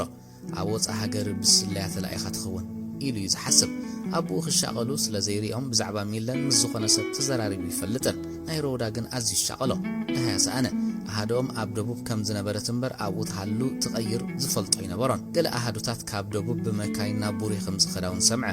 ሮውዳ ሽታማ ይኮነት ድሕሪ ንሓደ ኣፍቃሪ ነዊሕ ግዜ ተቢዑ ናብ እንዳ ሮውዳ ገዛ ተሌፎን ደወለ ክሳብ ሕጂ ድሃያ የብልናን ዝብል መልስ ረኸበ ንሓለፍቱ ፍቂዱ ብነፋሲት ጋዴን ገይሩ ደቀ ምሓረ ነጠበ ኣብ ኩሉ ዝኣተዎ ቦታታት ሆቴላት ባራትን ኣብያተ ሸህን ብዕረፍቲ ዝመፁ ዋርሳይ ናብ ቦታኦም ወይ ንገዝኦም ዝኸዱ ኩሉ ዕላላት ብዛዕባ እቲ ዝሓለፈ ኩናት ብጅግንነት ክዕልሉ ይገጥምዎ ነበሩ ደቀ ምሓረ ሓዲሩ ዓዲ ቀይሕ ኣተወ ቦጠሎ ንበዓል ሮውዳ እግሪ መኸል ኔራ ዝብል ሓበሬታ ረኸበ ከም ዝሃቦ ጉዕዞ ቀጸለ ካልኦት ድማ ባሮንቱ ሕተት በልዎ ባሮንቱ እውን ኣተወ ኣብ ባሮንቱ እታ ቦጠሎን ደንከልያ ዘላ ካብቶም ብመካይን ደንከል ዝኸዱ ኣሃድያ ዝብል ንጹር ዝመስል መልስ ረኸበ ከም ኣብ ኩሉ ጉዕዙ ኣብ ባሮንቱ ደቂ ገዛውቱ መጋድልቱ ረኸበ ምስቲ ልዑል ሞራል ዝሰነቐ ሰራዊት ተፈሲዩ ክልተ መዓልቲ ገበረ ኣብ ነብሲ ወከፍ ጉዕዙ ምሸት ቅድሚ ምድቃሱ ውዑይ ዜና ሓደስትን ኣደነቕትን ጅግንነት ዝምዝግበሉ ዓብ ደብተር ነበሮ እዚ ደብተር ንኻብረውዳ ዝወልዶም ቆልዑ ኸውርሰ ብፍላይ ምስ ናይ ግድሊ ተመኩሮይ ኣዛሚደ ብመልክዕ ሓቀኛ ታሪኽን ተመዝጊብዮ ዓቢ ታሪኽ ኤርትራዊ ነብስ ወከፍ ህይወቱ ታሪኽ ይብል ካብ ባሮንቱ ቀልጢፉ ክምለስ ኣይደልየን እታ ከተማ ነብስ ወከፍ ካልኢት ታሪኽያ ትሽትት ነይራ ሰዓታት ስራሕ እዩ ኣዕሩኽቱ ናይ ምሸት ክመጽዎ ተሰማሚዖም ነበሩ ኣብ ሓንቲ ዓባይ ኣብ ትውግዓንያ ሽዑ ኣገልግሎት ዝጀመረት ሆቴል ኮይኑ ኣብ ደብተሩ እናጸሓፈ በይኑ ኮፍ ኢሉ እንከሎ ተመሲጡ ይጽሕፍ ስለ ዝነበረ ነቲ ዓብ ፎልዮ መመሊ ይግንጽሎ ሓደ ኣብ ኣስመራ ኣብ ገዛውቱ ብሓይሉን ጠባዩን ሕፉር መንእሰይ ኣብ ተቐዳኒኤል ምስ በጽሐ ዳኒ ኢሉ ተዳሃዮ ተሓዋቂፎም ተሰዓሙ ኣብ ግዜ ቁልዕነቶም ሓደ ክልተ ግዜ ተባኢሶም ክርክር ኮይኖም ዝተፈላለዩ እዮም ድሕሪ ናጽነት እቲ ክብሪ ኣብ ዝበሃል ወዲ ኣብ ከባቢ ገዛውቱ ብባእሲ ህውብን ተፈራህን ነበረ ምስ ዳንኤል ዋላኳ ብዙሕ ዘይራኸቡ እንትኾኑ ዳሃይ ግን ይተሓታተት እዮም ክብሪ ኣብ ባጽዕ ክወርድ ከሎ ኣጋጣምን ተተራኺቦም ናይ ቁልዕነቶም ምዕላል ልማዶም እዩ ዳንኤል ባሮንቱ ምስ መጸ ብዙሕ ብዛዕባ ጅግንነት ክብሪ ኣብ ሰሚዑ ኣብቲ ዝምዝግቦ ደብተር ከዓ ኣስፈሮ ሕጂ በኣካል ምስ ረኸቦ ባዕሉ ምእንቲ ክዕልሎ ኣዝዩ ተሓጐሰ በል ክብሬ ቢራስተ ዳንኤል ጋበዞ ክብሪ ኣብውን ቃል ዓለም ኣይገበረን ዳንኤል ደብተሩ ዓጺፉ ንዝብሎ ኣብ ሓንጎሉ ክኽዝን ተዳለወ በዓል ወዳዓል ረኺብዮም ብዛዕባ እቲ ጥይት ወዲኻ ብደንጎላ ዝቐተልካ ጸላ ነጊሮምኒ ከመያ ድሕሪ ዳሃይ ሓድሕድ ምትሕትታት እዩ ክብሪ ኣብ ክምልሰሉ ይደልየን ግደፎንዶ ኩናት ኣብ ባር ብዛዕባ ባር ምዕላል ይደስ ዝብለኒ ዓፀዎ ኩነታቱ ካብቶም ዝረኸቦም ዝተፈለየ ኾኖ ሞራል እውን ተተንኪፉ ምህላው ኣሰታትያ ቢሩ ይሕብር ስማዕንዶ ኣነ ሰብ ክሓትት የመጽ ኣጋጣሚ ረኸብኳን ኣፍቃሪትያ ነግረ መንገደይ ከዓ ዝሰማዕኮ ታሪኽ ዋርሳይ ክስንድ ስለዚ ዘይትዕለኒ ብዛዕባ ካልኦት ኣይኮንኩም ብዛዕባ ኸየደለ ካልኦት ነጊሮምን እዮም ግን ካብ ቃላት ከደለ በቃ ዕላል ተራ ዕላል ከእምኖ ደለ ክብሪ ኣብ ንዳንኤል ቀዊሉ ጠመቶ ኣዒንቱ ንኹሉ ስምዒታት ብምጸባረቓ ብሓሳብ ንመዓሙቕ ህይወት ይፍትሽ ምህላው ነገራ ዳንኤል እውን ብኹነታት ተገረመ ድሕሪ ነዊሕ ምዕዛም ብዛዕባ ይደሊኻ ኣነ ኣዒንቱ በርበረ መሰለ ዳንኤል ዘይሕተት ዝሓተቶ መሰሎ ኩሉ ኩነታቱ ባህ ምባል ስለ ዝኣበዮ ደስ እንተዘይልካ ኣርእስቲ ንቐይር ንምንታይ ንገድፎ ናተይ ታሪኽ እቲ ዓብ ታሪኺ ንኣሽቱ ሕዋተይ ክመሃሩ ዝደልዮ ታሪኽ ብስምዒት ነቲ ቃላት ተራቢሉ ሓይል ወስኽ ተዛረበ ዳንኤል ዝሕዞን ዝጭብጦን ጠፎ ታሪኽ ምቁር ዝኸውን ፍሉይ ፍጻሜታት ምስ ዝህልዎ ዲዳን ሓወይ ሓተቶ ዳንኤል ክምልስ ኣይደልየን መጀመርትኡን እንተዘይሓቶም ሓሸኒ ኢልዩ ምስ ነብሱ ዝምጉት ነይሩ ክብሪ ኣብ ነቲ ኣቢኬር ቀሊሑ ኣብ ቀድሚኡ ዘንበሮ ቢራ ልዒሉ ጎርዳ ዓቢሉ ሰትየ ባህ ከም ዝበሎ ዓይኑ ዓሚቱ ሃዋ ከም ዝመለሰሉ በለ ገጹውን ብርሃን ዓሰሎ ፍሽኽ ቃበለ ንእለቱ ግን ፍሽኽቱ ቋሪጹ ዳኒ ህይወተይ ኣብ ዝኹናት ክትጠፊ ዝግባእ ምኽንያቱ ሃገረይ ዳግማይ ንኸይትግዛእ ኩሉ ዝከኣለን ገይረ ይኽርደን ይወፅእ ይሕዛኒ የሽክዐን ጠያይት ፍልይ ይገድፈኒ ሞርታራት ፍልይ ይገድፈኒ ክነብሩ ዝግብኦም ይወስድ ኩሉ ሰብ ገሪሞ ካባይ ኣዝዮም ዝንእሱ ቆልዑ ቀቢረ ከመይ ኢለ ከም ዝደሓንኩ ከይፈለጥኩ ኩናት ተወዲዩ ርእሱ ድኒ ንስቕ በለ ዳንኤል እውን ንኽቕጽል ኣይደፋፎን ካብቲ ኣብ ቅድሚኡ ዝነበረ ቢራ ጸጽኒሕ እዩ ምዑግ ድሒሩ ረስኒ ድኻም ክስምዓኒ ጀሚሩ ዓሶ ዝሓዘን መሲልኒ ቅድሚ 3 መዓልቲ ሕክምና ተረአ ተሰካሚ HIV ኸይሎምኒ ዳንኤል ብዘይድለቲ እወይ ኢሉ ናይ ስምባደ ቃላት ኣውፅእ ኣይትሰንብድ ኣምላኽ ነቶም ናትዩ በቲ ዝደልይዎ ዝወስድ ንዓይ ኣብ ገሃንም ጥራሕ ዘይኮነ እንተላይ ኣብ መሬት ከቐፅዓኒ ስለ ዝደለየ በቃ ኸሳቕየኒ ኣብዚ ኩናት ዘይቀትለኒ እንታይ ነይርዎ ዳኒ ከይፈለጥኩ ዘይመውት ዘይነበርኩ ብኢዱ ነቲ ጣውላ ሃረሞ ኣብ መንጎም ጸጥታ ሰፈነ ዳንኤል ብምሉእ ዓቕሙ ምቅያር ስምዒታት ናይ ገጹ ጥፍአ ተራ ዕላል ከም ሰምዐ ፍሽኽ በለ ሰሚዕካ ኣነ ቦታኻ እንተዝህሉ ንኣምላኽ መስጊነ ይምጸገብክዎን ምኽንያቱ ንዓኻ ግዜ ሂቡ ይቕረ ክብለልካ ስለ ዝደለየ ገዲፍካ ጽቡቕ ተግባራት ብምስራሕ ንህይወት ካልኦት ከተድሕን ዕድል ክህበካ ስለ ዝደለየ ጅግና ኩናት ኢኻ ጅግና ህይወትን ድሕነትን ክትከውን ትኽእል ኢኻ ኣነ ብዙሓት ተሰከምቲ ይፈልጥ ናይ ሓንቲ ማሕዛይ ካውንስለር ኣድራሻ ክህበካ ኣብ ኩናት ዘርኣኻዮ ጅግንነት ክደግሞለካ ክብሪ ኣብ ርእሱ ናይ ተቐቢለካ ኣለኹ ምልክት ኣርአየ ተስፋ ኣብ ኩሉ ኣካላቱ ክዓስሎ ተፈለጠ ዳንኤል ተስፋኻ ንዓይ ዓብ መድሃኒት እዩ ከም ዝሓመምኩ ማንም ሰብ ኣይፈልጥኒ እዛ ዝበልካኒ ካውንስለር ኣረኽበኒ ንግዚኡ ከም ምስጢር ሓዞ ምስኣ ምስ ተረኸብኩ እንታይ ክገብር ብኸመይ ክነብር ከም ዘለኒ ክውስን ብልብየ ዘመስግነካ ስምዒቱ ጓሕጉሑ ነገሮ ውራይ ቢሮኦም ክገብሩ ደልየ ዳንኤል ናብ ካልእ ዕላል ጸመዶ ካብቲ ዝነበሮ ፈጺሙ ሕማቕ ስምዒት ብመሰረቱ ቀየሮ ኣይቀነን ዳሃይ ረውዳ ኸይረኸበ ንባጽዕ ተመልሰ ነዳይ ናይ ልቡ ይሓልም ከም ዝበሃል ኣብ ባጽዕ ገለን ተመጸቶ ተስፋ ገይሩ ነበረ ግን ወይከ أسمرا مدر سماي بأوان تصلولت خدنا مريت نخوردو زنططيو دبناتات كمرا قرصتات فترو نغوداتاتن دحري ام تختيلهم زمصو برقن ارعاد تريت فترو اب تحت ادماس زنبرو فطرات بأوانو سفرهم كحزو غويا تتحزوا صغرن كيطلق ياسغادق انستيو فيستال كغزا نابزناب تنبلا محرت سب زي مسل كمرا دبناتات قدم زاغره سبات كرعد زتعادق خمسل صلولو مثلا بسمين زمصو نفاسات ግን ንላዕሊ ሰፍሲፎም ክብትንዎ ቅልስ ጀመሩ እቶም ኣብ መሰራርታ እዝደበና ዘስተውዓሉ ሎም ዝናብ የለን ንፋስ ክዘርጋ ይበሉ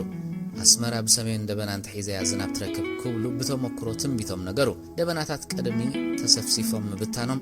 ፍሪ ዝበሉ ነጠብጣብ ዝናብ ኣብ መሬት ዝሩ በሉ ብፀሐይ ቀራዒሉ ዝነበረ ቅጥራን ሓፋ ንላዕሊ ተነንተነን ኣበለ እቶም ጽባሕ ክንምለሲና ዝብሉ መስሉ ንላዕሊ ዘንቃዓረሩ ደበናታት ከርክብ ሓፋታት ውን ንሰማያን ቃዓረረ ኣብ ደገን ከላ ናይ ባህር ለውጥታት ክትዕዘብ ዘይከኣለት ልዋም ኣብ ካራቨል ኮፊላ ምስ ነብሳ ዕላል ጸሚዳ ካብትና ዩኤል ናይ መርዓሕቶን ላዕሊ ዝኸበደ ክትምልሶ ዘለዋ ጉዳይ ኣለዋ ናይ ሚለን ስእሊ ንምንታይ ካብ ሰፈራ ከም ዝወፀት ክትፈልጥ ኩሉ ዝከኣላ ብሓሳብ በጽሓቶ ስለምንታይ ናይ ሚለን ስእሊ ኣፋይል የለን መን ወሲድዎ ስለምንታይ ካልእ ስእሊ ስለሰኣነ ድዩ ካብ ፋይላ መዝሕቆ ንምንታይ ወዲ ኣባድና ቤት ጽሕፈትና ደዊሉ እዝን መሳርሕትና ጥራሕ ዝውሃብ ቁጥር ስልክ ከመን ይብዎ ወሃብ ንምንታይ ምስኣቶ ተስፋይን ጆንሰንን ይኸይድ እዚ ጉዳይ ንሚለን ብኸመይ ጸልዋ أنا خنت خجبر علني بحتو عبر إسحتو نفس عواترت ملت زرخبت كوين تسمعوا قرب رفتار خبت من مخانو خفلت انت كوين 10 نايتن كاف فايل نتاسئل زوسد عدا وكل علني مستعذب تياسني نعبدو خنوغري مسوب وغانو خرجاجس يخل جن نعبدو رجسني عليه أي مجمر تسرحي أبز قداي زنقس حسب مفلات كخونا اللو زلنا يا بوثا تأففي كم بالله كحبري تخشت قالو زكاء البوثا يكونا عدل انت جيري بيت صحفت كلمة متصر رايو أبكوف مبليوم ويتقاولهم 10 خركب كخيله نزن تجير قلطف سقوم تخسري زجا من نابلت نجز أمرحت زيادة مصنعات ختكايدن كتسلاسلن أب أفدق جزا ختبتصح كلا يؤل بدحري أمسي بمنات حزوه بحيل فنتيجا مزورت إذا عم يخانقت انتدالوت أفكاري أمسرعت سنبيدا مصنعة ختكبولو فتنت بتجبر ملسس تجرم يؤل أجد إموازلو بدهوتات انتاي مخانو فليتو حجزا خمزلو وتصوته بحيل دماء ناب سانشاين هوتيل وسدا زازز ومس مسألهم لو ما يكرب شك سلذير له صاحب جيت تصميمه زبزح عدمي أبوص أولا تحلفكو مس حجري زلنا متأثرت فلت يا أخي سلازخاء بمدب كخو عز أنيه هنا توديو كن رجعت يلخن انتاي قبل كم زلني فلتني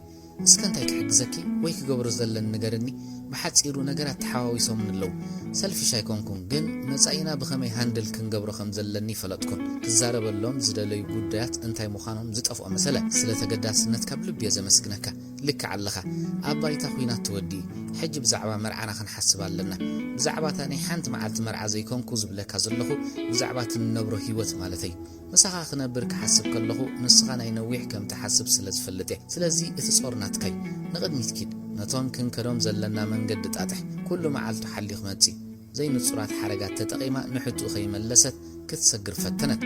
ولا حنت نجر كرد اني كالن مرعا خي جبرنا فاميلخ مصر دي خطب زلخي اب هيوتي زشاقلون نغرات يلون دي خطب زلخي بجخن قدم كنص اخون لوامي يفرح له بين خز حسكيو غداي كافلني هيوتي ترغم سنا لالهو زربو ختودو يدليتن فقري بجخاي تشقل بحنسبينا نبلي كلنتنا ينعخاي جن بجخاي تጨንቀኒ حنت زي تودات ነገር አለ ንህይወትና ጸላዊት አይኮነትን ግን ነዛ ነገር ከይወዳኹ መርዓ ክገብር አይክእልኒ እመነኒ ፍቅረከ ከፍቅረከ ንዘል ዓለም بسمعت ملستلو شاقلوتو بلبتن كيف واسلز نبره صبقتي معاسيات ودا زاكيز تهنتي حتتا والأورقة ودي اياي اب تكبار مسجركو قلطي فسقوم تخسري دحريو زمصنا رهوالو اب تصببا مساي نيركا علخاون ابرهوا دما مساي كتسليخا كحجزك تزخل دس مبلني بعل انس انتي كنبهلينا حنت خيبركتنا روسنا نغا كل سبنت زغبرو اقاليل يزريو كل ود عدي كوم سمعيت الله كل يبركت كل عقبن ادعسنا لوامي ينتبلين عيني كقلت الكي حررتنا يلبي لوامي نعتملسي لوامي نافقن عينتي إلو سحقه درفي صبوي خاتصنع نساون سحقت لوامي اتناي بيني تجارتن اندوم ولا زخو حل عدي لوامي اتناي كلتينا لوامي قد نفقري هجر قديمه نفعقت امايخه تجرمت أبز عدن تزعبي بونت مخونكو كفتو معتي برقص مخونكا دحار الزلخ وتسبيت بقدمت راح يتفوس سمعيتو قالت الله عتاود قريب ناينا تفشخت تسأبينا يا بحررتا نحضرنا مجمرتا الديات نقسنتنا تسأبينا يا علت أبابانا نحاوفلا نسعملا وليدنا قنا لوامي تقرقرا لعل فقري حدرا صيرا لعل هيوتا أقدم هاجرا وشتاق حمس تفلتا بعقمو بقطم جيرو سمعي تخوت خمزو التردى كابت قانزخت حجم دليت قد إمكاري خاصنيكا كل فتو هو قطم خمز فتو تفلتيخي لو مجن نبيني كقطم انت جميرة قالات بين كمز مسألة يقرمني كابوش تخان عخا بقد ثازتن كفسلت قطم زلخا كسبلو حاسيبا كتن كفوصلة زي دليت كاب جزينا ناتا محاشكي خد خيد بلتو بحرز خدررو نام مقبو تاخدو بعد صحي جينا بليت يا بريقة ساعات شوعات تكو خوينو انت نبرا برتعا فادو سامسلتو عبدن دس مركب كوينو دانيال عسى يجلب بتحد وغن كابيتين زنب باز نبرا لب ولد مسحف تصنحي عطفامو ندانيال عزب لو مفتسيم يلن شح جزيز دربي لعف فرخرخ ولي كالن عبيدو خمزة حزوني فلط يلن تقري متقمتو دانيال ناشتو باقا اب جلب اسيرو نبحري دربي نتا جلب كسحبا خلو باقا يلا قل يلا باقو مسودة رفرف بانجيرو خدر بيا جمرة كابيتين كتصاوري كالن داني لو مدرار قاب زكي سنترال لندرر كابيتين تزاني حتتو نتا جلب اريح قلنا دربي دانيال كثمازوت اي مسلن نجن ابز عسا زي دركا ملسلو لونا هوتيل مس رودا خدررو خلو سلس تذكرو باصعكري ايدلين عسى دابي كتحز تتخون لقصاب حج صنيحكا طرح مشت بحنس اندرر كامنو فتنا دغتنا فيسون تمص انفخصو كابيتين بوشتو زحسبوز نبري تمالن دارودا دويله نيره حجون دهاي جبرتن اጨንቆ ዘሎ ጉዳይ ደገመሎ ቀሲላት ገብር ወተሃደር ካቀልጢፉ ደሃይ እንተ ዘይገበረ ይሓሽ አታወዲ ባጽዕ ዘሎ ጋይሽ በለስ ዲኻ ትብሎም ኩሉ ካወጽ አንበር መጺ በጀኻስ ክሎም ንካየፍ ከንጥ ይፈተነ ወዳታ ሰሞን ሙኻኑን ከዝኻኽሮ ደለ አነኳ ገሪ ምን ዘሎ አነ ብዛዕባ ረውዳ ይዛረበካ ንስኻ ብዛዕባ ምክያፍ ንምንታይ ኸም ንረውዳ ክዝክራ ከለኹ ካል አርስቲ ትغيሩ ጥርሓዝ ሰሓባ ጀለብ ርፍራፍ ባነገሩ እንደገና ደርበያ አንተ ሐወይ አኔ መስለን ደገን ደረሪ ለዘረባ ጀሚራልካ ረውዳኻ አቀሲላ ደሃይ ከምትገብር ይፈልጥ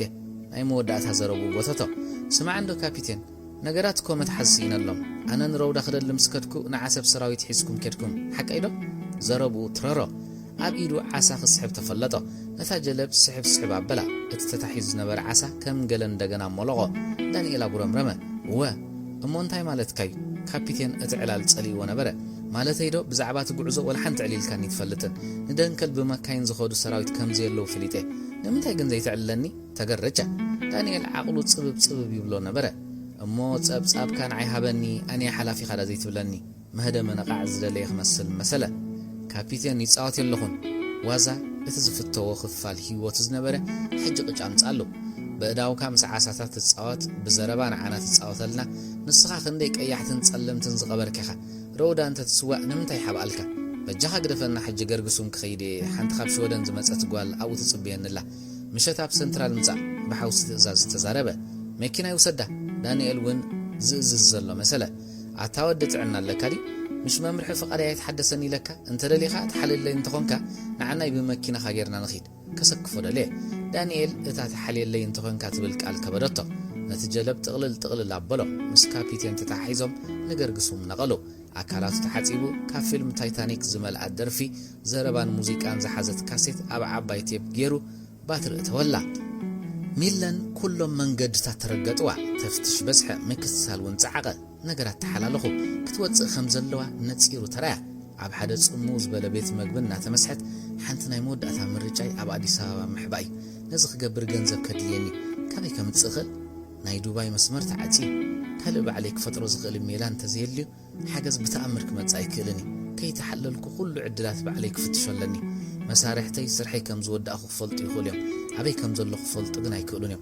أنا ترحي أبي كم زلخ تفلت أنا ترح كأي بعوثنا بس مرة كم زمن لس فلت سأجا ما إيدا عميقة سلف هرمت أي مجمر تاسقومتك واتس مخاني كأمنا لني كعوت مخاني كأمنا لني عوث انتايدي بعلا نفس حدثت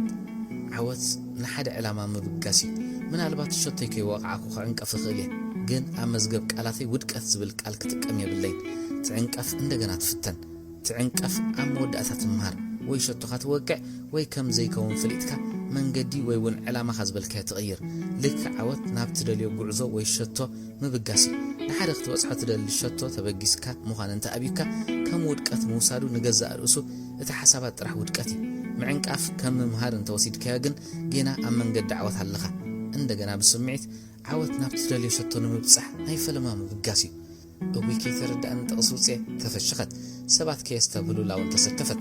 አዲስ አበባ ክጸንዕ እንተ ኮይነ ንሙልጌታ ክረኽበለኒ ንስያታ ምርጫ ኩሉ እንተታት ከጠራጥረን ይብሉ ካልእ ምርጫ የለን ሰዓታት ተመልከተት ሙልጌታ ዘዕርፈሉ ጊዜ ድሕሪ ቀትሪ ቀድሚ ስራሕ መኻዱ ክትረኽቦ ተበገሰት ቦሌ ኣብ ዝርከብ ገዛ እንዳ ሙልጌታ ምስ በጽሐት ኣብቲ ከባቢ ኮይና ተጸበየት ከባቢኣ እውን ብጥንቃቐ ተዓዘበት ገዛ ቀይሩ ከይከውን ስጋት ሓደራ ዝደንጎየ መሰላ ኣይ ዶንጌን ኣይ መኪና ማዕጾ ተኸፍተ ሙልጌታ መኪኑ ምሰውፀ እቲ ዓብ ማዕጾ ተዓጸወ ቅርብ ኢላ ሙልጌታ ኢላ ተዳሃየት ከኣምን ኣይከኣለን ጸሊም ናይ ፀሓይ መነጽር ውፀ ቤነት ይብክም ይለን ካብ መኪና ወሪዱ ሓቂፉ ሰዓማ ደጋጊሞም ተሰዓሙ በልንዕናይ ገዛእተዊ ብኢዳ ሰሓባ ጽናሕ ሙልጌታ ቅድም ኣነ ንስኻን ከነዕልል እቲ ምስጢር ፋሕከይ ብላ ሰገት ዕላል ደኣ ክንቅንየሉ እንዲና ንዕናይ በይዛኺ እቶም ዘዕብየቶም ደቁ ዘይምንፋቓ ኩነታት ኣገረሞ ዘይተረዳእካ ኣሎ ቅድሚ ገዛ ምእታወይ ብሕት ኢልና ንዕልሉ ዕላል ኣሎ እምበር ገዛ ደኣ የግዲ ከኣትዮ ኣነጸረትሉ ድሓን ደይኮንክን ይኽም ኢለን ማዕጾን እናኸፈተ ግሪሉ ሓተታ ድሓን ስዳሓኒ ኣብ ጽምው ዝበለ ቦታ ንኺድሞ ከነዕልል ካብቲ ከባቢ ክትርሕቕ ምድላያ ነገረቶ ብሓንሳብ ናብ መኪና ተሰቕሉ ነታ ራንራን ትብል ዝነበረት መኪና ንቕድሚኡ መርሓ ኣብ ኣእምሩ ብዙሓት ሕቶታት ተፈጥሩ ስግኣት እውን ተሰምዖ ገዛ ዘይእቱ ደኣ እንታይ ተረኸበ ብውሽጡ ሓሰበ ካብ መኪና ወሪዶም ኣብ ጽምው ዝበለ ካፍ ኣተው ዳርጋ ሰባይ ነበሮን ኣሳሳይት ኮፍ ክብሉ ከለዉ ጽምብር በለቶም ሙልጌታ ሻሂ ሚለን ማኪያቶ ኣዘዙ ሙልጌታ ቀዊል ጠመታ ዓይንታ ንውሽጢ ኣትዩ ፀጉራ ተወናጭር ነበረ ኣብ ገጻ ዝረኣዩ ሕብርታት ጸማልያም ሲሎማ ነበሩ ተበላሽኺ ድሕና ዲኺ እንትን ኣዋግዕኒ ቤን መጺኺ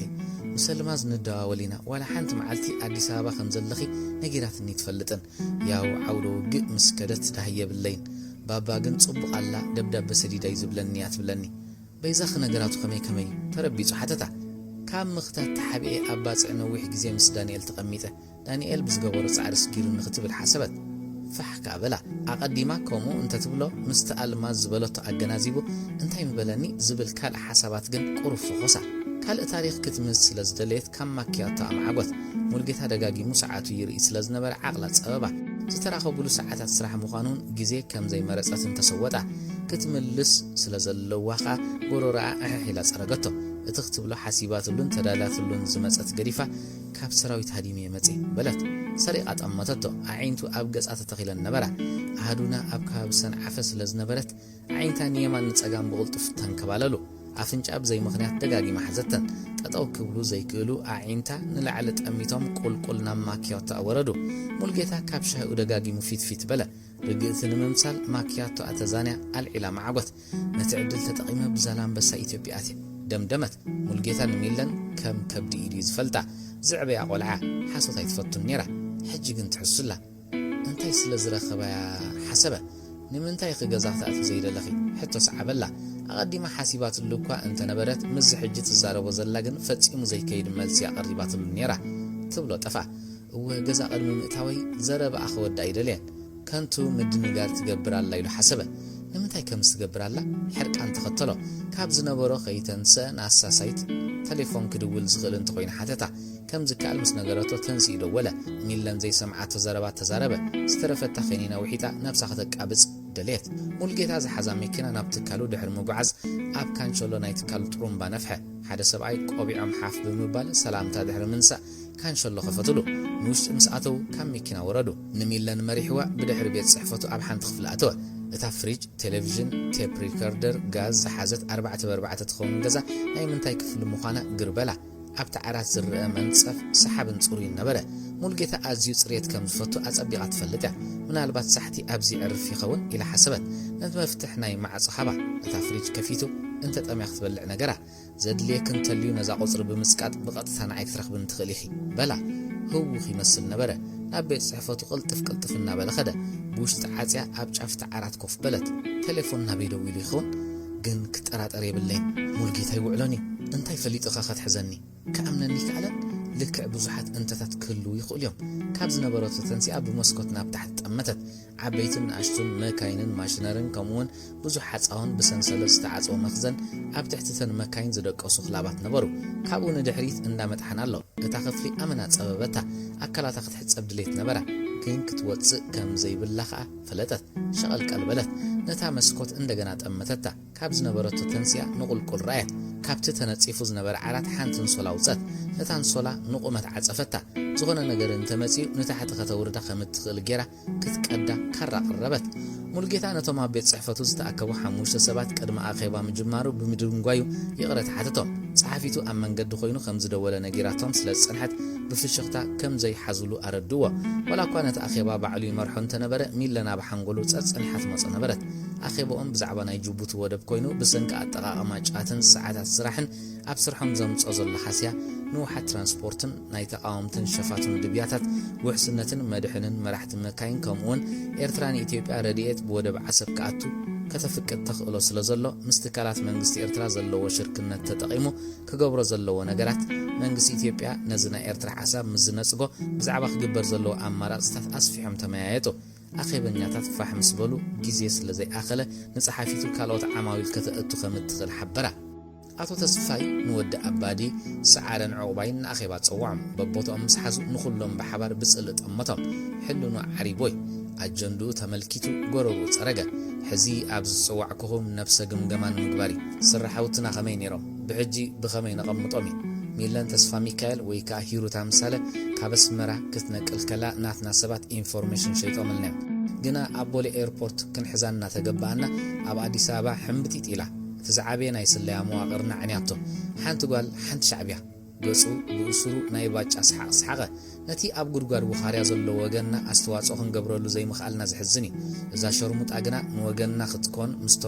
نخفلهم فرنجي حنبتي تيلا أما أكلنا نهالوت كنسئنا أب إدنا نهالوت زربو قوارسة ننبس وقفهم كات أمتهم كلهم نمريت كل تدفيهم نبرو وأستاق حار تفشخة دبنقرن فرحن نتسحا كسمعو مايكالن قال سنا بخمس دي تعويتو مريت كما أفعون كتصبوا عينهم مليئهم كتأمت ويكالون أبت جزاء تاسفنا ولا حدث بكمل سايكالن حزن تاي نكبر بحيل قال حتته أتو تصفاي زمل سلوس لزي رخبة ببحدة أمتهم ود أباد سريق خريو عين تقات أمه ود أباد بعلو انت زي دمديمو إذا أخيبا خلق مزز كيامت سجا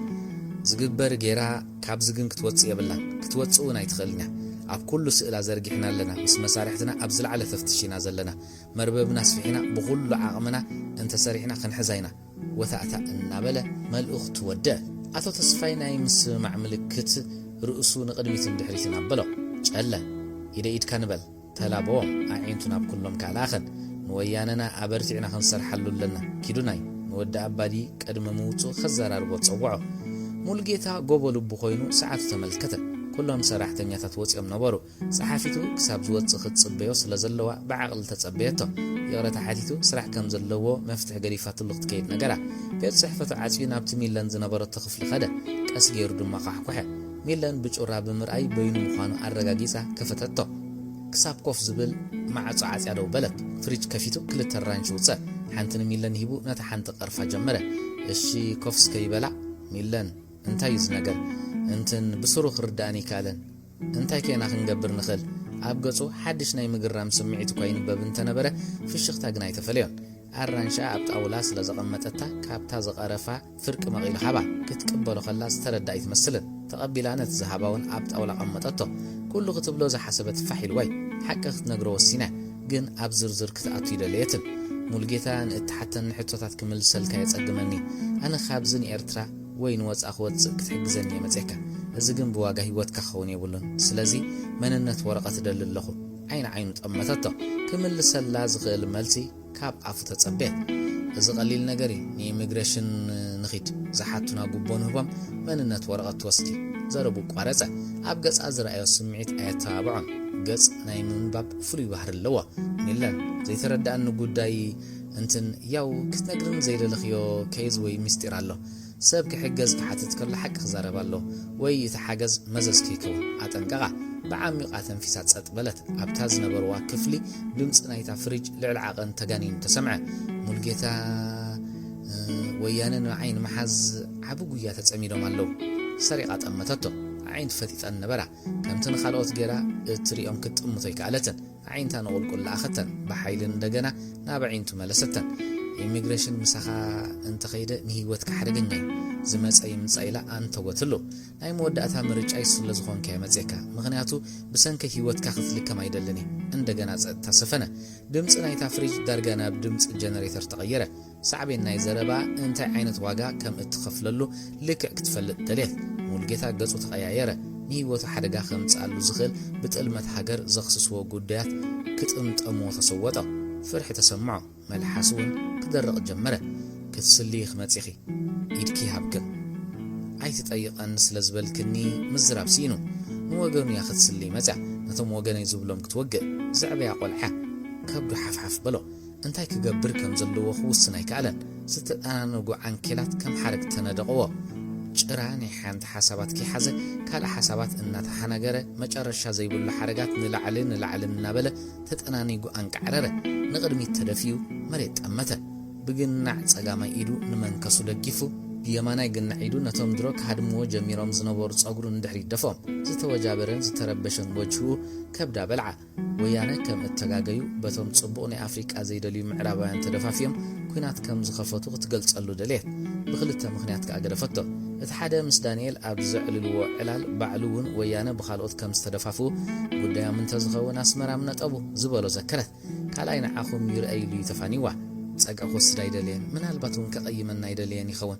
كتب لهم زحسبت موشت وحيطة عتسكتت أمبر كخلنا نمنغسناينا أن أمن كأيمو يبلي نسبات نتزي السمام علو نقرات على العلكام الزراب كابتزقب أن العلي زحرقهم بلت نوشتا تسوم عزلو تاريخ حق أنه تتراترو اتا مسؤو أب أديس أبا خلت عامز تقمتت ميلن اتا مسؤو خوينا أم حارنيا خمقونك أدى أزم لخت ميلن اتانا أديس أبا الدقيقة خطفلت أز حقزا زفتوا قلعة نعاب سرح كم زمتت كأمن تقمو عبتناتا سرح عبس تواتسو خمز قبرة فتيرو دي خقبلو خمزلو بحيل أمنة جيزين هيوتن تغييرتيوم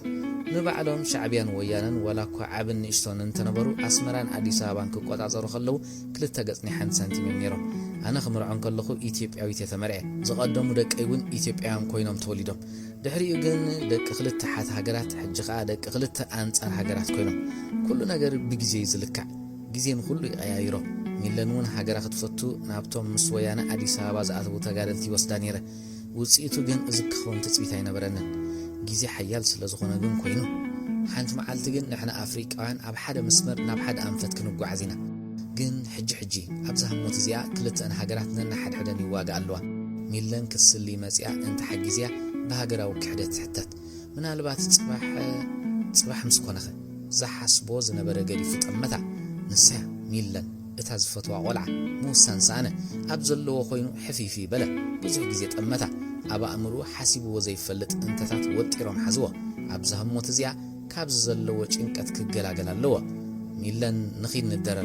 نمحسابون جزي خركب دليه ميلان نخلت نجارات يتأمن انت حجز واخت وتص انت زي كوينو زلات تخينين اخت وحد تتحيزو موصو عب حدث اموز بلا بيت مقبو سلا أساسايت كرم ممتع كتفو خطفتو معاتي خنيركي كزل كرو زترقاقا مسلا كتذكر معاتيخا كابت تسأن حوات الفخص بلا سبرايت فتو من باركون كنقرك خيله انت دليخي الكل وسدي بلا الناس حقا سبرايت حشاني تغلال لك قواد مقالمو خانقريفكا تقريني خاني اسمرا مسيلو توازيث انتني دك اي بقانقو عديهم كزارو بيزدلي قنا ناي مقال خي الزاربو صحي ناي اسمرا تقريني اتزاربو أكلتي في اللي يلن نسايم سأمتوعل نعيونك أي رمني صحاقا أساسايت مسمزت حانت خطفو حانت زلزل كابسة سبرايتن كدوسو جيرجيسن بير أزازو أنها تمقبوخا بزعبا صحاين دقون نعللو بزعبا أبا أمريكا زلو ألماز بعال دانيال أبوي تسفا ميكال أدي ملاشو كل استرفين بران لحر الدرار حيزوا نابتز نبرو بيت صحفة وسدا أبا أفدق ترمبا نفحة لتم عب سبعي بخالة تغيرهم نبرو نصومون كان بتصايم قواب عماوتيام إيد نسو معصو كفيت اللهم نوشت بنهراتو كان مكنا وريدا نام مسال الكديب كلا اتهم سبعي نتعب معصو يقالص ونبرو كير ايوا اب اف دق اتازوا على تخفل بصحت بدحري مص مولجيتا مع صخفيتو ناص خوينا تحضر نغيرو تسنابيتوا تملسه نمنتاي كم زمص نخيفلطن ميلن ماكينه تدليا خيتخونن مفتح ناي زمصو لا هيبو ادلاين تخوينو طرح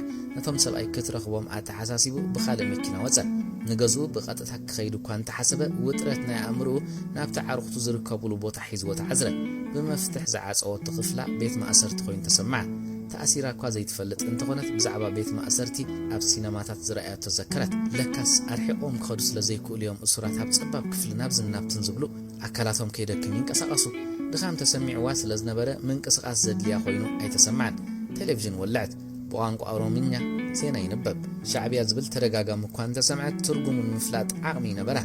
مولجيتا بيهلو قدم نبي خير كم زلو ساعات كندي كم زملس ينغرنا نيرو حجخ ازبهر مسودو يهلو يخون بزخري نام مجمرتا تسعات تملسل زحلفو زي منو غيزي اونا عبارات دق اسكوس دادله نتخفلي دبزاز برهان هيباتو زنبره تيف مسطفتا غبز بلصلمات كونه عبارات تقاديما بزخر حسابات دحري تملسل كدق اسكناي كالتن رئيسا بمثل اسقطتو بعلاز فترتهم زانتا بعاوت مسحر بمرخب ابا امرؤا ققريصا كتوحط جمرت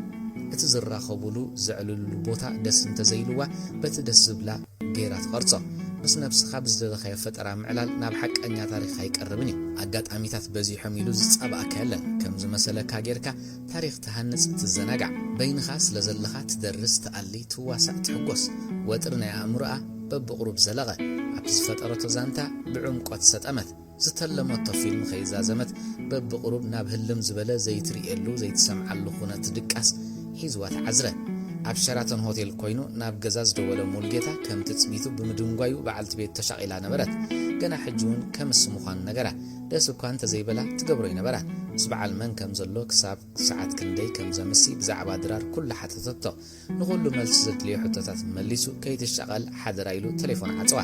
بقطتا نابتا قديفوا استنسأ قجلة حوسة عطو تسفاي كساب كوف زبل تتصبي علا لقتصلة أبا سعد حرم من الليلايم نابع عروق تغيرهم نبرو دقاقي مار بشاتو زنبرت موترلو دمت سجيرا خولفتو ود أبا دمخانو مسفلته كابز نبرو تنسيو صباح بيت صحفتي متسأني بمبال كسومعو خم زي كيل نقرو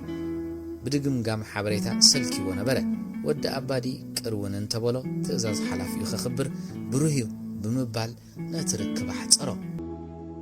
لب ولد زانتا الماز بالماز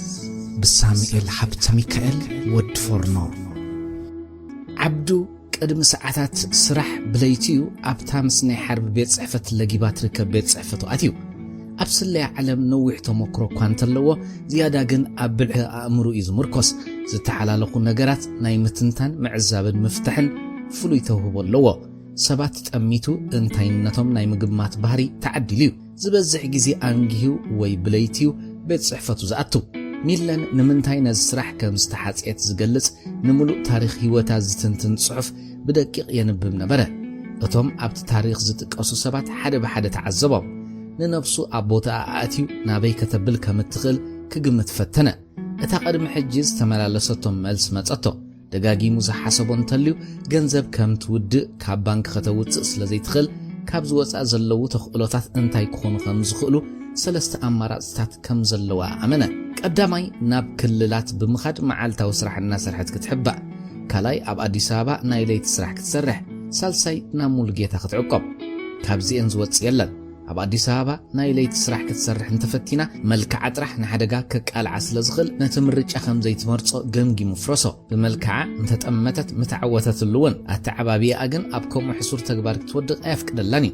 ባህልን ስነ ምግባርን ፈጺሙ ክሕግዝ ኣይክእልኒ ስለዚ እዛ ቀዳመይቲ 100 ካብ 100 ውድቕ ትገበራ ናብተን ክልተ ረዓመ ዝለኣኾም ሰባት ከየስልጡ ስለዝኽእሉ ባዕለይ ዱባይ ክኸይድ ኣለኒ ብምባል ወሰነ ሰዓቱ ረአየ ሰዓት 6 ፍርቓን ቅድሚ ቀትሪ مجر كمصو زتقاصرو غيزي نئلتو معصو تخحكح دحر حصير سلام تملو واطم نمنتاي مصيكا مسلكا عبدو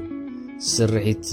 معرباو تخيلا اب سرحنا عبد استواصو خم زنبرو تفلطيخا نتي افصاصما نايت سراح كم زعللكاني رقص نايت قولع ازي غلي حزري اب قصال هادين كم زلاون ارغاغيصكم مايخم حجيغن فصيما تصويرا كم زي تتحزتون بسفي حبيركاني دعريو كله خبر زك على السلاسله عم مدحنا أبركتو خلوانون دسم بلني ስለዚህ ካባና ዘድለ ሓገዝ እንተልዩ ክንተሓባበር ኩሉ ዝከኣለኒ ክሕግዝ ስለዘለኹ የመጽእካ በሎ ብውሽጡ ናይ ምድሓና ዓብ ተራ ክጻወት ስምዒቱ ክግንፍል ተፈለጦ ዓብዱ ክሳብ ዝውድእ ብጽሞና ድሕሪ ምስማዕ እንታይ መስለካ ሜጀር ኩሉ ዝከኣለና ንገብር ኣለና ሕጂ ኣነ ክገይሽ ኣብ ወረቐት ዝተዓዘብኮ ናይ መወዳእታ ካርታ ኣኽፍትሸ ንዓይ እውን ናይ መወዳእታ ካርታ እዩ ተስፋ ገብር ብህይወት ከነውፃእ ኣድላይ ሓገዝ እንተደሊና ክውከሰከ ብድብድቡ ሓበሮ ሜጀር ንምሕጋዝ ድሉ ምህላው ደጊሙ ኣረጋጊጽ ወፀ ብድሕሪ ሜጀር ምውፁእ ሓርቢ ምስ ውሃብ ንስርሖም ኣተው ዓብዱ ወረቓቕቱ ኣብ ዝድለ ቦታ ወጋጊኑ ካብ ቤት ጽሕፈት ወፀ ንበዓል ሓርቢ ከመይ ከም ዝሓደሩ ድሕሪ ምሕታት ክገይሽ ምዃኑ ሓበሮ ካብኦም ተፋኒኽ ወፅእ ከሎ ምስ ልዋም ጎፍ ንጎፍ ተረኸቡ ከመይ ሓዲርክ ልዋም ጽቡቕ መለሰት ልዋም ኣብ ቦርሳ ዝሓዘቶ ናይ 10 መልዓሊ ሎሚ ክትጥቀመሉ ወሲነ ብድሕሪኡ ነታ ስእሊ ዝወሰዳ ሰብ እቲ ወዲ ኣባዲ መወዳእታ ዝረኸቦ ሰብ እዩ ቁሪ ኸመይ ኣሎ ክትዛረቦ ድሌት ከም ዘለዋ ገሚቱ ደው በለ ንሳ ብኣንጻሩ ቅድሚ 10 መልዓለይ ምዝራብ ተህዋኺ ኢላ ሓሰበት ቁሪ በርቲዕና ናብ ቤት ጽሕፈት ኣሰጎመት ደው ኢሉ ተመልከታ ቅልጥፍ ኢላ ኣተወት ንሱን ጉዕዝኡ ከመቻችእ ከደ ኣብ ቤት ጽሕፈት ሓርብን ወሃብን ቤት ንባብ ከም ዝኣተው ጸጥ ኢሎም ወረቓቕቲ ክግንጽሉ ጸንሕዋ ንሳውን ድሕሪ ናይ ከመይ ሓዲርኩም ሰላምታ ኣብ ስራሕ ክትጽመድ ፈተነት ኣእምሮኣ ግን እቲ ተልዕሎ 10 ምስ ናይ መን ክገጣጠም ከም ዝኽእል ተሰላስል ነበረት ሻሂ ክሰትዩ ወይ ብስራሕ ክልተኦም ክወፁ ውሽጣ ጸለየት ነዊሕ ሰዓታት ኣብቲ ገዛ ጸጥታ ሰፈነ ነቲ ከቢድ ጸጥታ ወሃብ ሰበሮ ቅድሚ ምዝራቡ ተመጣልዐ ፈዚዙ ብምንባሩ ደጋጊሙ ኣንበሃቐ ሓርቢ ሰዓት ክንደይና እንዳሚለን ክንከይድ ሚለን ክትለዓል ድሕሪ ነዊሕ እዋን ስለ ዝኾነ ልልዋም ግርበላ በል ኸይትውሕጠና ሕጂ ንኺድ ቡንጌሮም ይጽበዩና ኣለዉ ድሕሪ ሚለን ከይድናዮም ዘይንፈልጥ ምዃንና ዓብ ጌጋዩ ዋዛ ሓዊሱ ንልዋም እናጠመ ተመለሰሉ ክኸዱ ዝወሰኑ ተዓዲሞም ድዮም ወላስ ብድሌት ናይ ሓርቢ ክንጽረላ ይከኣለን ልዋም ኩሉ ግዜ ስለ ትኸይድ ድንግርግር በላ እቲ ምኻድ ግን ኣይጸልኣቶን ምስ ወጹላ 10 ከተልዕል ዕድል ክትረክብ እያ ልዋም ምሳና ክትከዲኺ ብሓውሲ ትእዛዝ ሓርቢ ተዛረበ ቁሩብ ዝሓዝክዎን ስራሕ ኣለዋ ከም ዘይትኸይድ ሓበረቶ ኖኖ ምሳና ክትከድለኪ ስራሕ ምስ ተመለስና ተርክብሉ ኣነ ፂሩ ነገራ ከተቕርቦ ዘይነበራ ምኽንያቱ ምዃኑ ድሒሩ ተረዳእ ቆፀራ ከኣለኒ ከተማ ኣብ ኣፋት ጸንሓ መለሰት ምሳና ክትከድለኪ ተዳፍርናኻ ወሃብ እቲ ምልስ ከይበዝሐ ቀልጢፎም ክወጽሑ ተመሊሶም ስርሖም ክገብሩ ዝደለየ ይመስል ካብኡን ላዕሊ ምልማን ኣብ ጥርጣረ ከም ዘእትዋ ገመተት ተሰማምዐትካ ክሳብ ክንድኡ ክትመላለስ ከም ዘይነበራ ገመተት ኣብ እንዳ ቦይ ተስፋ ሚካኤል ቡና ፍሊሖም ኣብ ዕላል ዝተጸምዱ በዓል ሓርቢ ዘይተንከፍዋ ርእስቲ ነበረትን ካብቲ ሓደ ናብቲ ሓደ ድሕሪ ምስግጋሮም ብዛዕባ ኩነታት ባጽዕን ኣካይዶኦም ናብ ኣዲስ ኣበባን ሰፊሕ ርእስቲ ተተሓዝዎ ብዛዕባ ሙልጌታ ዝገበረሎም ሰናይ ተግባር ሰብኣይን ሰበይትን ኣዕሊሎም ክጸግብዎ ይከኣሉን ሓርብን ሙልጌታ ኣጸቢቑ ዝፈልጦ ኣብ ኣዲስ ኣበባ ንሚለን ሒዝዋ ናብ ኤምባስን ማሕበረ ኮምን ክመላለስ ኢለሎም ድሕሪ ናብ ኤርትራ ምቕያሩ ግን ረኺብዎ ይፈልጥን እዩ ኣብ ኣዲስ ኣበባ ኣበይ ከባቢ ዝቕመጥ ነይሩ ሕጂ ኣብኡ ኣሎ ዶ ሓርቢ ክዝክር እናፈተነ ነቦይ ተስፋ ሚካኤል ሓተቶም እወ ኣብ ቦሌ ኣብ ጥቓ ኢንተርናሽናል ቤት ትምህርቲ እዩ ገዝኡ ክጽብቕ መዓት እዩ ኣንታ ንሱ እኮ ንበይኒ መነባብሩ ከምዞም ጻዕዱ እዩ ኣይወዲ ኣድነቕዎ ወሃብ ነቲ ዕላል ብጽሞና ክከታተሎ ከሎ ልዋም ግን ብዙሕ ደስ ኣይበላን ምኽንያቱ እዚ ዕላል እዚ ምስ ሚለን ኣብ ዝመጸቶ ትሰምዑ እዩ ኣርእስቲ ክትቅይር ስለ ዝደለየት ጥራሕ ኣብ ናጽነት እኮ ኣዝኹም ኢኹም ሓሚምኩም ነርኩም ናጽነት ምስ ኮነ ግን ብዘይ መድሃኒት ብድዲልኩም በለት ልዋም ብዛዕባ ኣብ ኣስመራ ምስኣ ዘለዉ ጥራሕ ከተዕልል ዝደለየት መሰለት ብዘይ መድሃኒት ዶይልክኒ ካብ ናጽነት ዝዓቢ መድሃኒት ኣሎ ዲልዋም ጓለ መድሃኒት ብኣፍ ዝውሰድ ኬኒና ጥራሕ ኣይኮነን ኣብ ኣእምሮ ዝቕረጽ ተስፋ እውን ዓብ መድሃኒት እዩ ወዲ ሰብ ተስፋ እንተቖሪጹ በቃ መይቱ ማለት እዩ ኣሎ እናበልካዮ እዩ ዝመውት ከምዚ ዓሳ ካብ ባሕሪ ምስ ወፅእ ኣፉ ዝኽፈት ተስፋ ዝቖረጽኻ ኢዱ ጢል ኣቢሉ ንሞት ክጽበኸሎ መውት ኣብ ግዜ ናጽነት ዝተሓጐስዎ ሓጐስ ኣብ ዕድሚኦም ዝነበሮ ተራ እናተረኣዮም ኣይ ንሱ ጥራሕ ኣይኮነን ደቅኹም ኣብ ኩሉ ሕክምና ኣብፂሖምኩም እዮም ኣደይ ምላሹ ሞያ ደቀን ዘይምዝካሩ ጌጋ ምዃኑ ኣዘኻኽራ እሞ ንሱ እንዲ ተስፋ ካብ ገድሊ ዝመፁ ኣብ ዝጸንሑ ደቅኻ ኣብዚ ንፉዕ ዶክተር ኣሎ ኣብ ከረንባ ዓዲ ቀይሕ ዘሎ እናበሉ ክወስዱን ከለዉ ካብኡ ዝዓቢ ተስፋ ኣሎ ድዩ ደቂ ክዳእ ክዝክር ደሊኽ እምበር ሰሓቑ ድሕሪ ሰዓታት ዝወሰደ ዕላል ቤተ ሽሻይ ቤተ በረኸት ኢሎም ተመሳጊኖም ወፁ ካብ እንዳ ቦይ ተስፋ ሚካኤል ምስ ወፁ ድሕሪ ቀትሪ ስራሕ ቅድሚ ምእታዎም ትሰርሖ ስራሕ ስለ ዘለዋ ልዋም ብቐጥታ ናብ ቤት ጽሕፈት ኣኸደት ተጠንቂቓ ፋይል ናይ ሚለን ኣውፂኣ ብጥንቃቐ ኣስር ናይ ኣጻብዒ ትልዓለት ነቲ ፋይል ናብ ቦትኡ መሊሳ ساعتها تملكتت ساعت نخأخللا جنا 15 دقائق اللوا قدم ساعت مأكل نتمعصق تكفت اللوا أمنا وهابن حربن كوف مبلز صنحوا أسرات سابعة ختلعل شفت فت بلد سلت أخا تغلاطيفة أب جزا خوينا كتريو أب بورصة أتيا شارنيرنا بورصة أخت عتقلا بمعدو دمت سمعت عينتا بغلط في الأختن اتنا يمفتح النقل صلالت قبره عندنا برها سبي كتاتلن الله حسبت ناب معصق يدا لك أخت فلت كفتته سباينا برن موصى أفدقت أمتت تخفيت رأياته عزعته نيراديا ويرسعاته كذكر فتنت نزيادة من رقاقات ناب أفدق خدت زرأياته سبقنا ينبرن تماليسا نتي كامناي وهبت أولا زل علت 10 بتنقع نبين فليا أبوستا أتوتو أمناي حربت أنحاون بتمساسا الفليا بورقات أب حدا جيرا كي تحواوسا تتنقع أمبرتو أبسال ساي نتي كابت فايل نايمي لنز تلعلون بتنقع أمتاتو أبت فايل زرأيات أبوستا أغالبو أصحابت عبنت أبك المستير زبل صحف نبرة كتقدس اللازة قددا إتا نس توكل فيدل نايقز من براه مستيني 10 حويسة أبوست أخطأتها والسنة نويح جيزي خمزة فات ساعتها مستملكة ترديوا ساعتها تسرح يأكل سلزنورة قلت أفو السقط نتكاك عب بوست أخي عطفت أبورس أخطأتها أنها تقرادمت تليفون شربلت كتقبلان كي تقبلان تماتت من البات كاب أفدق جز تقتاتلن سبن تليخة أزر أخوص لالوت ناي سبن تخوينو زي مقبالي نطرت أرو خعبيو سلزغل ملع لحش إلى حسبت التليفون على العلا هلو بلت ملس يلن دقاقيما هلو بلت بأنصار وغن زلا تليفون بزي دمص تعطوت لوام لعد تليفون حيزاد رقت أبا أمرأ وجم برزبو لحسابات تفرارغوا ترت أرع عبلي لوا منفسات ربشة تقلاتيفا نتني 10 ملعلي نتابوستا أبورس أختتوا نهر وسخت ودي أكوف نسبلت حرب وهابن حدا دحر حدا سلام النابول أتو بحانسات صنيحهم كخوني كولونيو اتحدا نتخلاي أب أفدق تتصبيو مالتي أب أفدق زلا حزباوي التليفون كوينو دويلو خوني خليب فره بلد كل نجر كم ز حسب كيو كأتو خلو نزابوست أون بتخرج تأمت واي مسلنن قصهم كم قرمو مسلني نفسها ترجع فتنت ناي وشت أفرحات كيف اللت ورقة تخت الجمرت نتجبنني ختتالله نسخ ختالني كم زخ جبراي كلندي حسبت سريعة نغلت أمتتهم كم أورقة جناز النيرم مولجتان ميلانن درجة حد ساعات أكل مستزراربو كلا أمارات أمتى بدوب كيني خوصة نزون أي تقبلتهم سمع مولجتا بدوب كيني مسؤومنا سبات كتصدني خا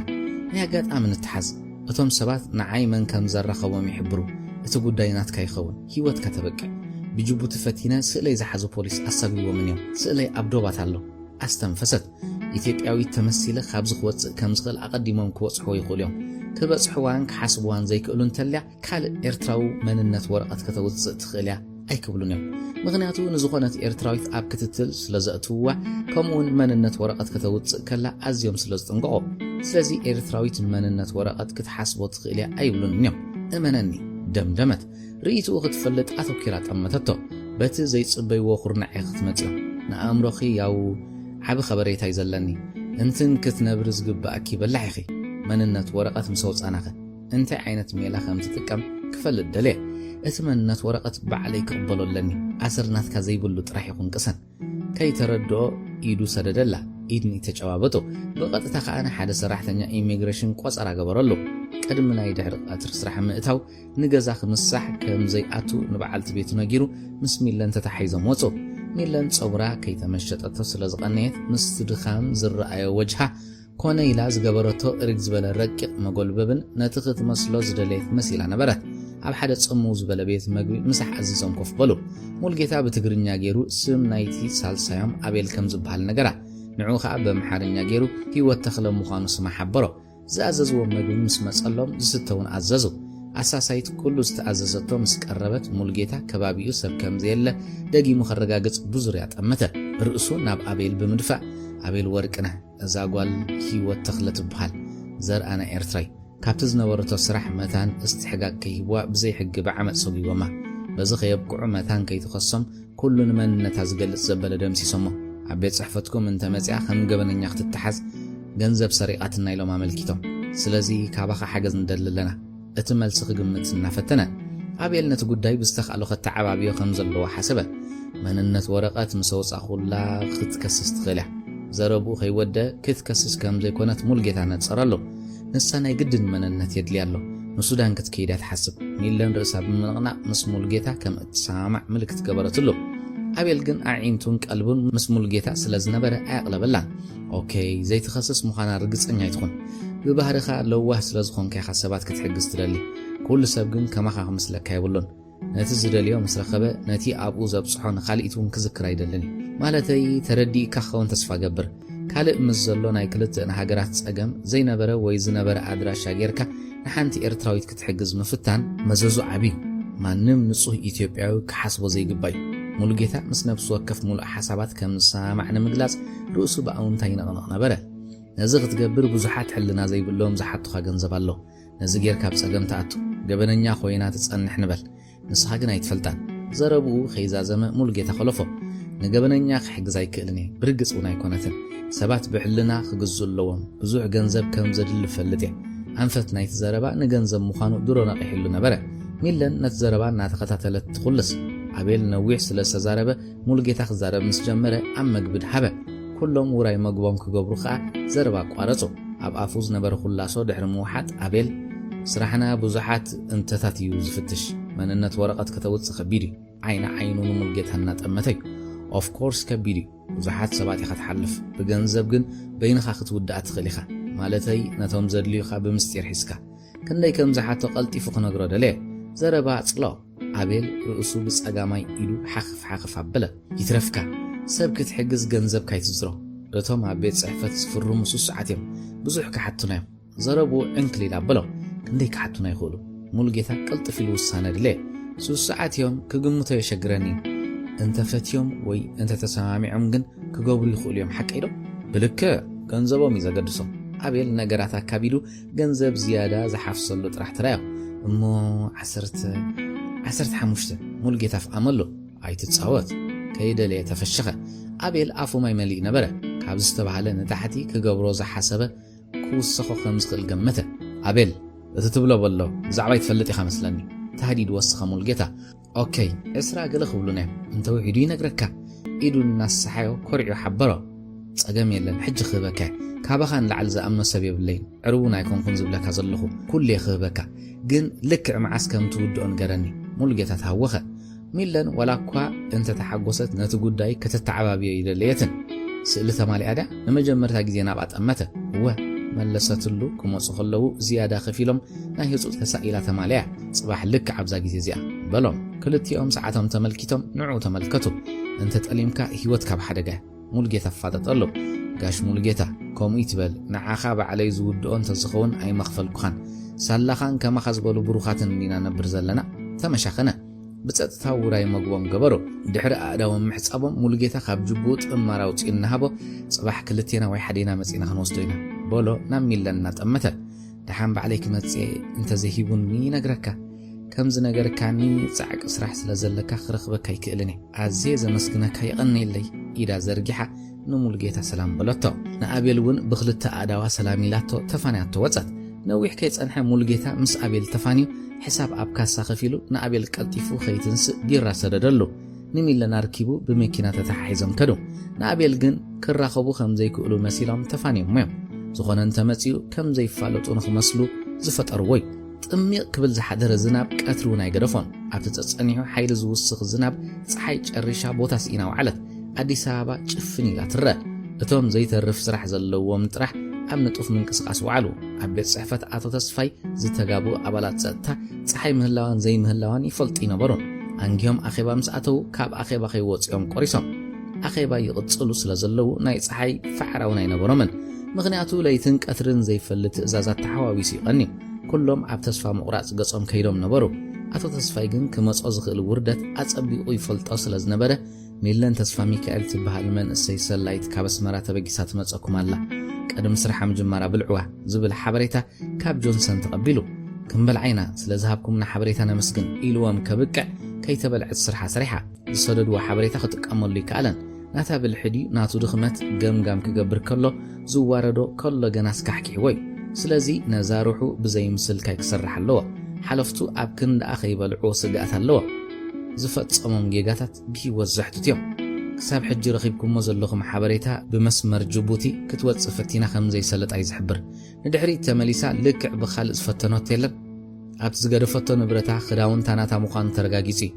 نزي أبزا أقمينا بدحر زخه عديس ترح زي كونه كل لات كتحباء سلتخل كله أواديدكم تصرحوا لكم حدا فينش خبناي بيزاخم تصفاي تقرصو نقولهم تأمتهم منفسهم عريبو تصفاز قرصو مسلو ودا أبادي أبقصو نايحرك عن ملكتين بابا عطو تصفاي مسؤوز حزن سمهلاو كالق تصفا تسمعو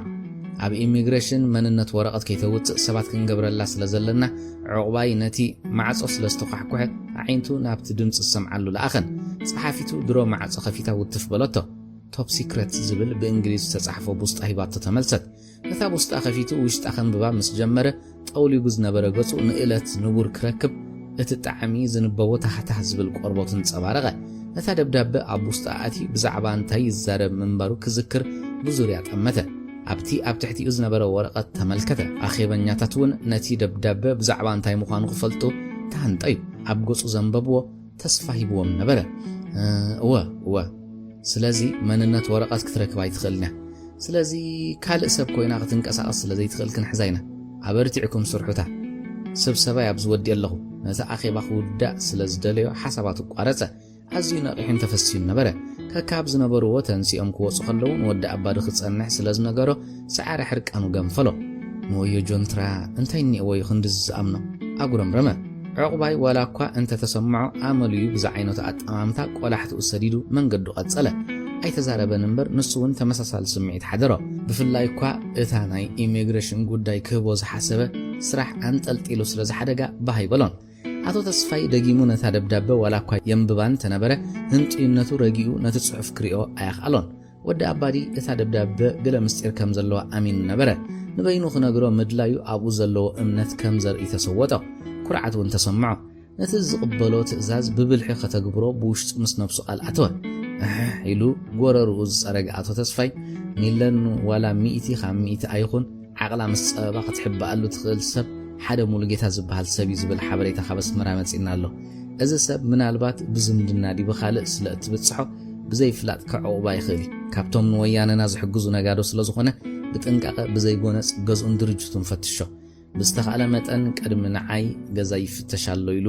ኣባይ ምጥርዑ ንኹሉ ብሓደ ግዜ ወድእ ክንሕዛይና ነቲ ናይ መወዳእታ ቃላቱ ሓይሊ ገይሩ ውፀን ኣብ ዱባይ ዓብዱ ምስኣቱ ኣምሳለ ኮይኖም ዝኣከብዎ ሓበሬታታት ክትንትኑ ወረቓቕቶም ዘርጊሖም ሚለን ንኸይትተሓዝ ሓሳብ ንሓሳብ ይለዋወጡ ሓደ ግዜ ሂሩት ኣምሳለ ብተምጻሎም ሻህቡን ይዘናግዑ ኤምባሲ ኢትዮጵያ ኣብ ዱባይ ኣቐዲሙ ንኣቶም ምሳለ ጓሉ ኣበይ ከም ዘላ ሓቲትዎ ኢትዮጵያ ምህላዋ ነጊርወይ ካልኣይ ግዜውን ተመሳሳሊ ሕቶ ኣቕረበሉ ተመሳሳሊ መልሲ ሃበ ድሓር ግን ካብ ባንክ ገንዘብ ከተውፅእ ፈቲና ኣባላት ፀጥታ ሪኣ እንታይ ኮይና ሃዲማ ዝብል ትርር ዝበለ ሕቶ ሓተትዎ ደው ኢለ ሓተ ዝብል መልሲ ይቦም ብድሕሪ እዚ እቲ ተደጋጋሚ ሕቶ ንዓብዱ ሓቢርዎ ሂሩት ኣምሳለ ካብ ስዑድያ ቀልጢፋን ዱባይ ትመለስ ኣብ ዱባይ ሓሚም ኢላ ትደቅስ ኣብ አዲስ አበባ ናይ ሚለን መንነት ተፈሊጡ ዝብል መልእኽቲ ሰደደሉ ካብ ዝእዋን ነጀው ካብ ሰራሕተኛታት ኤምባሲ ኢትዮጵያ ሓቁ ክፈልጡ ኣብ ዝመጽሉ ደቂሳ ጸንሓቶም እታ ዝተባሃለት ሰብ ኣብ አዲስ አበባ ሂሩት ኣምሳለ ዝብል መንነትን ናይ ባንክ ቡክን ሰሪዓ ክትዘምት ዝፈተነት ሰብያ ኣብ ዝብል መደምደም ታበጽሖም ነበሩ ንሶም ብወገኖም ንኣቶ ተስፋይ ሓበሬታኦም ኣመሓላለፉ ኣብ አዲስ አበባ ንሚለን ምስ ሙልጌታን ተላ ከይተራእዩ ዝከታተሉን ኣብ ካልእ ዝጥርጠር ቦታ ዝፍትሹን ሰባት ተመደቡ በብወገኖም እዋናዊ ዝበልዎ ሓበሬታ መጠው ይኹን እምበር ዝተረኽበ ቅልጡፍ መልሲ ነበረን ኣብ ዓብዱን ኣቶ ኣምሳለን ሩይ ጭንቀት ይንበብ ነበረ ኣስመራ ፀሓይ ምስቶም ክውሕጥዋ ዝደለዩ ደበናታት ትቃለሳላ ወርሕውን ንዓይ ቦታ ግደፍለይ ትብል ዘላ ትመስል ገና ፀሓይ ከዓረበ ውጥም ቅልቅል ትብል ወርቃዊ ሕብሪ ፀሓይ ሓንሳእ ርቡዕ ኩርናዕ ሓንሳእ ፍርቂ ክቢ ክቀያየር ጸኒሑ ቅርጽ በናና ሓዘ በብቕሩብ ግን ተዋሕጣት ወላ እኳ እቶም ደበናታት ሙሉእ ብሙሉእ እንተዋሕጥዋ ወርቃዊ ሕብሪ ዝለበሱ ኣብ ጋህደ ዓለም ሳሕቲ ዝረኣዩ ቅርጽታት ዝፈጥሩ ደበናታት ባህታ ፈጠሩ እምባታት ዝመስሉ ሰንሰለታውያን ደበናታት ኣብ ላዕለዋይ ጽፍሖም ከም ሽንቲ ብዕራይ ሓባጥ ጎባጥ ጥውይዋይ መስመር እናፈጠሩ ጓህር ዝመስል ሕንጻጻት ማረኽቲ ዓይኒ ኾኑ ብታሕተዋይ ወገን በብቕሩብ ዝተቐልቀለት ፀሓይ ኣብ ውሽጢ ሰዓት ዘይመልእ ግዜ ክትቅልቀልን ክትዓርብን ቅልስ ተተሓሓዘቶ ምስቶም ንኸይዕርብዋ ትቃለሶም ዝነበረት ደበናታት ኣብ ትገብሮ ጥምጥም ንምሕጋዛ ዝመስሉ እቶም ዝነኣሱ ደበናታት ከም ኣብ ባሕሪ ዝርከብ ኩጀታት ናብ ጽልም ዝኸደ ሕብሪ እውን እንተነበሮም ካብቶም ዓበይቲ ጸለሎ ዝመስሉ ዝሓሹን ብወርቃዊ ሕብሪ ዝተኸለሉን ነበሩ። ፀሓይ ኢዳ ሂባ ሃተፈት ኢዶም ንእለት ኣይሓቡን። ጽባሕ ፀሓይ ከም ዘሎ ዝእምት ዘይተንበርካኽነት ባህሪ ዘጉልሑ ሰማያዊ ሕብርታት ኣማሲኡ ቦትኦም ንጸላም ረከቡ። ብሰሜን ኣስመራኻ ሓድሽ ንዝናብ ዝእንፍት ጸለሎ ዝመስሉ ሰርቢ ማንም ከስተባሃለሎም ክትኣኻኸቡ ጀመሩ። ተቐማጥ ኣስመራ ብኩሉ ማእዝን ንጎደና ሓርነት ዓሰልዋ። ዝበዝሓ ናብ ቅጥሚ ዝኸደ ቁመና ዝውንና ጽቡቓት ኣዋልድ ኣስመራ ብፍላይ ነቶም ኣብ በዓል ባር ኣሜሪካ ተቐሚጦም ዓይኖም ከድርወንን እንተሰለጦም ድማ ካድኑን ዝደልዩ ወጻእተኛታት ምቹእ ጊዜ ዕራርቦ ፀሓይ ነበረ። ሽባኻታት ኣስመራ ብህድኣት ንፋስ ዕግበቶም ክገልጹ ነቶም ዝሓረሩ ኣቝጽልቲ ኣራጊፎም ቀጠልያ ተሸፊኖም ንኹሉ ብማዕረ ኸጽልሉ ኣብ ትሕቲ ጽላሎም ክዕቁቡን ተዳልዮም ይረኣዩ። እቶም ብጽባቐን ጥበብን መሰጥቲ ብቕዲ ኣርት ዴኮ ዝተሰርሑ ህንጻታት ኣስመራ ብኣብነት ፍሉያት ምዃኖም ክምስክሩ ዝመጹ ወጻእተኛታት ዓጊጎም ንስነማ ኣዝመራ ብደረቕን ተንቀሳቓስን ኣሳእል ከልዕልዎ ይረኣዩ። በኣዳራሽ ክዋ ናብ ህንፃ ሚኒስትር ትምህርቲ ኣቢላ ዝመጸት ልዋም ሃና ፍላወር ክትበጽሕ ከላ እቶም ዝዓጎጉ ወጻእተኛታት ካብ ሓሳባ ኣፈራረቑዋ የቕሬታ እናበለት ሰገረቶም። ንቴለ ተጎዝጊዛ ንዓቐበት ቤት ትምህርቲ ኢብራሂም ሱልጣን ተተሓሓዘቶ። ብእግራ ናብ ዓቐበት ብሓሳብ ናብ ዓቐብ ዝዓሸራ ምሰረኣኽዎ ናብ ሓዲኦም እንተኾይኑ ቁልጡፍ ስጉም ትወስድ ኣለኒ። ናይ መን ክኾን ይኽእል? ብርግጽ ኒ ሓዲኦም ሰብ ንኸብዱ ድዩ ዝነብር? ብኸብዱ ድዩ ዝሓስብ? ሓማሴን ሆቴል በጽሐት እዋ ከይተፈለጠታ ዝመለቖት ቃልያ ሰብ ከይሰምዓ ቀልባዕባዕ በለት። ኣፋፌት ሆቴል እምባሶይራ ክትበጽሕ ከላ ነቶም ዝጻወቱ ዝነበሩ ቆልዑ ክንደይ ከም ትህቦም ክፈልጡ ከበብዋ። ሎሚ ኣብ ዕራርቦ ክጸንሕዋ ፈለማ እዩ እምበር ዘልመደቶም እዮም። ኣብ ክልተ ኮይኖም ኩዕሶ ይጻወቱ ዝሰዓሩ 10 ነኣፋት ህቦም። ሎሚ ግን ምስ መጽዋ ተዓንደት ጸኒሓ ደው ኢለ ስለ ዘይርአኩም ንተዓወት ባዕልኹም ሃብዎም ኢላ 10 ነኣፋ ሃበቶም። ደው ኢላ ክትሪኦም ባህታ ይፈጥረሎም እኳ እንተነበረ ቀልጢፋ እምባሶይራ ሆቴል ኣተወት። ሓደ ሃገሩ ዝኽሓደ ሰብ እንታይ ትገብሮ? ተትሕዞ ድሕሪኡ ኸ መን ይኸውን? ጸሊኢሉ ንገንዘብ ኢሉ ዝነብር ምስ ነፍሳ ኣብ ትዕልለሉ ዝነበረት መን ክትብል እምበር ካብ ክልቲኦም መሳርሕታ ሓደ ሰብ ክትግምት ኣይከኣለትን ወይ ኣይደለየትን። ተቐዳዲማ ክትፈርድ ነፍሳ ምግባር ኣብያ ጥርጣራ ብኣፋ ከተውፅኦ ከበዳ። ኣብ መንጎ ኣሳሳይት ክትእዘዛ መጸት እሞ ዝኣዘዘቶ ኸይዶም ጌታ ምጸትላ ሚለና በይትህሉ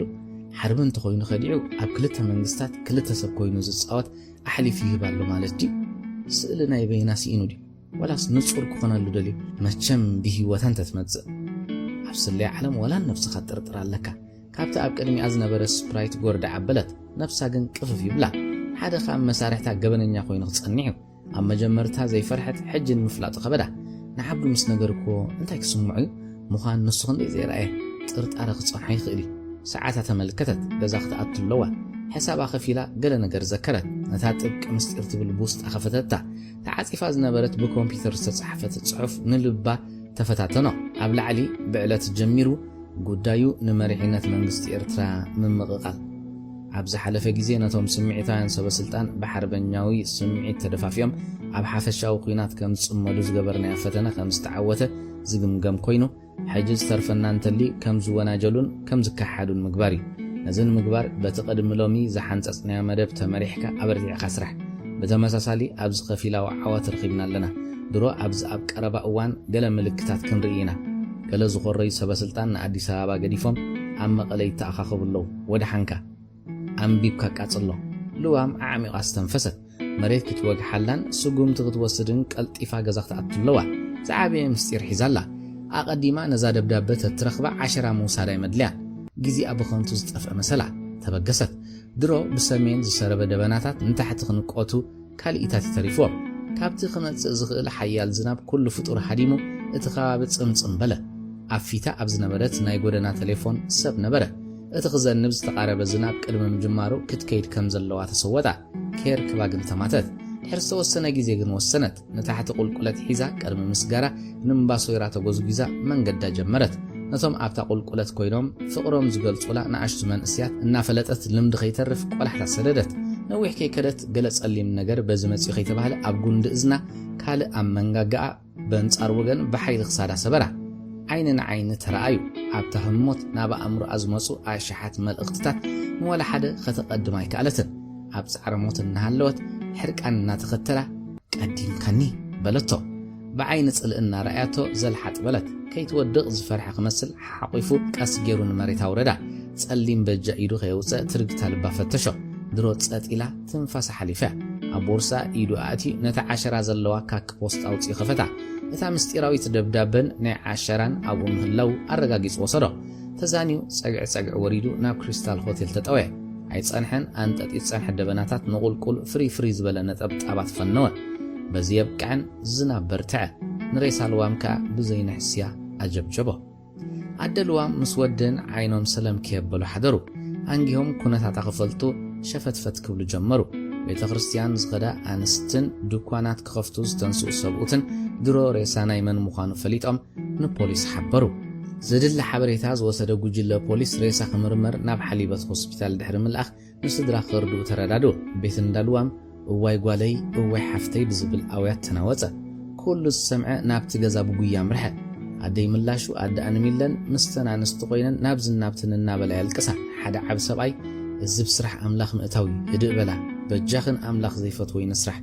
بجاخاتكن مسبلو اتلقص ببقرب حدا اي امنني مسمن كتقدفني اوي النابلت عزيب مساتوت مليسو اوياتن لقصن كنا اتم عبيتي مسهدقوا يوال هروغي لاتوا عزيب نيوال النارات مفصمتا ودسب كتحسب جمرت لوام اتاكوا امن اسنتن نعزيب نسخت صبقتيخي مرعتنا نغبركيلا كدانا ختبا تذكرا هو على انت لوامي بخمزخو دا محزنتنا ازخلو اديتات كوينا محبر كنغبر دقنا خنمرعو حد حبرو شوفون غيرنا مبصحن بيت كريستيانن كنسالم زنبر حساب ادي لوام ادي ازيب كنبحال زنبر تقوصي ان بلت اب كترغها اتوت من كقتلا يخل كاباين كاميلن نزقربهلن زفرها ويزسغا انت زلون فلطنا ميلن كدحن دي خند زمطفا اب هاجر كاس كمزي بحطوتات عقلات صبابا كنزنا قربتا لوام ابي كم تسرح جن افلطو ينبران سلازيا قتا لخت جمت حوا حساب كخون كم زغل ابا امر اخمص ازي كاله يوال اما اكل دويلو مستعنده مليسو نتبخيات بعوتا قصلو امرو لك يمسلاي نبران حدا كان مقرب كوف كبلون كله حنت سبيتي اب كسادو نصلا غبرتلو كال سباي اتنفس بلوا انت خونه نصو تعاني جدا تنبله حربن وهابن كم مكينا وريدوم قصم صملي بوتهم حزو حدا غابي امونكو بزنبره حزنتنيا انتي استرخ بحدش نغرالو كبلن حرب توكسو وهاب اذان كورا بيلو كسمع قربه زترخ بحدش نغر يلن كساب حج استرخ بحدش نغر يخون اثر يلن مستنت ريسا مايك هارمو محدارو قلطيفو كركب زخل ايكونن ويعلو حديرو جن غبننيا كركبي بحيل قال تزاربه بربره زمسلا عينتو ارحقن طمتا كبورصا استوسدو لحنت نغر يلن سلازي سرقت خوني كلونو بيتسب حسابو هبه هو جن سمتي وخون حرب خملس كله بحسابات زتواتر مثلا حزنتنيا بيتسب قتلت ببزحات كم استفصم غير يزرب حرب جن حدا مخان يزرب بخمي حدا مخان الرغاغيصو كمي ينغرو وهاب عامي قستنفسه ريسا خب حليبتنا معسكر دندن مسيلو قبري اما قبر حربنياتاتي تاريخ يوتا تداليلو دناي قبر ساعات زملكت بيتسب نغرو عد خيمسلوم حبرهم حربي هدي إلو تزاربه ات بيتسب اما قبر حربنياتات تبل قال دغيمو سمع بمدلاي مأمان سانه اما قبر حربنياتات دي خلك و عبد سفر جغانو بسمع دغملو اب حصير غزي مرد ناب كل خرنعات بصح ننسنتان نصباقان زفلطوان زسمعون كلهم دنگصلا حدغا مكينا يزخون تقوصيا እና بولو اغرمرمو كاب سراح نغزو كخيد كلو حنت مكينا تكتاتلو خمزلا زفلط امولغيتا نفسو كشخو تفلطو فرح خمزي بلون ممثال ام مكينا نايز تزاني يسب ملكتار اب افدغ غزو كام مكينا وريدو ناب تليفون زلا تخفل اتو نام ميلن كدول حسيبو تماته من هلبات تليفون تطليفو خيلو سغا نتا مكينا بمسكوت مغارجا فنق ورايا حدا سبالوا زكتاتل سب كميغيرو اب كتريو تخل بوتا خوفيبل حسبه نتا تليفون نابت نتا مكينا خطر ادخل كفل امصا ام مكينا نزلو سب بفقا النرايه ناب حدا عركو دوله ود ابادي ام مكينا خلو بريديو هلوز بلدن سمعه اتوم نتا تليفون زطلفو سبات نتا ناي مولغيتا دمصي ناب ود ابادي خمز بصح غبرو مولغيتا نتا عركو زطعمون تخوينو مشيت شاخصتيو كم زدلي بزعبا سبيتون دقونون حتتو شاويلو مسعصوا ود ابادي نتا موتوريلا قمطا تعذبه نام ميلن زي مدوالو خا حقوسو اب سرحنا خلا تخاتيلو حزاي خلي يلو دم حسبه كربش ونجمره ናብቶም ምሳሕ ዝጽበይዎ ዝነበሩ በዓልቲ ቤቱን ደቁን ድማ ተጸንበረ ልምዲ ዳኣጌርዎ እምበር ከብዱ ብዙሓት እንተታት መሊኡ ነበረ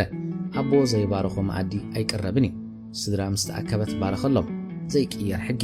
መኣዲ ተቐሪቡ ከም ልማዱ ጸሎት ክገብረሎም ዓይኑ ጠመትዎ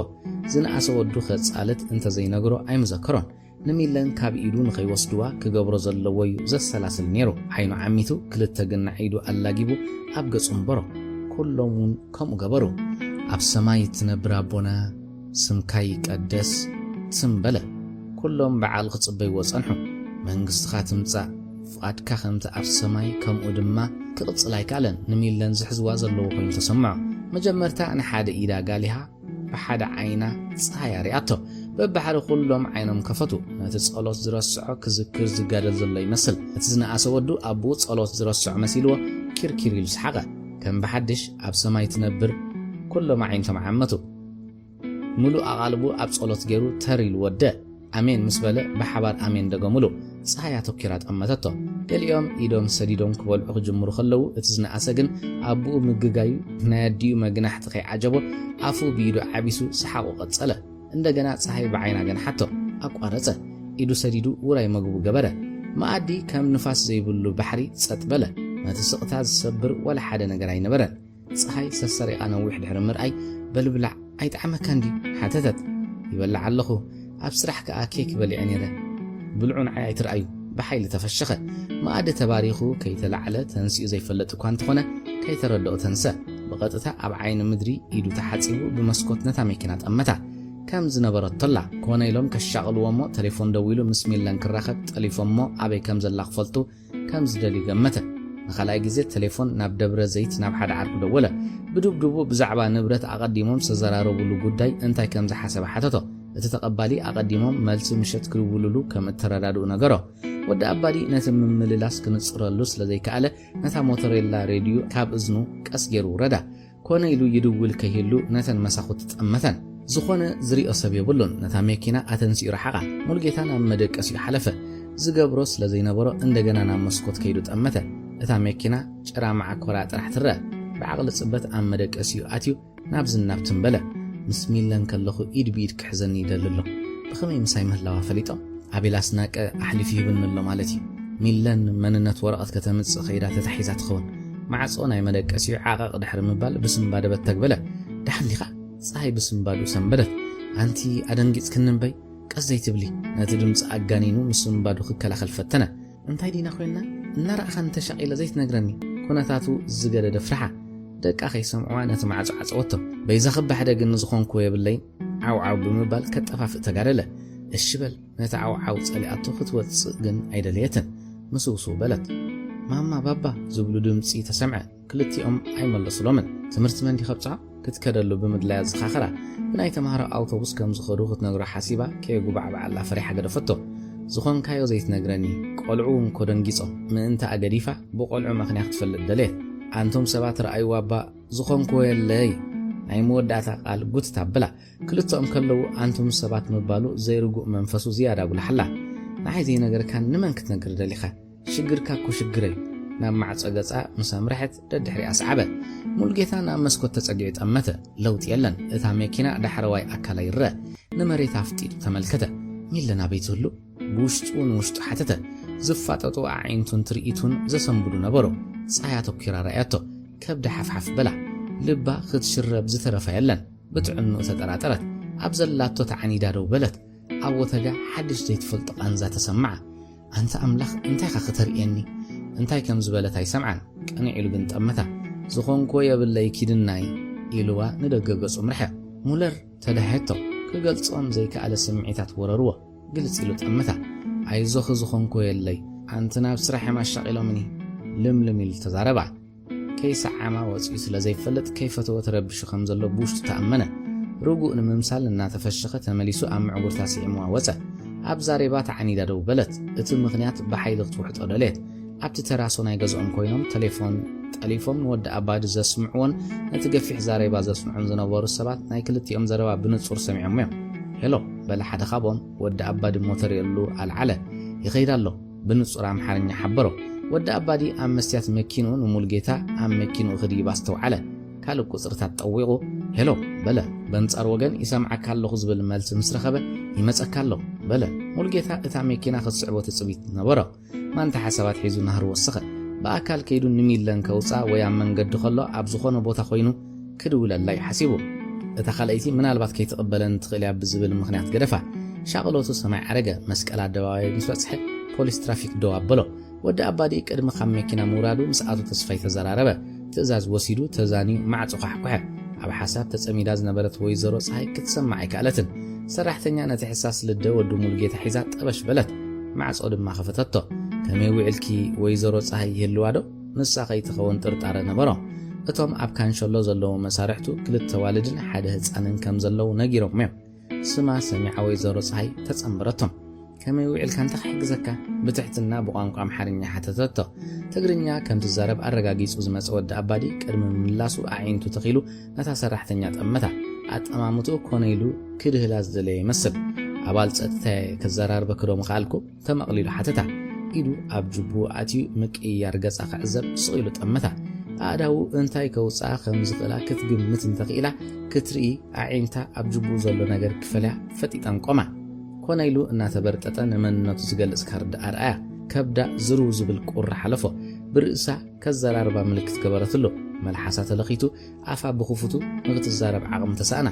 እተን ቅድሚኣ ዝተሰጓ ኤርትራውያን መሓዙታ ቅጅል በላ መዓልታ ከም ዝኣኸለ ብዘይድሌታ ካብ ኣእምሮኣ ዝዝርጉሑ ሓሳባት ብሓይሊ ርድእዋ ንስምባዳ ዘይገረሞ ወዲ ኣባዲ መሪሕዋን ውሽጢ ተበገሰ ከተሰላስል ስለ ዝደለየት ናብ ሳሎና ኣተወቶ እንታይ ኸትሰቲ ሓተተቶ ኮፍ ቅድሚ ምባሉ የቐኒየለይ ርእሱ በኣሉታ ነቕኒቑ ከም ዘይሰቲ ነገራ ብኢዱ ኮፍ ንኽትብል እናሓበራ እታ ሰራሕተኛ ቆልዓ ሒዛታ ዓኒዳ ትዕዘባ እዚ መጽእ ሕቶ ዜግነት ክትምልስ ኣብ ፊቱ ኮፍ በለት ዝገበሩ ይግበሩ ዘይዓደየ ዝኸይድ ንነፍሳ በዕላ ደፋፍኣታ ተስፋ ናይ ምቑራጽ ስምዒትካ ይንበባ ገንዘብ ደልዮም ይኹኑ ካልእ እንታይ ዓቕሚ ኣለዎም ኢላ ነፍሳ ዳዓዓሰት ኣብ ጅቡኡ ዝነበረት ሞተሬላ ድምፂ ስማዕት ናብ ኣፉ ብምቕራብ ሄሎ በለ መልሲ የለን ጎረሩ ብምጽራግ ነፍሱ ፈታቲሕ ተዛነየ እንታይ መስለክ ወይዘሮ ፀሓይ ንሚለን የደለ መጽ ኣዒንቱ ብትኹረት ኣስርሐን ኣብ ገጻ ዘለዉ ምልክታት መልሲ ክነግርዎ ብምጽባይ ሚለን ተገሪማ ነታ ስም ደገመታ ስማ ስለ ዝጸዋዓ ናብ ኣሙኻኑ ኣረጋጊጸ እቲ ምድንጋር ኣበይ ካብ ኤርትራዊት መሓዛኣ ሚለን ትበሃል እንተልያ ክትዝክር ፈተነት ሚለን ተስፋ ሚካኤል ኣብዝላ ኣረጋጊጽና ኢና መጺና ቃላቱ ሓይል ወስኸሎም ህፃን ሚለን ካብ ትኸይድ ዓመታት ኮይኑሎ ብኣስታቕሓር ሰሓቐቶ ነታ በዕላ ዓዳ ዝኸደት ካብ ትኸይድ ዓመታት ዘቖጸረት ሰብ ደልዮም ምምጾም ሰሚዓ ፈኾሳ ዝነበራ ፍርሒ ብመጠኑ ጎደለ ህፃን ሚለን ተመሳሳሊ ግብረ መልሲ ንምሃብ ተፈሸኸ እወ ህፃን ኮያ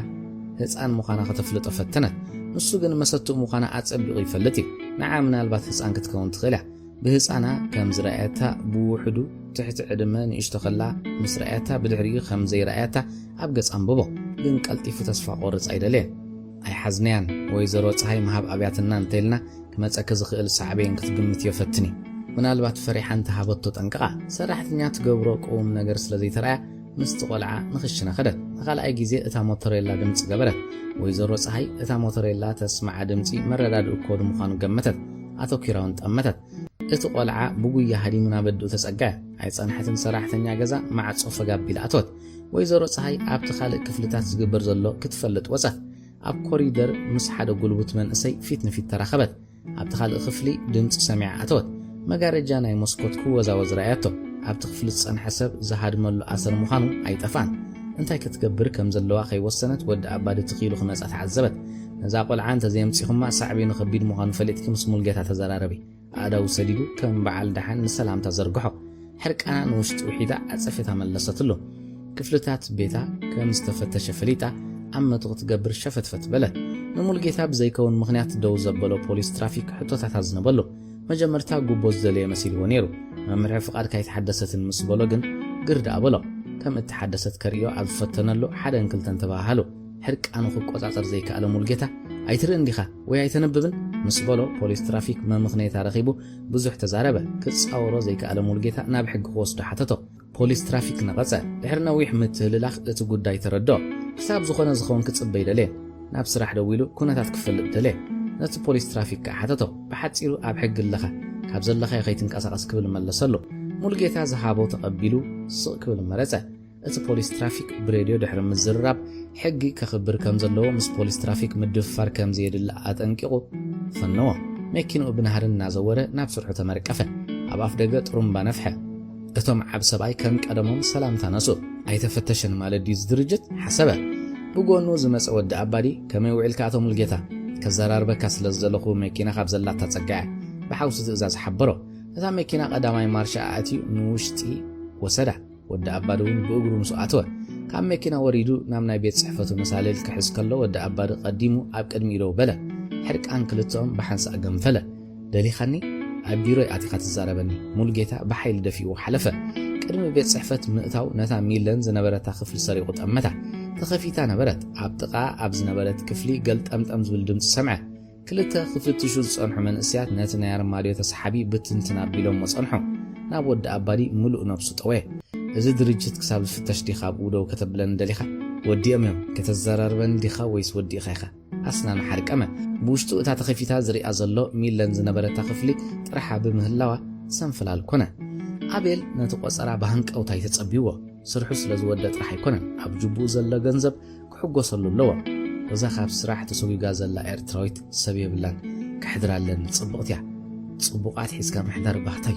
ጽቡቓትካ ክሕጎሳን ዘለወን ጽቡቓት ዝተዓደላ ፍጥረት እየን ተሓጒሰን ይሕጉሳኻ ደጊሙ ሰዓቱ ተመልከተ 5 ደቂቃ ሓሊፉ ሚለና ቀዲማ መፅያ ነቲ ከባቢ ብደቂቕ ተኸታተለቶ ኣቤል ምስ ኣተው እውን ኣይኣመነቶን ነገራት ዳሓና ኣለዉ ኢላ ኣብ ዝሓሰበትሉ መሊኣ ዝነበረት ቦርሳኣ ተሓንገጠት ዘድሊ ኩሉ ንብረታ ኣብታ ቦርሳ እዩ ናብታ ተሓቢኣትላ ዝነበረት ክፍሊ ከም ዘይትምለስ ወሲና ስለ ዝወፀት ኩሉ ንብረታ ምስኣ ተማሊኣቶ እያ ትኺላ ኣተወት ናብቲ ኣቤል ዘለዎ ቦታ ኸይዳ ኮፍ በለት ኢዱን ሰላምታ ዘርግሓላ ኣብ ገጻ ብዙሕ ለውጢ ረኣየ ካብቲ መጀመርታ ኣዝያ ፀቢቓ ነበረት ፀጉራ ስለ ዝተመሸጠት ዲሕጂ ኣዝያ ፀቢቓ ወይስ ኣቐዲመ ጽቡቕ ገይረ ስለ ዘይረኣኽዋ ንነብሱ ሓተተ ዕድላይ ሃበቶም ኢዳ ስሕባ ኣበለቶ ርእሳ ናብኡ ቅሪባ ብፅሩይ ኣምሓርኛ ሃባት መንነት ተረጋጊኡ በርጠጥ እናበለ ሃባ ነታ መንነት ምስ ረኣየታ ሓጎሳ ጥር ዝበፅሐ ንኸባቢኣ ደጊማ ጠመተቶ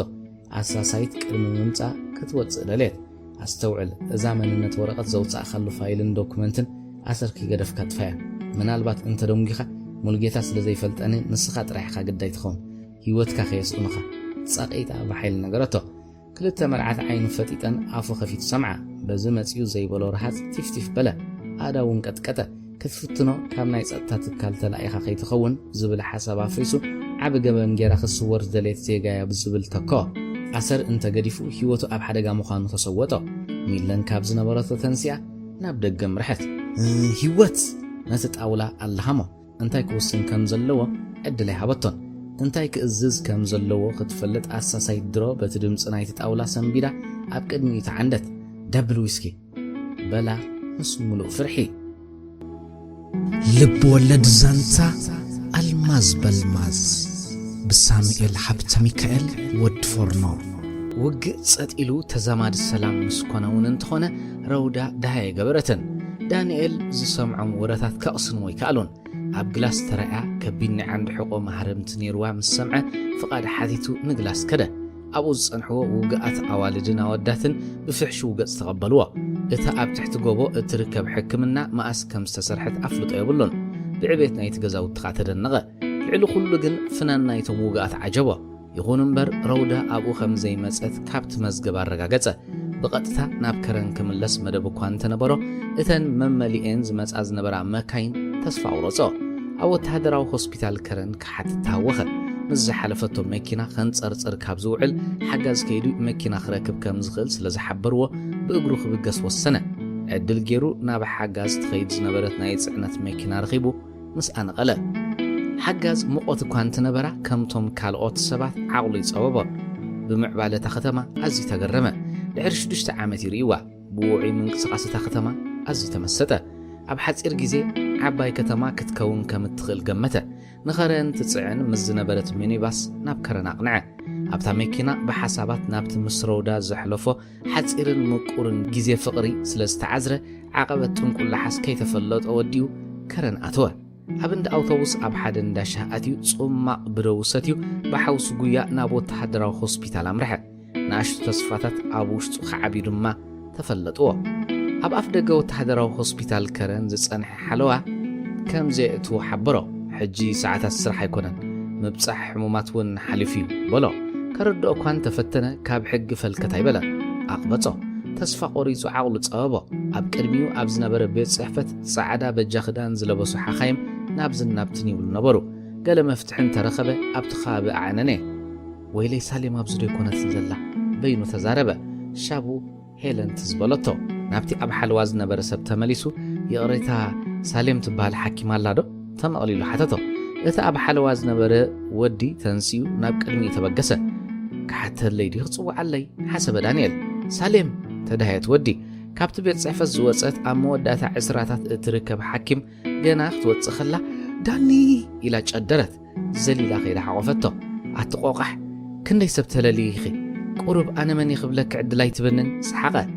واي بين بريقك زي موتو سير رخودا بأداوات صغرو حمو تنخفتو بريقنا بتصحيت ورقو زتفلالو غيزي بوشت نعقنا بقباصن كبابي انا الله حساب حجي ودي حنت فتانا ما ينبسا زي تمصو حنت مسرع ما اخذت كاب زحلي بزرب اسحقت مچم هرر يتفتو يانخي اب 9 عامه مرت بقط كلا تذكرو ناباي مصيخه تخون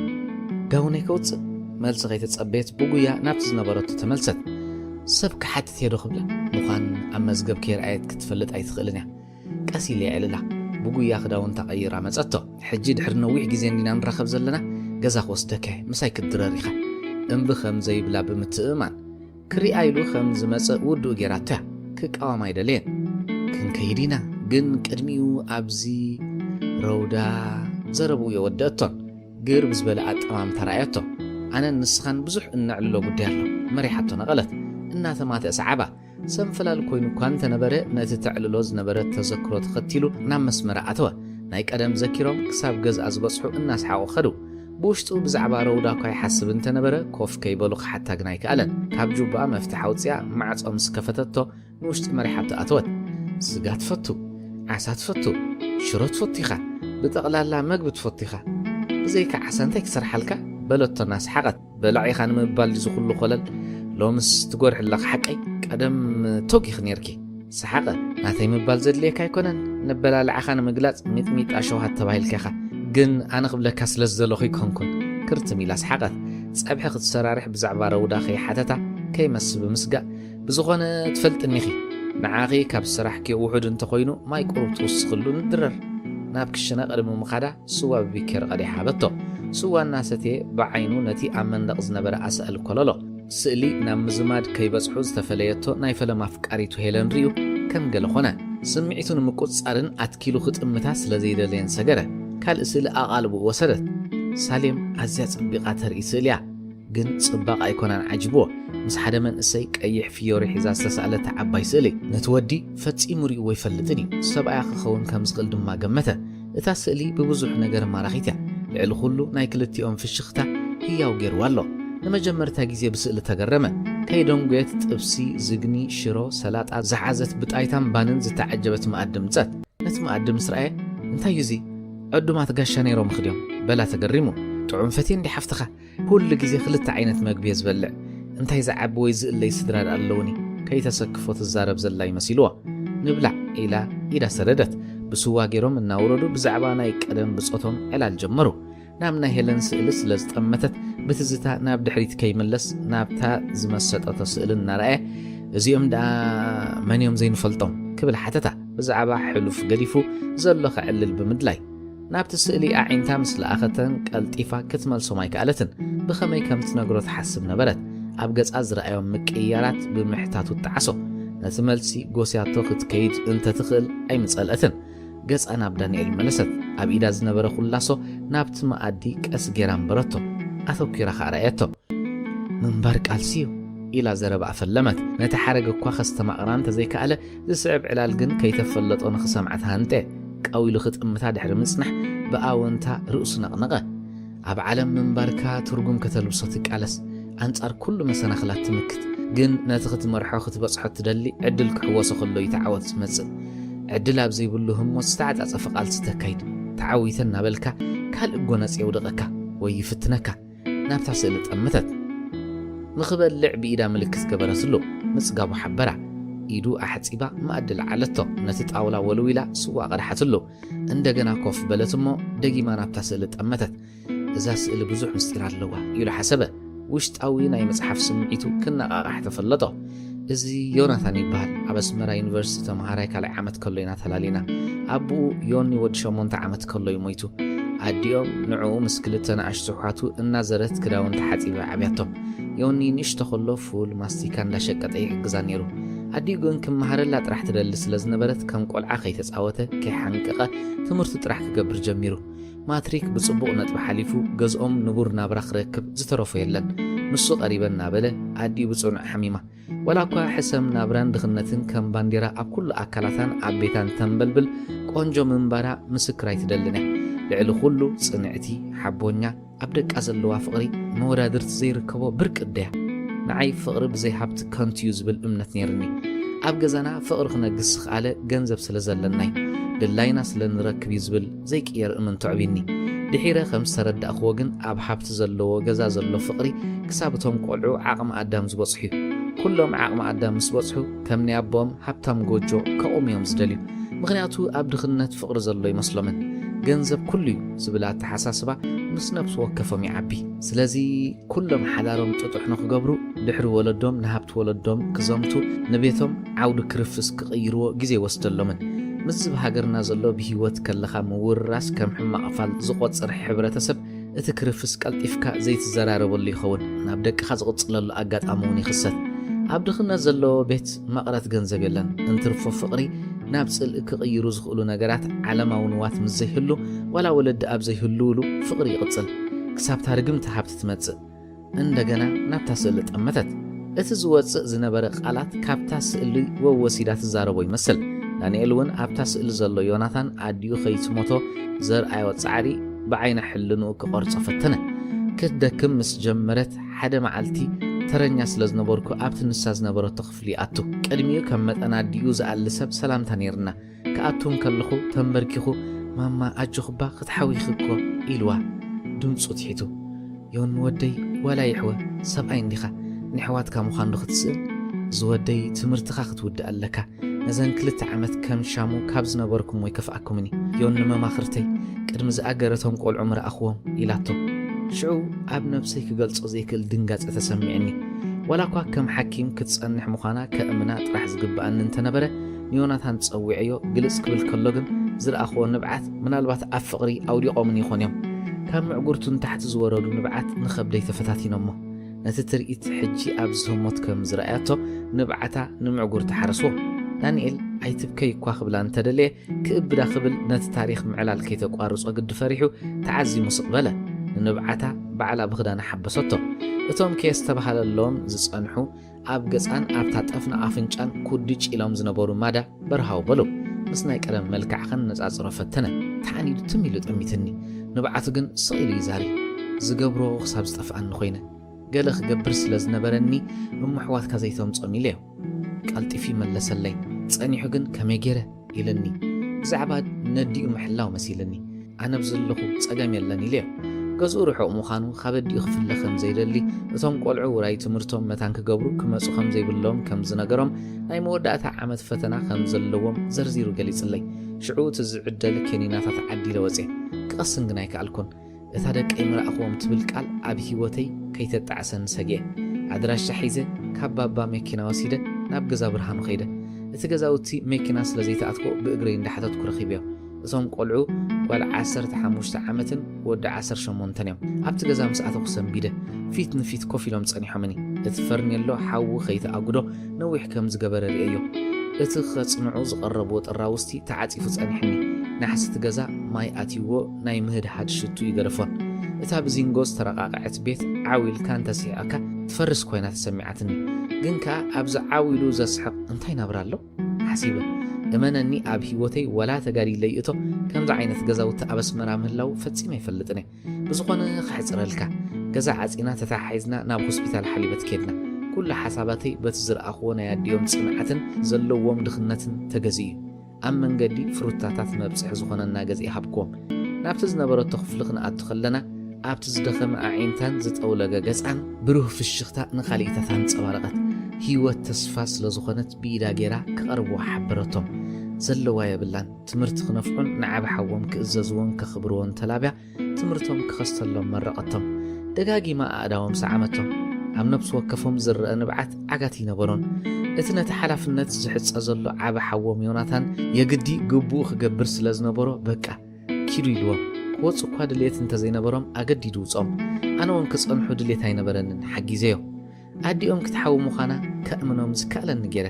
ኣብ ቤት መግቢ ብሓይሊ ብልዕዮም ኣብታ ጸባብ ክፍሊ ምስኦም ነዊሕ ጸኒሐ ድሕሪኡ ናብ ሓሊበት ተመሊሰ ዘሕዝን እዩ ኣዲኦም ዓሪፋ ጸኒሓትን በቃ በዚ መጺኦም ዘይበሎም ንብዓት ካብ ኣዒንቲ ሳሌም ተፈርሺሑ ኣይጸንሑን ኣዒንቲ እውን ንብዓት ኣዝሮቐ ኣተሓዚነዮም ዮናታን ግን ትምህርቱ ምቕጻል ኣብኒ ተቖራፂ ክገብረሎም ንናብርኦም ዝምልከት ባዕለይ ክሽፍኖ ፈቲነ ኣቕቢፁ ስራሕ ጀሚሩ ዝሓዚ ሒዙ ናብ ገዝኡ ጉያ ተታሒዝዎ ከም ኣዲኡ ናብራ ከም ቆርበት ኣልፊዕዎ ግን የግድ ክኽእሎ ነይርዎ ብኸምዚ እናቐጸለ ዘይሓሰብናዮ ኣብ ውራይ ፍቕሪ ኣቲና ድሌት ኣይነበሮን ፍቕሪ ግን ነይርዎ ተለማሚድና መጀመርታ ናይ ኣሕዋቱ ምውጋን ተታሒዝዎ ሓዉ ንዩኒቨርስቲ ኣትዩ ሓፍቱ እውን ስዒባቶ በቃ ሩፍታ ተረኽበ ብዛዕባ ነፍስና ክንሓስብ ኣሕዋቱ ተባቢዖምና ኣብ ህይወተይ ከም ናቶም ፍቕሪ ኣይፈልጥን ገዛና ተመርዓዊ ኢሎም ይህውኽኑ ስለ ዝነበሩ መጀመርታ ኒዮኒ ከእምኖ ሓያል ጻዕሪ ካይደ ከም መሓዛይ ተመሲሉ ገዛናይ ኣቱ ስለ ዝነበረ ንመርዓ ፍጹም ክቕበለኒ ይደልየን ንዑ ዝረኣዮ ዝነበረ ናይ ገዛና ኣተሓሳስባ ንዓይ ጓናይ ኣብ ገዛና ፍቕርን ምትሕላይን ጥራሕ ምህላው እየ ዝፈልጥ ንሱ ግን ብንጹር ነጊርኒ ንዓይ እንተተመሪዕኽኒ ካብ ኣሕዋትክን ስድራኽን ተነጽሎ ክገጥመኪ ኢልኒ ሰንቢደ ከምኡ ምሕሳቡ ዓብ ጌጋ ከም ዝነበረ ስድራይ ጽቡቕ ህይወት ንኽህልወኒ ጥዑይ ቤተሰብ ካህንጽ ከም ዘተባብዑኒ ዘረብኡ መበገሲ ከም ዘይብሉ ኣምሪረ እናበኸኹ ነጊረ ኩልና ኣብ ገዛና ዘሎ ጸጥ ጽቡቕ ኢና ነስተብል ኩሉ ሰብ ወለዱ ሓላላትን ለባማትን ምዃኖም ጥራሕ እዩ ዝፈልጥ ናይ ስድራ ቤታት ናብራ ከም ዝብዓይንኻ ዘሎ በሰር ዘይትርእዮ እዩ ብዝኾነ ኣሚኑ ንመርዓ ተረዳዲእና ንባባ ነጊረዮ ተሓጒሱ ብድሕሪኡ ብዛዕባ ዮኒ ነጊረዮ ኣብ ገጹ እንታይ ስምዒት ከም ዝነበረ ፈጺመ የቐልብ ኩሉን ከም ዝሕፍረት ዓይነት ደኒነ ታሪኽ ህይወት እዮም ንዕሊልዮ ኣብ ሳልስቱ ባባ ዮናታን ከይምርዓዎም ዒድኒ ዘቕረበለይ ክልተ ምኽንያት ዘገርም እዩ ንስኺ ተጋዳሊት ኢኺ ንሱ ዘይተጋደለ እዚ ኩሉ ተጋዲልካ ኣቲኽስ ኢሉ ዘረቡ ጠልጠል ኣቢልዎ ተጋዲለ ስለ ዝኣተኹስ እሞ እንታይ ቅድሚ ምባለይ ኣነ እኮ ብህፃነይ ዕምቆት ፖለቲካን ናጽነትን ከይፈለጥክዮ ሜዳ ኸይደ በላሕቲ ብጾተይ ምሂሮምኒ ኣፍሊጦምኒ ኩሉ ሰብ ክጋደል ኣይክእልን ኣነ ብምግዳለይ ንፍቕርና በኣሉታ ክጸልዎ ጉቡእ ኣይኮነን ኢለዮ ቀዊሉ ተገሪሙ ጠሚትኒ ኣንቲ ሳሌም ጓለይ ተጋዲልካ ኣቲኽስ ነዚ ድኻ ዝኽተም ዳንኤል ከይተፈለጦ ኣቦኹ ባዕሉ ነዚ ቐላት ተዛሪብኪ ኢሉ ኾለፋ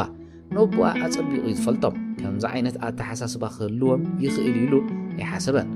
እጎ ባዕሉ ብሕዋተይ ወይ ብማማ ተደፋፊኡ ክኸውን ይኽእል ግን ባዕሉ ኢልኒ ከረድኦ ፈቲነ እንኳን ኣብኒ ድሕሪዚ ምስ ኩሎም ገዛና ኣኼባ ጌርና ክሳብ ሽዑ ናይ ገዛና ሓይልን ናይ ገዛና ሽግር ፈታሒትን መማኽርቲ ነብሲ ወከፎም እየ ነይረ ናብቲ ቕኑዕ ዝብሎ መንገዲ ይመርሖም ዘይምስማዕ እንተተፈጢሩ ይረዳድኦም ዝኾነ እንተጋጢሙ ኩሎም ሳሌም ሳሌም ይብሉ ነይሮም ኮይን ተሪፉ ምስ ተኣከብና ካብቲ ጽቢተይ ወጻኢ ዋላ ኣሕዋተይ ብንዕ ቀጠሚቶምኒ ኒዮኒ ክምርዓዎ ከም ዘይብለይ ተራዳዲኦም ወዲኦሞ ስለ ዝጸንሑ ሓደ ዓይነት መርገጺ ሒዞም ሓንቲ ነገር ኢለዮም ንዓይ ትፈትውኒ ተሓሊለይ ስለ ዝኾንኩም ዲኹም ኒዮናታን ክምርዓዎ ዘይትደልዩኒ ኢለዮም ኩሎም ብሓባር እወ ኢሎምኒ ኣነ ግን ስለ ዝፈትወኩም ንናትኩም ምርጫታት ከይኩለፍ እየ ዝሕግዘኩም ኣብ ነብሲ ወከፍኩም ህይወት ኣቴ ወሲነ ኣይፈልጥን እትኸድዎ መንገዲ እየ ዝስዕብ ኢለዮም ከም ናተይ ተመሳሳሊ ጉዳይ ኣብዚ ገዛ ተላዒሉ እዩ ሽዑ ኣብ ምርጫ ናይ ሓውና ክንኣቱ ከም ዘይብልና ንባባ ረድየዮ ሕጂ ግን ዋላ ንስኻ ንምርጫ ይተቃዊምካዮ ኢለዮ ነቲ ምንኣስ ሓወይ ኣይመለሰለይ ነዊሕ ተኻቲዕና ተሪረዮም ሽዑ በሉ መርዓ ይትረፍ ኣነ ኣብዘን ዘለኽዎን ክልተ ክፍልታት ሓዳረይ ክጅምር ኢለዮም ክንሓስብ ኢሎምኒ ተረዳዲእና ፋሒልና ብድሕሪዚ ባባ መርዓ ግበር ኢልኒ ኒዮናታን ኣብ መርዓ ገንዘብ እንተጥፋኣና ትርጉም የብሉን ኢለዮም ገዛና ግን ናይ ሓሶት መርዓ ገይሮም ተበሊዑ ተሳዕሲዑ ሕጂ ክዝክሮ ተዋሶይ ኣብ ሕጽኖትና ጥንሲ ሒዘ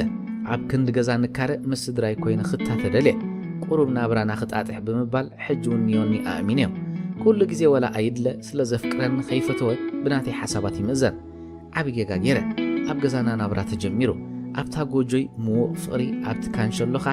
ዓብ ጽልእ ተፈጢሩ ኣብ ክንዲ ዝሕግዙኒ ብጽል እኽሪኡን ጀሚሮም ክንኣቱ ክንወፅእ ብኽፉ ዓይኒ ይጥምቱና ምስ ወለድና ኩሉ ነገር ክገድፍዮም ኢልና ሓሲብና ክንጽመም ተረዳዳእና ምስ ዝመጸ ሰብ ክሓሚኑ ጀሚሮም ፍጹም ነጺሎምኒ ፈዊስዋዩ እናበሉ ክዛረቡ እውን ኣይተሰከፉን ዳንኤል ብዙሓት ሕቶታት ተፈራረቕዎ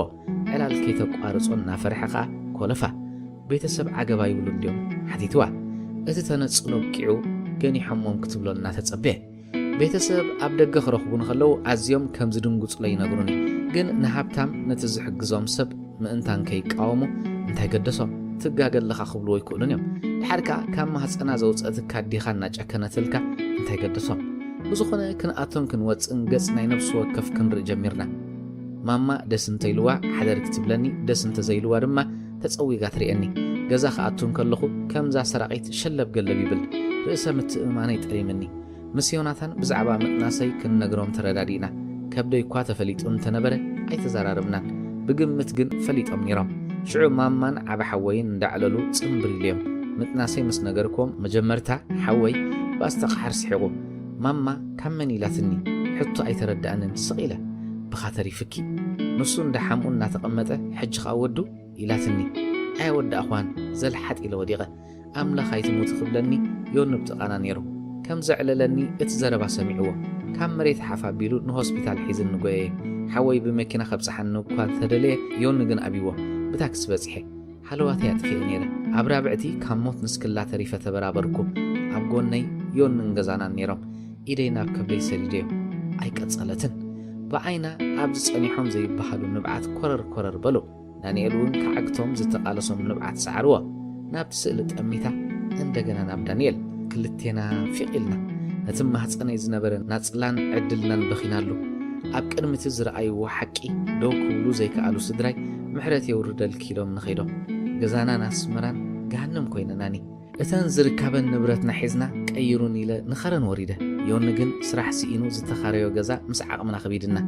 ዮኒ መዓልታዊ ስራሕ ጀሚሩ ማህፀነይ ረኽሲ ገይሩ ቀልጢፈ ጥንስኻ ዘይከኣልኩን ሓንሳብ ዓለም ካን ተጸቢባ ናብ ዑንቅያ ትቕየር ኣእምሮኻ ብዛዕባ ዘይፈታሕክያም ጸገማት ክሓስብ ካልእ ጸገም ተገቲሩ ይጸንሐካ ዘይርግኡ ሰብ ኩሉ ግዜ ይስሳቐ ብዓቐን ናይ ግዜ ስድራይ ንኣዋሪሖም ኣብ ልዕለይ ግፍዕ ፈጺሞም እቲ በሰላ ግን ፈጺሙ ይሓውኒ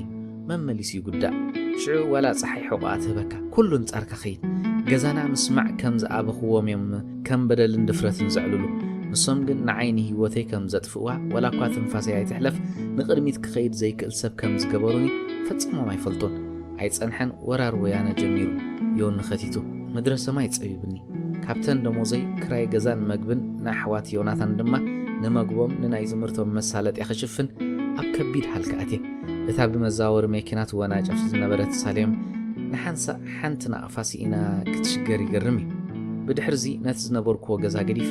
ክሓስረለይ ኣብዚኣ መፅየ ንዮናታን ደብዳቤ ጽሒፈሉ መልሲ ግን ኣይከም ዝተጸበኽዎን ዓይንታ ንቑልቁል ኢኻ ትንትንበለት ዳንኤል ክሳብ ነቲ ታሪኽ ትቕጽሎ ባዕሉ ክግምት ፈተነ ሳሌም ናብታ ስእሊ ዘይኮነት ናብ ብድሕሪ ዳንኤል ዝነበረ ጥቕሲ ጠመተት ዓይንታ ተተኺለን ዓይንቲ ዳንኤል እውን ሰዓባ ብዓብዪ ዝተጻሕፈ ጥቕሲ ኣብ መንጎ ህይወትን ሞትን ዘሎ ፍልሊ ፈጺመ ይፈልጦኒ ኣብ መንጎ ምህላውን ዘይምህላውን ዘሎ ራሕቂ ግን ልዕሊ ዝኾነ ይርድኣኒ ነታ ጥቕሲ ዳንኤል ክትንትና ፈተነ ሳሌም ትረኻ ቐጸለት እቲ መልሲ እንታይ ይብል መሲልካ ንዓይን ኣሕዋተይን ክትሕግዚ ናብ ረኺት ዝረጊ ኣነ ወሊደ ዘርአይ ከይቅጽል ወሊደ ከይስዕም ስድራኺ ኮሊፎም እዮም ንዓኽ ኣለኪመኪ ግን ፈጺመ ኣይቅየመሎምኒ እቲ ምንታይ ዓቕሞምን ብስለቶምን ንሱ ስለ ዝኾነ ኣብ መንጎ ህይወትን ሞትን ዘሎ ፍልሊ ዘይርድኣኒ እኳ እንተኾነ ኣብ ምህላውን ዘይምህላውን ዘሎ ራሕቂ ግን ኣስተማቒረየ ምረቱ ልዕለይ ዝፈልጦ የለን ስለዚ ሳሌም ሓፍተይ ምስ ስድራኽ ተዓረቒ መታን ምንባር ክትቅጽሊ ወሊድክ ከዓ ክትስዕሚ ዓቕሚ ኣለዎም ወፃእ ኺድካ ክትሕከም ትኽእል ኢኺ በጃኽ ሃልውለይ ክትነብሪ ክትህልው ዝግብኣክ ጽብቕቲ ፍጥረት ኢኺ ኢለኒ ንዑ ገዲፈ ተሓኪመ ክወልድ ምናልባት ካብ ዝኾነ ሃብታም ሃብቲ ናይ ኣቦይ ዘይርኢ ስድራይ ብሃብቱ ዘኽብርዎ ወይ ነቲ ዘለዎም ንዋይ ዝውስኸሎም ነታ ደብዳቤ ምስ ነበብኳ በኼ መወዳእታ ዘይብሉ ብኽያት ኣይጸንሐን ኣብ ሳልሳይ ወራር ወያነ ተሰዊዩ ክትውድኦ ዝተሃወኸት ክትመስል ኣሕፂራ ወዳእቶ ንብዓታ ደሪቑ እዩ ናይ ከብዳ ተዕልሎ ሰብ ብምርካባ ጾራ ከም ዘራገፈት ካብቲ ዝጸንሓቶ ፍኹስ ዝበላ ይመስል ዳንኤል ወላ እኳ ንብዓት ጸረር እንተበሎ ተዓዚሙ ጠመታ ውሽጡ ድማ ተሓመሰ نتي تاريخ بحيل قيرو دليه بترباص لما تحوصه ግን ከመይ ጌርኪ ተሰውኢ ትብሊ ብኸመይ ተረጋግጺ ኒዮናታን ህይወት ዘርዩ ከቐጽሎ ሓለነ መስዋዕት ክሳብ ዝንገር ክጽበይ ክእልኒ ተጋዳሊት ምዃና ኣይትዘንግዕ መጥባሕቲ ኣሃዱ ኮይነ ኣብ ዓውዶ ውግኣት ብኣጋጣሚ ኣሃዱ ናይ በዓል ዮናታን ኣያጓነፉንን ሳልሳይ ወራር ምስ ተዛዘመ ናብ ከረን ወተሃደራዊ ሆስፒታል ተመሊሰ ኣሃዱ ኣበይ ከም ዘለዉ ምሳሓተትኩ እቲ ሓደ ምዕራብ ብለካ እቲ ካልእ ቡረይ ደግመልካ ሳልሳይ ሰብ ደቡብ ኢሉ ከእምነካ ይፍትን ምኽንያቱ ካብ ዝሕቶኻ ከመይ ገይሩ ይሃድም ጥራሕ ዝሓስብ ንዳንኤል እኹል ጭብጢ ኮይኑ ኣይተሰምዖን እዋ ብኸምዚ ክትሰው ኢልክ ደምዲምኪ ተገሪሙ ሓተታ ናይ ዮናታን ህይወት ክትሰርር ተራእየቶ ኖኖ ኣረጋጊፀ ናብ ማእከላይ ቤት ጽሕፈት ብምኻድ እቲ ኣሓዱ ኣበይ ከም ዘላ ፈሊጠ ኣብኡ ዝጸንሑ ብጾቱ ግላስ ኣሎ ወፃኢ ሕክምና ከይዱ ክብሉ ንፈቲኖም መስዋዕቱ ረጋጊፀ ከም ዝመጻኹ ዝገረፎ ደብዳበን ካልእ ሰነድን እንተልዩ ክወስድ ጥራሕ ከም ዝመጻኹ እሚንዮም ምስቶም ደቂ ኣሃዱ ጽቡቕ ርክቢ ነይርኒ ዳርጋ ኣሃዶ እዮም ንሕክምና ገለ ክመፁ ከለዉ ከይረኣዩን ይከዱን ንነብሲ ወከፎም ይፈልጦም ወግዓዊ ኣይኹን እምበር ብዙሕ መረጋገጽ ኣለኒ ክውሕጦ ዘለኒ ሓቂ መስዋዕቲ ምቕባል እዩ ኣብዚ የለ ክነብር ኣይክእልኒ ከም እትፈልጦ መስዋዕቲ ብጻይ ምንጋር ዓብ ገበኒ ስለዚ ካብዚ ምህዳም ዝግበር ጉያ ክትርድኦ ኣለካ ተነጊር ክዲ ኺልካ ይተዋጥረኒ ኣሲለ ክነግረካ ተስፍኡ በኒኑ ብሰላሕታ ነብዓት ፈሰሰ ዋ ኣንታ ወታደር ዘይኮንካን ኣነ መጽሓፍ ስለትፈትዮ ነጊረካ በጀኻ ጨኒቐካ ካልእ ንዕልል ናይ ብሓቅና ዓይዲኻ ክትሪአኒ መጺኻ ብሕቶ ኣርእስቲ ቀየረት ስለዘይ ሰምዓ ካልኣይ ግዜ ደገመትሎ ብሓጺሩ መሊሱ ነቲ ዘይውዳእ ታሪክ ክቕጽሎ ደልየ ኣይኮንኩን ግን ዝጸንሐክ ጽሑፍ ነይሩ ዶ ብግድኡ ሓተታ ንምስሊ ዮናታን ብዓይኒ ሕልእኑ እናቐረጸ ናብ መን መጺኻ ንገረኒ ንቕድም ከም ዘይትገርፎ ፍለጠ ግን በየን ከም ዝጅምሮ ሓርበቶ ነቲ ኣወንዚፍዎ ዘሎ ታሪክ ዮናታን ምእንቲ ክትቅጽለሉ መምጺኡ ክነግር ኣለዎ ኣፍቃሪተይ ንምድላየ መጽ ድሕሪ ሳልሳይ ወራር ዳህያስ ኢነ ሓኪም ቦጠሎን ነይራ ሮዳ ትበሃል ብዘይ ስሩዕ ኣዘራርባ ከም ዝመጸሉ ቃላት ድርቤ ወላ እኳ ትፈልጣያ ኣይበል ዓይን ዓይና እናጠመተ ንግብረ መልሳ ብምህንጣይ ትጸበ ሳሌም ቀሲላ ነታ ስም ደገመታ ሮዳ መን ብታህዋኽ ሮዳ ሳልሕ ቀያሕ በቃ ቅምጥ ኢላ ሄለን ትመስል ወረ ሄለን ኮይና ትስምዓኒ ዝገርመኪ ኣብ ገጽ ሳሌም ዝረኣዮ ስምዒታት ዘቐጽሉ ኮይኖም ኣይረኸቦምን ካብ ዒንታ ዝፈሰሱ ንብዓት ንኸብዱ ዘራረግዎ ልቡ ፈጊላ ንላዕልን ቃዕረረት ትፈልጥያ ዲኺ ተሰዊኣ ድያ መልሓሱ ልኽትበለት ኣውያት ክድርጎሖ ተቓረበ ከመይሉ ከም ዝተንሰ ፈጺሙ ይፈለጠን ንብዓታን እናደረዘት ኣይትተሃወኽ ኣነ ስም መሓዛይ ሄለን ስለ ዝጸዋዕካ ነቢዐ ኣይፈልጣኒ እመነኒ ኣብቲ ገዛ ጸጥታ ሰፈነ ንሄለን ብምጥቃሱ ጣዓሳ ተሰምዖ ምስ ሳሌም ዘይፈላለያ መሓዙትን ብጾትን እየን ነይረን ሳሌም ድንግርግር ዝበለት መሰለት ከረን ምጭውቲ ختمያ ንፋስ ንውሰዶ መልሲ ከይተጸበየት ተበገሰት ሳሌም ንስድራ ክትቕየምሎም ዶ ምስ በላ ግልጽ ኢላ ጠመተቶ ኣእዳው ኮፍ ንኽብል የመልክታ ነበራ እንድዒ ብደዋ ዝሓተታ ሕቶ ዝተረዳእ ይመሰሎን ማለተይ ብኸመይ ትዝክርዮም እንታይ ዓይነት መልሲ ከም ትምልሰሉ ክፈልጥ ተሃንጢዩ እንድዒ መቸም ኣብ ስድራና ዘይተኣደነ ፍቕሪ ነይሩ ኒዮን ንምስሓዝኩ ተባኢስና ኢና ንሶም ስለ ዝሓለና ልኪ ንነብሲ ክትኮን ኢልና ኢና ይብሉኒ ብውሽጡ ድጉል ጽሊ ወይ ንዓኻ በዲሉ ዝረኽቦ ረብሓ ዘይብሉ ሰብ እንተኾይኑ ወላ ሰይጣን ተተመሪዕኻ ካብ ምምዓድ ዝሓልፍ ስልጣን ኣብ ልዕሊኻ የብሉን ብናተይ እምነት ዮኒ ጓል ሕድርትና እንተዝምርዖ እሞ ስርኤል እንተዝወልድ ክስዋእ ከሎ ስርኤል ስለ ዝገደፈ ኣብ መንጎ ምህላውን ዘይምህላውን ዘሎ ፍልሊ ኣብ መንጎ ሓድጊ ገዲፍካን ከይገደፍካን ምስዋእ ዘሎ ፍልሊ ፈሊጡ ኢሕና በለይ መሓለፈን ጽባሕ ኣነ እውን ከምኡ እየ እቶም ዝሓልዩለይ ነዚ ብዘይምፍላጦም ቀቲሎምን እዮም ክዝክሮም ኣይደልን ሓፂለ ክርሕቕ ይደሊ ግን ክርስዖም ኣይክእልን ብውሕዱ ህፃን ክርእን ከለኹ ስለ ዝተኸለፍኩ ከይፈተኹ ይዝክሮም ድሕሪ መስዋእት ዮን ነብሰ ቅለት ክገብር ደልየ ነይረ ሽዑ ኣብ ልዕሊ ሬሳይ ስድራይ ከይበኽዩን ከይቀብሩን ወረቐት ጽሒፈ ክገድፍ ግን ወላታ ሞት ኣብያትኒ ኣብ ክሳደይ ዝኣተወት ገመድ ነቲ ልዳት ንታሕቲ ስሒባ ሰበረቶ ኣብ ሕክምና ተወሲደ ወላ ሞት ሕቑ ሂባትኒ ሕጂ ክሓስቦን ከለኹ ይሕጎስ ምኽንያቱ እቲ ወረቐት ኣብ ኢድ ስድራይ እንተዝበጽሕ ምተጣዕሱ ምተሳቐዩ ኣብዚ እዋን ኮይነ ክሓስቦን ከለኹ እንተቐዲመዮም ክቐብሮም ኣይጸልን ስቃይ ክገድፈሎም ስለ ዘይደሊ ስለ ዘይቅየመሎም የመስለኒ ንኹሉ ረሲዐ ሕጉስ ህይወት ክሕልፍ ይደሊ ሓጎስ ተድላእ ብዘይ ፍቕሪ ስድራ የለን ዝነበረ ፍቕሪ ክመልሶ ዋጋ ክኸፍል ኣለኒ ስለዚ ንደዋወል ኢና ንራኸብ ኢና ንኹሉ ውሽጥና ጌርና ተመሊሳ ንኽሽና ኣተወት ሻህ ሰኽቲታ ተመልሰት ዳንኤል ማእለያ ብዘይብሎም ሕቶታት እኳ እንተተዋሕጠ በየን ከም ዝጅምር ሓርበቶ ነገራት ሕውሱስ በልዎ ንገሊኦም ካብቲ ብብሩህን ተስፉን ዝነበረ ትርኢታ ሕጂ ብማዳዝ ተጎብአ ምዕጉርታ ጎርጊሩ ክወስዶም ሓቀነ ብውሕዱ ብተዛማድነት ክምልሶም ነታ ዓለም ሕቋ ዝሃበታ ብፀይቱ ካብቲ ዝሃበቱ ሓበሬታ ተበጊሱ ናቱ ተምሳሌት ገይሩ ክቐርፃ ብቐዳሓትሉ ሻሂ ፊት እናበለኻ ጠመታ ገለ ከም ዝዘከረት ድሙቕ ፍሽኽታን ፀባረቐት ድሕሪ ነብሰ ቅትለት ምፍታነይ ረኽሲ ማህፀነይ ሓዊ ምህላውን ገለ ሕክምና ገይረ ክወልድ ከም ዝኽእል እንተነጊርኒ ኣሎ ኣትሳሊ ኣብ መወዳእታ ተበስርኒ ቀዲምክ ዘይትነግርኒ ሓጎሱ መግለጽ ሰኣነሎ ዳኒ ትዝክረዶ ምስ ሄለን ከለና ብሓሪ ጋሻ ከተፍልሓልና ክሳብ ሕጂ እታ ግዜ ዝክራን ተስሐቐንን ነቲ ፍሽኽታ ካዕካዕ ናብ ዝብል ድምፂ ወስኸትሉ ብርእሱ ገይሩ ከም ዘይዝክር ምስ ነገራ ንስኻ ብሓሪ ጋሻ ፍሊሕካልና ቀጠፍ እንተዘየልዩ ንሽኮር ኣብ ታኒካ ምኪኽካ ከም ቀጠፍ ከም ትጥቀመሉ ነጌርካና ምስከድና ካብቶም ምሳና ዝነበሩ ወደ ስመራ ድሕሪኻ መፂ ሽዑ እዚ ሻህ ሓሪጋ ይበሃል ኢላቶ ሄለን እንታይ ማለት እዩ ኣበይ ይፈሪ ኢለና ሽዑ ሄለን ሽሪላንካ ቀደም እንታይ ተባሂላ ትፅዋዕ ነይራ ኢላ ተሓቶ ሴሎን ኢሉ መሊስላ ልክዕ ኣለኻ በለቶ ሕጂ እውን ናይ ሽሪላንካ ቀጠፍ ሴሎን እዩ ዝበሃል ይብላ ዲግሪ ዝነበሮ ወዲ ልክዕ ኢላቶ ሄለን ሓሪጋ ከዓ ኣብ ቀጠፍ ዘይርከበሉ ቦታ ዝምስራሕ ቀጠፍ ሓሪጋ ኢልና ንፅውዕ ትብሎ ወዲ ብስሓቅ ክመውደሊ ዳንኤል ነታ ዕላል ዘኪሩ ሰሓቐ ብድሕሪ እዚ ዝተበታተኹ ተዘክሮታት ክዕልሉ ምሰዩ ንስኻ ብዓራት ደቅስ ኣነ መሬት እኳ እንተበለቶ ኣቕበፀ ኣብ መሬት ኣንፂፋትሉኻ ናብ ዓራታ ሓሊፋ ተገንበወት ኣዝዩ መስዩ መብራህቲ ጥፊኣ ግን ኣብቲ ጸልማት ኣብ ኣእምሮኦም ዝመላለሱ ዘይተመለሱ ሕቶታት ድቃስ ከልዎም ክገላበጡ መሬት ወገግ ኣበልዎ መሬት ንርእሳ ኢላ ወጊሓ ካብ ድቃሶም ክትንስኡ ከለዉ ኣብ ኣልኮላዊ መስተ ተኣሊኾም ከም ዝሓደሩ ኣራእሶም ፍግእ ክብል ደለየ ሳሌም ርእሳ ብጨርቂ ኣሰረቶ ቁርሲ ጌራ ከም ሻሙ ብሻህ ውረድዎ ክዳውንታ ቀይራ ንስራሕ ተበገሰት እሞ ብሓንሳብ ንኺድ ባዕሊ ክትሓትለይ ኣብ ግላስ የላን ኣብ ከረን ሕተት ኢሎም እዮም የሸግራ ከይህሉ እኳ እንተተሰከፈ ዝመጻሉ ጉዳይ ግን ንሱ እዩ ንምንዳይ ረውዳ ሳልሕ ትበሃል ውግት ይፈፂማ ያላን ዘለዋና ቦታን ዘይተመልሳ ውጋት ሽዱሽተን እዛ ትብላ ዘለኻ ግን ምስአን የላን ኣይትድከም ንጹር መልስ ሃበቶ ምናልባት ዘይፈለጠታ ከይትኸውን እኳ ስክፍታን ተሓደሮ ክመላለሳ ግን ኣይከኣለን ተዓኒዱ ድማ ጠመታ ዝያዳ ክትብርሃሉ ደልየት ምስተን ውጋት ኣጸቢቕና ኢና ንፋለጥ እዛ ስም ፍልይት ስለ ዝኾነት መሓስኳ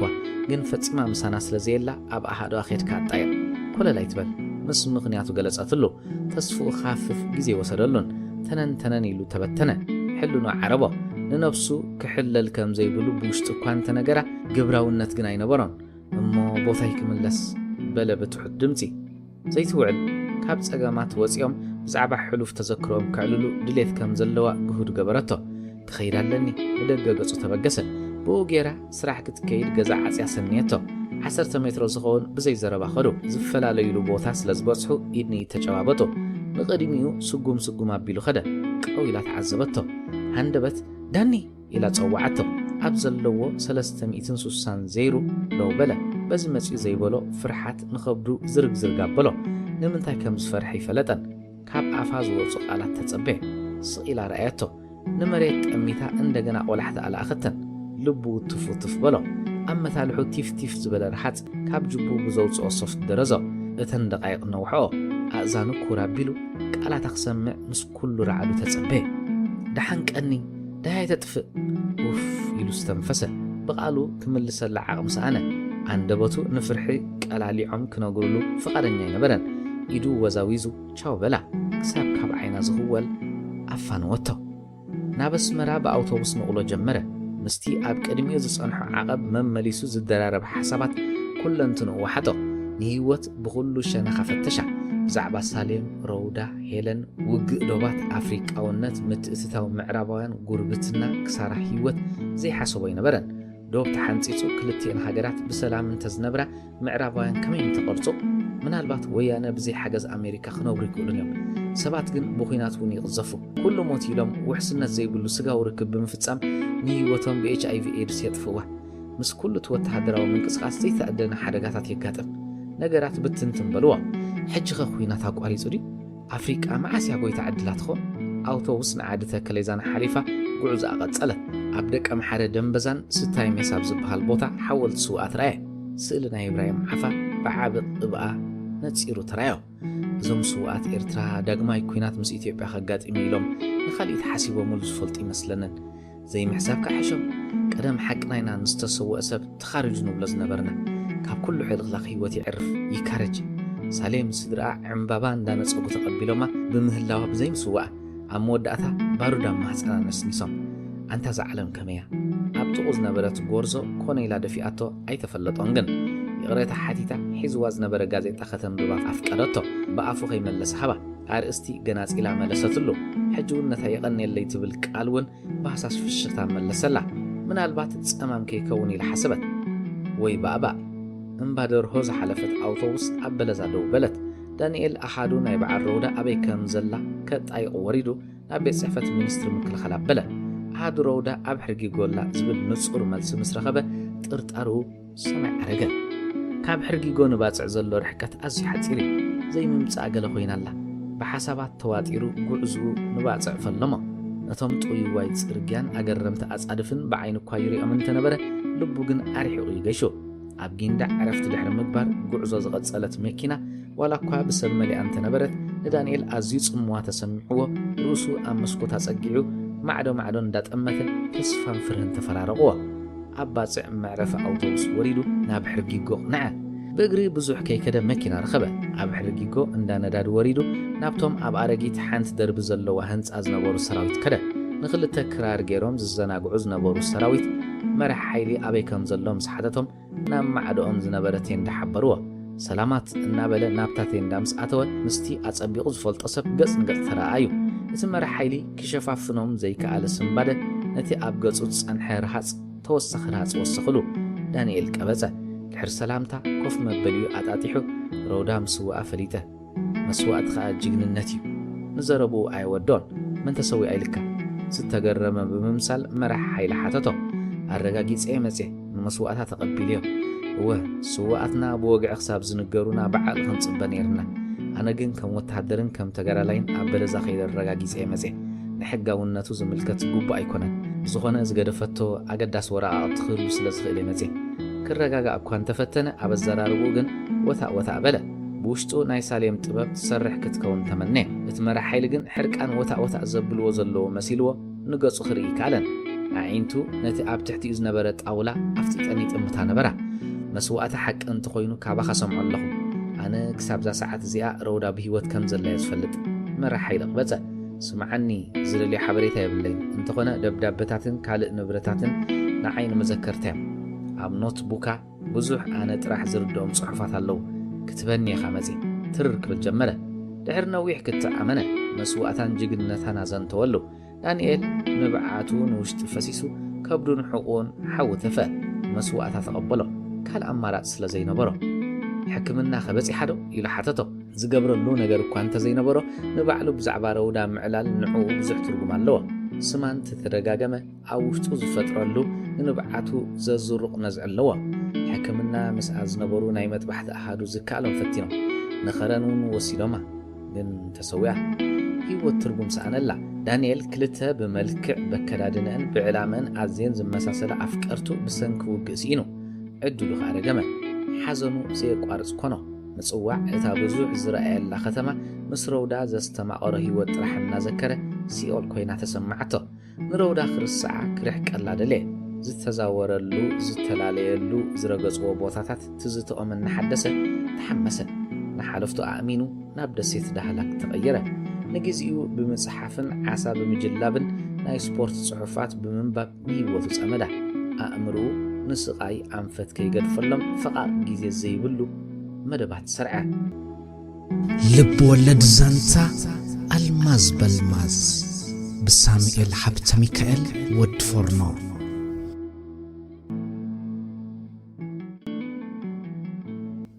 ኣቶ ተስፋይ ሰራውር ገጹ ካብ ዕድሚኡ 3 ዕጽፊ ዝዓበየ ምሰልዎ ነታ ሒዝዋ ዝነበረ ሽጋራ ብሓይሊ ደጋጊሙ ሰሓባ ኣብ ቅድሚኡ ኣብ ጣውላ ዝነበሩ ወረቓቕቲ ዓቕሉ ጽበብሉ እቲ ቤት ጽሕፈት እውን ጸሎ ንወዲ ኣባዲ ንዓይኑ ክሪኦ ተጸይንዎ እኳ እንተነበረ ስራሕ ኮይኑዎ ኣማራጽ ሰኣነ በታ ዝተወደአት ሽጋራ ካልእ ሽጋራ ወልዐ ዓይኑ ፍጢጡ ድሕሪ ምርኣይ ኣብ እንዳ ሙልጌታ ሓይሊ ክትጥቀም ኣይነበረካን አንደኛ መሳርሕትና ሓጋዚና ስለ ዝኾነ ካልኣይ ነገር እቶም መሻርክቱ ጻዓዱ ኣብ ኤምባሲታት ዘጋጠሞም ከውሪታዮም ቢሮና በቀሊሉ ከም ዝሕዛ ዝኣመኑ መሓዙትና ክንዕቁና ያማንታ ንስኻ ግን ሓደ ደደብ ኢኻ በስምዒት ተዛረበ ወዲ ኣባዲ ቀድሚ ምምላሱ ሰዓረን ዕቁባይን ማዕጾ ኳሕኩሕም ኣተው أبقى أتو تسفاي زرأيو حركان معي كبلو معي كالن كم عند ما أخل تفناتيتهم دوبلو حيلي خيتا تقمنا كسلت أي كلني مولجيتا ودا أباد زربو خي ودا أتو تسفاي نتت أولا بيدو اللهمو عبت أولاز نبرو ورقا قطي نلعل حافلهم نابز نبرو وتملسو سلستهم عبالات ستا تشمع سعر انت حد شلكا ناب سعرت أمته حتو هندبت كونو بنقرقر بزبالة أندبت نعايديهم أتو تسفاي تملي صحاتته ملس خيتا تسبي حدش يلن تأزاز كنوسدينا وتعتقبله حركان أتو تسفاي كم ذا الشغلوك هذا أنت أرنيا ناي تأزاز من نقرني لك باك أجاب سحاقة عقباي نابون تسجيرو زملسو كالسلاسل جمرة اندقنا شقارة واللع أتو تسفاي نابزن نابتن بلا كسمعو زي كالو مس نبسو ززاربوم زنبرا قالات كسمعو فتنو اتا شقارة زي حازت تساقاميت إيد أونا جفا دومسو عاو بمبال إنفورميشن نخمت مربا بزرقح زراليوم إنفورميشن مصرخوبكو اتنتنوم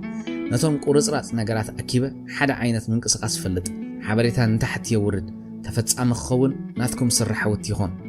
أنا تفتسام خوينو دو يكونني كتاتل جادرة زمن لسينا برن باش مركاس حاجة نبعل سعره كوف نخبلو عمل كتلهم بوتو أمس حزو كالإشغارة ولعو أمس كوت تساقيع نأدي سابا بأنكرو تعذبا عين زر انت خوينو نحات إرقزي اتبيت صحفت سب زي بلو مسألة حدش نجر كم زرخبة كلتفيلو أو ومبرخوف بلا إذا سب زي أنت هديمة بجانو انتاي كم نخون حسابوتا سلازي انتاي نكبر اسك حسابكم أمتو نود أبادت أمتو بتزاواري أو أوزل لو أمنت جلسة لتختنك أساقصل لوزس أنحت هيرو تامسالة زبل الباسبورت تتقملو اللايل أي قمتن إذا باسبورت زي تاميناتو من برا زرقاق صوج ابترخيبنا مغنياتو هيرو تامسالة أب دبي تقمت أب إثيوبيا إنفستر تقبر تدل زيقا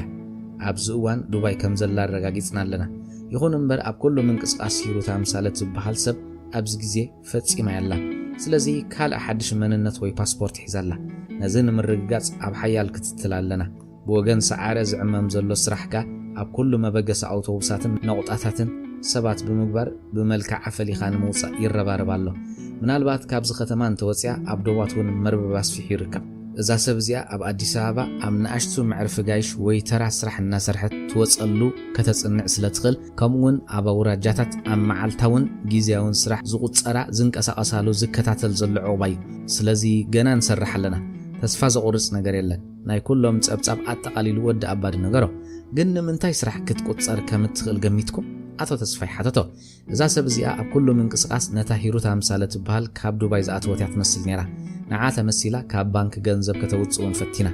ناب أب دبي زلو أدراش أمس دولنا هيروت دبي كم اتملسة الرقاقيسنا جنزبهم كأكبوب زحبرناهم اتجنزب بتنقع تحت ترارينا سلازي جنزب كترخبولو تخيل من قد يلن كتبلع كتزوميا ويجيزي وسرح كدلياي ترفن ترخيبا نما قدي وي نزل أخوا ختركب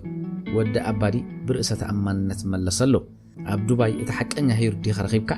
يقات انتانا كركب دليت نبرو لنفسو كابت حتات النتناس أخقبر زخيل حبريتا كركبن كوتسنا اللو انت خوينو اللو دخمت مسارح تبربيرو خك العمد ليه هيرو دبي مهلاواغن بمن قدونا الرقاقيسي أبو أرخيبيو سراح كيدا مهلاوان انت دليا مشت كرخبا خمزغيل النجيرني أما سيو دويلة مجمرتان أبو أرخيبيو تسقنيحو الرخيبني سلامتا تلواويتنا كبلا زخيل سلازينا برني كرولا لا مخاني نجير عتيا تما أديدو نجرم عبال تا مخان كاز نجر كام مسلني نتافقا من قد خق في حدلي ود أبادي رؤسو بمغنا باون تملسه عطو تسفاي بأكاجا إسحاقا موتريلا خون فتوان بلوم سلستيهم قرن لابلوم كفتوان ناتون كفتا سول كل إلو أقرب وانبره وعي نجر كأززو حبرم سعره هو خيلو شه أززه بمن قدتها موتريلو جيرو نابني آتو تسفاي موتريلا آتيو اندقنا ناب تليفون آتو تسفاي آتيو عب سكرتار بسحة عقبايون تمسسال شه أززه ود أباد كيج بزمازو عندبت ماكياتو أززه سكرتار بزسمعاتو تأزاز كلتا شهن حانت ماكياتو الحيزة تقبش بلت نسا عبكال عد خلا عبدو باي كمزل لاغيرو أبو آخر رخبا كاي كإلندي نعاوة سمعي تسمعو أي كإلني مجمرتا كابتن عبدو باي زدو ولوز نبورو خلهم تساوعيت ألفنا تنتين نعينا هيروت مس دبي فتسي مركب يبلان كالسي يترف نيفا قتيليو زبل وي تمسسال حبريتاي تلاكن كالاي زتسغاغو ركب ناي قدن ابتا قدامي تزلو ولا ناي نفاس منقسقاس شش زبل كم سمع ኣብ ነዊሕ ስለ ዝተመከሩ ነዚ ስራሕ ዝተዋህቦም ዝደናገሩ ይኮኑን ኣነ ብቐጥታ ነቲ ስራሕ ይወዳእኮን ኣብ ምጥላፍን ምጭዋይን ዝተምሃሩ ወገናት ከም ዝሳተፉ ገይረ ብልክዕ ግን ኣባላት ስልታ ምዃንና ነጊርናዮም ኢና ወዲ ኣባዲ ንዝቕፅል ሕቶ ክምልስ ተዳለወ እዛ ሰብ እዚኣ ምስ ማንም ትራኸብ የላን ኢኻ ትብለን ዘለኻ መን ይሕግዛ ተገረመ ኣቶ ተስፋይ ቀዳማይ መጻወዲኡ ብምፍሻሉ ሕርቃን ወረሮ ብውሽጡ ብዘይ ሓገዝ ካልኦት ነዚ ስራሕ ክትሰርሕ ክሰድዋ ይክእሉን እዮም ኢሉ ሓሰበ ከም ግምተይ ካብ ስዑድ ወይ ዱባይ ሓበሬታን ናይ ፋይናንስ ሓገዝን ይለኣኸላ ነይሩ ንሳ ኣብ ትግራይ ኢንቨስት እትገብር ተመሲላ ብትሚዩም ፓስፖርት ኣዲስ ኣበባ ኣትያ ናይ ፋይናንስ ጸገም ንምፍታሕ ኣብ ባንክ ብስምቲ ሓቀኛ ሂሩስ ተጠራቐመ ገንዘብ ክትወስድ ፈቲና ካልኣይ ኣብ መጀመርታ መታን ክትመጽያ ትግራይ ከይዳ ኸይንብል ገለ ጽሑፋትን ክዳውንትን ትገድፍ ኣብቲ ትድቅሰሉ ሆቴል ናይ ነዊሕ መዓልቲ ሕሳብ ትኽፍል ምንባራ መኪና ትካረ ኮታስ ኩሉ ምንቅስቓሳ ናይ ገንዘብ ሽግር ኣይነበራን ኣብታ ኒኢቫ ዝቐተለትላ መዓልቲ ቱታ ጌራ ወፅያ ኣብ ቦርሳ ክዳውንትን ዘይረብሑ ናይ ኮስመቲክ ቀንጠመንጠን ጥራዮም ነይሮማ ኣብ ከባቢ ናሽናል ናብ ለጋሃር መንገዲ ዝተጨራረመ ወረቓቕት ትረኺብና ስለዚ እተን ለቢሳተን ዝነበረት ክዳውንትን ኣብ ጁባ ውሱን ገንዘብን ጥራይ ትሪፍዋ ድሕሪዚ ነተን ክዳውንቲ ኣብ ፌስታል ጌራ ድርብያተን ካልእ ናይ ተራ መጎልበብ ኣደረ ክዳውንቲ ገዚኣ ናብ ጅቡቲ ኣቶ ተስፋይ ነዊሕ መግለጺኡ ንኹሉ ዝሓሰቦ ፋሕክ የብለሉ ብምባል ኮለፎ በቃ እዚ ጸብጻብ ቀዲመ ሰሚዐ እየ እዛ ሰብ እዚኣ ሻዕብያ ሊኢኹማ ንድሕነታ ኣይሓስቡ እንድዮም ንናይ ወዲ ኣባዲ መግለጺ ከኣምኖ ጸጎሞ ሻዕብያ ንድሕነታ ይሓስብዮም ናትና ዘይኮኑ ሰባት ይከታተልዋ ኣለዉ ክሳብ ሕጂ ግን ውፅኢት ኣይረኸቡሉን ስለዚ ንዕኦም እውን ተሰዊራቶም እያ ዘላ ኣፍ ልቡ ነፊሑ መለሰሉ ሕዚ ዝእመን ተዛሪብካ ኣይወፀትን ማለት እዩ ክንቅድሞም ኣለና ምስጢር ክቐብሩ ከይቀትልዋ በርትዑ ኩሉ ተስፋ ሸተቶ ዘይምውፅኣ ንባዕሉ ዓወቲና ኣቶ ተስፋይ ኣብ ዱባይ ዓብዱ ኣብ ሓደ ብኽራይ ዝሓዞ ገዛ ኮይኑ ሰባት ኣዋፊሩ ሓድሽ ሓበሬታ ይጽበ ኣብ እንዳ ኣቶ ኣምሳለ ዝግበር ርክብ ክጥለፍ ስለ ዝኽእል እዩ ገዛ ፈልዩ ሚለና በኣትያ ዘየደቅስ ግድል ኮኖ እምበርዶ ነዛ ብኽብሪ ክትምለስ እያ ክዝበልኳ ኣስመራ ዳግማይ ክትርያ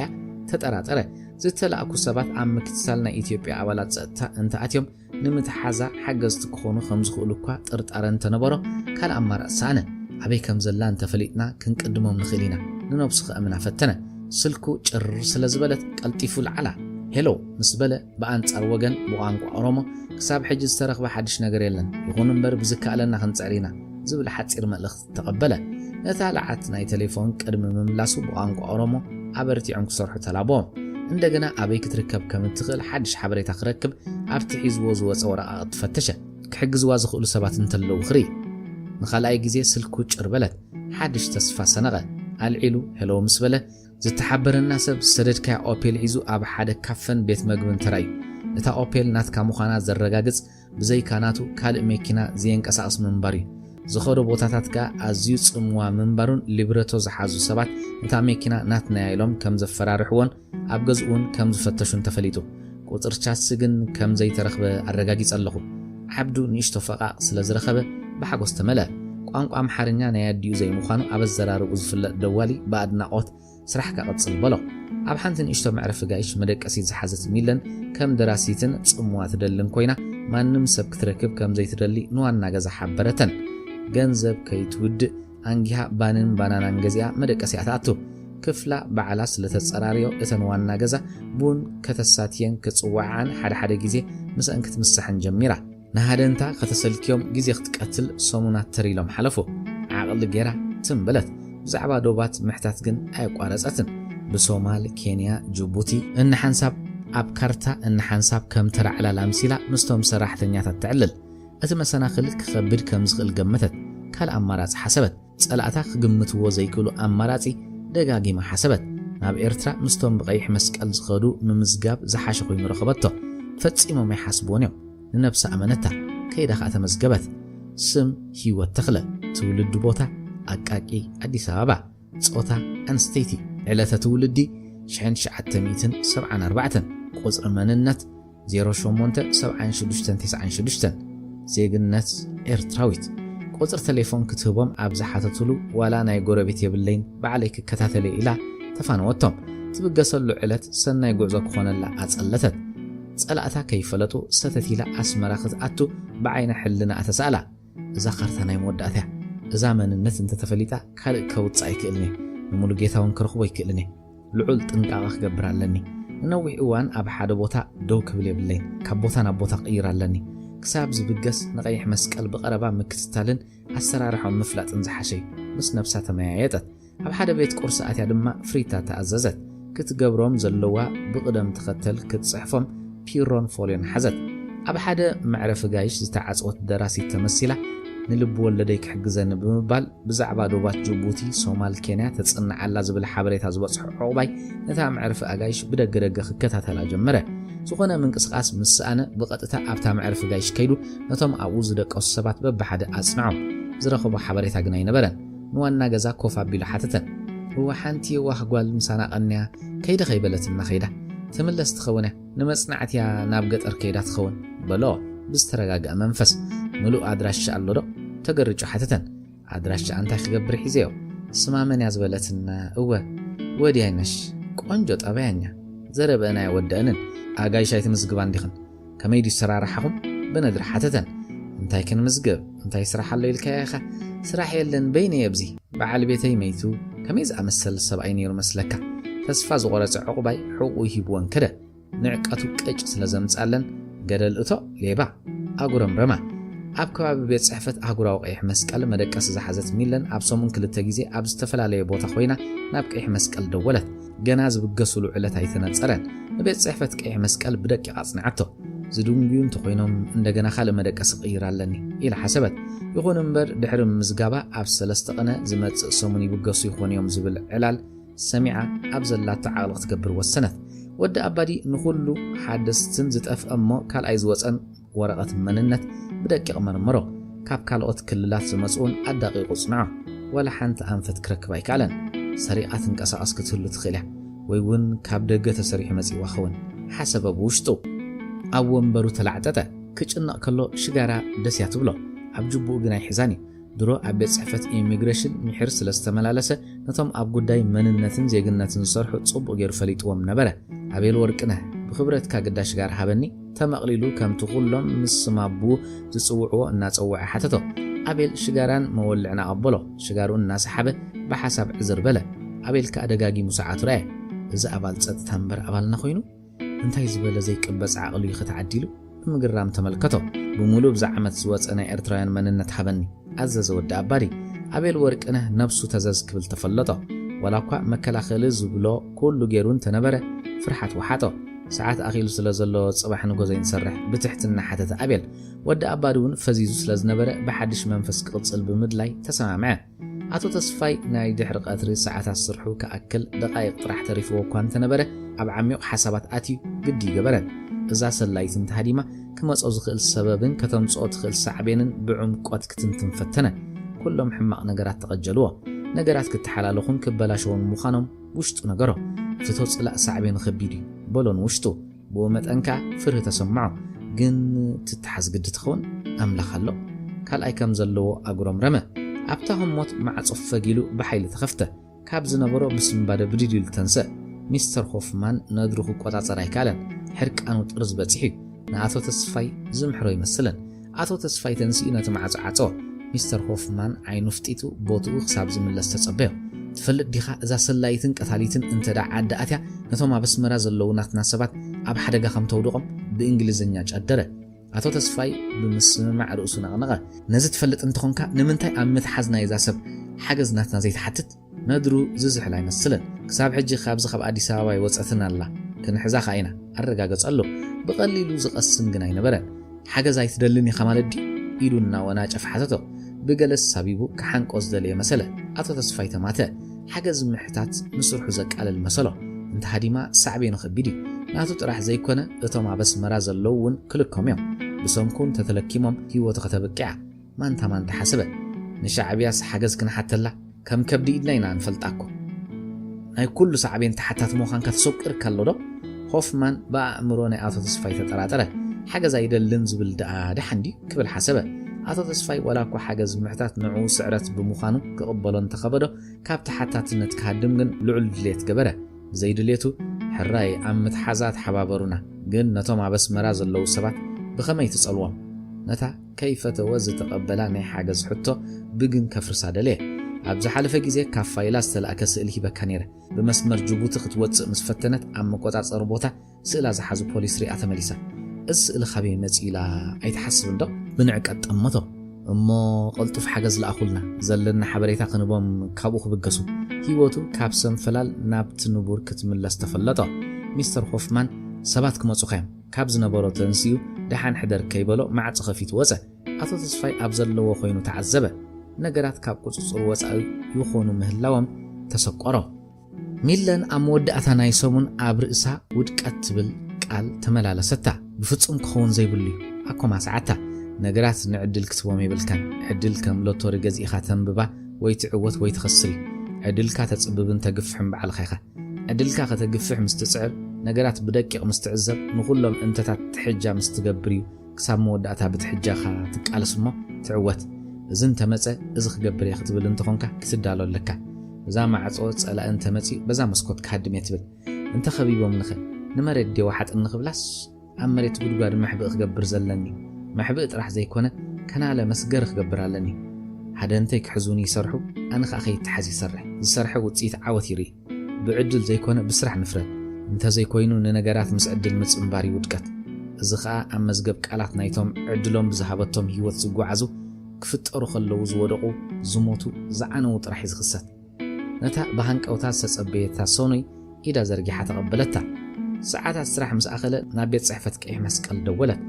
ረቡዕ ንግሆ ናብ ኤርትራ ክትነቅል ምዃና ተበሰረት ነቲ ብስራት ክትጽምብሎ ፈቃደኛ ይነበረትን ኣብቲ ቤት ጽሕፈት ዝተጻወደ ሸረኽ ከይህሉ መጽናዕቲ ከተካይድ ወሰነት ከም ኣመላ ክትገብሮም ዘለዋ ናይ እንተታት መፍትሒ ክትናዲ ክትኣስር ክትዝርዝር ወዓለት ንሰሉስ ተቐቢላ አንጊሃ ብምትንሳእ ናብ ቤት ጽሕፈት ቀይሕ መስቀል ከም ናይ ጽሬ ሰራሕተኛ ተመሲላ ነገራት ከመይ ከም ዘለዉ ብዕምቆት ፈተሸቶም ክሳብ ሕጂ ብለማጽ መንገዲ ይኸዱ እኳ እንተለዉ ክቀያየሩ ከም ዝኽእሉ ኣመነት ነፍሳ ሕጂውን ብዘይትሕጃ ክሳብ ትብገስ ክትኣምና ይደልየትን እንተኾነ ውሽጣዊ ስምዒታ ተሓጎሲ ጸምብልዮ ይብላ ነበረ ናብቲ ኣብ ጥቓ ቤት ጽሕፈት ኣህጉራዊ ቀይሕ መስቀል ዝርከብ መዕረፊ ኣኸደት ቢራ በላ ድሕሪ ነዊሕ ሓደገኛ ጉዕዞ ንነፍሳ ከተደስት ወሰነት ቁም ነገርን ፀወታን ክትሓናፈፁ ከለዉ እዮም መቕረስ ዘለዎም ዝብል ሓድሽ ፈሊጥ ክስዕራን ግዜ ወሰደላን ኣሰል ከይቲ ናይ መጀመርታ መዓልታት ከም መፈተነ ዓቕሉ ዝተቐበለን ወዲ ኣባዲ ናይ ሰሉስ ድሕሪ ቀትሪ ተፍቲሹ ዓቕልኻ ዘጽብብ ተመሳሳሊ ሓበሬታ ነበሮ ኩሉ ንጹር ኣቤል ወርቅነህ ሎሚ እውን ከም ሶኑይ ሰዓት ከኣኽለሉ ልዑል ህንጢነት ነበሮ ንነብሱ ወከፍ ኣብ ሰዓቱ ዝርከብ ናይ ደቂቕ ምንቅስቓስ ብኣንክሮ ፀጸኒሑ ይዕዘብ ዝፍደሰሉ ሰዓት ኣኸለ ወዲ ኣባዲ ግን ነቲ ዘሎ ሓድሽ መንነት ክውድእ ደልየ ሂወት ናታ መንገድታት ኣለውዋ ኣቤል ኣብ ሂወቱ ዝነውሐት ሰዓት እንተልያ እዛ ናይ መወዳእታ ሰዓት እያ ምኽንያቱ ብግቦ ከም ዘይሰርሕ ትምስክረሉ ሰዓት ስለ ዝኾነት ቁኑዕ ምዃኑ ክትፍረድ ንነብሲ ወከፍ ደቃይቕ ተኸታተልዎ እንተኾነ ካልኢት እውን ናቶም መንገዲ ኣለዎም ስለ ዝኾነ ኸኣይ ወዲ ኣባዲ ድሕሪ ሰዓታት ስራሕ ናይ ግድን ሎም ክውዳእ ስለ ዘለዎ ወላ ሙሉእ ለይቲ ኣብዚ ቤት ጽሕፈት ክሓድሩ ከም ዝኽእሉ ብንጹር ንኣቤል ዝሓበሮ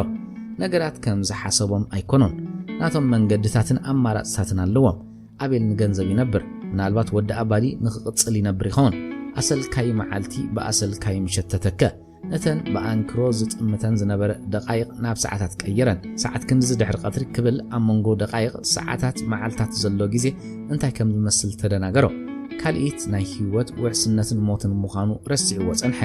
ወዲ ኣባዲ ከባቢ ፍርቂ ለይቲ በቶም ክዕመቱ ዝቃለሱ ዝነበሩ ንዓይንቱ ዘጠራጥሩ ቁፅርታት ተዓዘበ ቁፅሪ መንነት 087697 ዘመልከተቶ ዕለት ምስቲ ቁፅሪ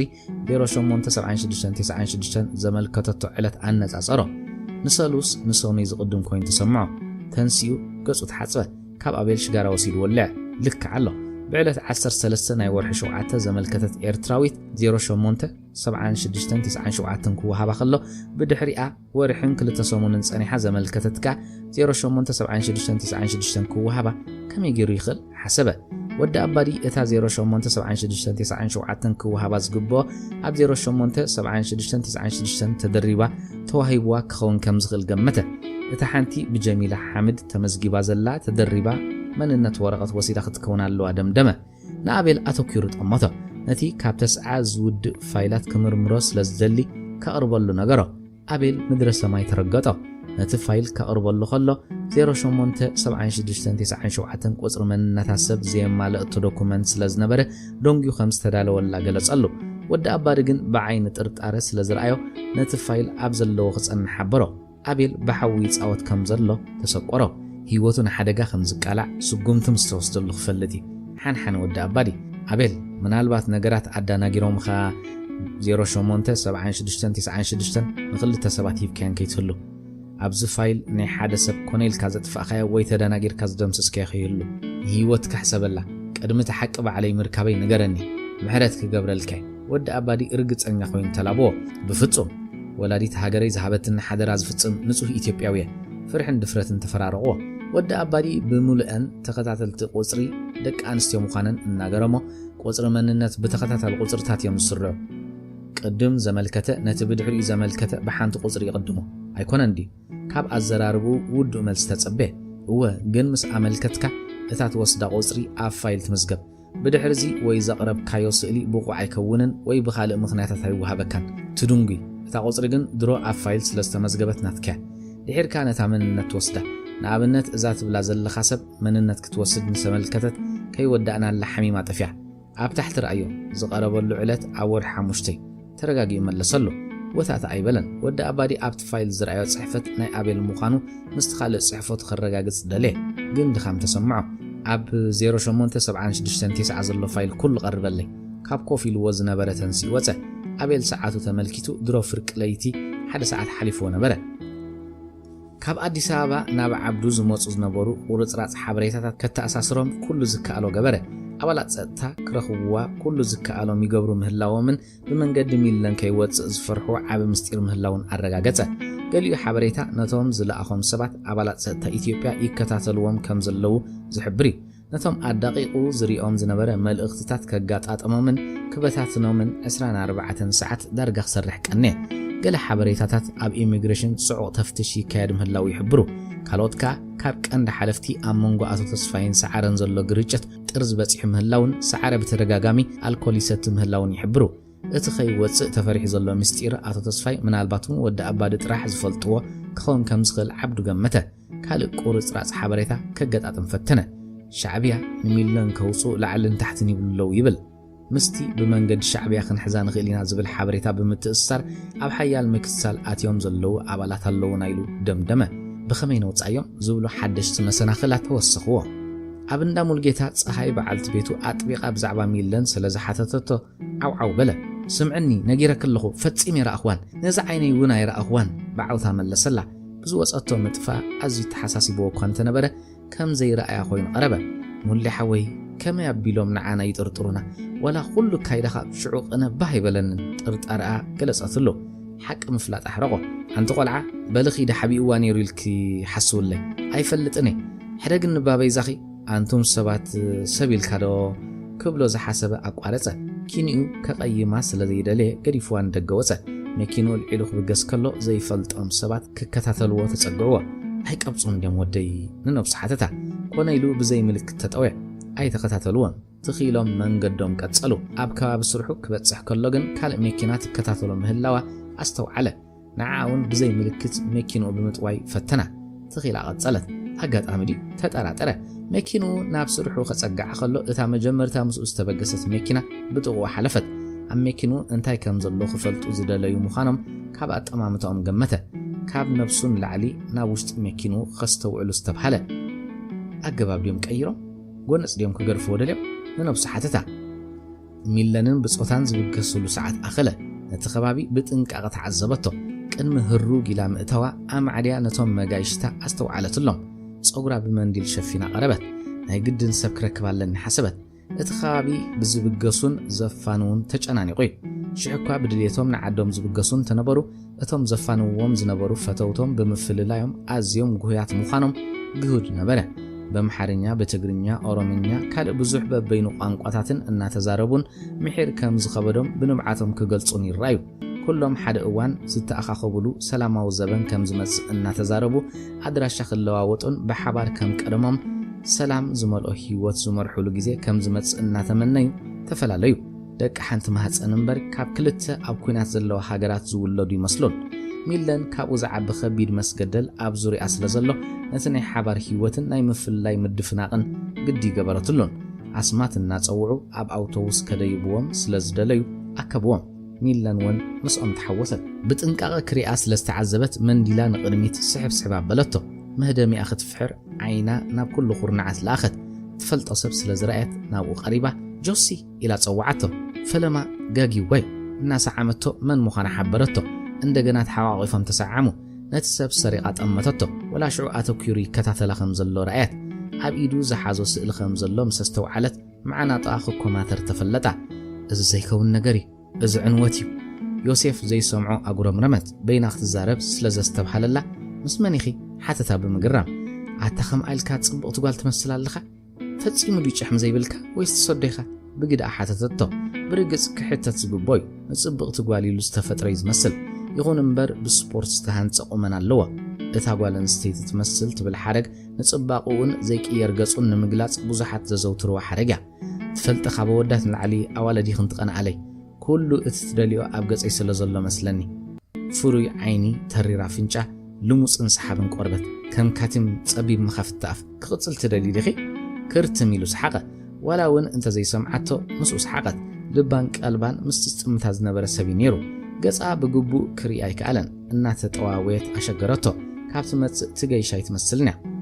ዘፋኑ የብላ ንብረት የብላ ንጥርጣርኡ ተወሳኺ ኾኖ ናብቲ ቤት ጽሕፈት ኣተወ ፋይል ናይዞም ዝብገሱ ዘለዉ ክርኢ ዝኽእል እንተኾይኑ ሓፍቱ ተመዝጊባ እንተኾይና ኸረጋግጽ ሓተተ ሓንቲ ጸሓፊት ከም ዝከኣልን ኮፍ ኢሉ ክጽበን ሓበረቶ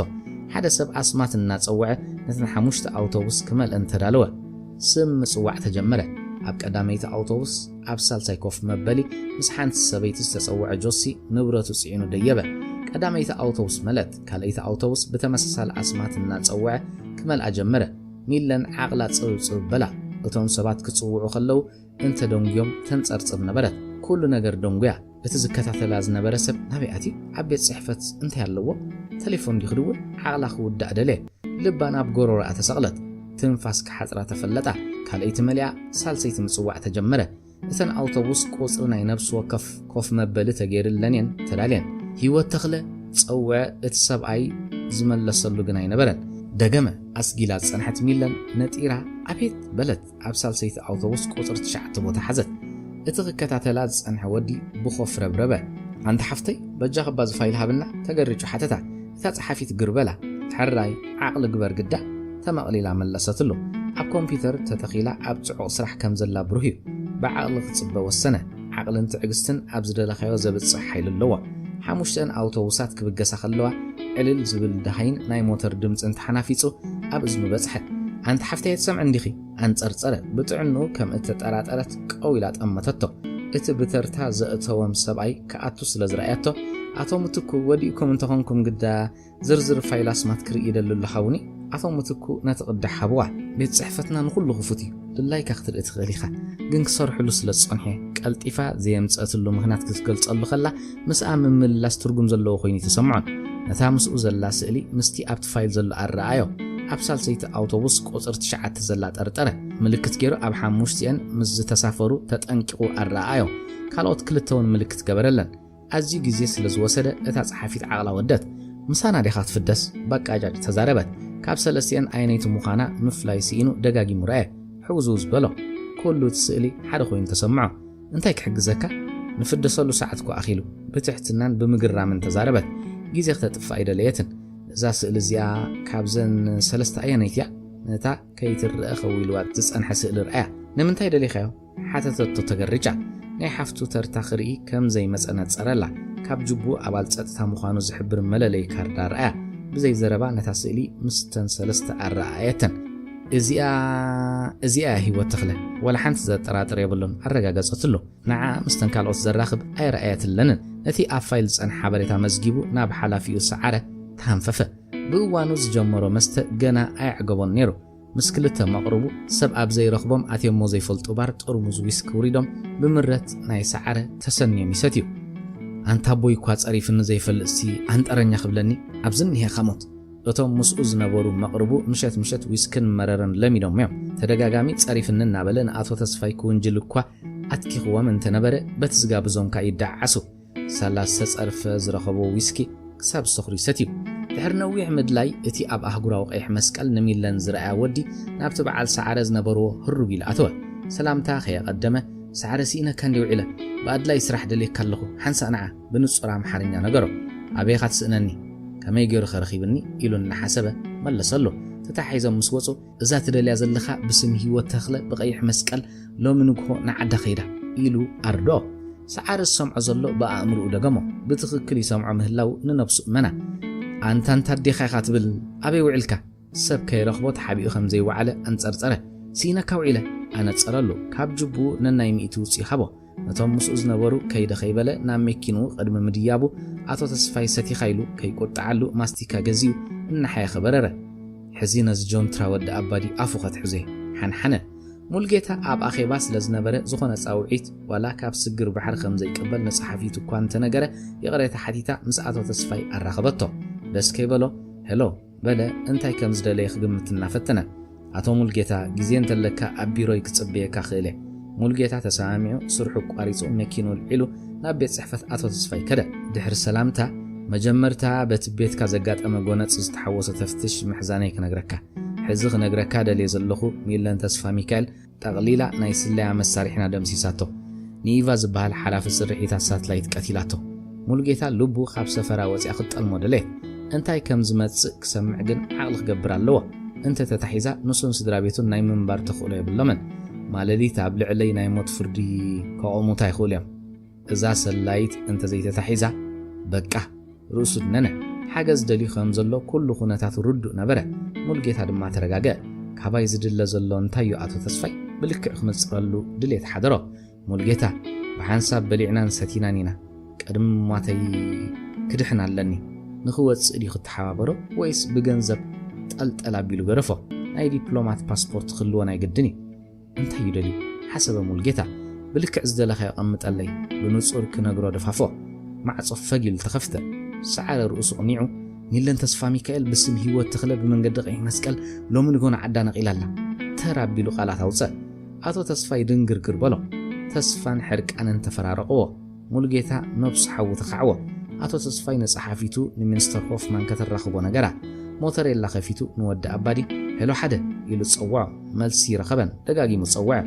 أبدان وغيدو زخه هنسرطره نابك إح مسكال كدول تدانا دانا سعر نتصور حبريتا لكالي هو تخلع عندهم قصر مننت 0.79696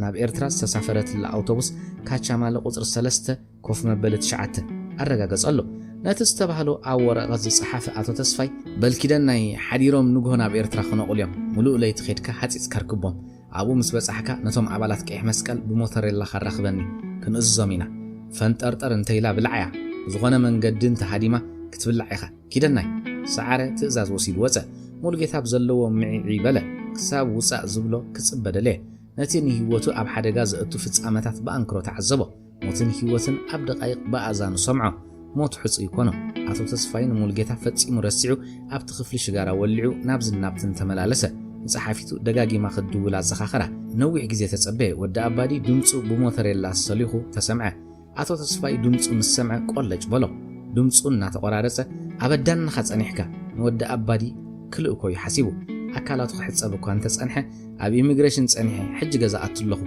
كال أمارات إنا بران أكالاتي كحص أبن تيلوه ترأي كخيبلو فريهيو زحسوا إيميغريشن تسأنح هيو تخلع عندهم قصر مننت 0.79696 إلى أوتي أب من قد قيح مسك المخدت أردو نتا قصري ود أبادي دقما تأرت إرواد سأنحي أتو تسفاي إذا قصر مننت تأرت إريانيره بسم جميل أحمدين كالغا تدريبا واتي أيليو كأمن اللي هيكاله نخلو أسر دمسي سوي رؤسو أب كل التخت في القعدلات مني نصو أتو تصفي جدره عبيل ورق نهي زامن النت نزع شرموتان نجميلات بحالن دريبه هبوان إن حن الرقاقة صلو بالعيو بزي نحسي حج بالعيو أتو تصفي بسمعي جدره موترلو بحيل قباب بيلو عطوه عبز نبورو تلعدي تخف بلا أعمي قدم ما استنفسه ممولقيتا شعو استبحللو صحافيتو أقداس صاوعي سلازلو كترخبو حتى تطو أتو مولقيتا خدو للكا كان واقعنا يغرتا وسأل لي مخانوز فلت مولقيتا مساسيلتا عليه مستر هوفمان بسرح وسئلو كان رخبو زكا لنا غيرنا أي سلطان يغرتا بلت بإنجليزية صحافيت مستر هوفمان حتصير حبريتا هبا أتو تصفاي بعقلي زمت تتصبيه بأقداس سرح دليو سلازلو أبسترخبو اللي جزير رخبني تمحت أنا ሙልጌታ ከባቢኡ ብደቂቕ ድሕሪ ምዕዛብ ብናይ ጎደና ቴሌፎን ንኣቤል ወርቅነህ ካብ ኣፍ ሓርገጽ ከውፅኦ ደወለሉ ንኣቤል ከድሕኖ እንተዘይኪኢሉ ሕልንኡ ከምዘ የቕስኖ ከሎ ገና ተረድኦ ብዘይ ምሕረት ከም ዘጥፍእዎ ፈሊጥ እዩ እቲ ከይፈለጠ ዝኣተዎ ጉዳይ ሳዕቤኑ ሞት እዩ ነብሰ ስጉእ ግፍፍ በሎ ንዕኡም ብዘይ ንሕስያ ከቃብፅዎ ከም ዝኾኑ ገመተ ኣቤል ካብ ስራሕ ክወፅእ እናተበገሰ ቴሌፎን ተደወለት ወዲ ኣባዲ ክመጽእ ራዮ ነገራት ተለዋዊጦም ከም ዘለው ንእለት ተሰወጦ ቴሌፎን ጭር ድምፂ ደጋገመት ካብቲ እትቕመጦ ተሰሓቢ ጣውላ ከልዕላ ኢዱ ምስ ሰደደ ቀደመኒ ዝበለ ወዲ ኣባዲ ግንባሩ ካብ መሬት ሓፊሉ ንድሕሪት ወደቐ ድምፂ ናይታ ሽጉጥን ኣውያትን ተደሚሩ ንተገልገልትን ሰራሕተኛታትን ኢሚግሬሽን ዕግርግር ኣተወሎም ሙልጌታ ብቴሌፎን ዝሓለፈ ድምፅታት ኣብ እዝኑ በጽሐ ኣብ ዝነበሩ ኮይኑ ብልቡ ተነኽነኸ ልብ ወለድ ዛንታ ኣልማዝ በልማዝ ብሳሙኤል ሓብተ ሚካኤል ወድ ፎርኖ ዓብዱ ካብቲ ኣብ ፔርሙስ ዝነበረ ሻህና ቀድሐ ፊት ክብል ከሎ ሓደ ሓድሽ ርኽበት ከም ዝረኸበ ግንባሩ ጸጸኒሑ ዕጠሮ ካብ ኣዲስ ኣበባ ዝመጽዎ ዝነበሩ ሓበሬታታት ብጽሞና ክትንትኖም ፈተነ ዝበዝሑ ዝተኣሳሰሩ ጉዳያት ክረኽበሎም ኣይከኣለን ዳርጋ ጠቓሚ ሓበሬታ የብሎምን ምስ ናይ ሚለን ጉዳይ ዘራኽብ ስለ ዝሰኣነሎም ንኹሎም ብቐይሕ ፒሮ ሰረዞም ኣብ ህይወቱ ከምዚ ዓይነት ዑንቂ ዝኾነ ሕቶ ገጢምዎ ይፈልጥን ከመይ ጌራ ክሳብ ክንዲ ተሰዊራትና እንታይ ዓይነት ብልሕ ኣለዋ ኩሎም እቶም ዝተቐበሎም ሓበሬታታት ኣንፈት ዝሕብሩ ይነበሩን ምሳያላ ዝብል ይትረፍ ብዓይነይ ርእያ ዝብል እውን ተሰኣነ ኣጋምሸት ኣብ ቤት ጽሕፈት ኢሚግሬሽን ሓደ ሰብ ብጥይት ተቐቲሉ ዝብል ሓድሽ መልእኽቲ ምስ በጽሖ ቁሩብ ተስፋ ረኸበ ከይዶም ጎየት ስልኩ ድምፂ ስምዐት ደዋሊ ካብቲ ቀዳማይ ዝሓሸ ሓድሽ ነገር ኣቕረበ እቲ ዝተቐትለ ሰብ ሰራሕተኛ ኢሚግሬሽን ምዃኑ ስሙ ግን ክሳብ ሕጂ ከም ዘይፈለጥዎ ሓበረ ካልእ ደዋሊ ቀተልቱ ኣባላት ጸጥታ ምዃኖም ነገረ እዚ ተቐቲሉ ዘሎ ሰብ ንምንታይ ኣብ ስርሑ ቀቲሎሞ ንምንታይ ዘይመርመርዎ ዝብሉ ክትንተኑ ዝግብኦም ነገራት ኣብ ቆፎ ኣእምርኡ ከለው ስልኩ ደወለት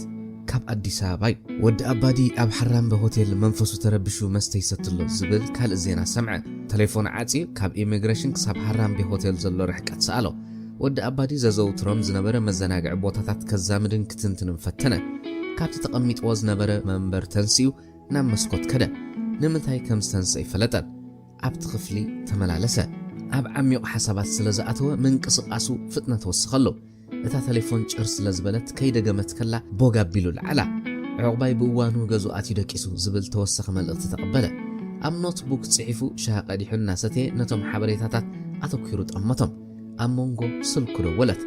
ኣቶ ተስፋይ ኣብ ቀጽሪ ናይ ገዝኡ ብሬድዮ ሞተሬላ ይዛረብን መብራህቲ ገዝኡ ተወሊዑ ኣብ ቀጽርን ውሽጥን ክንቀሳቐስ ተራይ ዝብል እዩ ነታ ቴሌፎን ናብ ቦታኣ ምስ መለሳ ካልእ ቅልጡፍ ሓበሬታ ዝህብ ደወለ ሰዓረ ኣብ ኣዲስ ኣበባ የለን በለ እዞም ካብ ዝተፈላለዩ ሰባት ዝኣከቦም ሓበሬታታት ንኽትንትኖም እኹላት ኮይኖም ተሰምዕዎ ተወሰኽቲ ሓበሬታ ክጽበ ክብል ከይወሰነ ከይተርፍ ብምስጋእ ርክብ ከቋርጽ ደለየ ነታ ለዓት ናይታ ቴሌፎን ኣልዒሉ ከም ዘይትድውል ገበራ ነቶም ኣቐዲሙ ዝተቐበሎም ሓበሬታታት በብሓደ ደጋጊሙ ነበቦም ዝሓዛ ቀያሕ ፒሮ ኣብ ኢዱ እናጠዋወ መኽደኒኣ ብኣፉን ንሓይኽን ኣብ ዓሚቕ ሓሳባት ተጸምደ ደጊም ዝጽበዮ ሓበሬታ የብሉን ነቶም ዝተቐበሎም ጥራሕ ምግጥጣም እዩ ብፍሩይ ኣብ ጥራዙ ክጭሕግር ጀመረ ፈለማ ዝመጸትሉ ሓሳባት ኣብቲ ወረቐት ከም ዝኽብል ኣስፈራ ወዲ ኣባዲ ንናይ ኢሚግሬሽን ሰራሕተኛ ምናልባት ምስ ሚለን ዝተረኣየ ወይ እውን መንነት ፓስፖርት ከተውፅእ ዝሓገዛ ሰብ ኣብ ማእከል ስርሖ ቀቲልዎ ብኢዱ ስለ ዘይሓዞ ዝፈጠረሉ መንፈሳዊ ነውፂ ኣብ ሃራምበ ሆቴል ካብ መዋቲ ብዙሕ ከይረሓቐ ብመስተ ክረጋጋእ ይፍትን ኣሎ ተስፋ ዝቆረጹ ዝወስድዎ ስጉምቲ እዩ ሰዓረ ንሚለን ወይ ካልእ ዝተሓባበራ ሰብ ክሕዝ ኣብ ስራሕ ተጸሚዱ ይርከብ ኣቶ ተስፋይ ሓድሽ ናይ ዓወት ሓበሬታ ክጽበ ሬድዮ ገይሩ ይከታተል ኣባል ኢሚግሬሽን ምስ ሚለን ርክብ እንተነይርዎ ነቶም ዘስለኹናዮም ኣባላት ተቃወምቲ ውድባት እውን ክከታተልዎም ይኽእሉ እዮም ክወፅለዎም ጽሒፉ ወደ ኣብ ወንበሩ ከዓ ተጸግዐ ለዓት ቴሌፎን ናብ ሰፈራ መለሳ ንእለቱ ጭር በለት ንጋት እዩ ኣብ ዘለኹ ቦታ ዘረቡ ይወደን ዓብዱ ሓበሬታታት እንተበዚሖሞ ንጌጋ ውሳነ ከየቃልዕ ወሰገ ሎሚ ኩልኹም ነናብ መበገሲኹም ውፁ ኣዘዞ ብኣንጻር ወገን ዘሎ ሰብ ግር ዝበሎ እኳ ይመስል እንተነበረ ተሰማምዐ ዓብዱ ነቲ ወረቓቕቲ ኣብ ቦርሱ ኣትዩ ኣብ ዓራቱ ጎቦ ኾነ ድቃስ ቀልጢፍ ክመጾ ግን ኣይከኣለን መደቀሲ ኸኒና ክወስድ ካብ ዓራቱ ተንስእ ካልእ ሓሳብ መጾ ኣካላቱ ክሕጸብ ናብ መሕጸቢ ክፍሊ ሓለፈ ንነዊሕ ደቓይቕ ኣብ ትሕቲ እቲ ብመናፊት ዝወፅእ ማይ ጸንሐ معصو كحكح سل السمعه نتبون بعتي شغمانو تعاطيقو معصو خفته بزيك اتو امثاله زموصو سب يبلون اتو مثاله ايدون سلامتانا زرغخه حدش ነገር አለዶ بسراتنا تصبخيه بصياف تግርኛ حتتو عبدو نقلتو بيدو ملكت ገيرو ناتو مثاله نوشت غزا مرحو زحبا امستير يبلين نتوم كدليوا زأتنايام ابالات تقاوم تودبات كالو واغا خين خفل كوص عزيزيام اللهو كساب حج بصحيو زلهو ነገር አባላት ጸጥታ ተስፋ ቆሪጾም ዘለው ምዃኖም ነሚላን ከቀጥሉዋ ወይ ከሕዝዋ ኣብ ስራሕ ዝተጸምዱ ሰባት ካብ አዲስ አበባ ወጻኢ ከታተሉዋ ወይ ይሃድንዋለው ቢዳ ዝሕዝዋ ይመስለንን ከቀጥሉዋ ይኽእል እዮም ወይ ከዓ ነብሳ ክትቀትል ትኽእል ነዚ 50 ሚእታዊት ይበልኹ 50 ሚእታዊት ናይ መውጻእ ትኽእል ኣለዋ ሓደ አባል ኢሚግሬሽን ምስናታ ጉዳይ ብዝተኣሳሰር ተቀቲሉ አቀዲማ ነገራት አጣሊላን ተኾይና ካልእ መንነት ተጠቂማ ክትስወርን ክትወጽን ትኽእል እያ ኣስፊሑ ገለጸሉ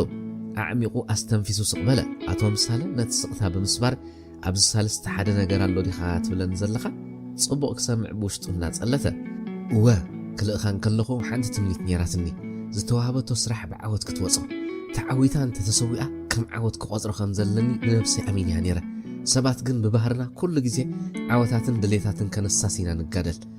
ዋጋ ከፊልና ክንዕወት ንደሊ ዋጋ ከፊልና ከም ዘለና ኣብ ወረቐት ነስፍሮ እኳ እንተኾንና ኣብ ልብና ክንጽሕፎ ወይ ብልብና ክንቅበሎ ይሸግረና ንሕማቕ ዘይምቕባል ባህር ስለ ዝዓደለና ብግዜ ተጸቢና ክንልውጥ ኣውን ንኽእል ኣይመስለንን ንነገራት ቅቡላትን ዘይቅቡላትን ኢልና ክንፈሊ ዘይንጽገሙን እንተኾንና ንህይወት ግን ኩሉ ግዜ ክትቅጽል ክትውር ድሌት ኣለና ካብ ፍሪጅ ማይ ጋዝ ኣውፅኡ ንኽልትኦም ቀድሐ ካብቲ ዝቐድሖ ማይ ሚዕጉ ብሓፂሩ ንኹሉ ነገር ክንዳለወሉ ኣለና ኣዕሚቑ ዝተንፈሰ ገብርኤል ግዲ የውፃእ ይኸውን ካልኣይ ግዜ ክሪኦም ደለኹ አቶ ምሳሌ በሐውስ ሙጉርምራም ተዛረበ ተወሳኺ ተስፋን መጽናንዕን እኳ ተደለየ ኩሉ ግምቱ ብዘይሕብእ ነጊር ወይ 50 ሚእታዊት እዩ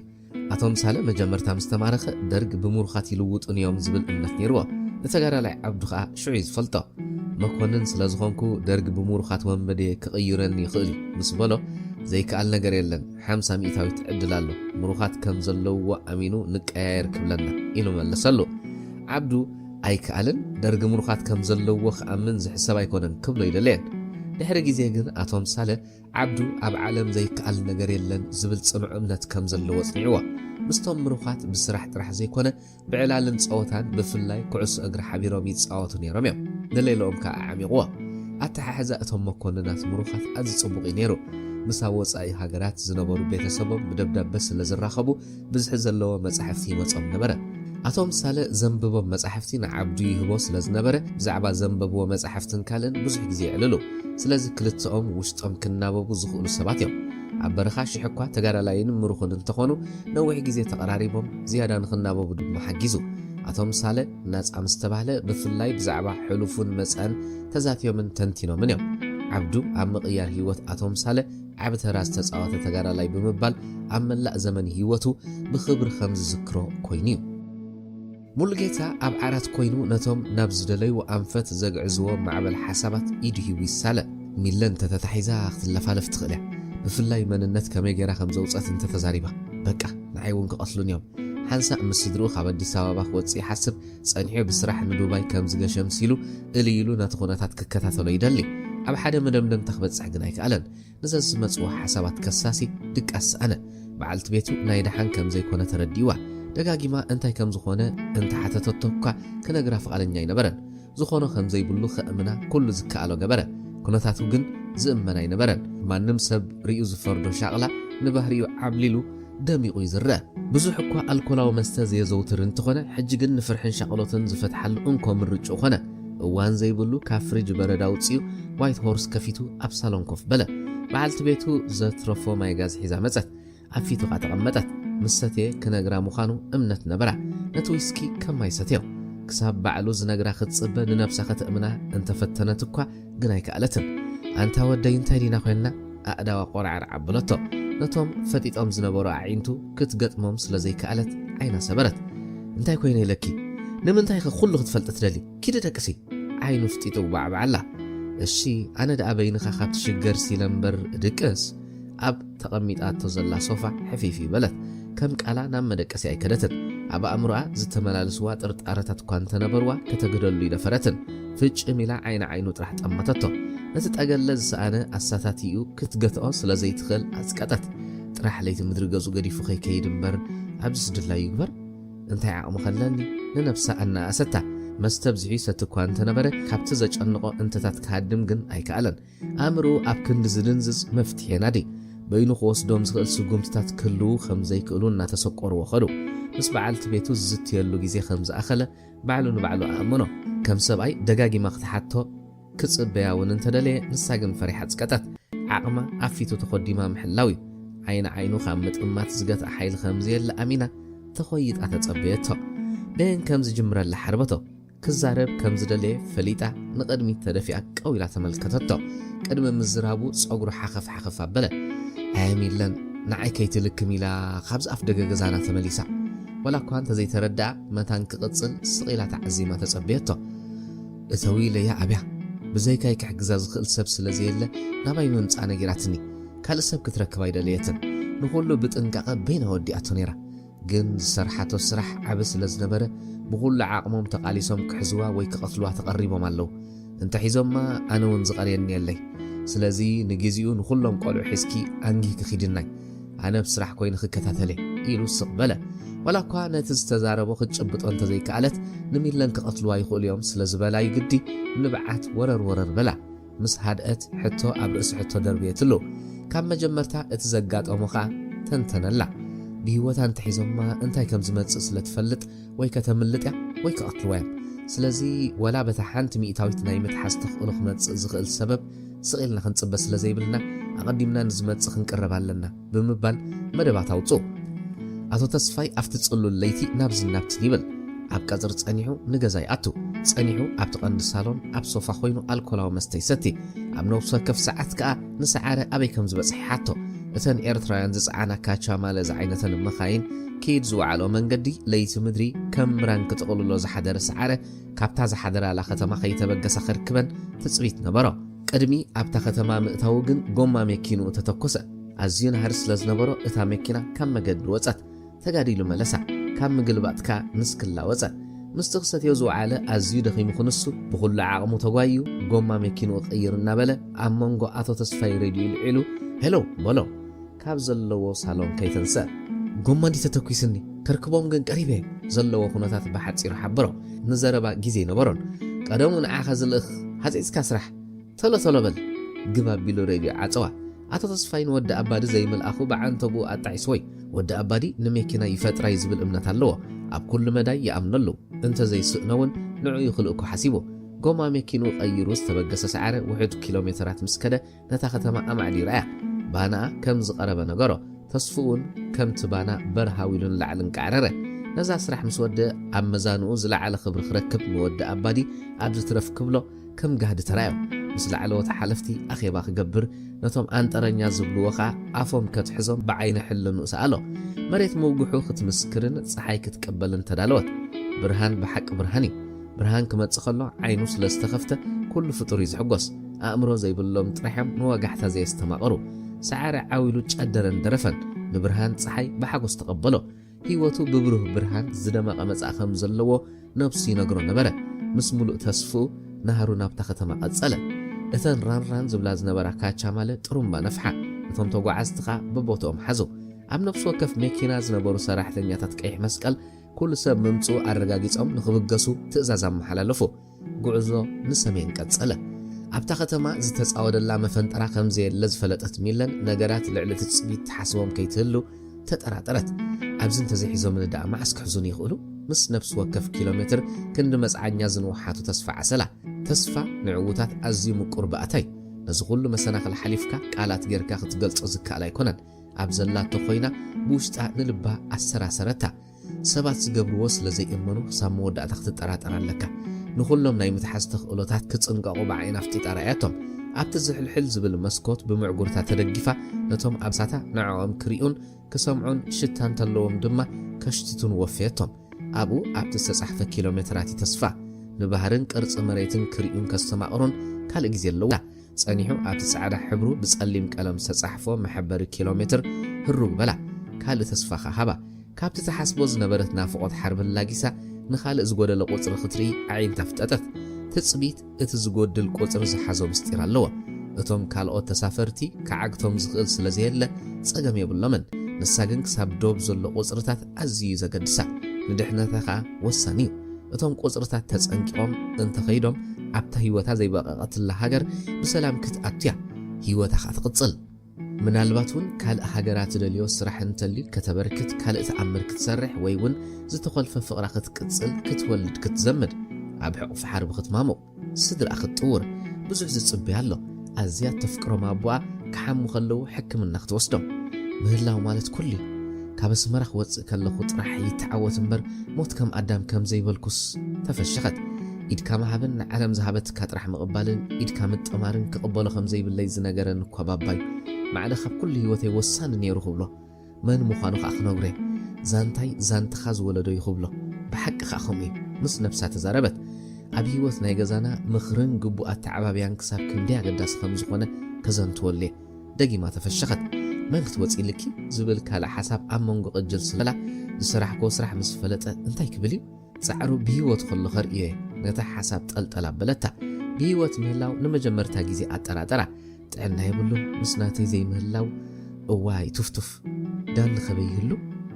ካልእ ናይ ኪሎሜትር ቁፅር ራያት ተስፋ ንሰማይ ዓረገ ኣዝዮም ቀሪቦም ብምንባሮም ኣብ ነፍሲ ወከፍ ሰብ ፍሽኽታ አንበበት ኣብታ ከተማ ቀድሚ ምእታው ቀድሚ ሰዓት ከም ዝነቐሉ ዝፈለጠ ሰዓረ ተስፍኡ ብፍርቂ ስለ ዝጎደለ ሬድዮ ልዒሉ ሄሎ ቀድሚ ሰዓት ነቒሎም ኢሎምኒ ግና ኸርክቦም ክሕንበበ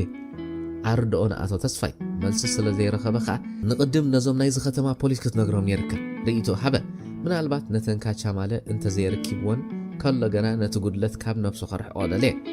ቀድሚ ሕጂ ኣንቱም ኢሉ ዝጽውዖ ዝነበረ ሕጂ ግን ዘንጢሉ ነጊርዎ እንታኖ ኻእቲካ ብምስጢር ክንሕዞ ደሊና እምበር ተርክቦም ዲኻ ሓዝኸ ነቲ ርእይቶ ከይሓሰበሉ ከም ዝጸንሐ ክፍለጥ ኣይደልየን ኣቶ ተስፋይ ብልክዕነት ኣእምርኡ ተጠራጠረ እዎ ኸርክቦም ግን ጠልጠላ ኣቢሉ ገደፎ ሕዚ ዝግበር የለይ ሓፂዝ ከርክቦም ባዕሊ ካብ ኣውቶቡስ ደይብካ ውርዳ እንተ ኣብያ ኣብ ዘላ ተቆተላ ትእዛዙ ኣብ መሓላሊፉ ሬድዮ ዓፀዋ ሰዓረ እውን ኣብቲ ጎኑ ዝነበረ ኮፍ መበል ደርብያ እንታይ ሒዙኒ ንፖሊስ ናይቲ ከተማ ዘይነገርኩን ሰዓረ ዝለኣኽኮ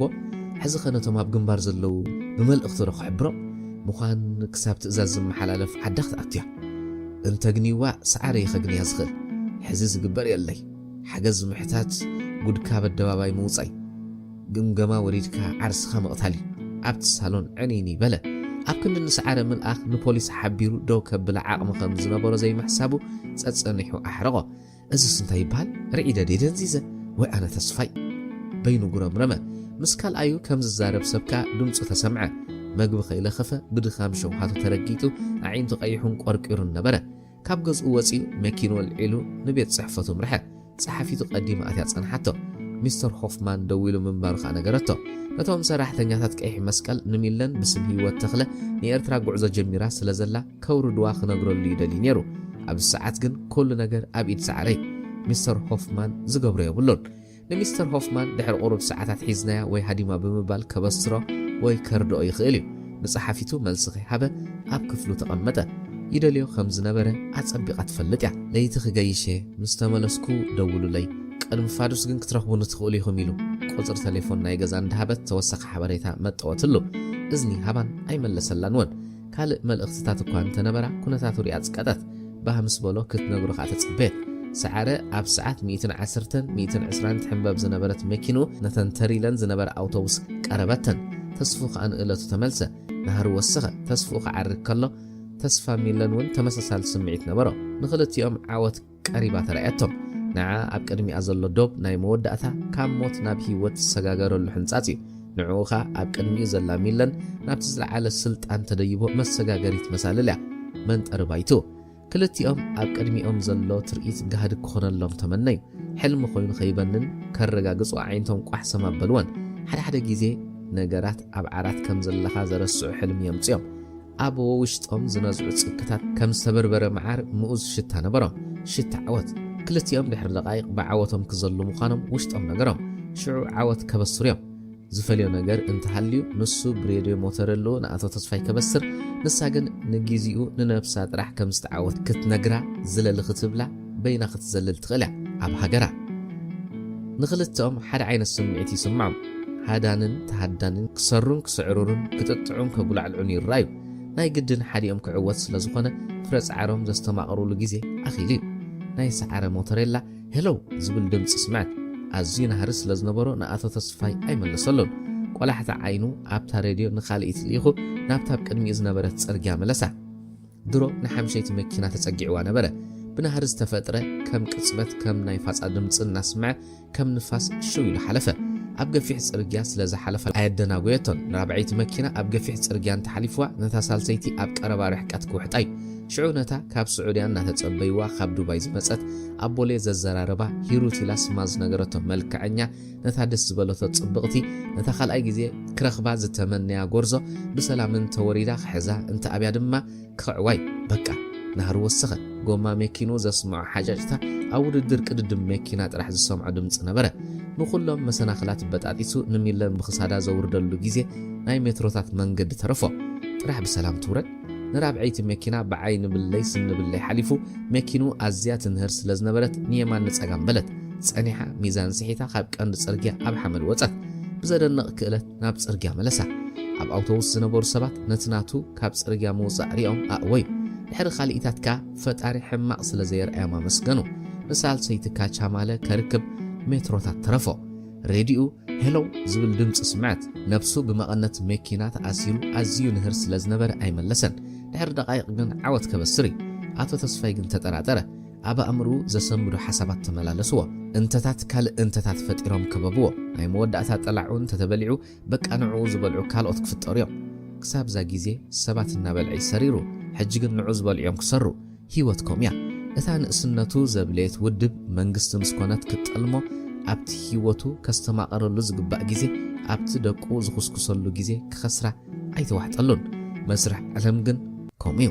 ንኹሉ ገጊዝኡ ኣለዎ ዝዘራእከያ ተዓጽድ ከም ዕፉን መጋርያ ጌርካ ትጠብሶም ካልኦት ካ ንዓኻ ይጠብሱኻ ጉድጓዶም ፊሕርካ ዝደበኻዮም ተመሊሶም ይቐብሩኻ ኣብ መወዳእታ ሰዓታት ሓይልኻ እናረእኻ ይሃድመካ እቶም ዝሓፍሩኻ ዝፈርሑኻ ዝሰግዱልካ ይደፍሩኻ ናይ ከተማ ፖሊስ ክትነግር ነርካ ይብሉኻ ነይርኩም ገዲፎም ንስራሕካ ባዕሎም ክሰርሑልካ ይደናደኑ ውነኻ ክሳብ ክጠፍኣካ ዝደሊ ዝጻዓርካዮ ውጽኢት ምስ ተሳእኖ የባጭወልካ ኩሉ ነገር አንጻርካ ይኸይድ ፀሓይ ብምዕራብ ክትበረቕ ትጅምር ሓደ ነገር ቅጅል በሎ ኣዳው ናብታ ቴሌፎን ለኣኸን ሓገዝ ክሓትት ደለ ካብ ዝኣትይዎ ዘሎ ፀበባ ከናግፎ ንሙልጌታ ክድውለሉ ነቲ ሓደ ግዜ ኣብ ወደብ ምጽዋዕ ዘጉባዕብዓሉ ኣብዚ ከተማ ገዝኡ ዘፈተሾ ክለማ መጾ ደለ እወ ገንዘብ ሓይሊ ብገንዘብ ካብ ሞት ናብ ህይወት ክመልሰን ኣለዎ ሻቡ ብውሳንኡ ተጠራጠረ እተን ናብታ ቴሌፎን ዝለኣኸነ ኣዳው ናብ ቦታአን መለሰን ኣብ ቤት ጽሕፈቱ ንኹላ ተኽፍል ዞራ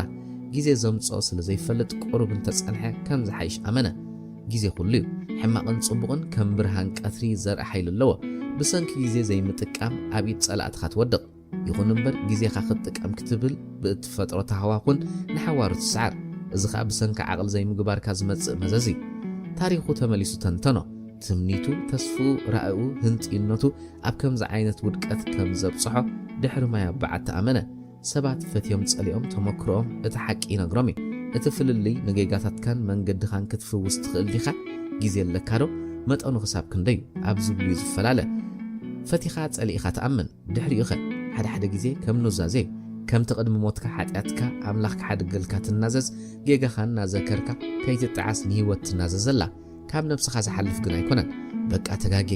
ህንጥዩነት ዝፈጠሮ ጌጋታት ኢልካ ትድምድም ነቲ ኣብዚ ውድቀት ዘብጽሓካ ህንጥዩነትን ተርባፅን ትራገሞ ንነብስኻ ትኽዕባ ከም ትፈጣሪ ንሓጣን ንገሃንም ከእትዎም ከሎ ዝኽዕቦም ይቕረ ዘይብለሎም ይቕረ ክትብለላ እኳ ዝኽእል እንትኾነ ጸላእትኻ ይቕረ ክብሉልካ ግን ግዜ ይስእኑ ኑዛዜ ኣብ መሬት ንምድራዋን ከቢድ ትርጉም የብሎን ምክንያቱ ኣብዚ ዓለም ጌጋኻ ካብ መቕጻዕቲ ናይ ግዳምን ውሽጥን ናይ ሕልናን ናይ ፈራድን ኣየድሕነካን እዩ ንግዜኡ ካብ ጣዕሰን ጭንቀትን ገላጊልካ ሰላምን ዕረፍትን ትህባ ንግዜኡ ካብ ኣእምሮኻ ንኹሉ ሕማቕካን ትርስዕ ብልቢ ይቕረ ዝብሉ ሰላም ይረኽቡ እዮም ሓድሽ ህይወትካ ይምስርቱ ንነብስኻ ይቕረ ክትብለላ ግን ሕልናኻ ዝቕበሎ ይቕረ ከቢድ እዩ ሰባት ይቕረ ክብሉልካ ተንበርኪኽካ ክትልምኖም ኣለካ ምርጫኦም ግን ክትፈልጥ ዝሕሰብ ኣይኮነን ንነብስኻ ካብዛ ግዜያዊት ዓለም ገሊልካ ኣብታ መጻኢት ገነት ክትኣቱ ኣብ ቤት መቕደስ ከድካ ትናዘዝ መንግስቲ ሰማይ ክትኣቱ እዩ ኣብ መሬት ዘለዉ ፈረድቲ ግን ይቕረ ዝፈልጡ ይኮኑን ክሳብ ኣብ መሬት ዘለኻ ንምንባር ኢኻ ትቃለስ ከምቲ ካብ ገጽ ምድሪ ኸጥፍኡኻ ዝቃለሱ ከተተንፍስ ክትርኢ ክትበልዕ ክትሰቲ ኩሉ ኣብ መሬት ዘሎ ናጽነት ከተስተማቕር ንሰባት ክትመስል እንታይ ትገብር ኣንፈቱ ጠፎ ኣብ ኣእምሮኡ ንመጀመርታ ግዜ ኣወንታ ምሕሳብ ተጸገመ ድምር ናይቶም ቀዲሙ ዝሓስቦም ዝነበረ ኣሉታታት ንኣወንታ ክሓስብ ኣብ ዘይክእለሉ በጽሐ ኣውሪዱ ኣደይቡ መፍትሒ ሰኣነ ሬድዮ ሞተርሉ ኣልዒሉ ሄሎ በለ ሰዓረ ሰሚዕዎ ኮንትኾነ ኣይመለሰሎን ነታ ሳልሰይቲ መኪና ቅድሚ ደው ምስጋራ ሓሊፉ ኣብ ቅድሚኣ ብጎኒ ጽርግያ ዓጺዩ ደው ስለ ዘበላ ናሃርን ኣቓልብኡን ኣብቲ ስራሕ ነበረ መራሕ መኪና ናይታ ካቻማለ ብሓይሊ ልጓም መኪንኡ ስለ ዝሓዘ ሕጭጭ ዝብል ድምፂ ስምዐ ኣብ ጥቓ ናይ ሰዓረ መኪና ደው በለት ጥሒናቶ ክትሓልፍ ዝተረፎ ይነበረን ድሮተን ክልተ መካይን ዶብ በፂሐን ነበራ ተሳፈርተን ናብተን ዝጽበዮም ዝነበራ ሰታይ ክትጽዓንውን ጀሚሮም ሄሎ ሰዓረ ሰዓረ ኣለኻዶ በለ ኣቶ ተስፋይ መልሲ ምስኣነ ኣይተሃሉ ኢሉ ተራገመ ነታ ሞተሬላ ደርቢኡ ቴሌፎን ኣልዓለ ፈለማ ናብቶም ዘይወግዓውያን ሓለፍቱን ናብ ዝጸገም ዘእተውዎም ክድውል ደልየ ግን ብዘይ ምዕዋቱ ቀዳሞት በላዕቱ ንሶም ከም ዝኾኑ ተሰወጦ ምእንትዚ ነቲ ናይ ፖለቲካ ጸወታ ዘይፈልጥ ሙሉጌታ ንስለ ሰብኣውነትን ዕርክነትን ክሕግዞ ከም ዝኽእል ገመተ ካብዝን ላዕሊ ምጽባይ ሳዕቤኑ ከቢድ እዩ ናብ ሙሉጌታ ደወለ ጸሓፊት እያ ተቐቢላቶ ብናይ ውሽጢ መስመር ንሙሉጌታ ኣብ መስመር ኣቶ ተስፋይ ጽበዮ ከም ዘሎ ምስ ነገረቶ ሙሉጌታ ተማተ ኩነታቱ ክፈልጥ ክረኽቦ ከም ዘለዎ እውን እንተሓሰበ ነፍሰ ስጉኡ ግን ግፍፍ በሎ ከተራኽቦ ምስ ነገራኻ ኣሕለፈቶ ላዓት ስልኩል ዓለ ሄሎው በለ ብትሑት ድምፂ ሙሉጌታ እታ በንጻር ወገን ዘላ ቴሌፎን ክትዕጾ ኣብ እዝኑ ሰምዓ ንሱ እውን ነታ ቴሌፎን ናብ ቦታኣ መሊሱ ካብቲ ተቐሚጥዎ ዝነበረ ብድዲሉ ተንስዩ ናብ መስኮት ቀረበ በቲ መጋረጃ ቆሩብ ከፊቱ ከባቢ ተዓዘበ ዘጠራጥር የለን ግን ኣብ ቤት ጽሕፈቱ ምህላውን ተፈሊጦም ከም ኣቤል ክበልዕዎ ከም ዝኽእሉ ገመተ ሚለን ተታሒዛን ተኾይና ህይወቱ ቅድሚ ምብላዕ ኢሉ እናሓሰበ ሃንደበት ብድድ በለ ንጸሓፊቱ ክምለስ ምዃኑ ነጊሩ ክሳብ ዝኾነ ዝኸውን ካብ ሞት ካድም መኪኖ ልዒሉ ረሓቐ ንግዚኡ ካልእ ፍታሕ የለን ናበይ ክኸይድ ከም ዘለዎ ግን ኣይፈለጠን ኩሎም ሰባትካ ሽጉጥ ዝሓዙ ኣባላት ጸጥታ ኮይኖም ተሰምዕዎ መኪኑ ካብ ስርሑ ኣርሕቕ ኣቢሉ ደው ኣበላ በየን ክኸይድ ከም ዘለዎን ውሕስነት ዘለዎ ቦታ ኣበይ ክረክብ ከም ዝኽእልን ከሓሰበ ኩሉ ደሓን ኮይኑ ተሰምዖን ኣዲስ ኣበባ እሾኽ ዝተዘርአት ቤት ማእሰርቲ መሰለቶ ሰበይቱን ደቁን ቅጅል በልዎ ከይሻቐሉ ኢሉ ስዒሙ ይተፋነዎምን ጣዓሳ ኸ ተሰምዖ ኣጸቢቐ ስዕም ዘየብሎም ፈጣሪ ሞትካ እንተነጊርካ ንኹሉ ፈታው ክትፈነወለካ ሞትካ ግድኒ ሎሚ እንተዘይ ሞትካ ካልእ መዓልቲ ትጽበ ግን ንምንታይ ኢደይህብ ዝሓስቦም እንተታት ሕማቕ ፋል ኮይኖም ተሰምዕዎ ናይ ግድን ውሕስ ቦታ ኣሎ ኣቐዲመ ኸዳልዎ ዝነበረኒ ብዙሕ መንገድታት ነይሩ ሸቐልቀል ክብል ንኹሉ መንገዲ ዝዓጸኾ ባዕለ ጸላኢኻ ባዕሊ ሽጉጥ ከየቕንዓልካ ክማርኸካ ኸይመጸ ኢድካ ሓፍ እንተበልካ ንገዛእ ርእስኻ ንሞት ፈሪድካ ማለት እዩ ሚለን እዛ ባዕለ ኣብ ዝብጻሕ ዘብጻሕ እኳ ሚለን ክሳብ መወዳእታ ትቃለስ ዘላ ገዛእ ርእሳ ኢዳ ኸይትህብያ ቀዲምካ ኢድካ ስለ ዝሃብካ ካብ ሞት ከተምልጥ ኣይከኣልኒ መንገዲ ህይወት ጻዕርን ብልሓትን ንሱ ጥራሕካ እዩ እቲ እንኮ ምርጫ ኣብ ኢድ ጸላእትኻ ክትወድቕን ካብ ኢድ ጸላእትኻ ክትሃድምን ባዕልኻ ኢኻ ትውስኖ ጸላእትኻ ዝውስኑልካ ናይ መጀመርታ ውሳነ እንተልዩ ነቲ ሃድን ምጅማሩ ምእዋጅ ክሕዙኻ ኣብ ኣሰርካ ከም ዘለውን እቲ ውሳነ ሃድን ምስ ተጀመረ ክሕዙኻ እንተዘይክኢሎም ንምቕታልካ ይሰርሑ ኣብ ሃድን ዝዕወት ግን እቲ ዝጸዓርን ዝተብዐን ሃዳናይ ዝዕወተሉ ጋጣሚ ተሃዳናይ ብማዕጾ ብዝረኣዮም ማዕረቲ ናይ ሴፍ መስመስታ ኢሉን ላዕሊ ጢል ከብል ከሎይ ንኽትሓዝ ክጽበ የብለይን ምሉእ ህይወተይ ጽዒረ ዝኣከብክዎ ንብረትን ህይወትን ገልታዕቲ ኣይገጥመን ንኸውን እቲ ስሩዕ ዝነበረ ህይወተይ ሻቡ ከም ግመ ክቕንጠጥን ከም ዘይነበረ ክኸውንን ይኽእል እዩ እታ ምሳይ ዘላ ትንፋስ ግን ሓይልን ውሽጣዊ ብርትዓን ኣለኒ ክህልወኒ ኸ እዩ መኪኑ ናብቲ ንጻር መንገዲ ጠውዩ ናብቲ ዝመጹ ኣንፈት ተመልሰ ኣብ ከባቢ ትካሉ ደው ኣቢሉ ብማዕሎ ተመልከተ ለውጢ ግን የለን ኩሉ ነገር ከም ቀደም እዩ እቶም ዓብ ቦን ዋርድያን ናይ ስራሕ መኪና ከእትዉ ከለዉ ቆቢዖም ኣውፂኦም ሰላምታ ክነስኡ ዝተውዓለ መሬት ኣማኒ ዝብሉ ዘለዉ ኮይኖም ተሰምዕዎ ግን እቲ ሃድን ከም ዘሎ ወሲዱ ክጥንቃቕ ደልየ እንደገና ብዘይ ምርግኡ መኪኑ ጠውዩ ካብቲ ከባቢ ተሰወረ ኩሉ ኣብ ኢድ ሚለን እዩ ዘሎ ነሳን ተወፂኣ እዩ ህይወቱ ክረክብ ኣቶ ተስፋይ ነታ ቴሌፎን ምስ ዓፀዋ ኣብ መንበሩ ኮፍ በለ ሕብሩ ተደዊኑ ሸፋሽፍቲ ዓይን ንላዕሊ ተሰብሲቡ ዓይን ፈጢጡ ኣብ ዓሚቕ ሓሳባት ኣተወ ኩሉ ነገር ኣብቂዑ ኢሉ ደምደመ በቃ ውድቀት ዓይና ፍጢጣና መጸትካ ብደውካ ካብ ምጽባይ ዝኽፍእ የለን ንመጀመርታ ግዜ ካብቲ ዝተጋደለሉ ዕላማ ወጻይ መሳርሒ ካልኦት ሓይልታት ምዃኑ ብሓይሊ ኣመነ ካብ ተመዛዚ ሽጉጥ ጽሒቡ ኣብ መታልሑል ገባ ካልእ ኩሉ ከንቱ ፈተነ ኢሉ ድማ ሓሰበ ብገዛእ ርእሱ ህይወቱ ኸጥፋ ነብሰ ቐትለት ክገብር ህይወት ካብ ገዛእ ርእስኻ ምፍራድ ጭንቀት ዘምጾይ ንጭንቀት ዝምብርከኹ እቶም ናይ ኣጽዋር ዓቕሞም ብዓንተብኡ ዝማህመነ ኣእምሮኦም ዝሰሓቱ ወይ ክቆጻጸርዎ ዘይከኣሉ ዝወስድዎ ናይ ሰነፋት ፍርድኻ እዩ ዝብል ኣተሓሳስባይ ነይርዎ ኣብ ህይወቱ ኣዝዮም ብዙሓት ሰባት ነብሰ ቅትለት ክገብሩ ገጢሞም እዮም ኩሎም ተመሳሳሊ ናይ ተሰዓርነት ባህሪ ከም ዘማዕበሉ ይኣምን ብውሕዱ ስንፍናን ዝዓረበ ሕልናን ዝተዓደሉ ምዃኖም ኣፉ መሊኡ ይዛረብ ልዕሊ ነብሰ ቅትለት ስንፍና ደቂ ሰባት ዘቃልዕ መስትያት የለን ነቲ መን ምዃኖም ዝነግር መስትያትን ብዛዕባ ሕመቆም ከነዕልል ከለና ዘይሰምዑና ምዃኖም ጥራሕ ገርመኒ ንህይወትን ነፍሶምን ክመልኩ ስለ ዘይከኣሉ ገዛእ ፈቓዶም ካብቲ ጉዕዞ ብምእላይ ነፍሶም የቃብፅዋ ከማና ክጓዓዙ ስለ ዘይክእሉ ንኣና ኣብቲ ጉዕዞ ክንቅፅል ይገድፉና ዝብል ዘይቅየርን ዘይዕፀፍን ፅሊ ኣብ ርእሲ ነፍሶም ዝቐትሉ ነይርዎ ምሳና ኮይኖም ቃልስና መሪርን ተዓዋትን ኢሎም ይጭርሑ መሬት ቀውጦ ምስኮነት ካብ ሞት ካድሙ ባዕሎም ይሞቱ ዓወት ከይረኣዩ ንነብሶምን ውድቦምን ዝጠልሙ ሰብዕሩ ብሕልና እናበለ ንብፆቱ ብዛዕባ ዘይተኣደነ ኣስተምህሮ ዝህብ ዝነበረ ኣቶ ተስፋይ ኣሶር እቶም ዝንዕቆም ክስዕብ እቲ ኣብ ዓለም ዝዓበየ ዜና ክብሉ እዮም ፈለጥቱ ምናልባት ነብሶም ዝቐትሉ ወየንቲ ብግቡእ ክቕበሩ ዘይኮነስ ምስ እምኒ ይጠሓኑ እንተዝበሃል መርገፂ ይፍሉጥ እዩ ቀዳማይ ከዓ ፈረመ በዚ ኮይኑ በቲ ኣብ ርእሰ ቅትሊ ዝነበሮ ርዲት መርገፅን ትንተናን ኣብ ተጋደልቲ ወያነ ልዑል ተቐባልነት ክረክብ ሓጊዝዎ እዩ ብዛዕባ ርእሰ ቅትለት ዝመጽእ ክትዕ ብላዕለዋይ ኢድ ኣቶ ተስፋይ ዝዛዘብ ኣጻብዑ ኣብ ቃታ ሓዘ ክልተ መርዓት ዓይኑ ኣንጎል ሒጠን ፈጢጠን ነበራ ኣብ ከብዱ ዝሑል ፈሳስ ነዝዐ ሓንጎሉ ተፈጽፊጹ ኣብቲ ገዛ ክናጠር ተሰወጦ ነብሰ ስግኡ ግፍፍ በሎ ሃንደበት ኣብ መሳኹት ሬድዮ ሄሎ ዝብል ድምፂ ሰዓረ ሰምዐ ነታ ሽጉጥ ኣብ ጣውላ ደርብያ ጸኒሑ ኣብቲ መዛዝ ዓፀዋ ዓሚቑ ኸ ኣስተንፈሰ ፍርሒ እናተሰምዖ ሄሎ በለ መልሲ ቀልጢፍ ይረኸበን ብዓቕሊ ክትጽበኻ ተገደደ እንታይ ሰይጣን ይሰሪርኒ ኣነ ተስፋይ ገብረ ጻድቕሲ ነፍሰይ ክቐትል ብውናይ ኣይኮንኩን ብውንኡ ነፍሱ ኸጥፍእ ዝኽእል ፍጡር የለን ኣብ ነፍሰ ቅትለት ዘለዎ ኣረኣእያ ንእለቱ ተቐየረ ሄሎ በለ መልሲ ግን የለን ዓቕሊ ገበረ ዕድል ዝፈጠሮ ኣጋጣሚ ህይወት ከም እትቕፅል ክገብር ዝኽእል ሓይሊ ኣለዎ ሰዓረ ኣብ ጸጋማይ ኢዱ ሬድዮ ሞተሬሎ ሒዙ ናብታ ካቻማለ ቀረበ ተሳፈርቲ ኩሉ ነገር ግርበሎም እንግሊዛዊት ኣባል ኣህጉራዊ ቀይሕ መስቀል መትከላት እቲ ማሕበር ብዘይተጻብኦ ንኽበጽሑ ዘፍቀደላውን እንተኾነ ግና ብትሕትና ከዘራርባ ድሕሪ ምድላዩ ማዕጾ ከፈተቶ እንታይ ክሕግዘካ በለቶ ናይ ደሓን ከም ዘይኮነ ንምግማት ዘጸግም ኣይነበረን ከይተዛረበ ኣባል ጸጥታ ምዃኑ ዘርኢ ካርድ ሃባ እንግሊዛዊት ምዃናን ቪክቶርያ ወምብል ከም እትበሃልን ነገረቶ ሬድዮ ኣብ ኣፉ ብምቕራብ ሄሎው እታ እንደሊ ኣውቶቡስ ተሓንቢበ ሒዘ ኣለኹ ሓፂፅና ክንጭርስ ንቕድም ባዕልኹም ነዛ ናይ ቀይሕ መስቀል ፈረንጂ ርኸብዋታ ቪክቶርያ ሽማ ኣብ ዶቢና ዘለና ድሮ ተንክልተ ሰጊረን እየን ዘረብኡ ብሓጎስ እናተኸላለፈን ኣብ መንጎ ትንፋሱ እናተወተፎን ሓበሮ ኣቶ ተስፋይ ናይ ሓጎስ ንብዓት ነብዐ ሓቂ ምዃኑ ምእማን ሰኣነ ዝቐበፀ ከዓ ምን ግዜ ይወስደሉ እዩ ወላ ይጠራጠር ንቪክቶርያ ክዘራርባ ኣለዎ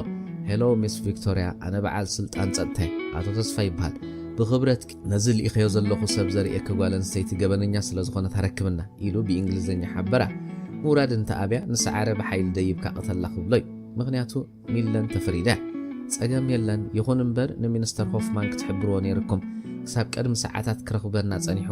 ሕጂ ግን ክገይሽ የለኒ እቲ ሰንሰለት ተበትከ ኮይኑ ስለተሰማዕ ርእይቶኣን ምጥርጣራን ሓበረቶ እወ ክሳብ ፍርቂ ለይቲ ከም ዘይንራኸብን ከም ዝገይሽን ንዓይ እውን ሓቢሩኒ እንተደሊኺ ናይ ገዙ ቁፅሪ ቴሌፎን ክህበኪ ኣረጋገጸላ ንዓ እውን ክሳብ ፍርቂ ለይቲ ክትረኽቦ ከም ዘይትኽእል ነጊርዋ ስለ ዝነበረ ተኣማመነት ተረዲእኒ ተነረክበኩም ኢና ኣረጋጊጻ ካብቲ መዝገባ ዓይንታ ኸይኣለየት ነገረቶ ብዘይጎነፅ እቲ ስራሕ ምዝዛሙ ኣሐጐሶ ኣዝየ ዘመስግን በላ ኣቶ ተስፋይ ነታ ሞተሬላ ንሰዓረ ቀበለቶ ሰዓረ ነታ ሬድዮ ኸይዓጽወ ኣብ ቁፅሪ 9 ዘላ ህይወት ተኽለ ከም ተድልዮም ብዝተሰባበረ እንግሊዝኛ ሓበራ ኣብቲ ፋይል እቲ ዝተባሃለ ስም ኣነጻጸረቶ ኣይተጋግየን ህይወት ተኽለ ብኽብረት ከነዘራርበክ ውረዲ ብኽብረትኪ በለት ሚስ ቪክቶርያ ናብ ቁፅሪ 9 ኮፍ መበል እናጠመተት ኣብቲ ኣውቶቡስ ዝነበሩ ተሳፈርቲ ቀባሕባሕ በሉ ኣብቲ ዝተጠቐሰ ቁፅሪ ዝደቀሰ ሰብ ይረአ ስለዚ ከዓ ኣይመለሰን ደጋጊማ ምስ ጸዋዕት እቲ ኣብ ዝተጠቐሰ ወንበር ዝነበረ ካልኣይ ሰብ ነቕነቖ ኣብቲ ኣውቶቡስ ዘረባን ምጉርምራምን በዝሐ ብኽብረትኪ ህይወት ተኽለ ደሊናክ ስለ ዘለና ውረዲ ሚስ ቪክቶርያ ተዳህያት ከም ንድር ኢላ ኣነ ዮሴፍ ይበሃል ወዲየ መን ህይወት ተኽለ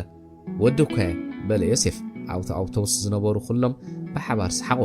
ብኸመይ ኣብዚ ኣውቶቡስ ኣለኻ ስምካብዚ የለን ሰዓረ ነቲ ፋይል እናርኣየ ኣጓዕብዐ ሚስ ቪክቶርያ ንኹሎም በብሓደ ስሞም ጸዋዕት ሰዓረ ነቲ ኣብ ኢዱ ዝነበረ ስእሊ ናይ ሚለን ኣውፅኡ مستوم تسافرت عن نصاصرو زتبهلت سبيلان አቶ ተስፋይ ነት ዝርብ በታ ዘይተዓጽወት ሞተሬሉ ሰምዖ ተስፉኻ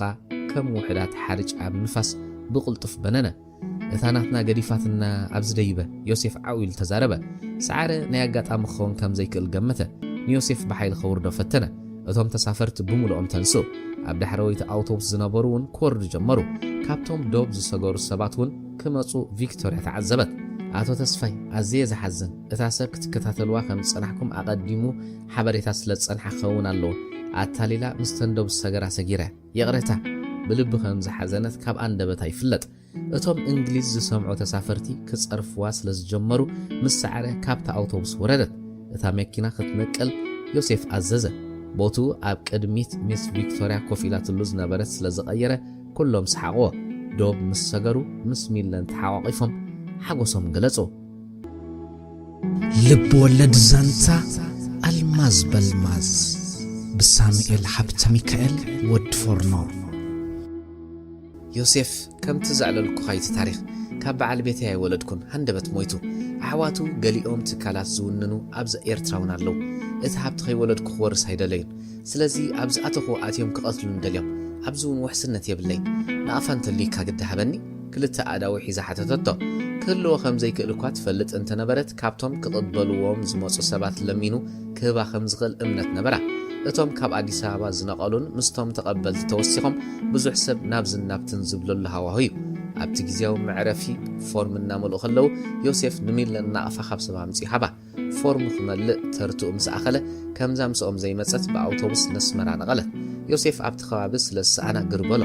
ሚለን ቁሩብ ሩፍታ እኳ እንተተሰምዓ ጌና ህይወታ ነፃ ዘይምዃና ኣመነት ተዛማዲ ቅሳነት ከየዕሽዋ ተጠንቀቐት ኣብ ኣስመራ እውን ፀላ ኣለዋ ሰዓረ ነቲ ብናህሪ ዝሓለፎ ጽርግያ ቀስ እናበለ ክምለሶ ተበገሰ ርኢዩ ዝሰኣኖ ዓወት ድሮ ኣብ ህይወቱ መዳርግቲ ዘይርከቦ በሰላ ፈጢሩሉ እዩ ሰባት ኣብ ቅድሚኦም ንዘሎ ጸላእ ክድምስሱ ክጎዩ ከለዉ ዝፈጥረሎም ስምዒትን ተሳዒሮም ንድሕሪት ክምለሱ ከለዉ ዝስምዖም ቃንዛን ናይ ሰማይን ምድርን ፍልሊ ዘለዎ ነቲ ብምሉእ ሓቦን ተስፋን ዝሓለፎ ጽርግያ ማዕረኽ እንደይ ነዊሕ ምዃኑ ሕጂ ተሰቆሮ ኣብ ጎኑ ዝነበረት ሚስ ቪክቶርያ ዝኾነ ስምዒት ኣይሃበቶን ናብ ዓወት ክምርሽ ከሎ ዝነበሮ ተስፋ በኒን እዩ ሕጂ ንውድቀት ዝምለስ ዘሎ ብናህሪ ዝሓለፎ መንገዲ ቀስ እናበለ ተጓዕዞ ኣብ መንጎ ምኻድን ምምላስን ዓብ ፍልሊ ስለ ዘሎ ሰባት ንቕድሚት ክኸዱ ከለዉ ይብርሆም ንዝሓልፍካዮ ምምላስ ከቢድና ስልካይን እዩ ጉዕዝኡ ድማ ትርጉም ሰኣንሉ እቲ ኩሉ ዝጎየዮ ዋላ ሓንቲ ፋይዳ ይረኸበሉን ሃዲእካ ምዝዋር እንተ ወሓደ ተስተንትነሉን ምስ ነብስኻ ትዝትየሉን ትኽእል ኣካይዱ ኣንጻር ዝሓለፈ ኣዝዩ ቀስበለ ኣብ ኣእምርኡ ዝተፈጥሩ ሓሳባት ግና ጌና ይጎዩ እታ ብመልክዓ ኣዝያ ዝመሰጠቶ ንኣዲስ ኣበባ ክትኣቶ ዝተቐበላ ሰብ ንሓደጋ ቃሊዓት እያ ብባጫ ሰሓቐ እዚ ኩሉ ጉዕዞ ዝተጓዕዞ ከፋንዋ ዝተኣዘዘ ኮይኑ ተሰምዖ ምስ ዮሴፍ ክትሓቋቐፉ ኣማዕዲሩ ይዎም እዩ ዶብ ስለ ዝሰገረት ዝገብሮ ነገር ኣይነበሮን ኢዱ ወዛዊዙ ሰላም ዘይበላ ጣዓሶ ንበላሕቲ ሰባት ምኽባር ንዝሰዓሩኻ ብኽብሪ ምርኣይ ንነብስኻ ከም ምኽባር ኢሉ ሓሰበ ንስዕረቱ ዕረና ጣዓሞ ተቐበሎ ኣቶ ተስፋይ ነታ ቃቢፅዋ ዝነበረ ህይወቱ ከመይ ጌራ ከም ትቕኒ ከውርድን ከደይብን ድሕሪ ምጽናሕ ኣብ ሓደ መደምደምታ በጽሐ ከይደቀሰ ይውዒሉ ሓዲሩ በቃ ህይወቱ ዝድሕነሉ ኢሉ ዝሓሰበ ሓንቲ መገዲ ተሪፋቶ ኣብትን ወዲ ኣባዲ ዝረኽበሉ መስመር ኣትዩ ሞተረሉ ለዓለ ሄሎ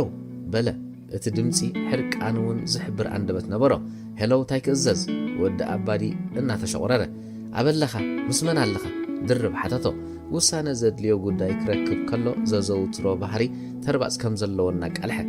ኣብ ገዛይ በይኒ ኣለኹ ምስ ዕቑባይ ጠላዒ ፃወት እኳ እንተነበረ ከይሓሰበ መለሰ ካብ ዝነበሮ መቐመጢ ብድዲሉ ተንስአ በቲ ሓደ ኢዱ ጠላዕ በቲ ሓደ ኢዱ ሬድዮ ሒዙ ናብ መደቀሲ ክፍሉ ምርሐ በታ ጠላዕ ዝሓዘት ኢዱ ማዕጾ ከፊቱ ናብ መደቀሲኡ ክሰግር ከሎ ንኽልተ ብልዓዮ ዝብል ብሓይሊ ዝወፀ ቃላት በታ ሬድዮ ሰቲኹ ኣብ ኣዛኑ በጽሐ ብርኡ ይሰንበደ ሰዓረ ንሞት ዝፍረደሉ ምኽንያት ኣይፈለጦን በቲ ካልእ ዕቑባይ እንተሰሚዕዎ እቲ ምስጢር ክዕቀብ ኣይክእልን እዩ እቲ ማዕጾ ገማቢሉ ንውሽጢ ኣተወ ድሕሪ ማይ ኣባዓቲ ነብስና ክነውፅእ እንተኮይንና ብውሕዱ ነቶም ተሓባበርቲ ኣቤልን ሰዓረን ከም ዝቐተልናዮም ከነረጋግፅ ኣለና እንተዘየለ ሰዓረውን ክቕድመናን ክበልዓናን ይኽእል እዩ ዓርስና ነውፅእ ኣስፊሑ ብርሃሉ ወዲ ኣባዲ ልዕሊ ናይ ሰዓረ ምቕታል ዕቑባይ ሰሚዑ ከይከውን ዝያዳ ሻቐሎ ብዘይካ ትእዛዝ ምቕባል ግን ካልእ ኣማራፂ ይነበሮን ናብ ዝነበሮ ክፍሊ ምስ ተመልሰ ተኣምነኒ ዲኻ ከምታ ዝተዓደልናያ ክንቅፅል ወይስ ክትምንተት እያ ተፈሽኽ ሓተት ዕቑባይ ነቶም ኣብ ኢዱ ዝነበሩ 14 ካርታታት ክዕውትዎ ብምትስፋው ኣድህቡ ኣብቲ ዝሓዞ ፀወታ ገይሩሎ ኢሉ ስለ ዝሓሰበ ወዲ ኣባዲ ተረጋገ ከም ዘላቶ ትቐፅል በለ ዓፀፌታ ፍሽኽታ እናለገሰ ኣቶ ተስፋይ ዝተረፈ ኸይድሉ ከሰላሰል ኣብ ቤት ፅሕፈቱ ተዓፅዩ ንኹሎም መንገድታት ፈተሾም ሓደ ነገር ትዝበሎ እቶም ኣብ ኣስመራ ዘለዉ መሳርሕቱ ክትሓዙ ይኽእሉ እዮም ስለዚ ቀድሚ ስራሕ ምጅማሮም ገለ ነገር ገብር ኣለዎ ሰዓቱ ተመልከተሞ ሚስተር ሆፍማን ገና ካብ መገሽኡ ዝምለሰሉ ግዜ ኣኸለን ፀሓፊቱ ድሮ ገዝኣ ኸይደ ዕረፍትን መግብን እኳ እንተዘይተረእይዎ ናይ ግድን ክበልዕ ከም ዘለዎ ይፈልጥ እዩ መዓንጥኡ ብጥሜት ክቆራረፅ ዝተረፈ የብሉን ንጎ ካብ ገዛ ምስ ወፅእ ምሉእ መዓልቲ ካብ ቤት ፅሕፈቱ ኣየላገሰን ብዘይካ ሽጋራ ድማ ኣብ ኣፉ ዝኣተወ የለን እቲ ቤት ፅሕፈቱ ዝባላዕ ጽምዋ ስለ ዝዓሰሎ ኣመናጸሎ ወረቓቕቱ ኣብ ተመዛዝ ዓፂ ወፀ ድሮ ኣዲስ ኣበባ ጸላም ወሪስዋ ነበረ ኣብ ዘየዘውትሮ ሆቴላት ሓደ ክልተ ድሕሪ ምባሉ ቤቱ ኣተወ ቤቱ እውን በዓልቲ ቤቱን ደቁን ኣብ ድቃስ ስለ ዝነበሩ ጽምዋ ሰፊንዎ ጸንሐ ፍርቂ ለይቲ ከኣኽለሉ ዊስክ እናሰተየ ተጸበየ ብነዊሕ ትጽቢት ዘይከኣል የለን ሰዓቱ ፍርቂ ለይቲ መልከተት ቴሌፎን ኣልዒሉ ናብ ሚስተር ሆፍማን ኣብ ቤቱ ደወለ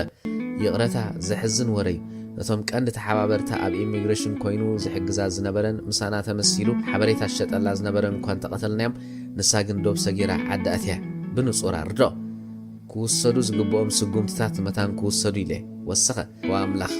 እዚ ዘእመን እዩ ክደግሞሉ ሓተቶ ኣቶ ተስፋይ ከም ዝሰምዖ ስለ ዘረጋገፀ ዝቀጠ ዝቕየር ወይ ዝመሓየሽ የብሉን እቲ ዝኾነ ነጊር ወይ ቀዲሙ ሚስተር ሆፍማን ነቲ ቴሌፎን ዓፀወ እንደገና ልዒሉ ናብ ኣስመራ ናብ ሚስተር ጆንሰን ደወለ ካብ ዓሚቕ ድቃስ ዘተንሰኣቶ ቴሌፎን ኣልዒሉ ሄሎ እንታይ ሓድሽ ዝተፈጥረ ገሃንም ግድሎ እዩ ብዛዕለም መን ከም ዝደወለ ከይሓተተ እናጉረምረመ ሚስተር ጆንሰን ተዛረበ ሆፍማን እታ ካብ ኣስመራ ዝተለኣከት ሰብ ኣስመራ ኣትያላ ካብ ዝዓቢ ገሃንም የለን ሂወት ካውፅእ ግዜ የለን ሕጂ እቲ ኣገዳሲ ጉዳይ ምስጢር ምቕባር እዩ ደምደመ ኦ ጎይታይ ካብ ዝዓቢ ገሃንም የለን ምግራሙ ገለጸ ንነብስኻ ተጠንቀቕ ከምኡውን ንሃገርካ ቴሌፎን ዓፀዋ ሚስተር ሆፍማን ስርሑ ወደ ሚስተር ጆንሰን እንታይ ከም ዝገብር ይፈልጥ እዩ ልዕሊ ኩሉ እዚ ምስጢር ክወፅእ የብሉን ስልኩ ልዒሉ ቁፅርታት ጠወቐሞ ብድሕሪ ናይ ሓምሻይ ጢጥ ዝብል ድምፂ ሄሎ ዝብል ዝበዓገ ገድሃይ ሰምዐ ብኽብረትካ ሓርቢ ዲኻ ድምፁ ጠራጠሮ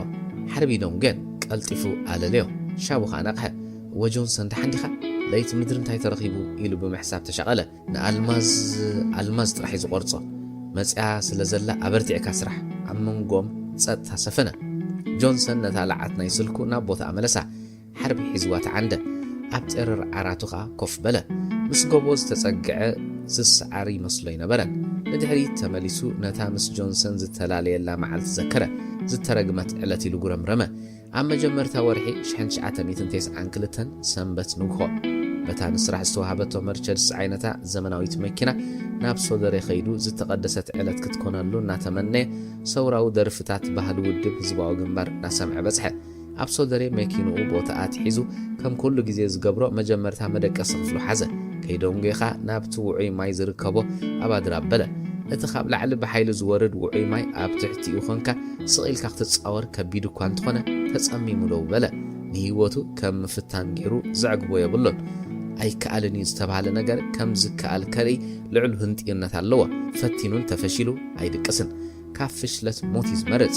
ልዑል ርእሰ ተኣማንነት ይውንን ምስናቱ ዝዳረገ ኣእምሮ ዘለዎም ሰባት ኣለዉ ኢሉ ይኣምንን እዚ ባህሪ እዚ ምስ ገለ ሰባት የጓራፍጦ ግን ኣብ ልዕሊ ሰባት ብዘለዎ ምድንጋፅ ንኹሉ ይሽፍነሎ እቶም ካልኦት ኣብ ጥቕኡ ዝነበሩ እቲ ውፅእ እናበሉ ተሓፅቡ ነዊሕ ሰዓታት ምስ ገበረ ድኻም ዘፋበሎ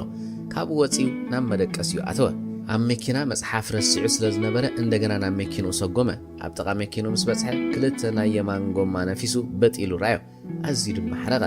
ካብ መኪናኦም ኣቑሑቶም ዘውርዱ ዝነበሩ ሚስተር ጆንሰንን ሚስ ኣናን ክትሓጋገዝዎ ከም ዝኽእሉ ነገርዎ ብልብኻ መስገኖም እታ ዝነበረቶ ቅያር ጎማ ሓንቲ ስለ ዝኾነት ነተን ክልተ ጎማ ሚስተር ጆንሰን ባዕለይ የዕረየን ክመፅእ ኢሉ ሒዝወን ተበገሰ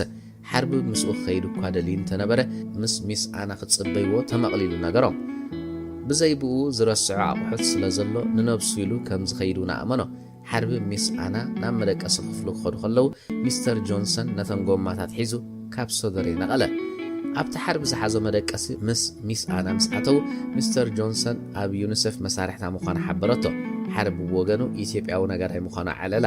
ሚስተር ጆንሰን ኣብ ዝጽበይሉ ዝነበሩ ግዜ ስጋዊ ስምዒቱ ንምልዕዓል ኩሉ ዝከኣላ እኳ እንተገበረት ክሰልጥ ኣይከኣለን ኣብ ሂወቱ ከምዚ ዓይነት ፈተነ ገጢምዎ ዘይፈልጥ ክንሱ እቲ ኩነታት ኣጋጣሚ መሲልዋ ሚስ ኣና ኣግሂዳ ሓበሻ ኣብ ስጋዊ ርክብ ደስ ዘብሉ ምዃኖም ገለጸትሉ ብመስተደፋፊኣ ናብቲ ትደልዮ ዓራት ከተደይቦ ዝከኣላ ገበረት ትእዛዝ ናይ ሚስተር ጆንሰን ከተኸብር ምዃና ኣይፈለጠን ነቲ ሰውራዊ ኣብ ከምዚ ዓይነት ሕሱር ተግባር ምእታው ካብ ብገደል ምጽዳፍ ዝፍለይ ነበረን ምስ ጆንሰን ኮይኖም ነቲ ሒዝዎ ዝመጸ ጎማ መኪኑ ምስ ገጠምዎ ሓቢሮም ክዘናግዑን ክዕልሉን ኣምሰዩ ሌሎኦም ካብ ግዜ ናብ ግዜ እናዓመቐ ኣብ ዝተፈላለየ ግዜ ሚስተር ጆንሰን ብዛዕባ ኣሰራርሓ ዩኒሴፍ ክዕልሎ ከሎ ሓርቢ ኣብ ብዛዕባ ንግዲ ካብ ወፃኢ ሃገራት ዘእትዎ ዘሎ መቃየሪ ኣቑሑ የዕልሎ ክልተ ጎርሓት ሓሙኽሽቲ ስንቆም ጆንሰን ንሓርቢ ኣጸቢቑ ፈሊጥዎ እዩ ካብ በረኻ ስለ ዝመጸ ብዘይካ ብደቂ ኣንስትዮ ብኻልእ ኸታልሎ ከም ዘይክእል ገሚቱ ካብ ትጽቢት ወፃኢ ነተን ዘምጻሉ ኣዋልድ ምቕራብ ኣበየን ኣብ ቀጻሊ ዕላል መስተን ድራርን ክጸምዶ እኳ እንተኸኣለ ከምቲ ዝደለዮ ክኸደሉ ኣጸገሞ ኣዋርሕካ ቆጸሩ ሓደ ንግሆ ሓርቢ ሓደ ተጋዳላይ ብመገዲ ዓሰብ ስድራይ ክበጽሕ ኢሉ ኣዲስ ኣበባ ሜርኩሪ ሒዙ ከም ዝኣትወን ነቲ ሜርኩሪ ክሸጦ ይወዓል ምህላውን ሓበሬታ በጽሖ ነቲ ናይ ሜርኩሪ መሸጣ ኣብ ትሕቲ ቁጽጽር ንምእታው ኣብ ዝተጓየሉ ግዜ ብዘይ ኣድካም ዕዮ እቲ ተጋዳላይን ዓዳጊትን ዝራኸብሉ ናይ ቆጸራ ቦታን ግዜን ፈለጦ ሸያጥን ዓዳግን ኢድ ብኢድ ክሕዞም ከኣለ እቲ ተጋዳላይ ኣጸቢቑ ዝፈልጦ ካብ ኣዲስ ኣበባ ኣብ ሓደ ግዜ ምስኡ ዝተሰለፈ እዩ ዓዳጊት ከዓ ሚስ ኣና ኣብ ቦታ ገበን ሚስተር ጆንሰን ቀልጢፍ መጸ እቲ ጉዳይ ኣብ ሕጊ እንተበጺሑ ነቲ ተጋዳላይን ንሚስ ኣናን ሓደገኛ ምዃኑ ብፍላይ እቲ ኣብ በረኻታት ዕድመ ንእስነቱ ዘብለየ ተጋዳላይ ዕድሚኡ ኣብ ቤት ማእሰርቲ ክጽንቀቕ ከም ዝፍረድ ሚስተር ጆንሰን ንሓርቢ ተሓሳሰቦ ነዚ ኩሉ ክገብር ብሃንደበትነት ናይ ትጋጣሚ ከም ዝተገረመ ነጋዳይ መሲልዎ ዝነበረ ተጋዳላይ ኮይኑ ምጽንሑ ኣርሚምዎ ከም ዘሎ ገለጸሉ እቲ ተጋዳላይ መሬት ኣፍ ኣውፅያ ክትውሕጦ ይጸለን ኣብ ኣዲስ ኣበባ ስድሪኡ ክርኢ ምስ መጸዩ ሜርኩርን ተምጺኡ 150,000 ብር ከም ዝኽፈል ተነጊርዎ ዕረፍቱ ከይወድእ ዓሰብ ተመሊሱ ሜርኩሪ ሒዙ ኸኣ ኣዲስ ኣበባ ነጢቡ ምስ ሚስ ኣና ብመንገዲ ደላሎ ተራኺቡ ካብ ህልም ዝበለ መስገደል መጺኡ ኣብ ከምዚ ምውዳቑ ኣርሚምዎ ነበረ ከመይ ኢሉ ሓደ ናጽነት ህዝቢ ሂወቱ ዘይበቐቐ ሰብ ኣብ ዘይኣምነሉ ዕላማ ምእንቲ ገንዘብ ይመውት መናስ ዲዕዎ ክመብሶ ይከኣለን ተወጃቢርዎ እዩ ምስ ነብሱ ዝኣተዋ ቃል እንተነይራ ካብዚኣ ከም ገለይሉን ተወፂኡ ፈጣሪኡ መስጊኑ ንቡር ሂወቱ ንምምራሕ እዩ ስለዚ ንሓርቢ ኣጥቢቑሎም መኖ ሓርቢ እንተኣቢዎ እዚ ተጋዳላይ ኣማይት ኣሽሓት ክሰርቕ ፈቲኑ ተኣሲሩ ነቶም ቀቢሮም ዝመጸ ብጾቱ ሻቡ ረሲዕዎም ካብ ዝበሃለሉ ሞት ሓላል ከም ዝመረጽ ከይተማተ ኣረጋገጸሉ ሓርቢ ስምዒት ናይ ተጋዳላይ ኣጸቢቑ ተረዲዎ ኣብ ተጋደልቲ ብጾቱ ካብ ብሕማቕ ዝረአ 10 ሞት ከም ዝመረጽ ኣይሰሓቶን ግን ብኸመይ ኣብዚ ኣነዋሪ ስራሕ ተደቕዲቑ ንምፍላጡ ሕርብት በሎ ሂወት ብጻዩ ኣብ ኢድ ወዲቓ ነበረት ርእሰ ተኣማንነቱ ጠለሞ ምውሳን ሲኢኑ ኣብ መንጎ ሕግን ሕልናን ተቐርቀረ ሚስተር ጆንሰን ሓደ ኣተዓራቐ ሓሳብ ኣምፀ እቲ ተጋዳላይ ንወፃኢ ክኸይድ ክትሓጋገዝዎ ሓርቢ እቲ 150,000 ክሳብ ዝኾነ ዝኸውን ምስኡ ኸጽንሖ ሓርቢ ከዓ ተሰማሚዑ ልዕሊ ኩሉ ሂወት ብጻዩ ገዲስዎ ዘይ ከም ዝሓሰብዎ ግን እቲ ተጋዳላይ ቃልሲ ገዲፈ ይከይድኒ ጥራሕ ነዚ ምስጢር ዓቀቡለይ እምበር ቃልሰይ ክቕጽለይ ብምባል ዘይተጸበይዎ ሓሳብ ኣቕረበ ደጊሙ ሚስተር ጆንሰን ካልኣት ተዓራቐ ሓሳብ ሃበ ክሳብ ሃዲኦም ጉዳዮም ዝፈትሑ ብውሕስነቱ ክልተኦም ገበነኛታት ሓሲቦም ክሓድሩ እቲ ሜርኩርን ገንዘብን ምስ ሓርቢ ክሓድር ዝተቃወመ ይነበረን ንጽባሒቱ ሰብ ጉዳይ ኣይመጹን ኣብ ሳልስቱ እውን ዝተረኽበ ይነበረን ሓርቢ ክሻቐል ጀሚሩ ክረኽቦም እውን ዳምዳም ኢሉ ቅድሚ ንሱ ምርካቡ ሚስተር ጆንሰን ባዕሉ መጺዎ ሚስ ኣና ተሳኢና ኢሉ ኣርዲይዎ ናይቲ ተጋዳላይ ሬሳ ኣብ ፉል ውሃ ተረኺቡ ደጊምዎ ኣብ ቅትለቱን ምጥፋእ ሚስ ኣናን ኢድ ተልይዎ ከይሓፈረ ሓተቶ ነገራት ከም መዛዝነሎ ኣብ ዘይክእል በጽሐ ኣሃዱኡን ድሕሪ ዝተወሰነ እዋን ክሓትሉ ምዃኖም ክሓስቦ ከሎ ረዓዶ ሓርቢ ነቲ ገንዘብ ዝገብሮ ጠፎ ከይረክቦ ካብያ ምጽኢኻዮ ከይበሃል ፍርሐ ብሰሪ እዚ ገንዘብ ካልእ ጉድ ከይቅላዕ ተሸቑረረ እቲ ሓቂ እንታይ ምዃኑ ክበርሃሉ ኣብ ዘይክእለሉ ኣማውታ እቲ ተጋዳላይ ከጻርን ቀተልቱ ካድንን ተኣዘዘ ሓደ ምሸት ምስ ሚስተር ጆንሰን እናዕለሉ ኣዝዩ ሰጊኡ ከም ዘሎ ደጋጊሙ ነጊርዎ ሚስተር ጆንሰን ሕጂውን ሓሳብ ኣቕረበ ከምቲ ዝደለዮ እናኾነሉ ስለ ዝኸደ ኣዝዩ ዓገበ እቲ ንዋይ ብስም ሓርቢ ኣብ ናይ ወፃኢ ባንክ ክቕመጠሉ ወሰነ ነተን ገንዘብ ካብ ነብሱ ኸርሕቐን ዝደሊ ዝነበረ ሓርቢ ኸ ተሰማምዐ በቃ እተን ካብ ነብሱ ኸርሕቐን ዝደለየ ገንዘብ ኣብ ትሕቲ ቁፅፅር ሚስተር ጆንሰን ኣትየኖ እዚ ምስጢር እንተውፅዩ ሳዕቤኑ ይፈልጦ እዩ ስለዚ ንሂወቱ ክነብር እንተደልዩ ንሚስተር ጆንሰን ክእዘዝ ኣለዎ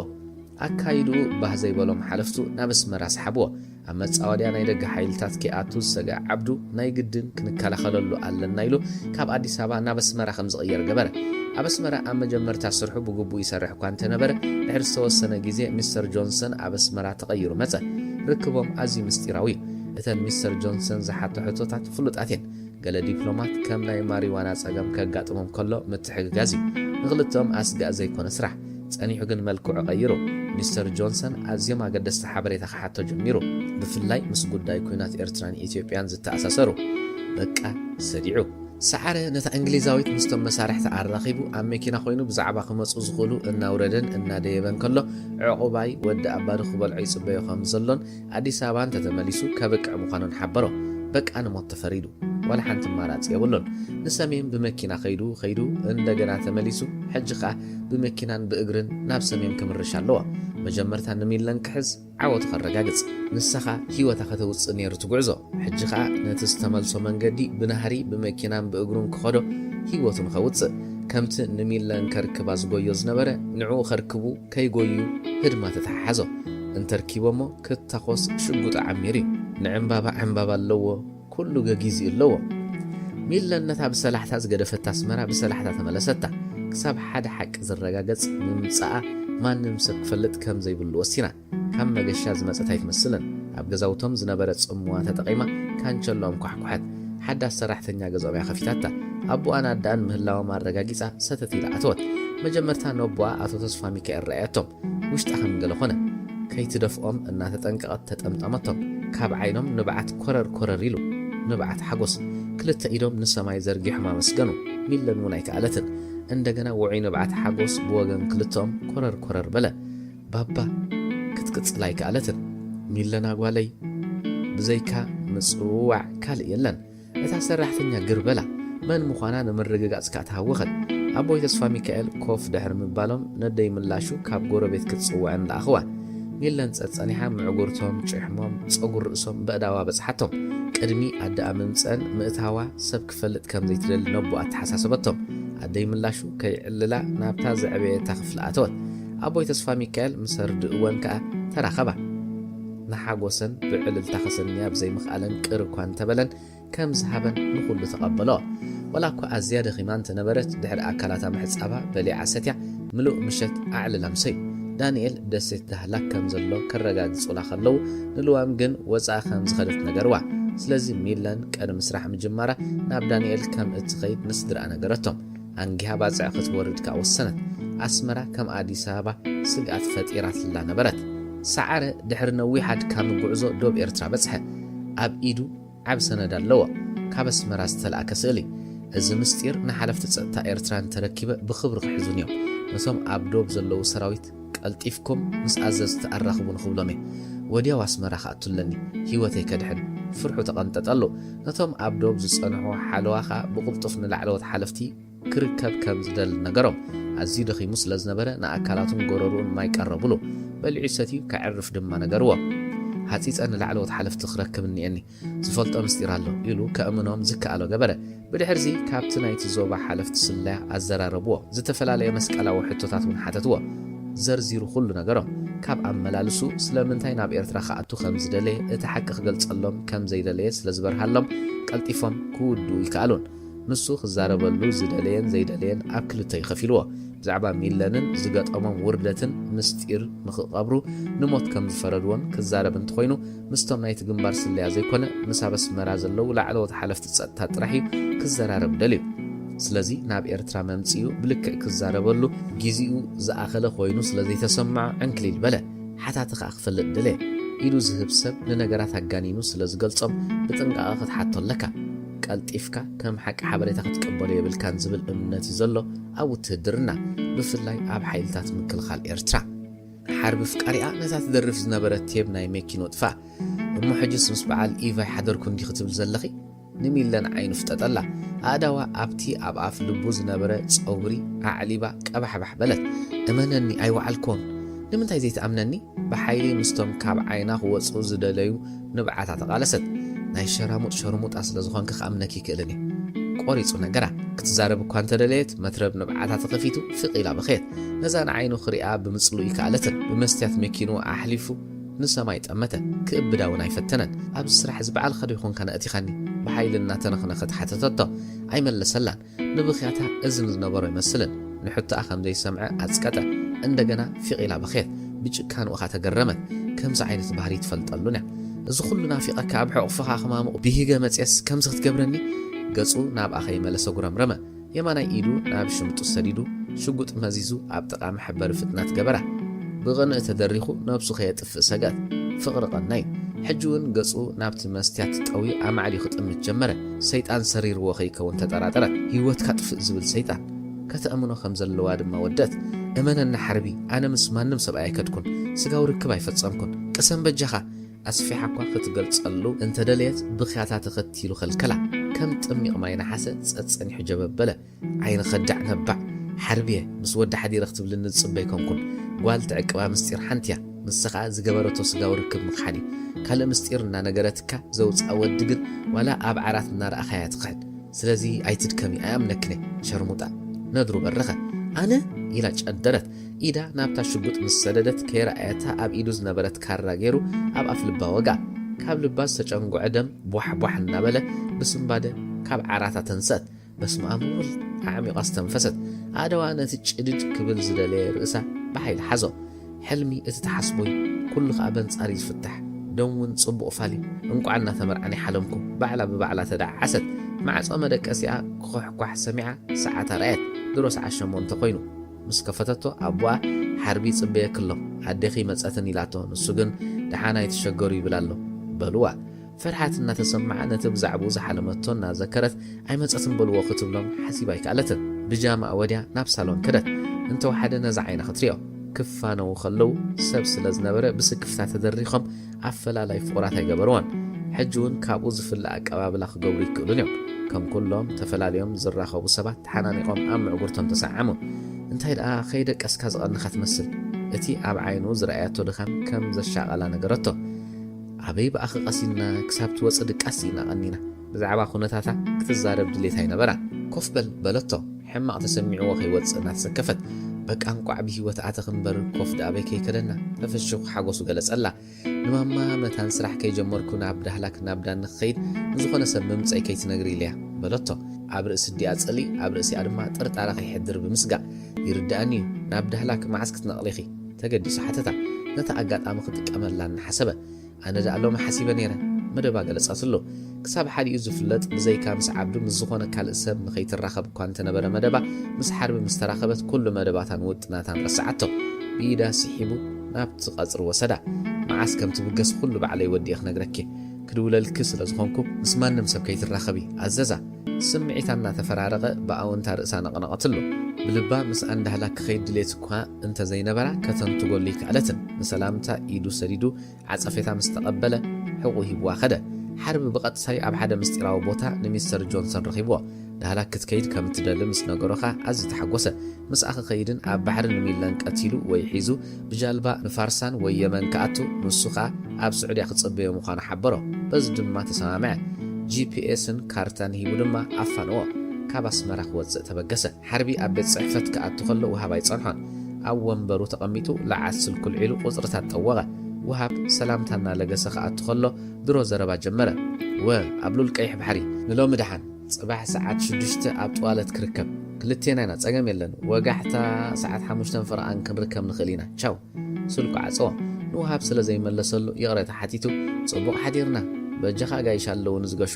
ብዛዕባኦም የኽሓተሎም ጸኒሕ በለ ዘረብኡ ኣስተውዒሉሉ ኸይከውን ብምስጋእ ኣብ ቅድሚኡ ዝነበሩ ወረቓቐቲ ይሪኦም እኳ እንተነበረ ብዛዕባቶም ሓላፊኦም ዝነበረ ሕጂ ብዳህላክ ዘለዉ ሓለፍትን ኣባላትን ሓይሊ ባሕሪ ድኹምን ሓያልን ጎኖም ክዝክር ፈተነ ኣብ መደምደምታ ስለ ዝኣምንዎ ከዳህልሎም ከም ዝኽእል ኣረጋገጸ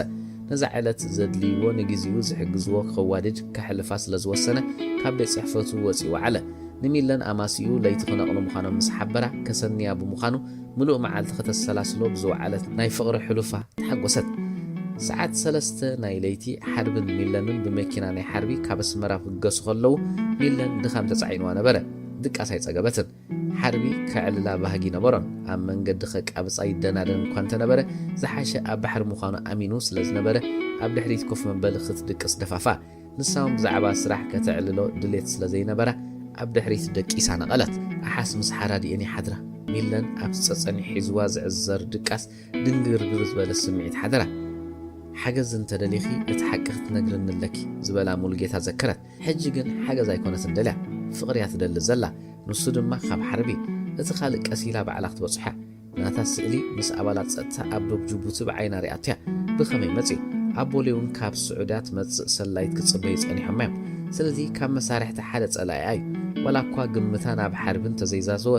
ክትጥንቃቕ ደልየት ምጥንቃቕ ዝመስልዎ የለን ብኻልእ ወገን ኣብ ኢትዮጵያ ነብሳ ሸይጣን ዲሒና ከይትኸውን ጠርጢሩ ከይህሉ ስክፍት ኣለዋ ከይፀልኣ ዘይደለየቶም እንተታት ነቲ ጉዕዞ ኣዝሒልዎ ዘይከምቲ ክብገሱ ከለዉ ዝነበራ ውዑይ ስምዒት እናዝሓለ ናብ በረድ ዝቕየር ጉዕዞ ይገጢምዋ ሓርቢ እውን ክብድብድ ዝበሎ ኮይኑ ተሰማዕ ምናልባት ቀቢፅ ዶ ካልእ ጓል ቀይሩ ወይ ተማራሲ ሓይሉ ሓሲብኒ ብዘይ ድሌታ ኣብ ኣእምሮኣ ዝተቐላቐሉ ሓሳባት ኣንገደት ገና ወጋሕታ ሰዓት 6 ፈረቓን እንከሎ ፀሓይ ምፅዋዕ ብርቱዕ ሙቐታ ድሮም ሃብ ጀሚራ ፀንሓቶም ባሕሪ ዝኾነ ናይ ምንቅስቓስ ምልክታ የርአየን ሚለንን ሓርብን ወሲኽካ ክልተ ደርዘን ዝኾኑ ጸዓዱ ወጻእተኛታትን ሓበሻን ኣብ ጨዋለት ኣብ ዝርከብ ማእከል ቱሪዝም ናብ ዳህላክ ክብገሱ ኣብ ምድላው ይርከቡ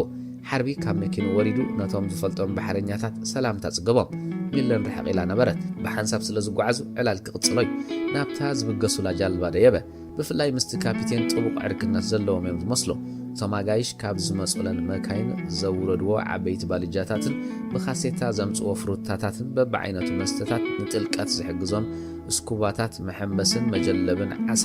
ኢደ ኢድ ካይሎም ድሕሪ ምውራዶም ኣብታ ዝገሹላ ዘመናዊት ጃልባ ፀዓንዎ ኩሉ ሰብ ምስ ደየበኻ ንምንቃል ድልዋት ኮኑ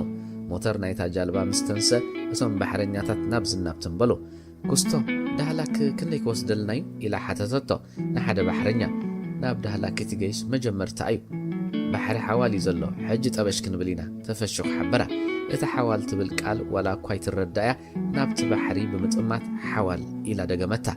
ናብ ሓርቢ ተጠውያ ሓዋል እንታይ ማለት እዩ በለቶ ኣብ ዓሚቕ ሓሳብ ይጥሒሉ ነይሩ ከም ስምብዲሉ ክደግመሉ ሓተታ ሓዋል እንታይ ማለት እዩ ኣስጊሉ ብምጽንሑ ስሓቐቶ ንፋስ ዘይብሉ ሓፂሩ መለሰላ እቲ መጀመርታ ዝሓተተቶ ባሕረኛ ነቲ ገመድ ናይታ ጃልባ ካብቶም ኣብ መሬት ዝነበሩ ተቐበሎ እታ ጃልባ ክትብገስ ከላ ሓደ ኣብ ቅድሚት ኮይኑ ብኢዱን ብኣፉን ምስ ካፒቴን ይዛረብ ነበረ ንቅድሚት ሃባ ዋራ ብድሕሪት ድፍኣያ ተጸጊዕካ ኣኽለካ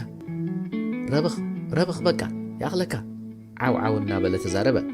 ሓርብን ገለ ካብቶም ጸዓዱን ባልጅኦም የዳሉ ነበሩ ኣብታ ጃልባ ሓንቲ ንእሽቶ ፈጣን ብገመድ ተኣሲራ ትረአ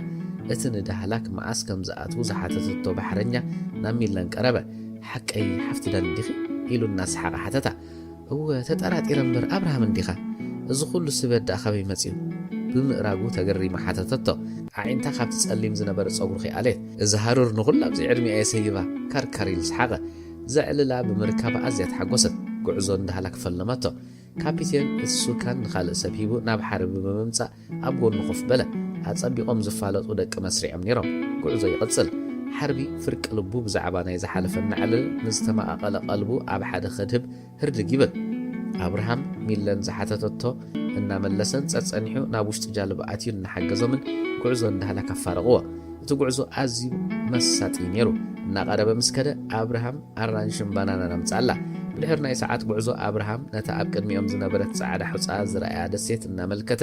ኣብ ብርኽ ዝበሎ ቦታ ኮይኑ ነቶም ኣጋይሽ ከም ዝቐረቡ ሓበሮም እዚኣ ኣንቲ ሃርያ ማይ ዓይኒ ትበሃል ፊታ ዘላ ገዛ ደርጊ ዝጥቀመላ ዝነበረ እንዳዋርድያ እዚ ቦታ ድማ ናኹራ እዩ ዝበሃል ኣብዚ ኢጣልያውያን ቤት ማእሰርቲ ከም ዝነበሮም ዘይፈልጥ ዘሎ ይመስለንን ንኣተሃናንፁ ኸይድና ክንሪኦ ኢና ብዛዕባ ታሪክ እውን ተወሳኺ መግለፂ ብኡ ንገብር እዚ ዝረኣየኩም ዘሎ ዓበይቲ ሃንገራት ዝያዳ ኣብ መሬት ወሪድና ክንሪኤና ግን ዓብ ማዓስከር ናይ ሩስያ ነይሩ ዝድፈር ማዓስከር ኣይነበረን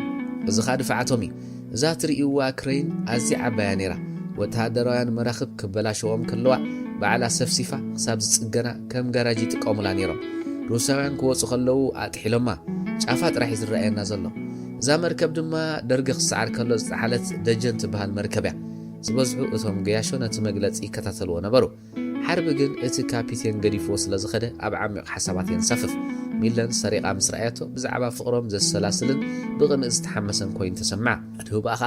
ቀልጢፋ ናብ ኣብርሃም መለሰት እዚኣ ደሴት ዳህላክ ወይ ዳህላክ ከቢር ትበሃል እዚ ዝረኣናዮ ኣጓዱ ሉል ቀይሕ ባሕሪ ተባሂሉ ይፅዋዕ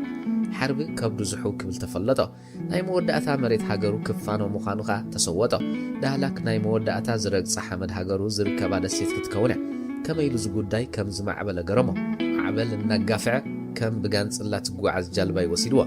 مجمرتا نت ميركوري خشي زحسبه تغالالاي حليز غبري دحرغن قس بقس امص اودياتي هيوتو بزي مدب مريحوا غناخا بزيناتو ناي وشت مدب تمريحه تغوازالا كገልጾም ዘይከኣለ ስምዒታት ንኣካላት ወረርዎ ተጣዒሳን ተኾይና ንነብሱ ሓተታ ንሕቱ በዓል መሊስዎ መምለስ መንገዲ ግን የለን ህይወተይ ናተይ ኣይኮነትን ዝተባሃላ ትገብር ናብ ዝተባሃላ ድማ ትኸይድ በቃ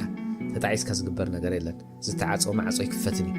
ሚለን ክቐትሉ ኣይከኣሉን ምስ ምስጢራ መፅያ እንተ ትቕተል ሰበብ ኣይማእትኹም ምዃን ካልእ ኻ መምፁለይ ኣጉረምረመ ደጊም መምለስ መንገዲ የለን ደምደመ ኣብዳላክ ኣብ ዘሎ ወደብ እታ ጃልባ ተጸግዐት ኣቑሑቶምን ነብሶምን ከውርዱ ጀመሩ ኣብቲ ወደብ ኣብ ናይ ሜትሮታት ርሕቀት ባንዴራ ኤርትራ ከተንበልብል ትረአ ሚለን ጌራቶ ዝነበረት ጻዕዳ ማልያን ሓፂር ስረን ኣብቲ ዘሎ ሙቐት ብዙሕ ዝሓገዝ ኣይትመስልን ዝገበረቶ ጸሊም ናይ ፀሓይ መነፅር ናበይ ትጥምት ከም ዘላ ዘርኢ ኣይነበረን ሓርቢ እውን ከማ ማልያን ሓፂር ስረን ይለቢሱ ዝፈልዮም እንትሃልዩ ንሳ ሸበጥ ክትገብር ከላ ሓርቢ ግን ስኒከር ጫማ ምግባር እዩ ገና ሳንጦም እናውረዱ ከለው ኣብቲ ሆቴል መደቀስ ሓዙ ነብስኹም ካትሓፃፀቡ ንዳንኤል ሒዘ ይኽመጽ ኣብርሃም 32 ናስናኑ ክሳብ ዝርአ ተገይጹ እናስሓቐ ነገሮም ሚለን ምስ ሓርቢ ክትዘራረብ ስለ ዝረኣያ ፈልዩ ንበይና ክዛረብ ኣይደልየን ወላ እኳ ሚለን ዳንኤል ክሳብ ዝመጽእ ክትጽበን ተደልየት ሓርቢ ድሮ ነቲ ናይ ክልቲኦም ሰናጥ ተሰኪሙ ክስጉም ጀመረ ሚለን እውን ሰዓበቶ ንዳንኤል ስለ ዝተሰከፈት ኣብ ቀጽሪ 4 ቀጽሪ 5 ነናቶም ኣጓዱ ሓዙ ኣብ ሓንቲ ክፍሊ ብዘይካ መደቀስን ነናቱ መሕፀብ ሰውነትን ዓይኒ ምድርን ስለ ዘለዎ ኣብ ከክፍሎም ነብሶም ተሓፀቡ ሚለን ወዲኣ ቀድሚ ኣብ ብራንዳ ምውፃእ ሓርቢ ይመፅዩ ድምፂ ሰሚዓ ንደገ ምስ ተቐልቀለት ኣብርሃም ፍሽኽ ፍሽኽ እናበለ መፀ ዳንት ማል ባፅዕ ኸይዱ ሎሚ ከኣትዮም ንሚለን እናርኣይ ሓበሮም ሚለን ቀልጢፋ ክትረኽቦ ስለ ዘይከኣለት ኣብ ገጻ ምልክት ሕርቃን ኳዕ በለ ሕጂ ከኣትዮም ደንጊዮም ከማን ክብሉ ጸኒሖም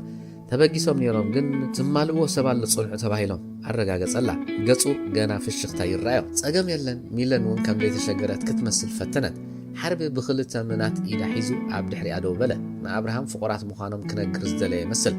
ቀልጢፉ ስለ ዝቆለቦ ክምለስ ምዃኑ ሓቢርዎም ናብ ጃልቡኡ ኸደ እቶም ኣጋይሽ ብመሰረት መደብ ዙረቶም በተም ምሽዋር ዝበሃላ ትዮታ ፒክኣፕ ገይሮም ናብ ጀሚለ ደርብሹት መሊል ተዛወሩ ብድሕርሲ ኣብ ኩሻ ሻህቡን ክሰትዩ ኣብቲ እንዳ ሻሂታት ፋሕበሉ ሓርቢ ኣብ ዝኣተወ ዓዲ ዝፈልጥዎ ይረክብ እዩ ሚለን ክሳብ ሕጂ ዘይረስዑ ኢላ ሓሰበት ኣብ ግዜ ዕረፍቱ ናብ ዳህላ ከም ዝመላለስ ዘኪራ ባዕላ ንሕቱ ኣውልቑ ገበረቶ ኣብ ኩሻ ምስ ሓደ ዓሚ እናበለ ዝፅውዖ ሰብ ምስ ሚለን ድሕሪ ምልላዩ ብቋንቋ ዓረብ ገይሩ ኣዘራረቦ ሚለን ገዲፎም ማኻ ናብቲ ጃልብኡ ዝነበረቶ ቦታ ኣብቲ ጀት ኸዱ ኣብ ቤት ጽሕፈት በይኑ እናሰርሐ ከሎ ኣገዳሲ ሓበሬታ ዘለዎ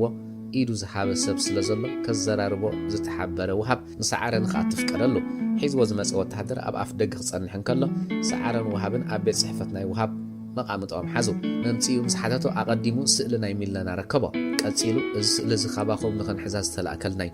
እንተ ንሳ ብተኣምር ኣምሊጣ ወፂኣ ኣብዚ ሃገር ኣትያላ ሕዚ ውሃብ ኣብ ካልኢታት ኣዝዮም ብዙሓት ሓሳባት መፅዎ ክጥርንፎም ተጋደለ ምዃን ኣበይዎ ምእማኑ ዝኸበዶ ውሃብ ንሕሉፉ ነዓቆ ንኸንቱነት መጻኢ ድማ ምምዝዛን ሰኣነ ሓርቢ እቲ ወትሩ ክመስሎን ሞዴሉ ኮይኑ ክነብርን ዝብህጎ ዝነበረ ናይ ቀረባ ሓላፊኡ ኣብ ከምዚ ዝበለ ሕሱር ተግባር ክኣቱ ምቕባል ኣበዮ እቲ ኣፍላ ንእስነቱ ኣብ ገድሊ ናሓርነት ሃገሩ ብትግሃት ዝሰርሐ ፈቃር መኽበሪ ሰብ ተሪር መስተውዓሊ ጅግና ብብፆቱ ህቡብን ሕፉርን ሓርቢ ይውዕሎ ኢሉ ክኣምን ዘይፅወር ክውንነት ኮኖ ነቲ ኣብ ፊቱ ዘሎ ሰዓረ ድማ ብልቢ ጸልኦ ክሳብ በይኑ ዘሎ መሲሉ ዝስምዖ ድማ ብሓሳብ ንድሕሪት ተመልሰ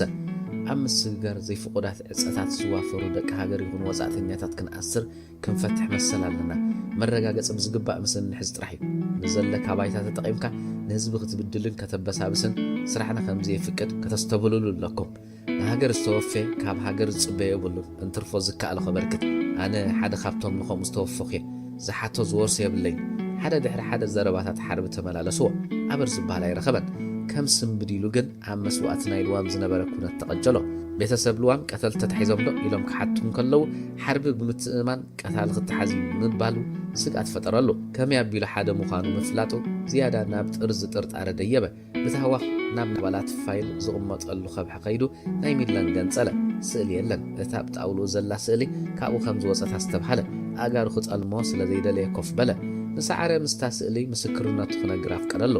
ሰዓረ ዝፈልጦን ዝመስሎን ዘርዚሩ ነገሮ ወሃብ ሚለን ኤርትራ ምእታዋ እኳ እንትሐጎሶ ሓርቢ ቀትላዲ ወይስ በይኑ ይኻድም ደልዩ ዝብል ሕቶ ኣብ ርእሱ ኳሕኩሐ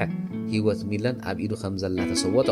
ንዓብዱ ክድውለሉ ሓሲቡ ተማተ እታ በይኑ ዝኣምና ነብሱ ጥራሕ ኣብ ዝዕዮ ክጸምዳ ብምውሳን ነቲ ወተሃደር ጸዊዑ ንሰዓረ ኣብ ስቱር ቦታ ከጽንሖ ነገሩ ተበገሰ ሰዓረ ግን ዝዛረቦ ከም ዘለዎ እኳ እንተርአየ ወሃብ ግን ህይወት ሚለንን ዘለዎ ጊዜን ከተኣኻኽል ናብ ባጽዕ ተበገሰ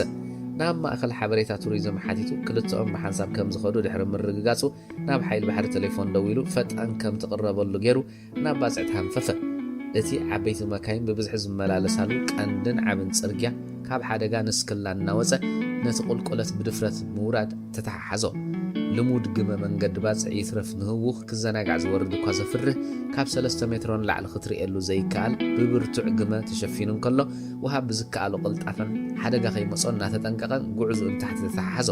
ብሓሳብ ግን ናብ ዝበረኸ ናይ ጥፍኣት ተኽእሎታት ደየበ ክንዲ ዝሕቡእ ባህሪ ወዲ ሰብ ይህሉ እንታይ ዝበልዎ ጭንቂ ሓርቢ ዝንፈልጦ ድዩ ወላስ ካልእ መንነት ሰኺዖም እዮም መን ይሞ ኸኸስድዖ እቲ ኢዱ ዝሃበኸ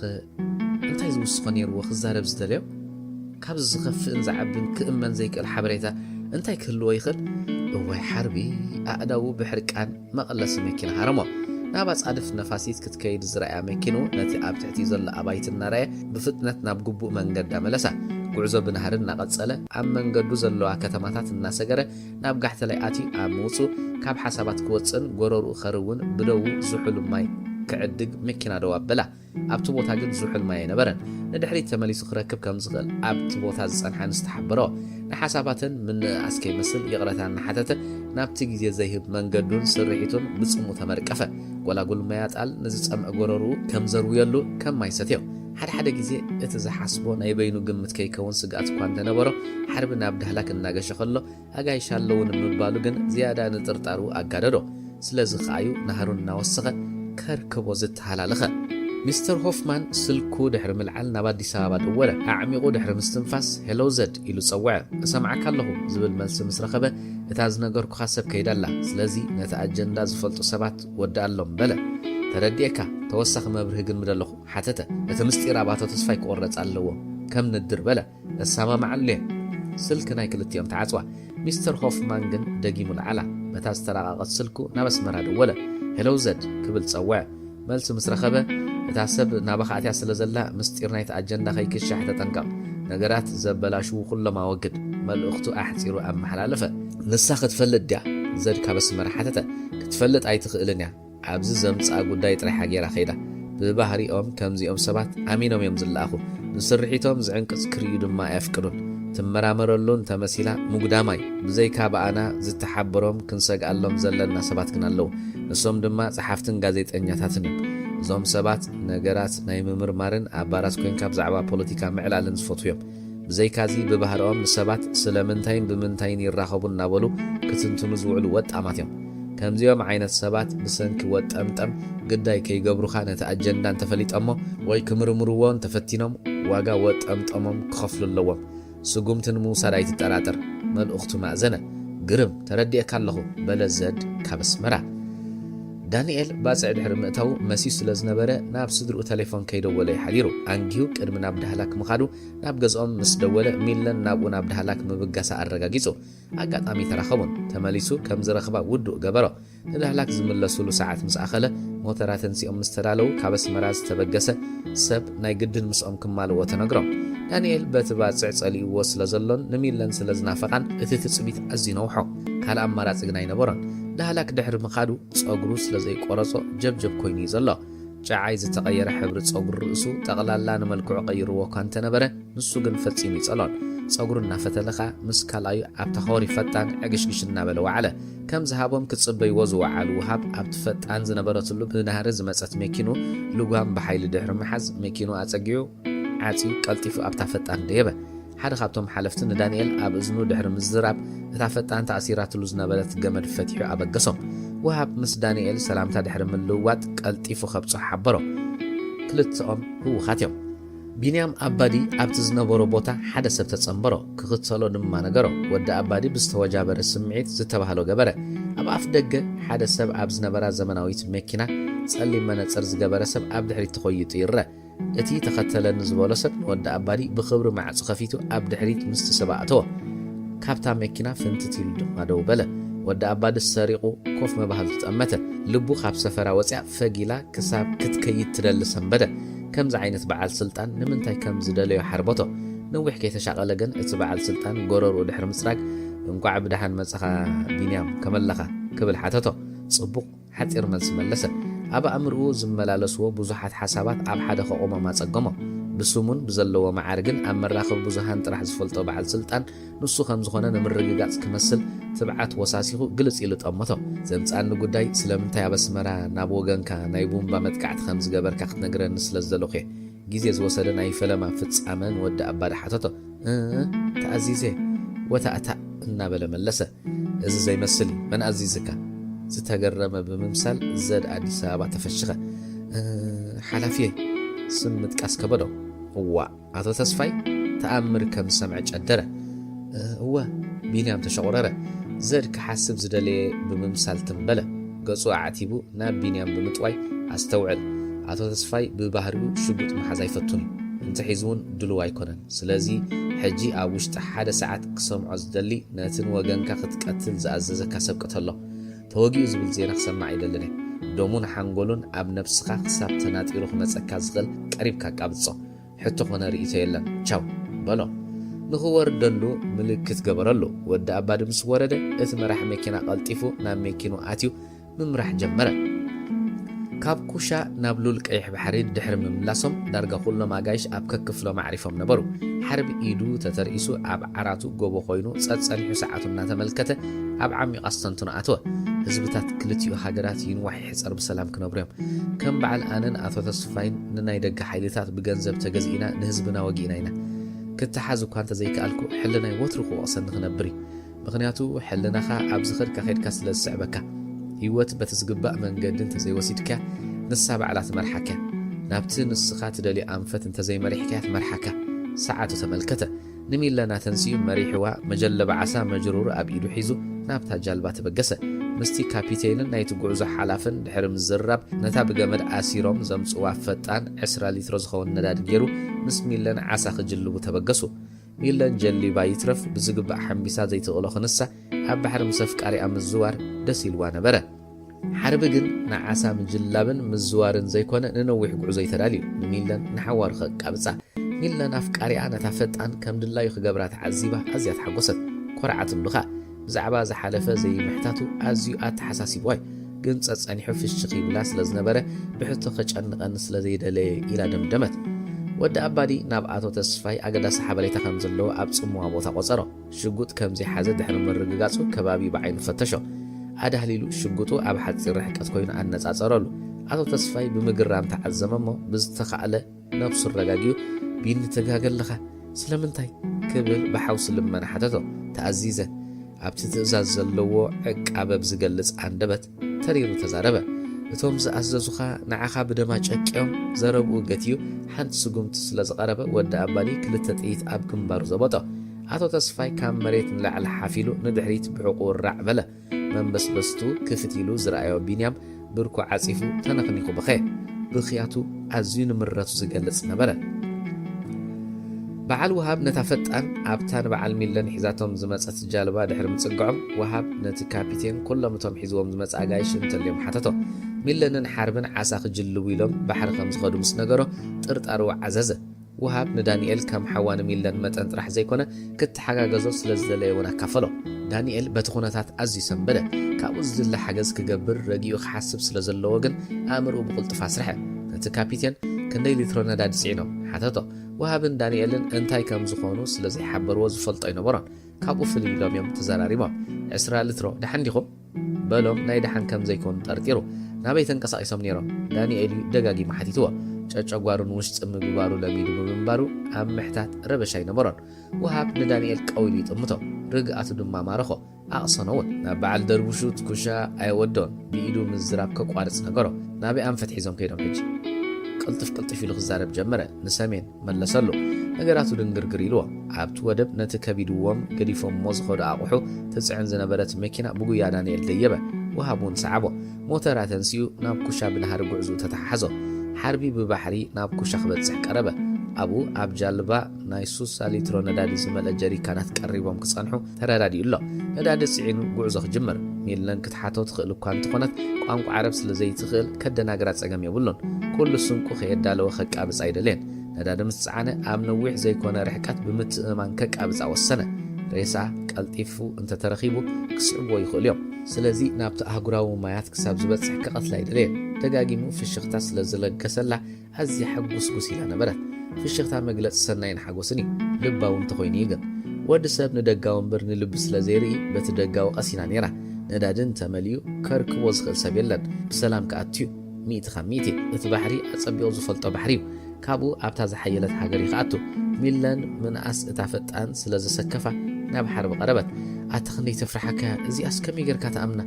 ምስታ ሒዛቶም ዝመፀት ብምንጽሳር ተገሪማ ሓተተቶ